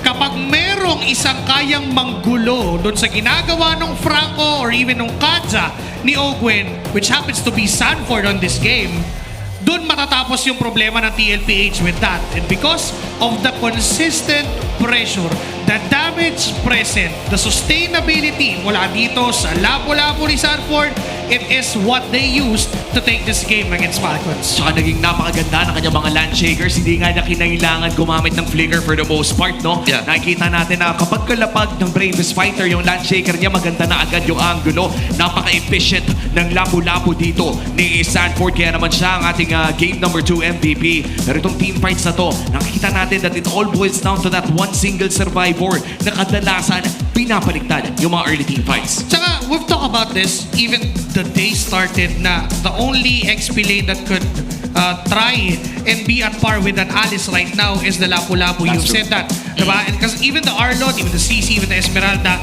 minamama ng Alice yan. Even the Uranus itself. So, yung Lapu-Lapu ni Sanford, it all started with him dominating the lane. Naiiwanan lagi si Flaptizi na magkiklear muna siya bago sumama doon sa mga laban. And kung iiwanan naman ni Flaptizi yung lane niya, ay mapupush ni Sanford. And those are crucial engagements. Hindi makapwesto ng maayos si View. Kung makakapwesto man, he has to catch yung buong combo ng isang Lapu-Lapu, and it's a threat for his life. And that's what happened. Looking at this, na naiwan pa si Flap TC sa likod, yun naman talagang trabaho niya eh. Mang zone away ng members. Ang kaso nga lang for TLPH, even if you zone OHEB away from the team fight, there is damage present. There is Sanford. Oo. At yung damage ni Sanford, hindi lang basta-basta damage. Bumabalik din yung buhay niya habang sinasambal niya ang kupunan ng Team Falcons. And look at this fairly quick game, no? 12 minutes lamang nakalipas sa larong ito. dito talaga yung Liquid Stampede na nakasanayan natin. Bagamat mas mabagal ng bahagya, hindi naman ibig sabihin na hindi kasing bilis ng normal ay hindi ito effective.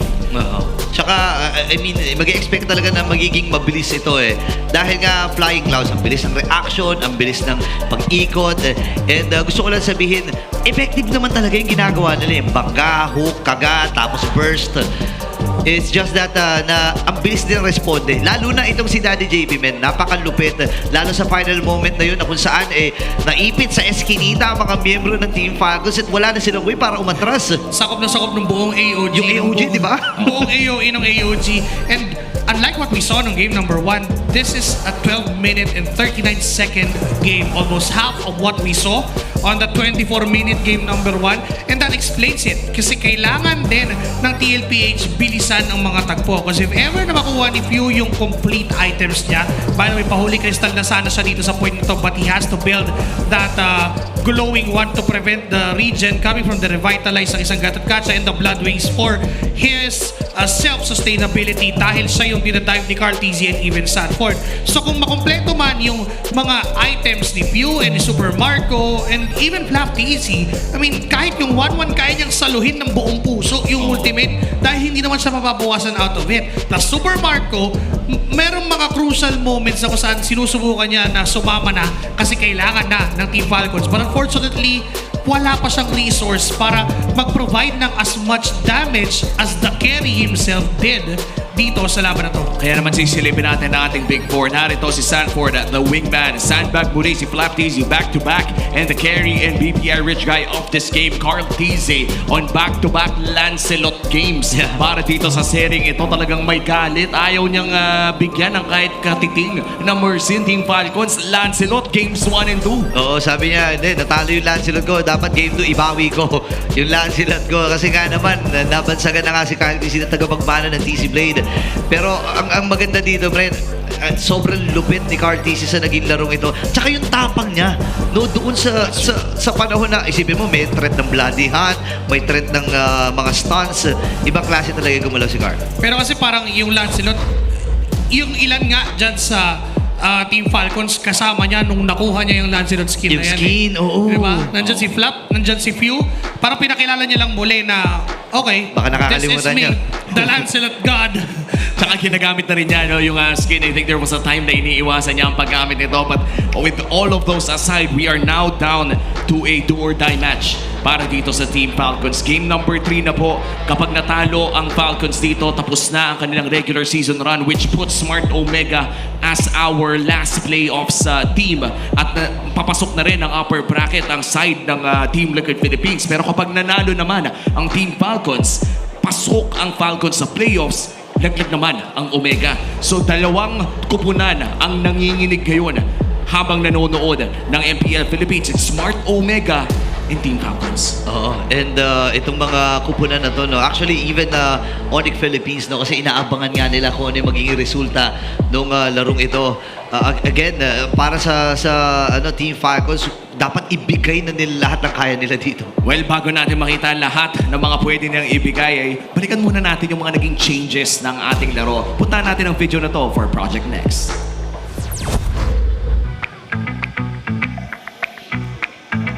Maganda to para sa mga roamers para makasabay talaga sila sa current meta. Lalo na talaga may mga roamers tayo na goal nila is makakuha kagad ng vision and early information gives them early advantage sa mga major objective at nakakasabay sila sa leveling paglabas ng turtle. Each map, may hero talaga na sobrang lakas niya. Tapos specific map. Katulad sa Expanding Rivers, malakas dyan yung mga likes of the Khalid, even the Hilda pagdating sa Dangerous Grass, di ba? Dapat yung grass na kailangan at yun yung pinaka-advantage ng mga heroes pagdating sa mapa natin. And for me, this will really shake up yung meta natin dito on the whole world of MLDP. Yung pinakagusto ko sa new map kasi for the longest time, gold is the god tayo. So nawala yung pagiging ganun ng gold lane. Now, it feels like roamer nga. Yung roamer minsan mas mataas pa yung gold kesa sa iba't ibang lanes. Minsan mas mataas pa yung gold kesa sa jungle, kesa sa gold laners. So I like na we're getting to that point where the roamers finally hindi na hubad. Diba? Nakapalag na and mas tumataas yung importance for players like halimbawa kina Light na nagiging siya yung mas nagiging role player for Aurora for the longest time, where dati it's usually just Demon Kite, diba? So since sila US, I love the direction we're heading here for Project Next, and feeling ko talaga, we're not even close to 60% done with the meta yet. May hindi pa tayo nadi-discover dito na pwede pang gamitin ng mga player natin. Favorite map ko so far ay yung Dangerous Grass. Kasi as a setter roamer, yun yung role ko. Gusto ko lagi nakatago sa mga brushes para makakuha ng mga surprise set. Flying Cloud. Lagi ko to sinasabi kahit nasa Des Flying Cloud talaga. Bukod sa sobrang fun niya tignan, for me malaking bagay siya to responding sa linya mo, lalo pag namatay ka agad. And eventually, nagiging factor din to pagka base defense na. Base defending ng mga teams natin. So far, ito yung pinaka-paborito ko along all the 4 maps na meron. Favorite map ko, I think Flying Clouds, kasi wala pa akong nakitang one-time wombo combo set na pagbagsak mo sa cloud may babagsak ang big AoE. So sana makita mo ng ganun, inaantay ko pa rin mangyari yun. Kasi obviously in MPL Philippines, mas safe yung mga players dito. Pag may nakita silang clouds, nagiging patakbo na lahat eh. So, I'm hoping that we get to see that one big cloud set, and I think it has a lot of potential to be even more, probably one of the reasons why Chip's always banned.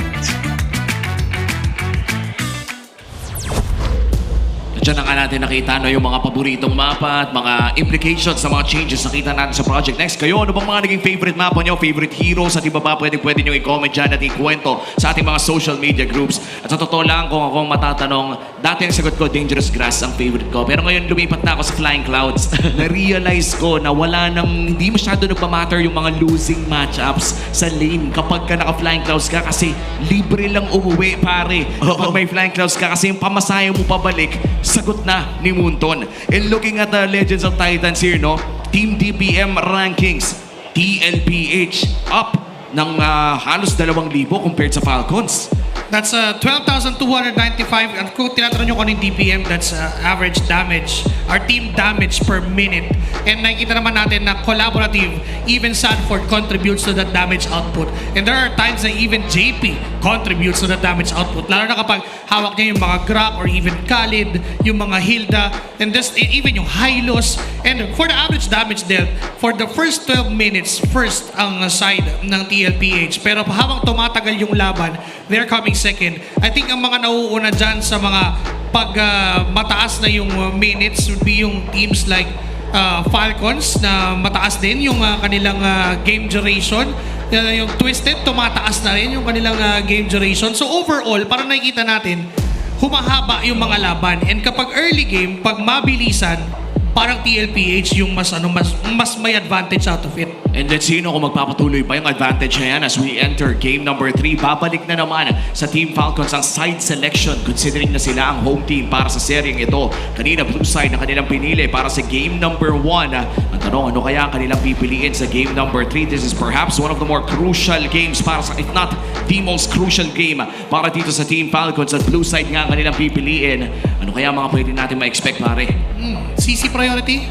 I can sense yung game number 1 draft, yun ulit yung gagamitin ng Team Falcons unless tanggalin yon ng Team Liquid na makita na agad yung CC. If not naman yung CC pick, if open yung mga Zushin, I think Zushin ay kukunin nila.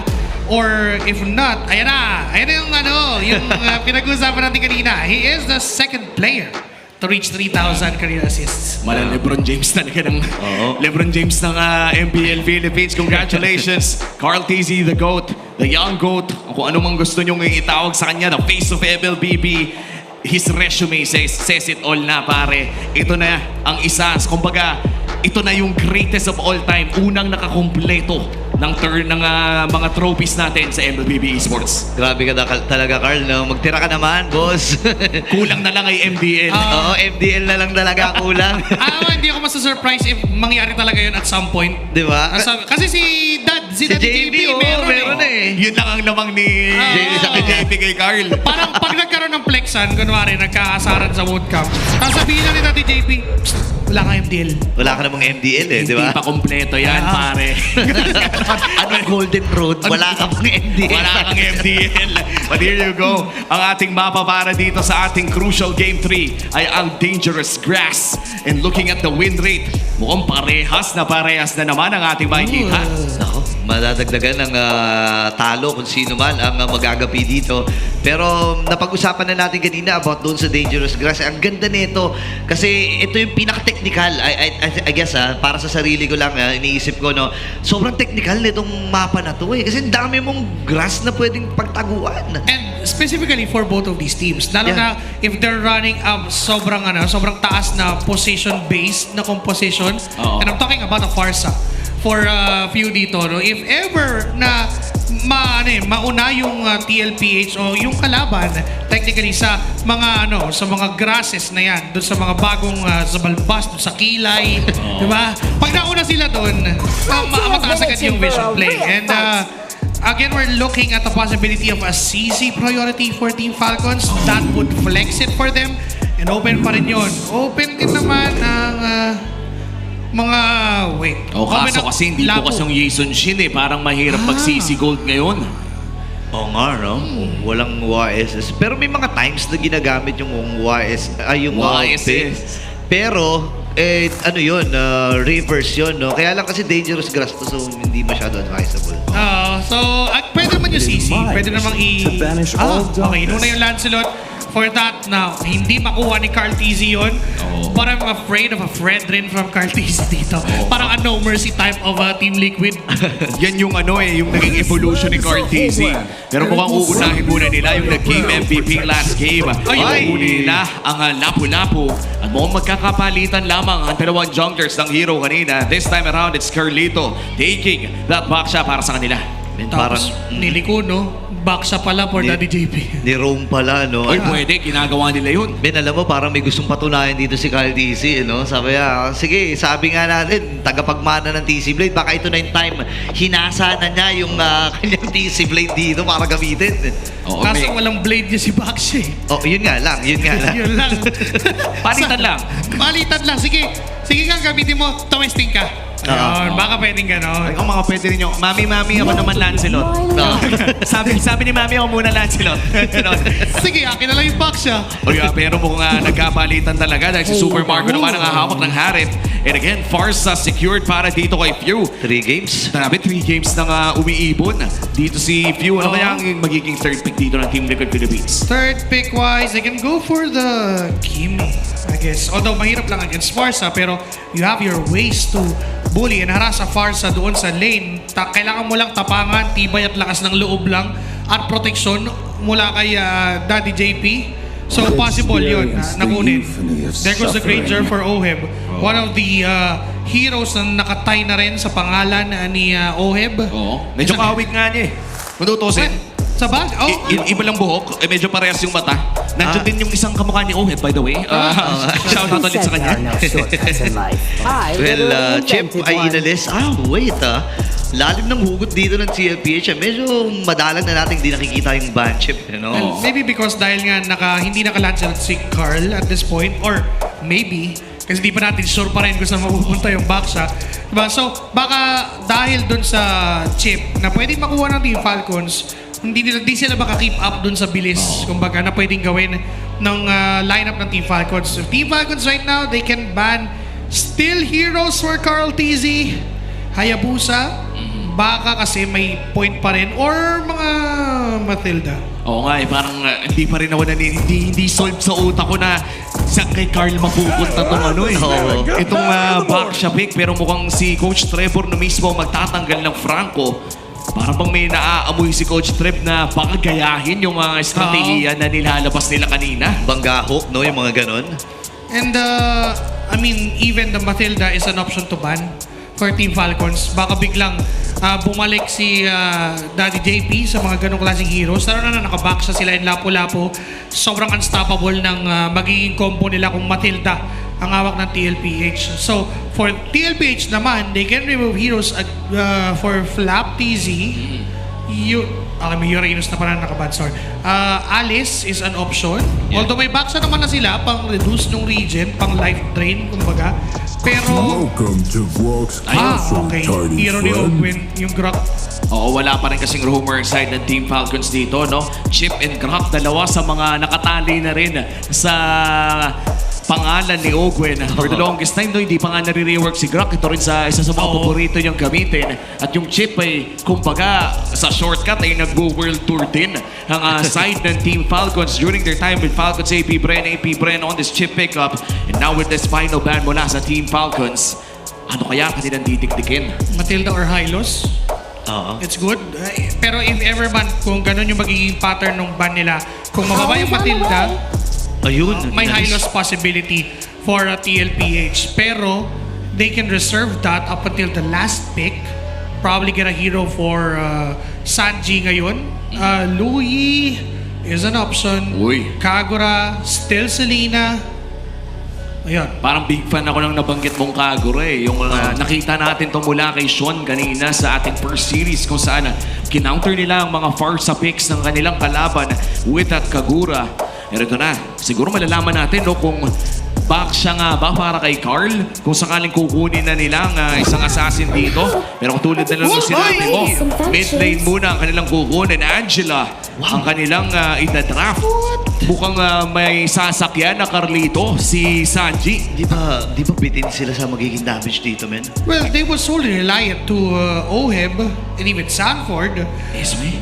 Tapos, yung Esme ay nasagot na nila beforehand kasi may back siya sila. So, kaya din sila na nagkaroon ng lakas sa loob kumuha ng Angela. But if you're Falcons, if papalampasin mo yung Esme dito, medyo mahirap. Mahirap na makahanap ng XP lane na pwedeng tumapat dyan. Unless na Alice. Kaja from Open. Kaja Esme, yes. And now, dito na masasagot. Is this a box of June? Yun na. It's not a baksa for Cartesi. Masadong onti yung pinipindot niyan, men. Hindi pwede, no? Hindi tayo sanay. Yung friend rin yan, daming pinipindot dun, pre. Pero, napakatapang. Against sa Kaja, against an Esme, you play Joy. That's true. Well, nabasa na. And very good read, Joshi, sa ating naging draft. This is by far one of the most important drafts in this regular season 16. Dito na natin malalaman kung sino nga ba ang aangat sa playoffs. Buong barangay ay nakatutok sa laban na ito. Kung matalo ang Team Falcons, ay maaangat ang Smart Omega sa huling playoff spot. At kung manalo naman ang Falcons dito, ay sila ang kukuha ng spot na yon. With all of the picks na nakita natin in this Game 3 draft, ano ba yung pwede natin ma-expect sa early game? Balagbag ang pwede natin expect sa early game. Knowing na for Team Falcons, they have the abilities to counter what TLPH has at the moment. Unahan sa level 4, yung dalawang roamers. For JP, ang ilalaban niya for that level 4 is constant degeneration doon sa Esmeralda na magiging problema nung Joy at nung Angela. And for Team Falcons naman, yung level 4 nung Kaja, which is yung Divine Judgment, it is what Falcons need to burst a member from TLPH. At ramdam mo na ang enerhiya in a sold-out MPL arena. The final game of the final series of this best of 3. Ay makikita nyo na, tumutugtog na mga tambol ng Liquid. Naririnig mo na ang sigaw ng mga Falcons. Kaya naman magpapahinga muna tayo mga pare ko. Masyado nang mainit itong labang ito. Chill lang muna, no? I-absorb muna natin yung mga nagaganap. Kasi ulitin ko lang, gusto ko naman talaga magkita itong dalawang kupunan na to eh. Gusto ko magharap yung Falcons, gusto ko labanan nila ang CLPH, pero hindi sa ganitong klaseng tampo. Isipin mo yun, meron ditong mamamaalam, meron dito makakakuha ng kanilang upper bracket slot. And hirap isipin, pre. Hindi ko pa nga maproseso hanggang ngayon eh. Kaya nga sa sobrang hirap isipin, hindi ko muna iniisip. Wag mo na. Oo, ini-enjoy ko na lang muna kung ano nakikita ko sa aking harapan, the game itself. And again, this would be a bloodbath entering that first turtle of the game. Minimum yung tig-dalawang mamamatay doon sa turtle fight na yon. So, I'm expecting a lot dito sa composition ng dalawang teams na to. Kasi if walang mamamatay doon sa first turtle fight, hahaba tong laban na to. Well, hopefully humaba ang laban na to. Ito is siguro isa sa mga games na okay lang sa akin kahit pa-break natin yung 57-minute record na naitaya nung Season 7 of MPL Philippines. And now we are entering game number 3. Agaran agad mapupok ni JP at Sanji. Ibang klase, no? Itong Angela Baksha combo na by the way ay gamit na gamit din ng Team Falcons nung M5 nila. Indifferent pa sila noon. Grabe yung paggamit nila ng Baksha Angela during that time. Di ba, isipin mo yun, no? Parang nagbabalik ang mga alaala. Yung Lancelot ni Carl TZ na hawak ni Kyle. So exciting talaga na makita itong laro ito. Tama ka, Joshi. Talagang makikita mo na design, gawa yung lineup ng TL at Falcons para sa suntukan, lalo na sa early game. No? Again, pag walang namatay sa first 30 Dinaya. Sige, dinaya. At hahaba tong laban na to kasi that just means na they know the consequences of their heroes. Carl TZ knows the consequences of his joy na lalaban against sa Kanja and Esmeralda against sa Farsa. Oo, napakahirap, no? Parang micromechanics na lang talaga yung kalaw. Pero wow, what a flicker mula kay Sanji at si JP ngayon pa-block ni Flap TZ. Gandang rotation mula dito sa Team Falcons pero yung reaction time, uy, Carl TZ! Ayun na, lumalapit din doon sa mga miyembro ng Falcons. Pero ang gandang information nito para sa Team Falcons, no? Kasi walang flicker ito si Sanji. Actually, nag-aantay lang naman ng level 4 yan kasi hard guard lang yan kung kanino man niya gustong saniban. At ngayon, si Kyle TZ nasa balbas. Tatama yung Tornos, kumakati-kati na rin. Pero lalayo mo na, ito na. Laban na ng mga TZs, men. Recent na naman, Fuse still no access sa kanyang Feather Air Strike pero konting kembot na lang. Literal, pag hinangin yan, magle-level up na yung Farsa. Pero may hard guard na dito kay Carl TZ, nakatutok na. Okay, Kyle TZ, pinamatahan lang niya. Pero si Carlito nagwaki. Torno siya nagamit. Atras muna si Kyle TZ, wala siyang pang-puncture. Muli siya ni Carl TZ. At nakakuha na ng first blood. Kasama pa itong kanyang kapatid na si Flap. Sanji! Dadive na si Sanji.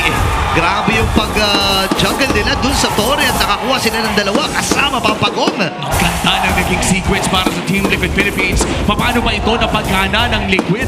Because they know na wala pang ultimate yung Kanja. May laya pa si Carl TZ na pumasok dun sa clash dahil wala pa yung Divine Judgment, and it is a result of what they did during the early. They wanted na ma-dominate yung mid lane, yung pokes na nagagaling sa Angela, and even dun sa Baksha, napakatagal mag-level 4 ni Few. Nakamiss siya ng isang minion dun sa first wave pa lang. And that would result to Ogwen being not reaching his ultimate as well dahil nag-gap yung mid lane ng side ng Team Falcons. And because of that, nanalo sila. And again, dalawa yung napatay ng TLPH doon. So they have the early game advantage. But come next turtle, everything will change. Pero mo kasi Few, delikado siya dito. Wala nang weeks by weeks. Ako, delikado talaga. Flicker ay nagamit na niya. Pero nandun si Carlito para linisin ang mga naganap. Nakadalawa na kagad si Carl TZ. Ang hirap nito, lalo na pagkalaban mo, Joy. At saktong-sakto no, napap-flicker pa nila si Few. Ibig sabihin niya ay no flicker para dito sa susunod na pagong. Pero ganoon din naman para kay Oheb. Mukhang lumalaki na ang gold lead dito ng Team Liquid Philippines at sumanib na naman. Ang tanong kanino? Sa taas. Mukhang sa taas. Yun nga, nagamit kagad. Si Carl TZ nag-aabang at bumibuelo din.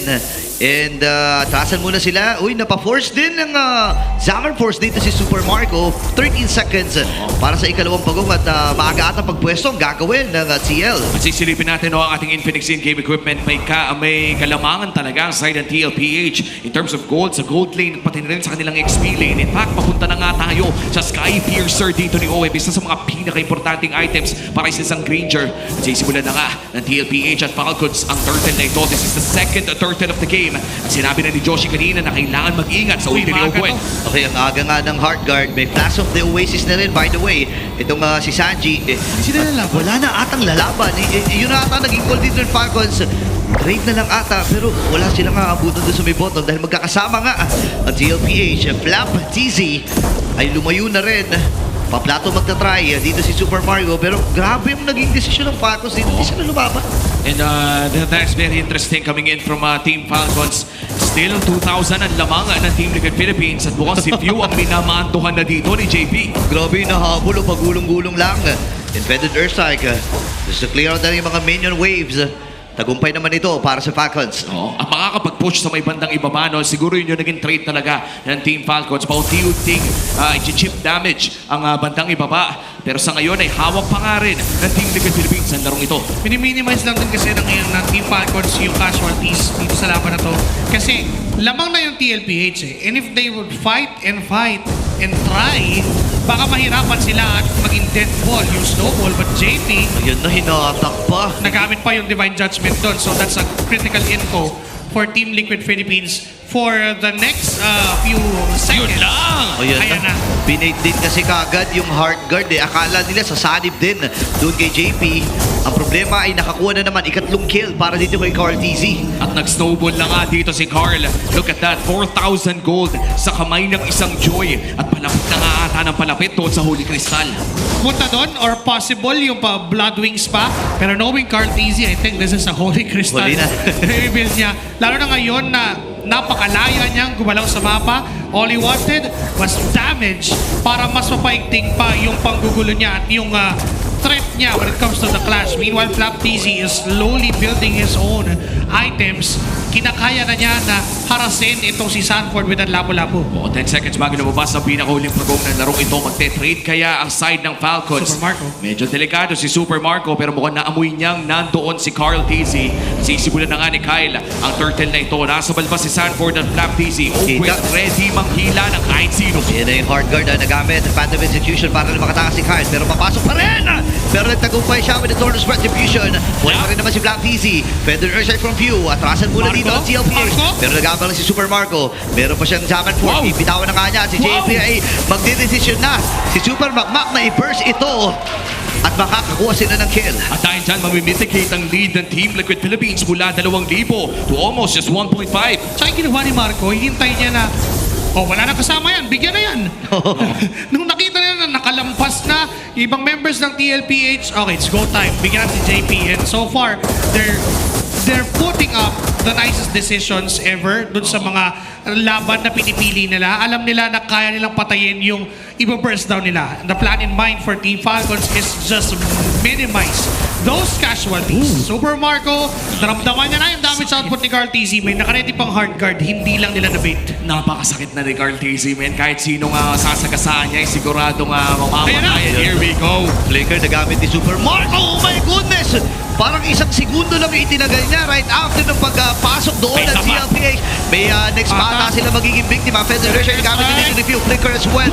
Ay na-commit. Namatay itong si Carl TZ. JP buhay pa rin naman. Flicker na-force na rin si Sanji. Pero sabi ni Carl TZ, kailangan ko ipaghiganti yung tropa ko. Pero sabi niya, mamaya na, nagbago isip ko. Tama ba yung nakita natin doon? Sidestep. Barca with the Flicker. Papasok, hindi palayo.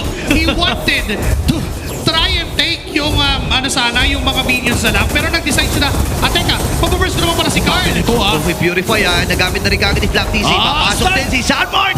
Natama ng landshake at nasalo niya yung buong famous fighter. Kaya lang buhay pa rin talaga itong si Flap TZ. Grabe, ni-retry ni Kyle TZ para maligtas yung TZ brother niya.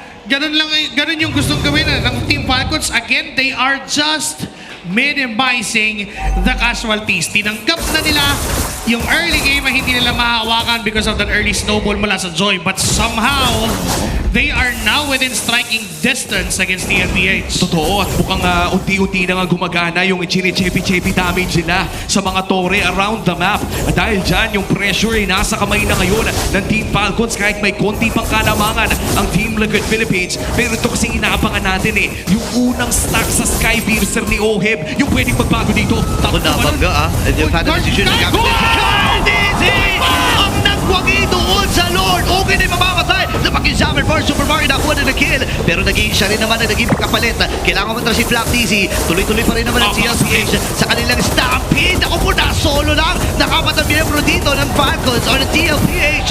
Itong si Flap TZ na magiging stuck na rin ng Skypiercer ni Oheb. At rekta malefic roar pa para kay Oheb. Nakuha man ng Team Falcons yung Lord. Mukhang maghihirapan silang gamitin ito.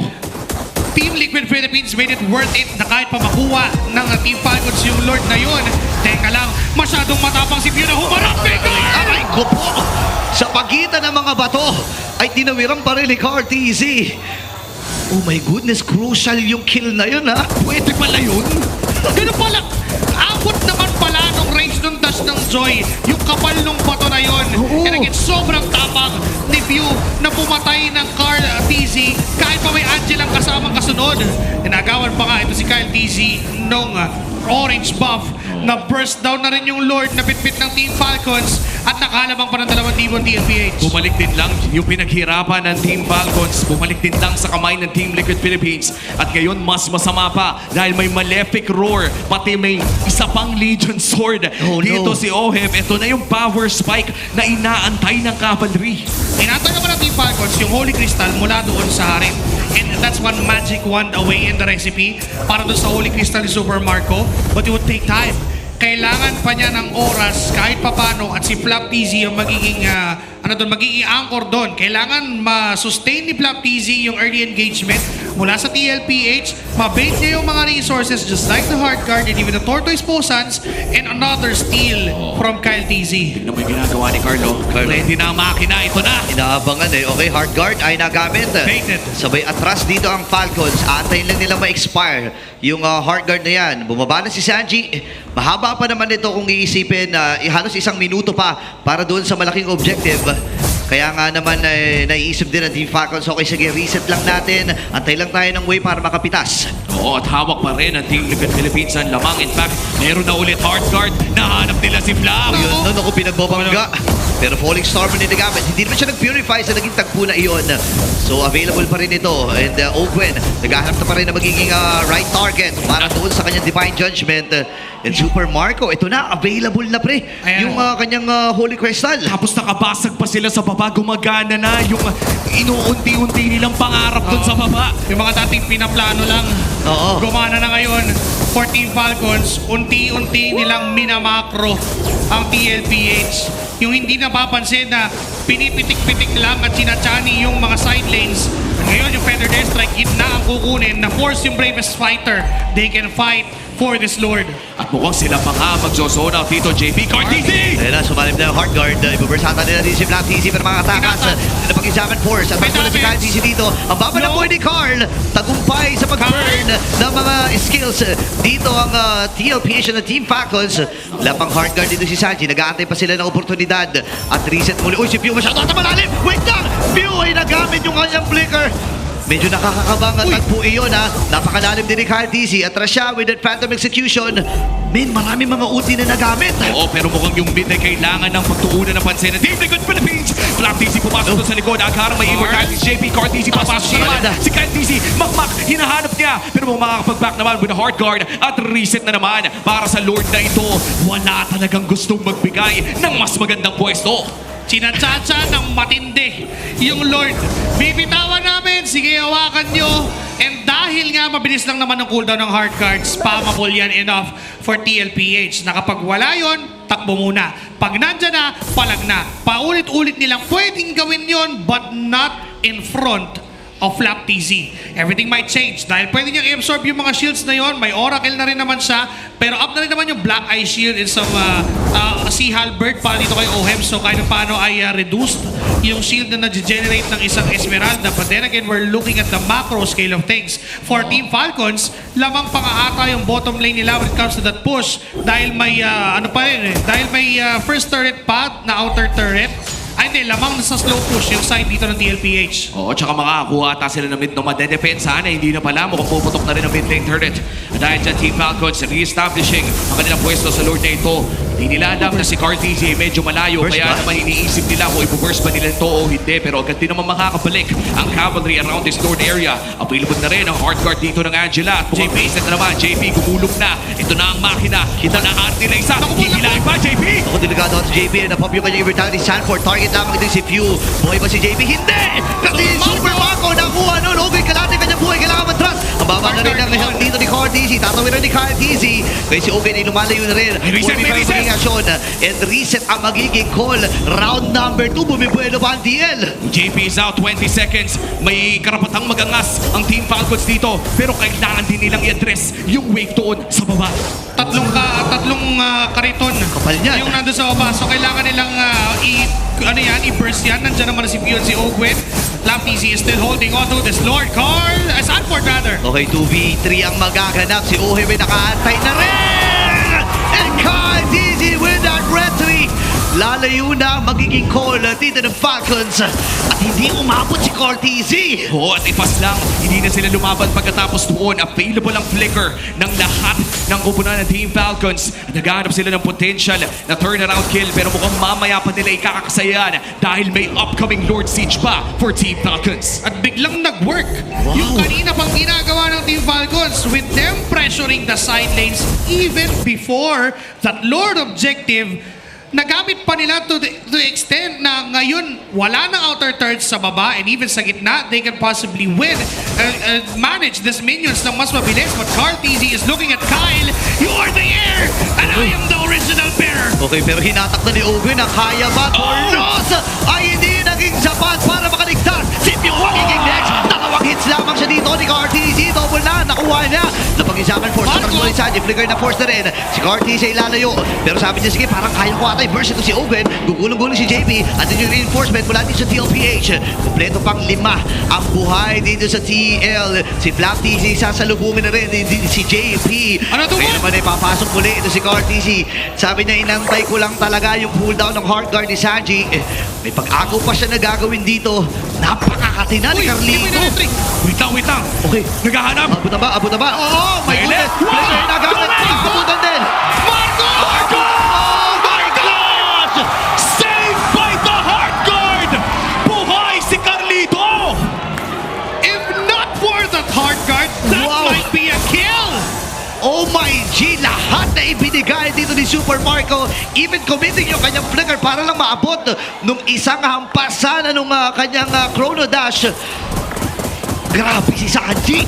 At saktong-sakto yun dahil sa upcoming Lord fight, walang hawak na flicker si Super Marco against Team Liquid Philippines. That is a crucial battle spell to have. Pero depende na yan sa setup. Magkakabasahan na naman ba ng place sa upcoming Lord fight natin? Sobrang critical na yun ng flicker na yun mula kay Super Marco, and TLPH knows they can try and burst down the Lord. They have the means to do so. They have the damage. Pero for TLPH, napakahirap din na for Cortese na puposisyon dito kasi again, there is a threat of that divine judgment mula kay Ogwin. And if that would connect to Cortese, mawawala yun jungler ng TLPH, a better objective control for Team Falcons, and might be the game. No. This is Evolved Lord already. Kung sino mang makakuha nito, most likely maililista mo na sa kanila larong ito. Again, upper bracket ang pinaglalaban ng Team Liquid Philippines. Para sa Team Falcons naman, tournament life ang kanilang tinitignan sa paparating na Lord fight na ito. Sa 7 linggong nahirapan ang Team Falcons, ang ilaw ng playoffs ay kumakatok na sa kanila. Pero ang nakaharang ay dumadagungdong na MSC Champions, Team Liquid Philippines, defending MPL champions na mukhang ready ng kumontest sa upcoming Lord fight na ito. Napakabigat na ito Setting up for the low push. Dito ang side ng Team Falcons doon sa may dead lane.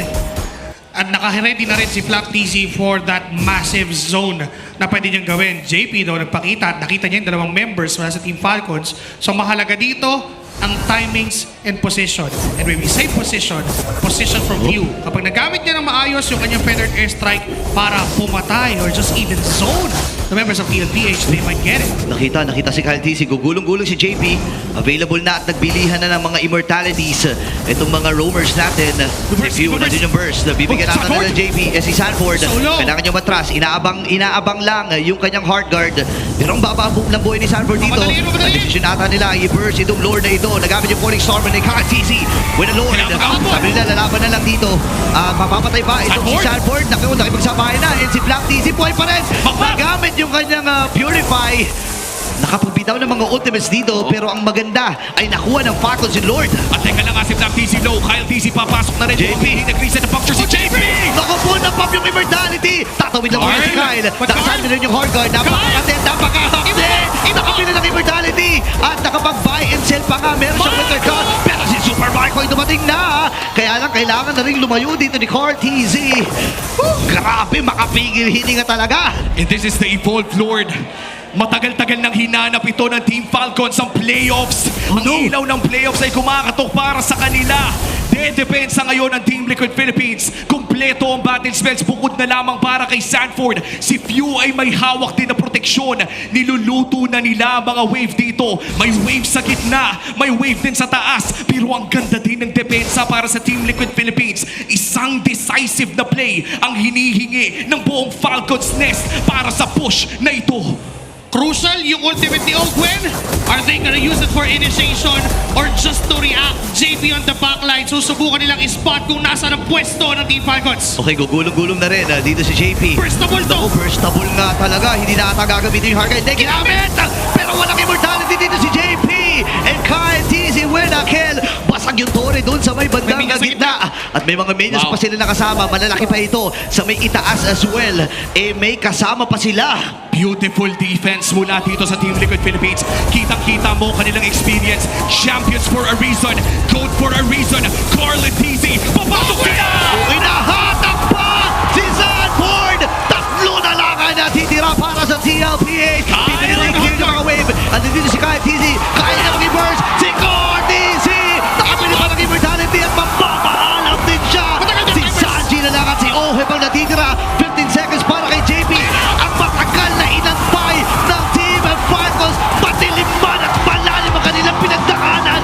Hindi sila susuko para kunin ang kanilang playoff stream. Playoff secured para sa Team Falcons. Puso ang nanaig in that crucial decision. Falcons is now on the playoffs.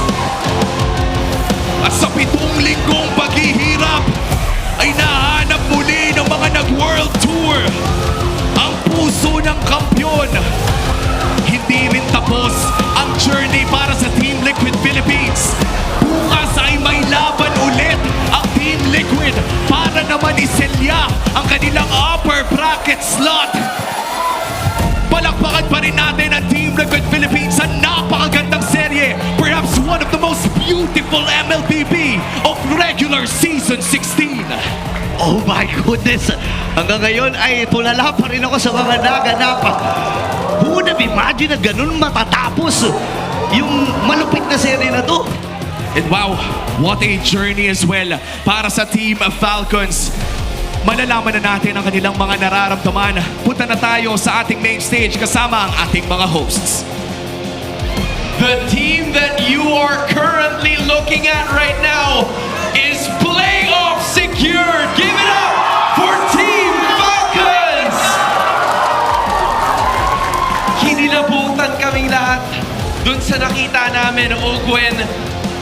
There were a lot of emotions surrounding you guys. Even you guys are teary-eyed as well.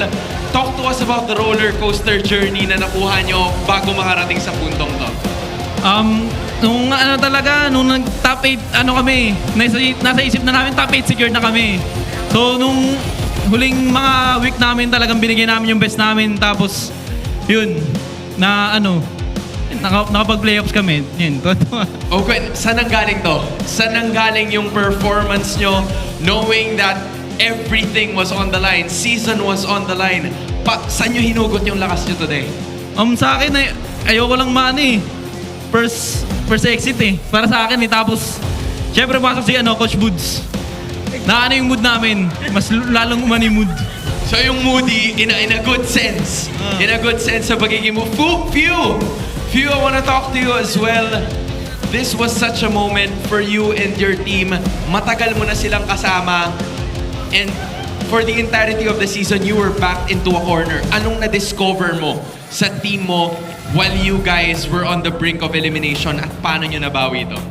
Ang napansin ko hindi pa rin nawawala na kahit marami na kami na pa-champion na nape-pressure pa rin kami. May time na feeling talaga namin na sobrang hina namin. Pero after kasi nung week 6 tinanggap namin nilaglag na kami. Kaya siguro doon din gumanda talaga yung laro namin. Would you say that this is the Team Falcons na dapat asahan ng mga fans nyo? Because there were a lot of people who showed up every single day para suportahan kayo. Ito na ba ang dapat nilang asahan towards that? Feeling ko kulang pa eh. Kaya susulitin talaga namin yung natitirang mga araw papuntang playoffs na mag-double effort sa mga training namin. You know, I want to know more from someone that I haven't interviewed in a while. Ferds, I know you haven't played in a while, pero ikaw yung isa sa mga bagong salta dito sa liga natin, and you've seen them probably nung nasa MDL ka pa that they're winning, but now they had to work hard to where they are right now at kasama ka nila doon. Ano bang experience being with them in a roller coaster journey na ngayon playoff secured na kayo? Sobrang saya po kasi kita ko po yung hirap at nila tiyaga na ginawa nila para makapasa sa playoffs. And now, you're gonna be with them as well. How would you help in making sure that this team can make it until the end? Yung mga mali naming ginawa last buong week, ayusin namin. Hanggang sa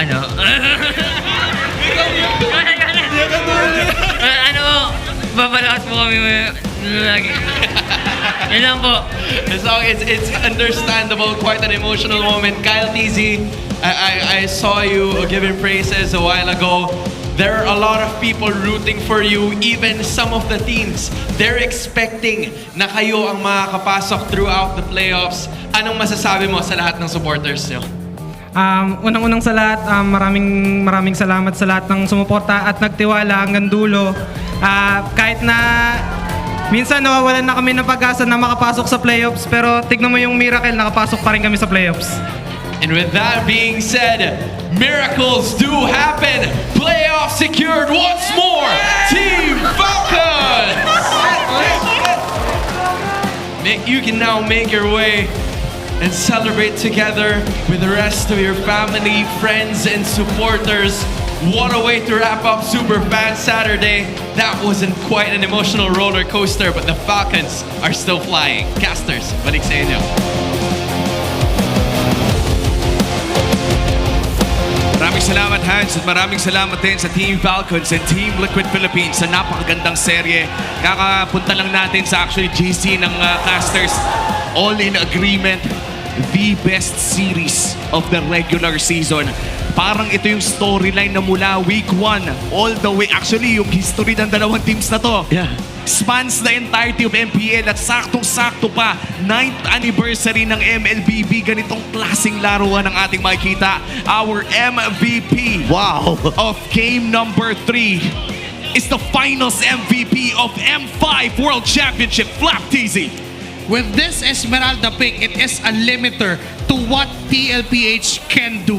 The Joy pick, the Angela pick, and even yung Lapu-Lapu ay lahat nalilimitahan dahil sa ginagawa ni Flap TZ. Although ng early game, it really is a hard game for this Esmeralda dahil sa early damage output na meron ng Joy, ang Angela at ang Lapu-Lapu.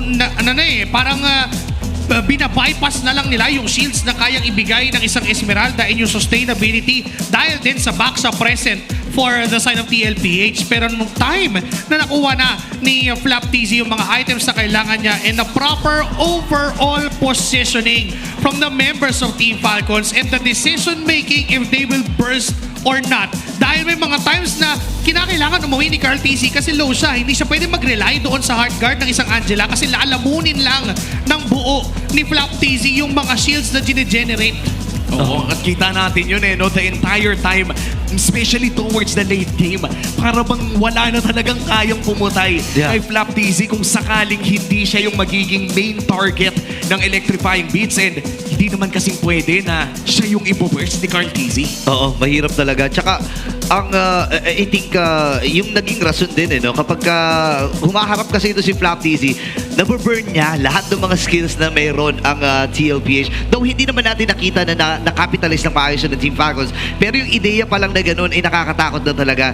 And I think nagkagulo-gulo na rin ang Team Falcons dito, lalo na dun sa mga final moments na to, no? Sobrang crucial palagi ng mga talon ni Flap TZ. Lagi niyang minimake sure na he is in between the damage dealer and the frontliner. Nagkakaroon ng gap yung formation na ginagawa ng TLPH. Supposed to be dapat nagraran din ng box ang TLPH, more like of a triangle dahil yung isa sumasanib, tapos si Cartesio nasa gitna. But because of Flaptizzy positioning himself every single clash doon sa likod ng front line, which happens to be JP and Sanford, at doon sa pagitan na yon, nasa likod yung damage dealer, which is Oheb, and even itong si Cartesio. So technically nangyayari, hindi tumatagos sa kanya yung mga dapat na damage na sasaluhin ng backliners ng Falcons, which is Pew and Super Marco. Oo, and parang at some point in time, parang nagkaroon na rin ng sapat na HP para makabili ng oras ng Team Falcons na makatakas sa mga electrifying beats. Pero nagkaroon ng mid-game power spike, Josie, na sa pagkakaalala ko, hindi ko maalala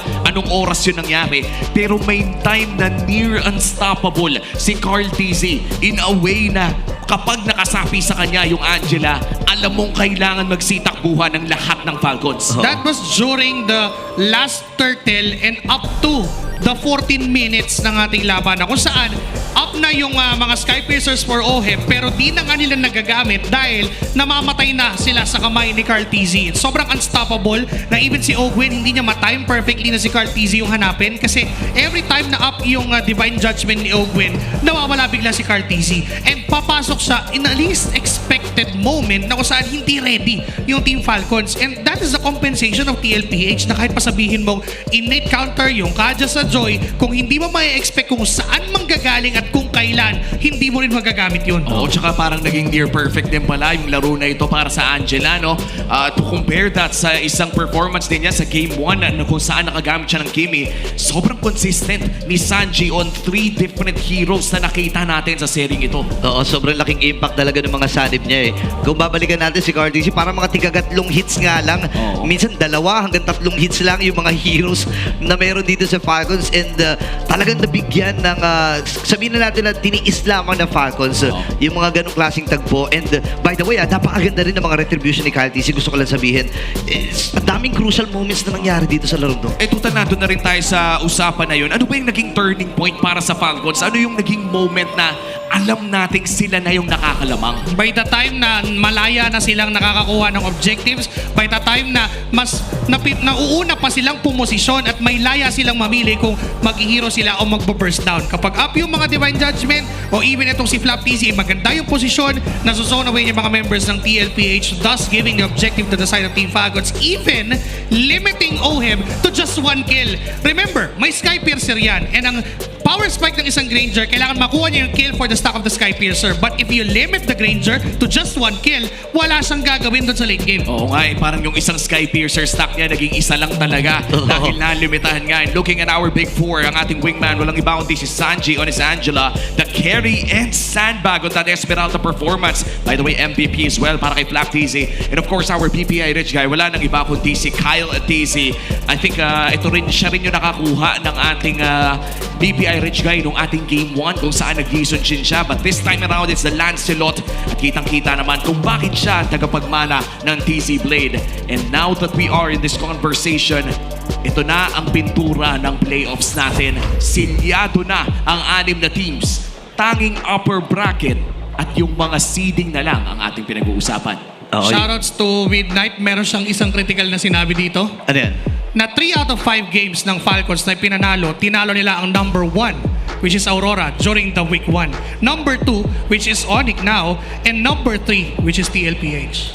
Oo nga, no? Sobrang crucial din ng mga games na yun. Kasi nung week 7, para bang nawawala na sila ng pag-asa. Right after nila talunin yung Onyx, nabuhayan silang muli eh. And grabe, ako emotional ako hanggang ngayon. I mean, it's a week 1 storyline na ngayon natapos. Kaya naman bibisitahin natin kung ano nga ba yung mga nangyari sa laro kasama ang The Howl.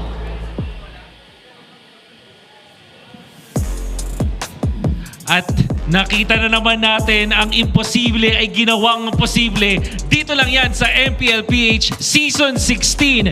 At we can say na ito na nga talaga ang pinaka-competitive at pinaka-matinding season na na-witness natin all throughout the MPLPH season history, where a top team like TLPH na ang kondisyon para makapag-upper bracket ay manalo, but they lost against a team na ang only condition para makapasok sa playoffs ay manalo against the Titans. Falcons you know, the reason kung bakit nila nagawa to is because they followed some of our prescriptions to them. Balikan natin ang keys to victory. They had to unleash Kyle TZ, lalo na kapag naka-funnel strategy or yung mga heroes na pwede silang makascale. Hindi to yung first time na na-mention ko to para sa Falcons at ginawa nila to for the second time around and they were so successful with it. And they also had to prepare for TLPH's low cooldown ultimate strategies. Katulad na nakita natin with Angela, ang ginawa nila dito is proper timing, proper scaling, making sure na nakakapag-farm pa rin yung Lancelot despite not having a good early game. At nakita din naman natin in game number 1 na effective talaga yung pagiging funnel nitong si Kyle TZ. But most importantly, TLPH hindi nila na-deny yung suppress at displacement heroes para kay Ogwen.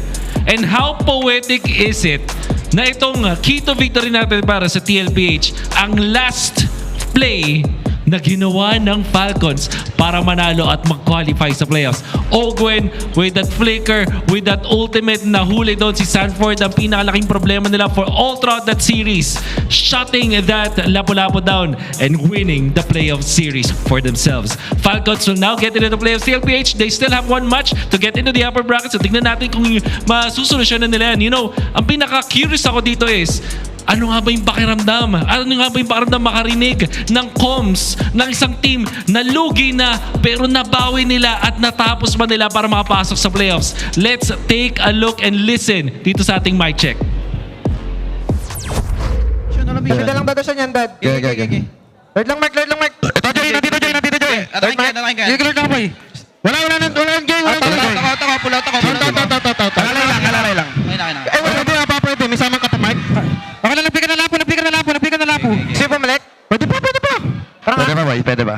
Nagpikan na lapo, boys, ha? Palito ko ng conceal. Back siya sa akin, oh. Stand ko. Ay, Joy. Chill lang. Meta utol. May mo ko. May Joy. May mo ko. Kaliwa. Eh, nakita ni Joy. Madash. Wala. Di makakuha. Pwede, Dad. Gusto mo? Kayo. At ako, Lapo. Nice, ang double na to. Yung double try natin, ha? Walang dash, Joy. Ilan na dak mo, Dad? Ilan na dak? Joy nga. Joy lang.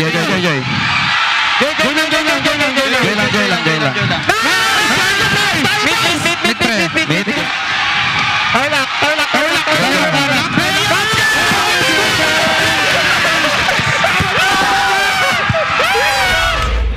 Imposibleng hindi maging masaya sa ganyang klaseng moment. And that is going to be Team Falcons securing our last playoff spot. Who would have thought na ganito ang magiging ending ng ating regular season para sa playoffs? By the way, may laro pa rin, no? Meron pa tayong mga seeding and upper bracket bukas. Sobrang magical ng araw na ito, no? Na napakaraming nangyari. And Team Falcons, pinatunayan nila na hanggat may puso ka, hanggat naniniwala ka sa iyong sarili, makukuha mo ang iyong ninanais. Even week 5 pa lamang, nasa brink of death na ang Team Falcons dito sa ating standings. But after those wins na nakuha nila, they are now playoffs secured and we have our 6 teams na papasok sa playoffs. Bukas nga, malalaman natin dahil magbabago pa ang tagpo doon sa upper bracket seed and doon sa mismong seeding kung sino nga ba ang makakalaban ng kung sino. Pero mahalaga sa araw na to for Team Falcons, yung win or lose kanina, win ang magiging sagot. At dahil dyan, malalaglag na nga rin ang Smart Omega. Still GG, well played para sa Barangay Omega. Marami silang pinakitang maganda sa regular season na to, pero sa sobrang dikit na laban para sa playoff spot ay sila ang mananatili sa baba kasama ang AP Bread. Ngayon, narito na ang ating mga teams. Playoffs bracket natin ay nagiging mas klaro na. Team Falcons ay wala nang iaangat pa, kaya kailangan nilang abangan kung sino nga ba sa Team Liquid Philippines and Onyx ang kanilang makikita. May chance na magka-part 2 ang serye na to sa play-ins kung sakaling malasin ang TLPH bukas. Ben, alam mo ko ano magical, yung dalawang team na yan ay tinalo nila nung itong week number 7, yung Onyx, yung week number 8 ay TLPH. Talagang ibang klase ang Falcons, no? Ako, ang ina-expect ko dito sa playoffs ay isang madugong panibagong mundo ng gera at ng lahat ng mga pwede nating asahan dahil nagbe-build up yung story ng mga rivalries for the match 2 ng ating play-ins na kasalalay bukas for TNC kung saan sila dyan. But technically, dyan lang din sila sa pwesto Yan na na yan. yun eh. Oo. Hindi mo lang sure kung sino yung nasa taas at sino nasa baba. Eventually, kakalabanin mo pa rin ang Aurora Gaming. Yan na ang nakatatak sa Twisted Minds and TNC. Yan ang kanilang kapalaran. Aantayin nila kung paano nga ba niya tatapatan ng Aurora Gaming. Pero ito rin, may update tayo sa ating Infinix Pansiklaman, ang ating community tournament, kung saan naglalaro mga community teams at nagagamit ang Infinix phones natin. Nangunguna pa rin ang The Minds. And looking at our top teams here, para bang hindi na rin masyado nagbabago, no? Oo, tsaka humabol din yung Cavalry tsaka yung Aurora dito. Kasi nakita natin parang sa kabuuan itong mga weeks natin sa Fansec eh. The Minds ang nangunguna eh, no? Oo, pero humahabol on just a game, one match loss ang Auroras on a 10-4 record. So, panibagong action din ang i-expect natin dito sa Fansec laban. Kasi even them, parang ano sila eh, parang nasa MPL sila mismo. May sarili silang MPL dun. May casters din yan, ha? May sariling casters, may sariling ecosystem, at ang nakakatuwa dyan sa Infinix Pansiklaban ay ang dami ding mga nabubuo at nabibigyan na chance ng mga teams and players na magpakitang gilas kasama ang kanilang mga paboritong community. At sa totoo lang, isa sa mga inaabangan ko talaga dito para sa Pansiklaban ay yung mga papremyo na pwede nila makuha, no? Balita ko ay may official prizes na nga for the winning team of the Infinix Pansiklaban. Ano kaya yung mga pwede nating makita doon, no? Dahil balita ko yung champion, may mga makukuha malalaki. Oo naman, ang kampiyon dito sa Fansec mananalo Infinix GT30, Metro Zero shirts, and 25,000 diamonds.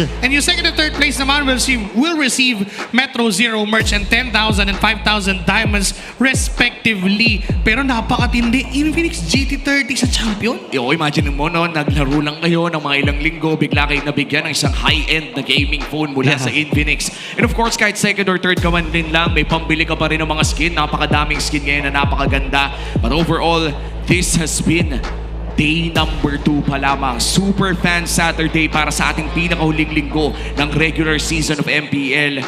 And naging napakaganda ng araw na ito in terms of matches. Favorite moment bago natin ibato sa ating host? Sa akin yung pagkapanalo ng Falcons and napaos ako doon pero sulit ang paos. Oo, sulit ang paos pare. Sa akin, ang kasaysayan na nabuo out of that, sabihin na nating miracle run mula sa Falcons hanggang sa Week 8 Day 2. Doon pa lang natin naubos yung mga playoff spot na pinag-aagawan.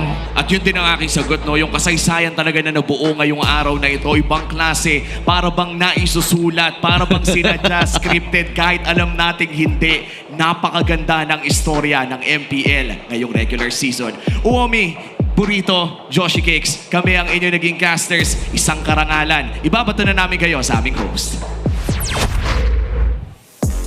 And that marks the last of this regular season Super Fan Saturday. Maraming nakita ang ating mga MPL fans na mga bakbakan that made sure that everybody and each and every one of them was making it all happen for their squads. In fact, 3 of their respective teams have already secured their spots with Twisted Minds twisting the game. There was already TNC Pro Team keeping the burning fire alive, and the last ticket to the playoff spot, none other than Team Falcons. Pero Hans, para naman yung mga laban bukas? There's still a lot of bearing to what is about to happen tomorrow dahil nag-aabang pa sa kanilang upper bracket spots at naglalaban pa ang Sonics kontra sa Cavalry. Will it belong to Team Liquid Philippines as they avenge their defeat for tonight, or will it go to Onyx Philippines? Yan at marami pang iba ang aalamin natin bukas. Muli, this has been Hans Galeria, and what an emotional roller coaster today ang ating naging Super Fan Saturday. Ito ang MPL Philippines Season 16.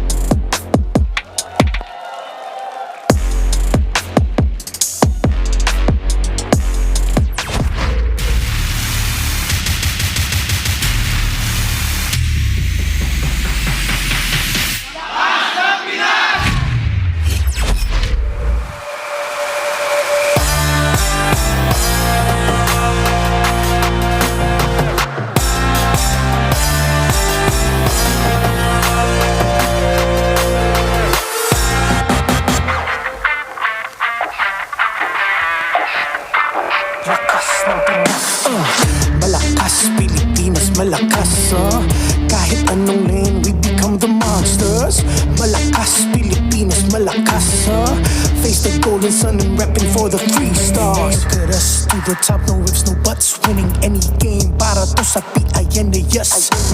Di mo matitinag aming bosses sa new level. Nasa kalye man o mobile, you know I become a legend. Listen, open fire, we unite, we winners. But with pressure, like diamonds are made of. Switching the lane na parang gera, HP racing made a setup. Pagkakatang buhat ni Hilda, full dome SS parang Laila. Susundan ko ang wakas, kasama pataas, tagumpay natin to dahil tayo'y malakas para sa Pinas. Nasa amin ang alas, hindi to atas, kinikilala sa taas kasi kami ang malakas para sa Pinas. Nasa amin ang alas, hindi to atas, kinikilala sa taas, ganito kami sa Pinas. Yeah.